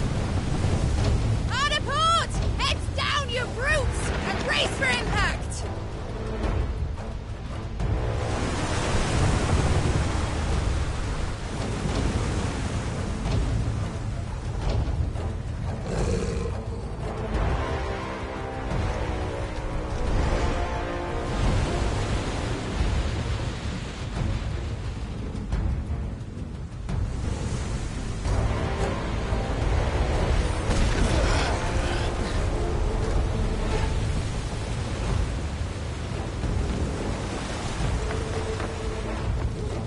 It's now or never. I'll find her.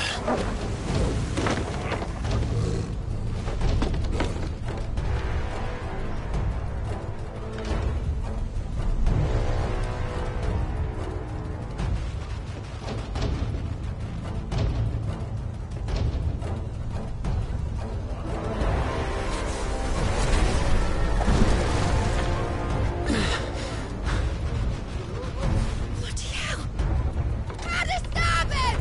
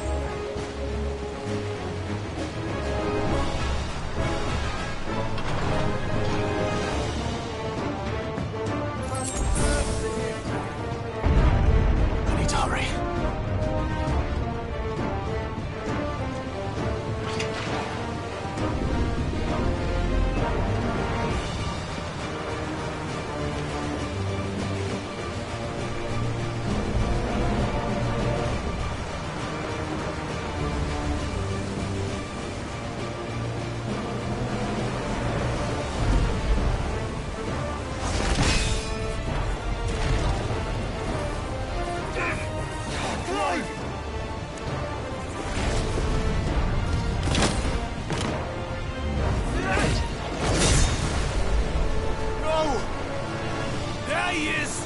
He wants him alive! Hold on. I'm coming. For both of you. That's the shepherd!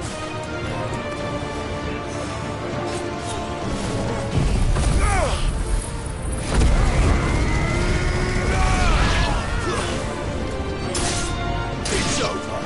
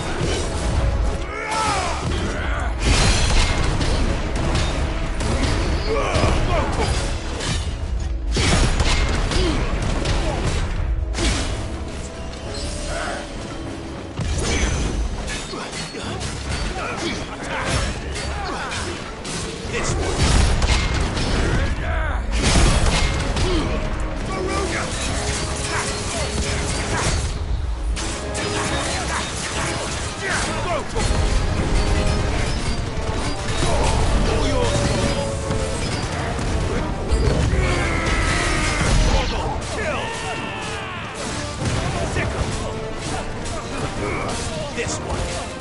Swords!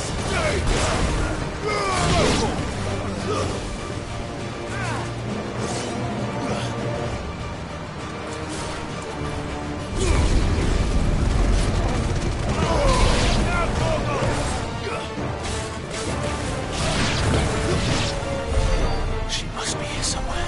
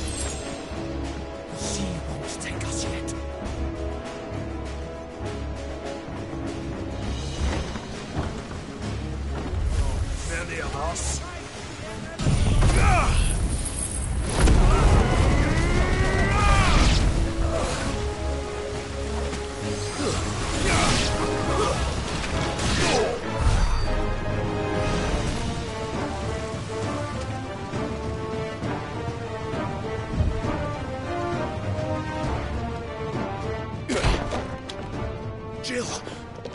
You came. Get back!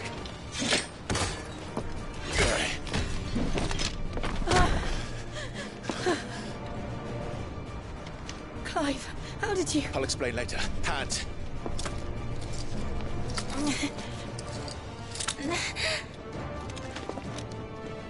Can you walk? Out of here I can.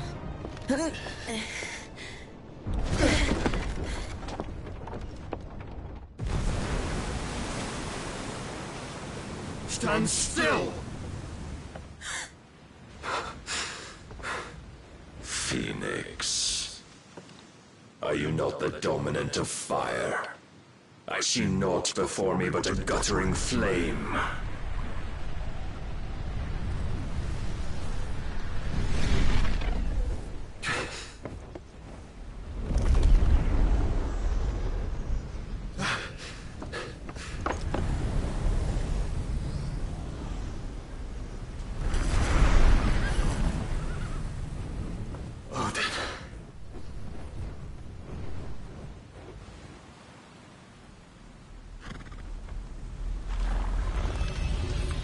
In earnest, then.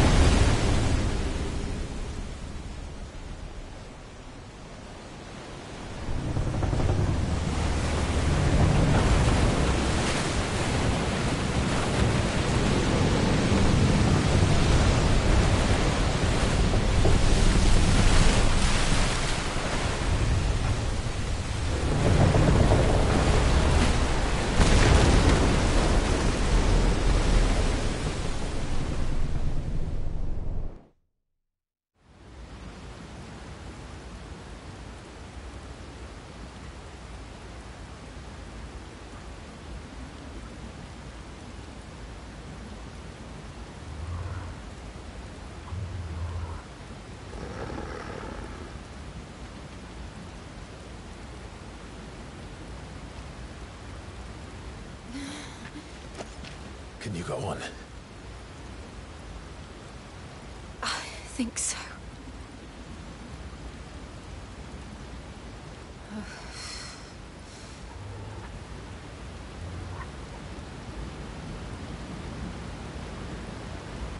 But to where?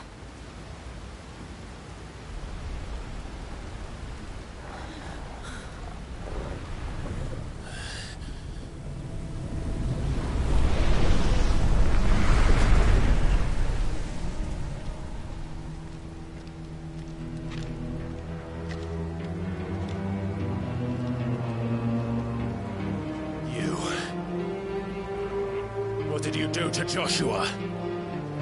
The Phoenix? Oh, I expect he will survive. This consciousness in which you coil your feeble souls is grown thick with desperation. And thus has my master turned to my blade.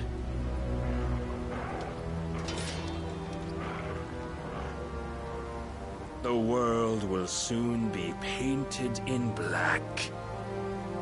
And all that live shall gather in death's autumn wake. Not if we remove the cause of this misery. Not if we destroy the last of the Mother Crystals and restore balance to the world. Come. Do you truly think it's so simple?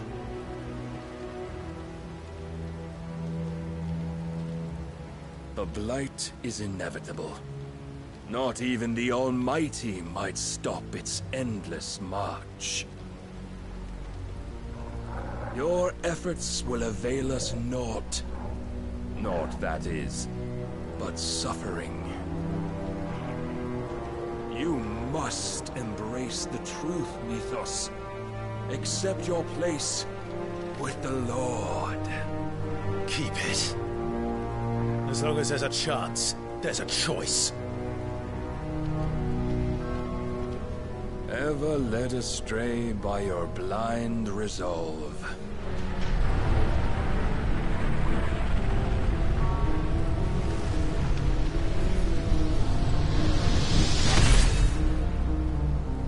Now, it is time you learn the inevitability of your divine fate.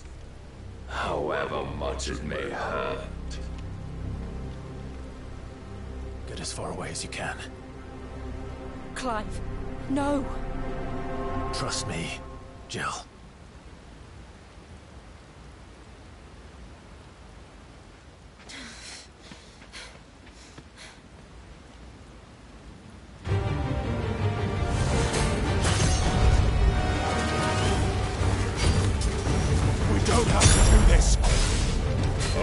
But we do.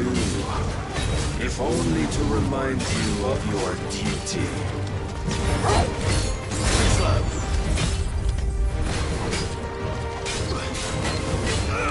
Over here! Rise, Mythos. In the short time since our last meeting, you have grown much. Yet as a vessel, I fear my lord will still find you lacking. Come.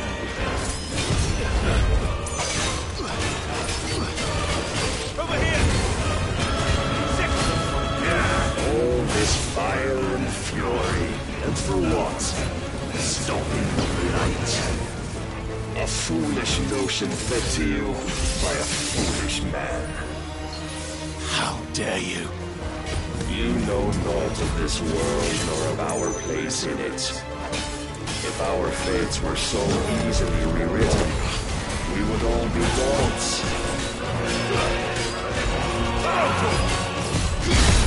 Defend yourself! This one!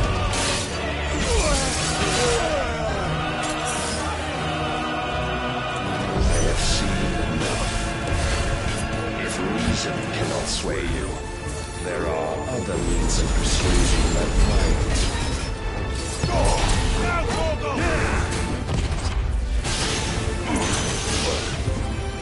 Thanks, boy.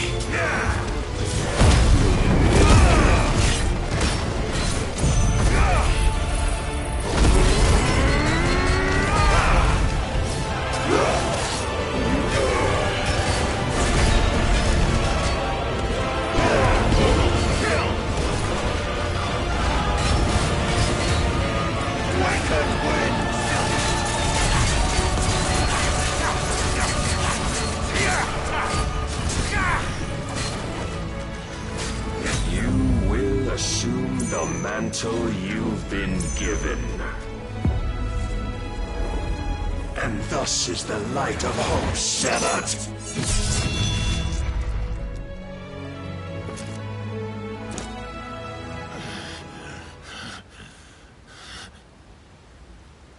You would yield so soon. Never. Clive!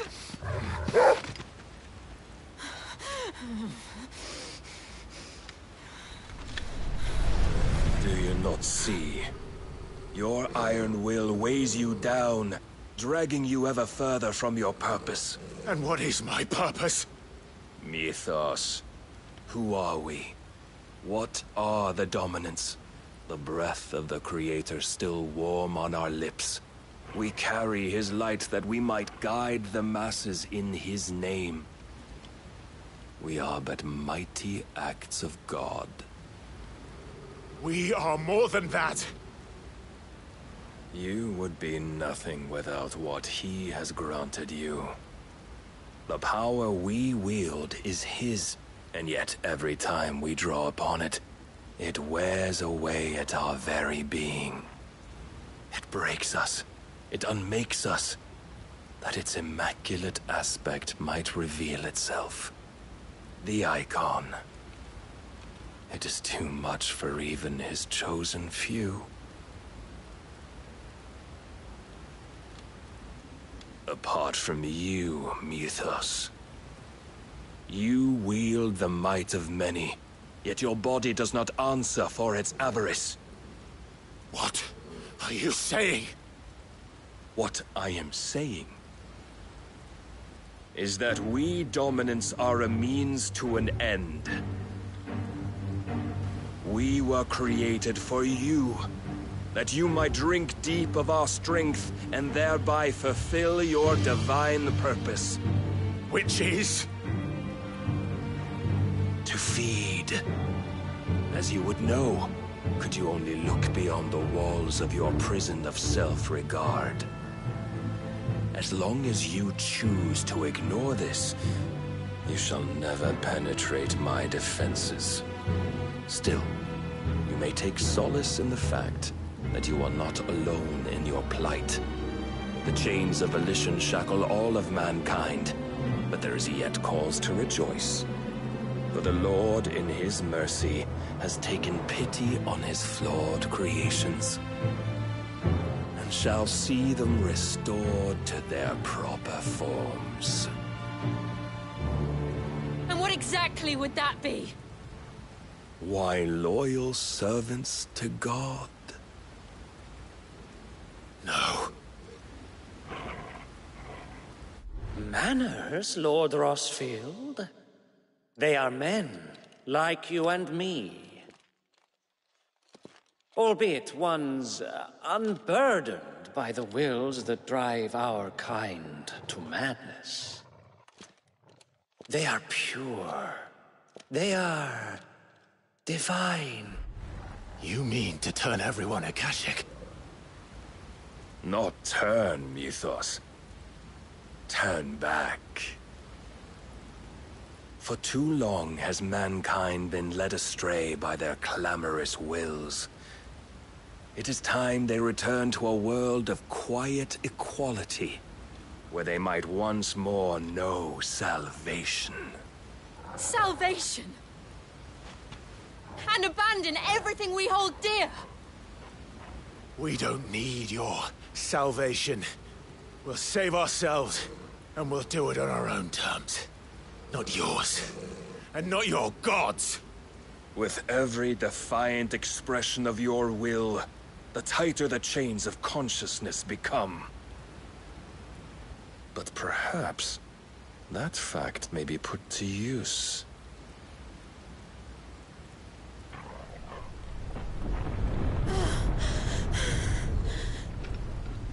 Clive!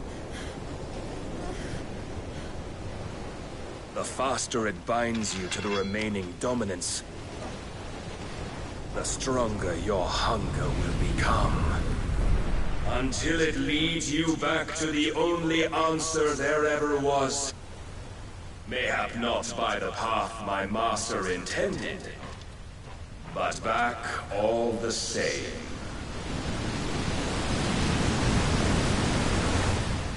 Ash is not far. I could freeze a path. You're in no fit state. Probably not, but I can try.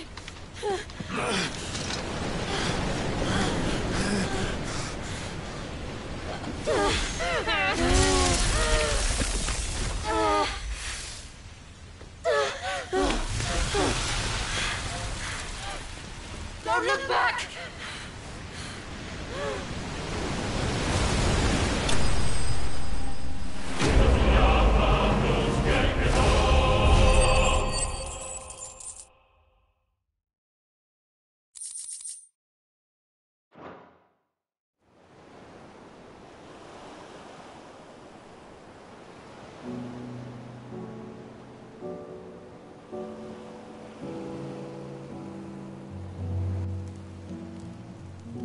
I hope the others are safe.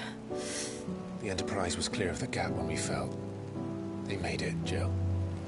And they will have seen the ice, where it led. We need only wait till dawn.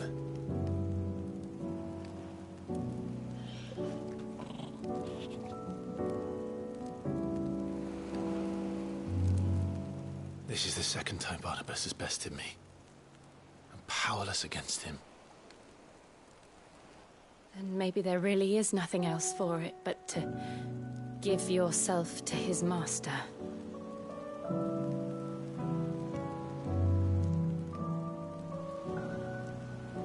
Only you won't do that. The Clive I know would never do that. So you believe. But do you really know me? If what Barnabas said was true, then I'm more monster than man. And each time I summon the flames from within, I burn away the things that make me who I am. Do you, though? Think of what you've used that power for. Of all the people you've saved. It doesn't matter how or by whom it was granted, only how you choose to use it. And you've chosen to use it for good, haven't you? I've also used it to kill. What if that's my purpose? What if it's all I'm good for?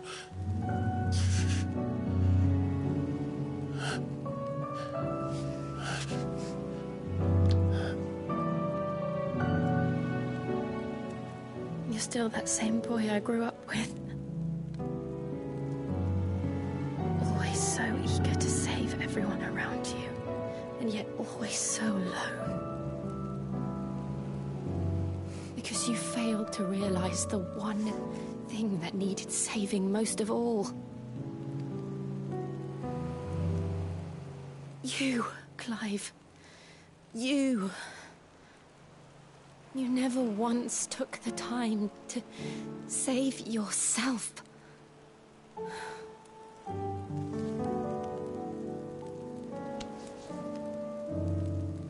Myself? I think I might be beyond saving. No one is beyond saving. Provided they want to be saved.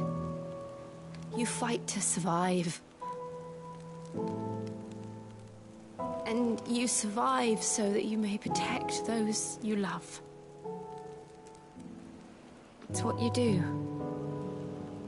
What you've always done.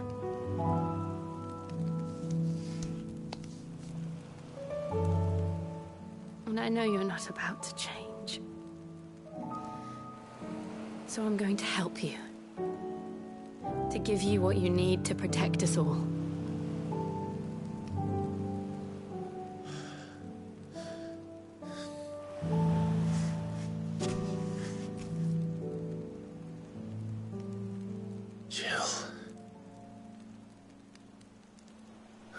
sure.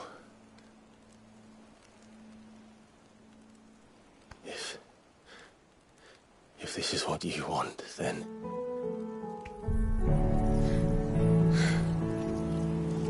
Don't worry, Clive. It is.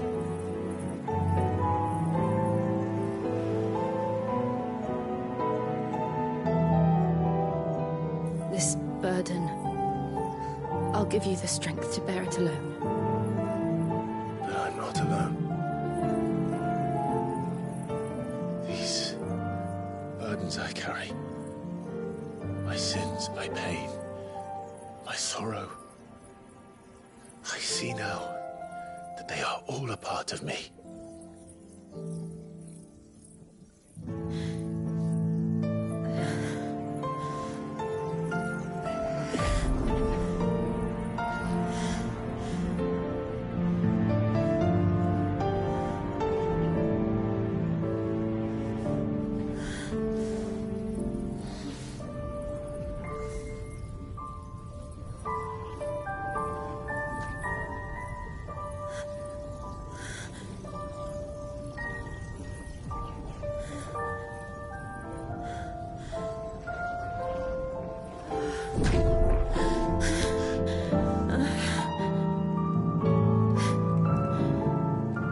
If I'm to continue on, having pledged my life to those I love, then I will gladly bear your burdens too, until my last breath. Clive.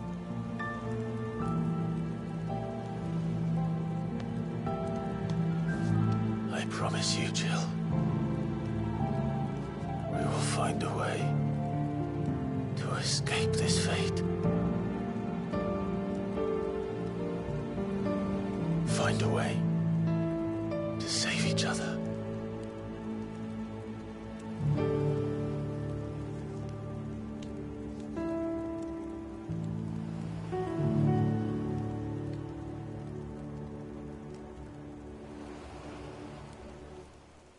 That we might one day look upon the moon again, together.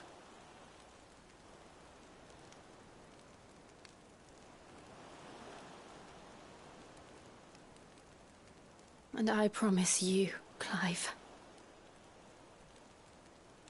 that I will be there, no matter what you must become. I know.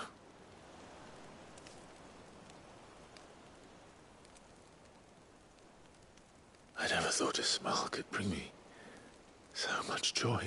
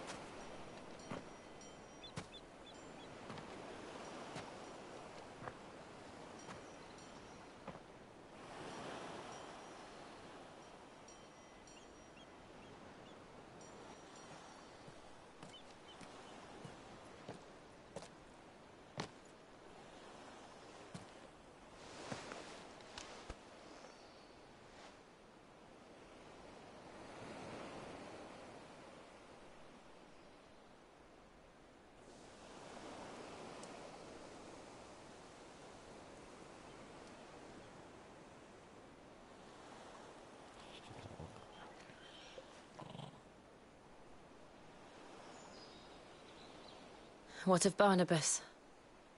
Do we pursue him? No. Our paths will cross again soon enough. Whether we like it or not.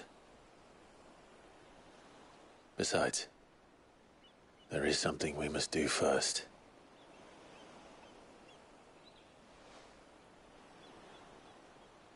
Of course.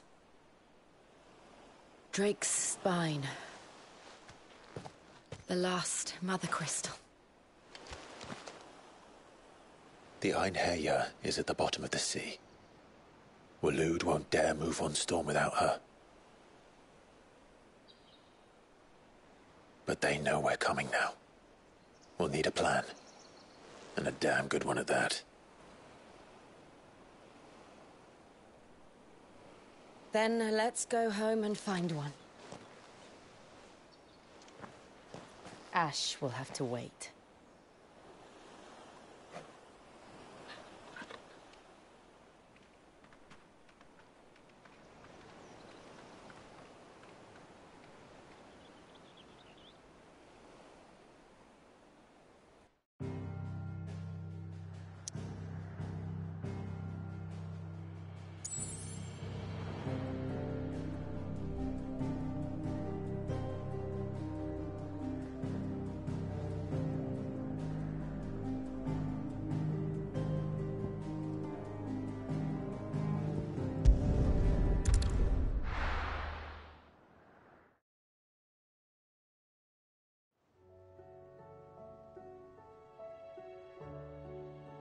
Mid says Odin split the sea in two. She's always been partial to a tall tale. But there's tall, and then there's tall. I struggle to believe it myself. I see your uncle isn't with you. He stayed with the Enterprise. After our brush with the Einherjar, she was in urgent need of repair. And my uncle knows a shipwright in Randalar. We're to join him there when we're ready to sail for Ash.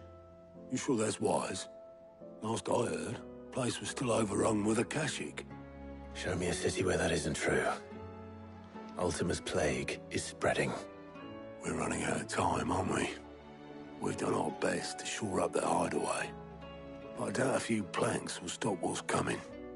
Still, we'll keep at it. Every little helps, I suppose. Let's hope so.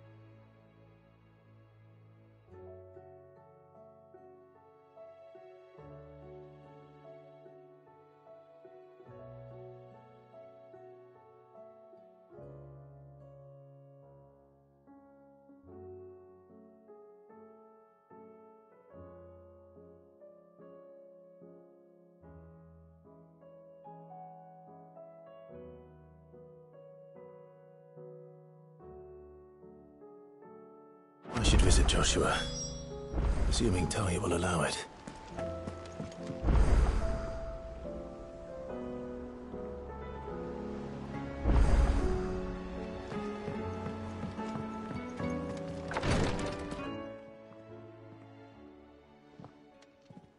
How are you feeling, Joshua? Better than I was. But not nearly as well as you should be. Your cuts and burns may have healed, but your body still bears the burden of every spell cast. And what would you have had me do? It was no ordinary foe we faced. It was the Warden of Darkness. Yet still, it was not enough. The king could have ended me at any moment, but instead chose to toy with me like a curl does a mouse. You underestimate yourself. Oh, it was crystal clear. Only one man established his dominance that day, and that man was Barnabas. I'm sorry, brother. That was ill-spoken. It's just... I have never felt so powerless. And when so many are looking to us for strength, perhaps the prince feels the same.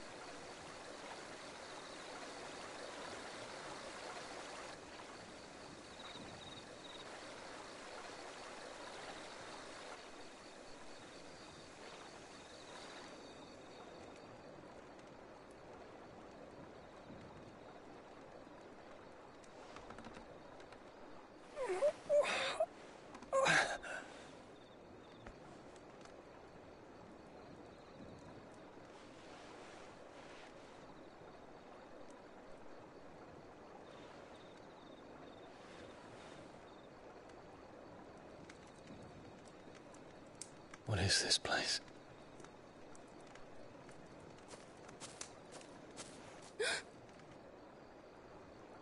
Don't move.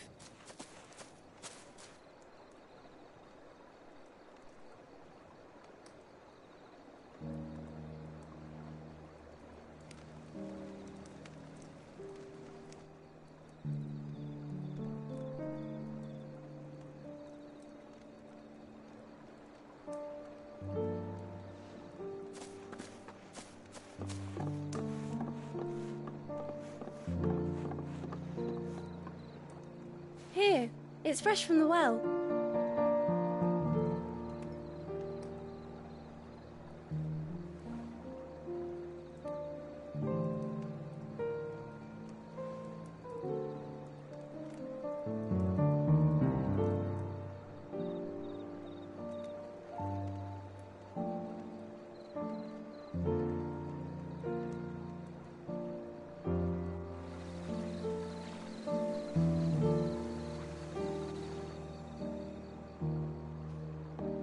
Grandmother told me spirits sometimes get lost, and that the lanterns guide them to their proper place.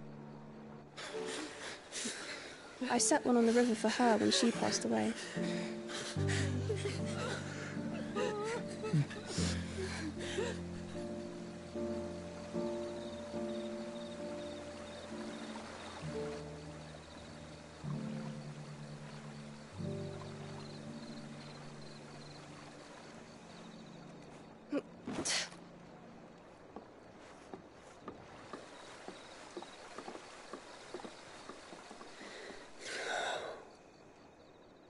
The fiend works from the shadows.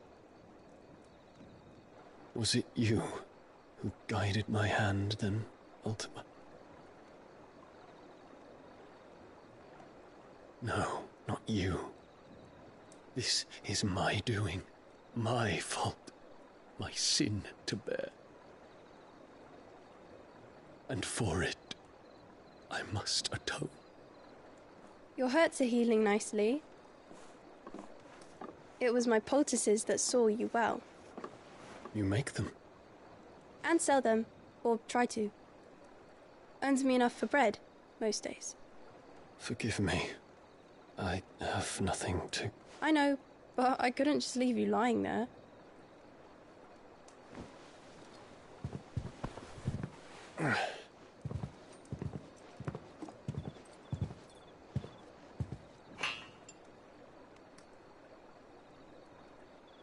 You're going then? Of course. I'm healed. Thanks to you and your poultices. Will you promise to come back and visit?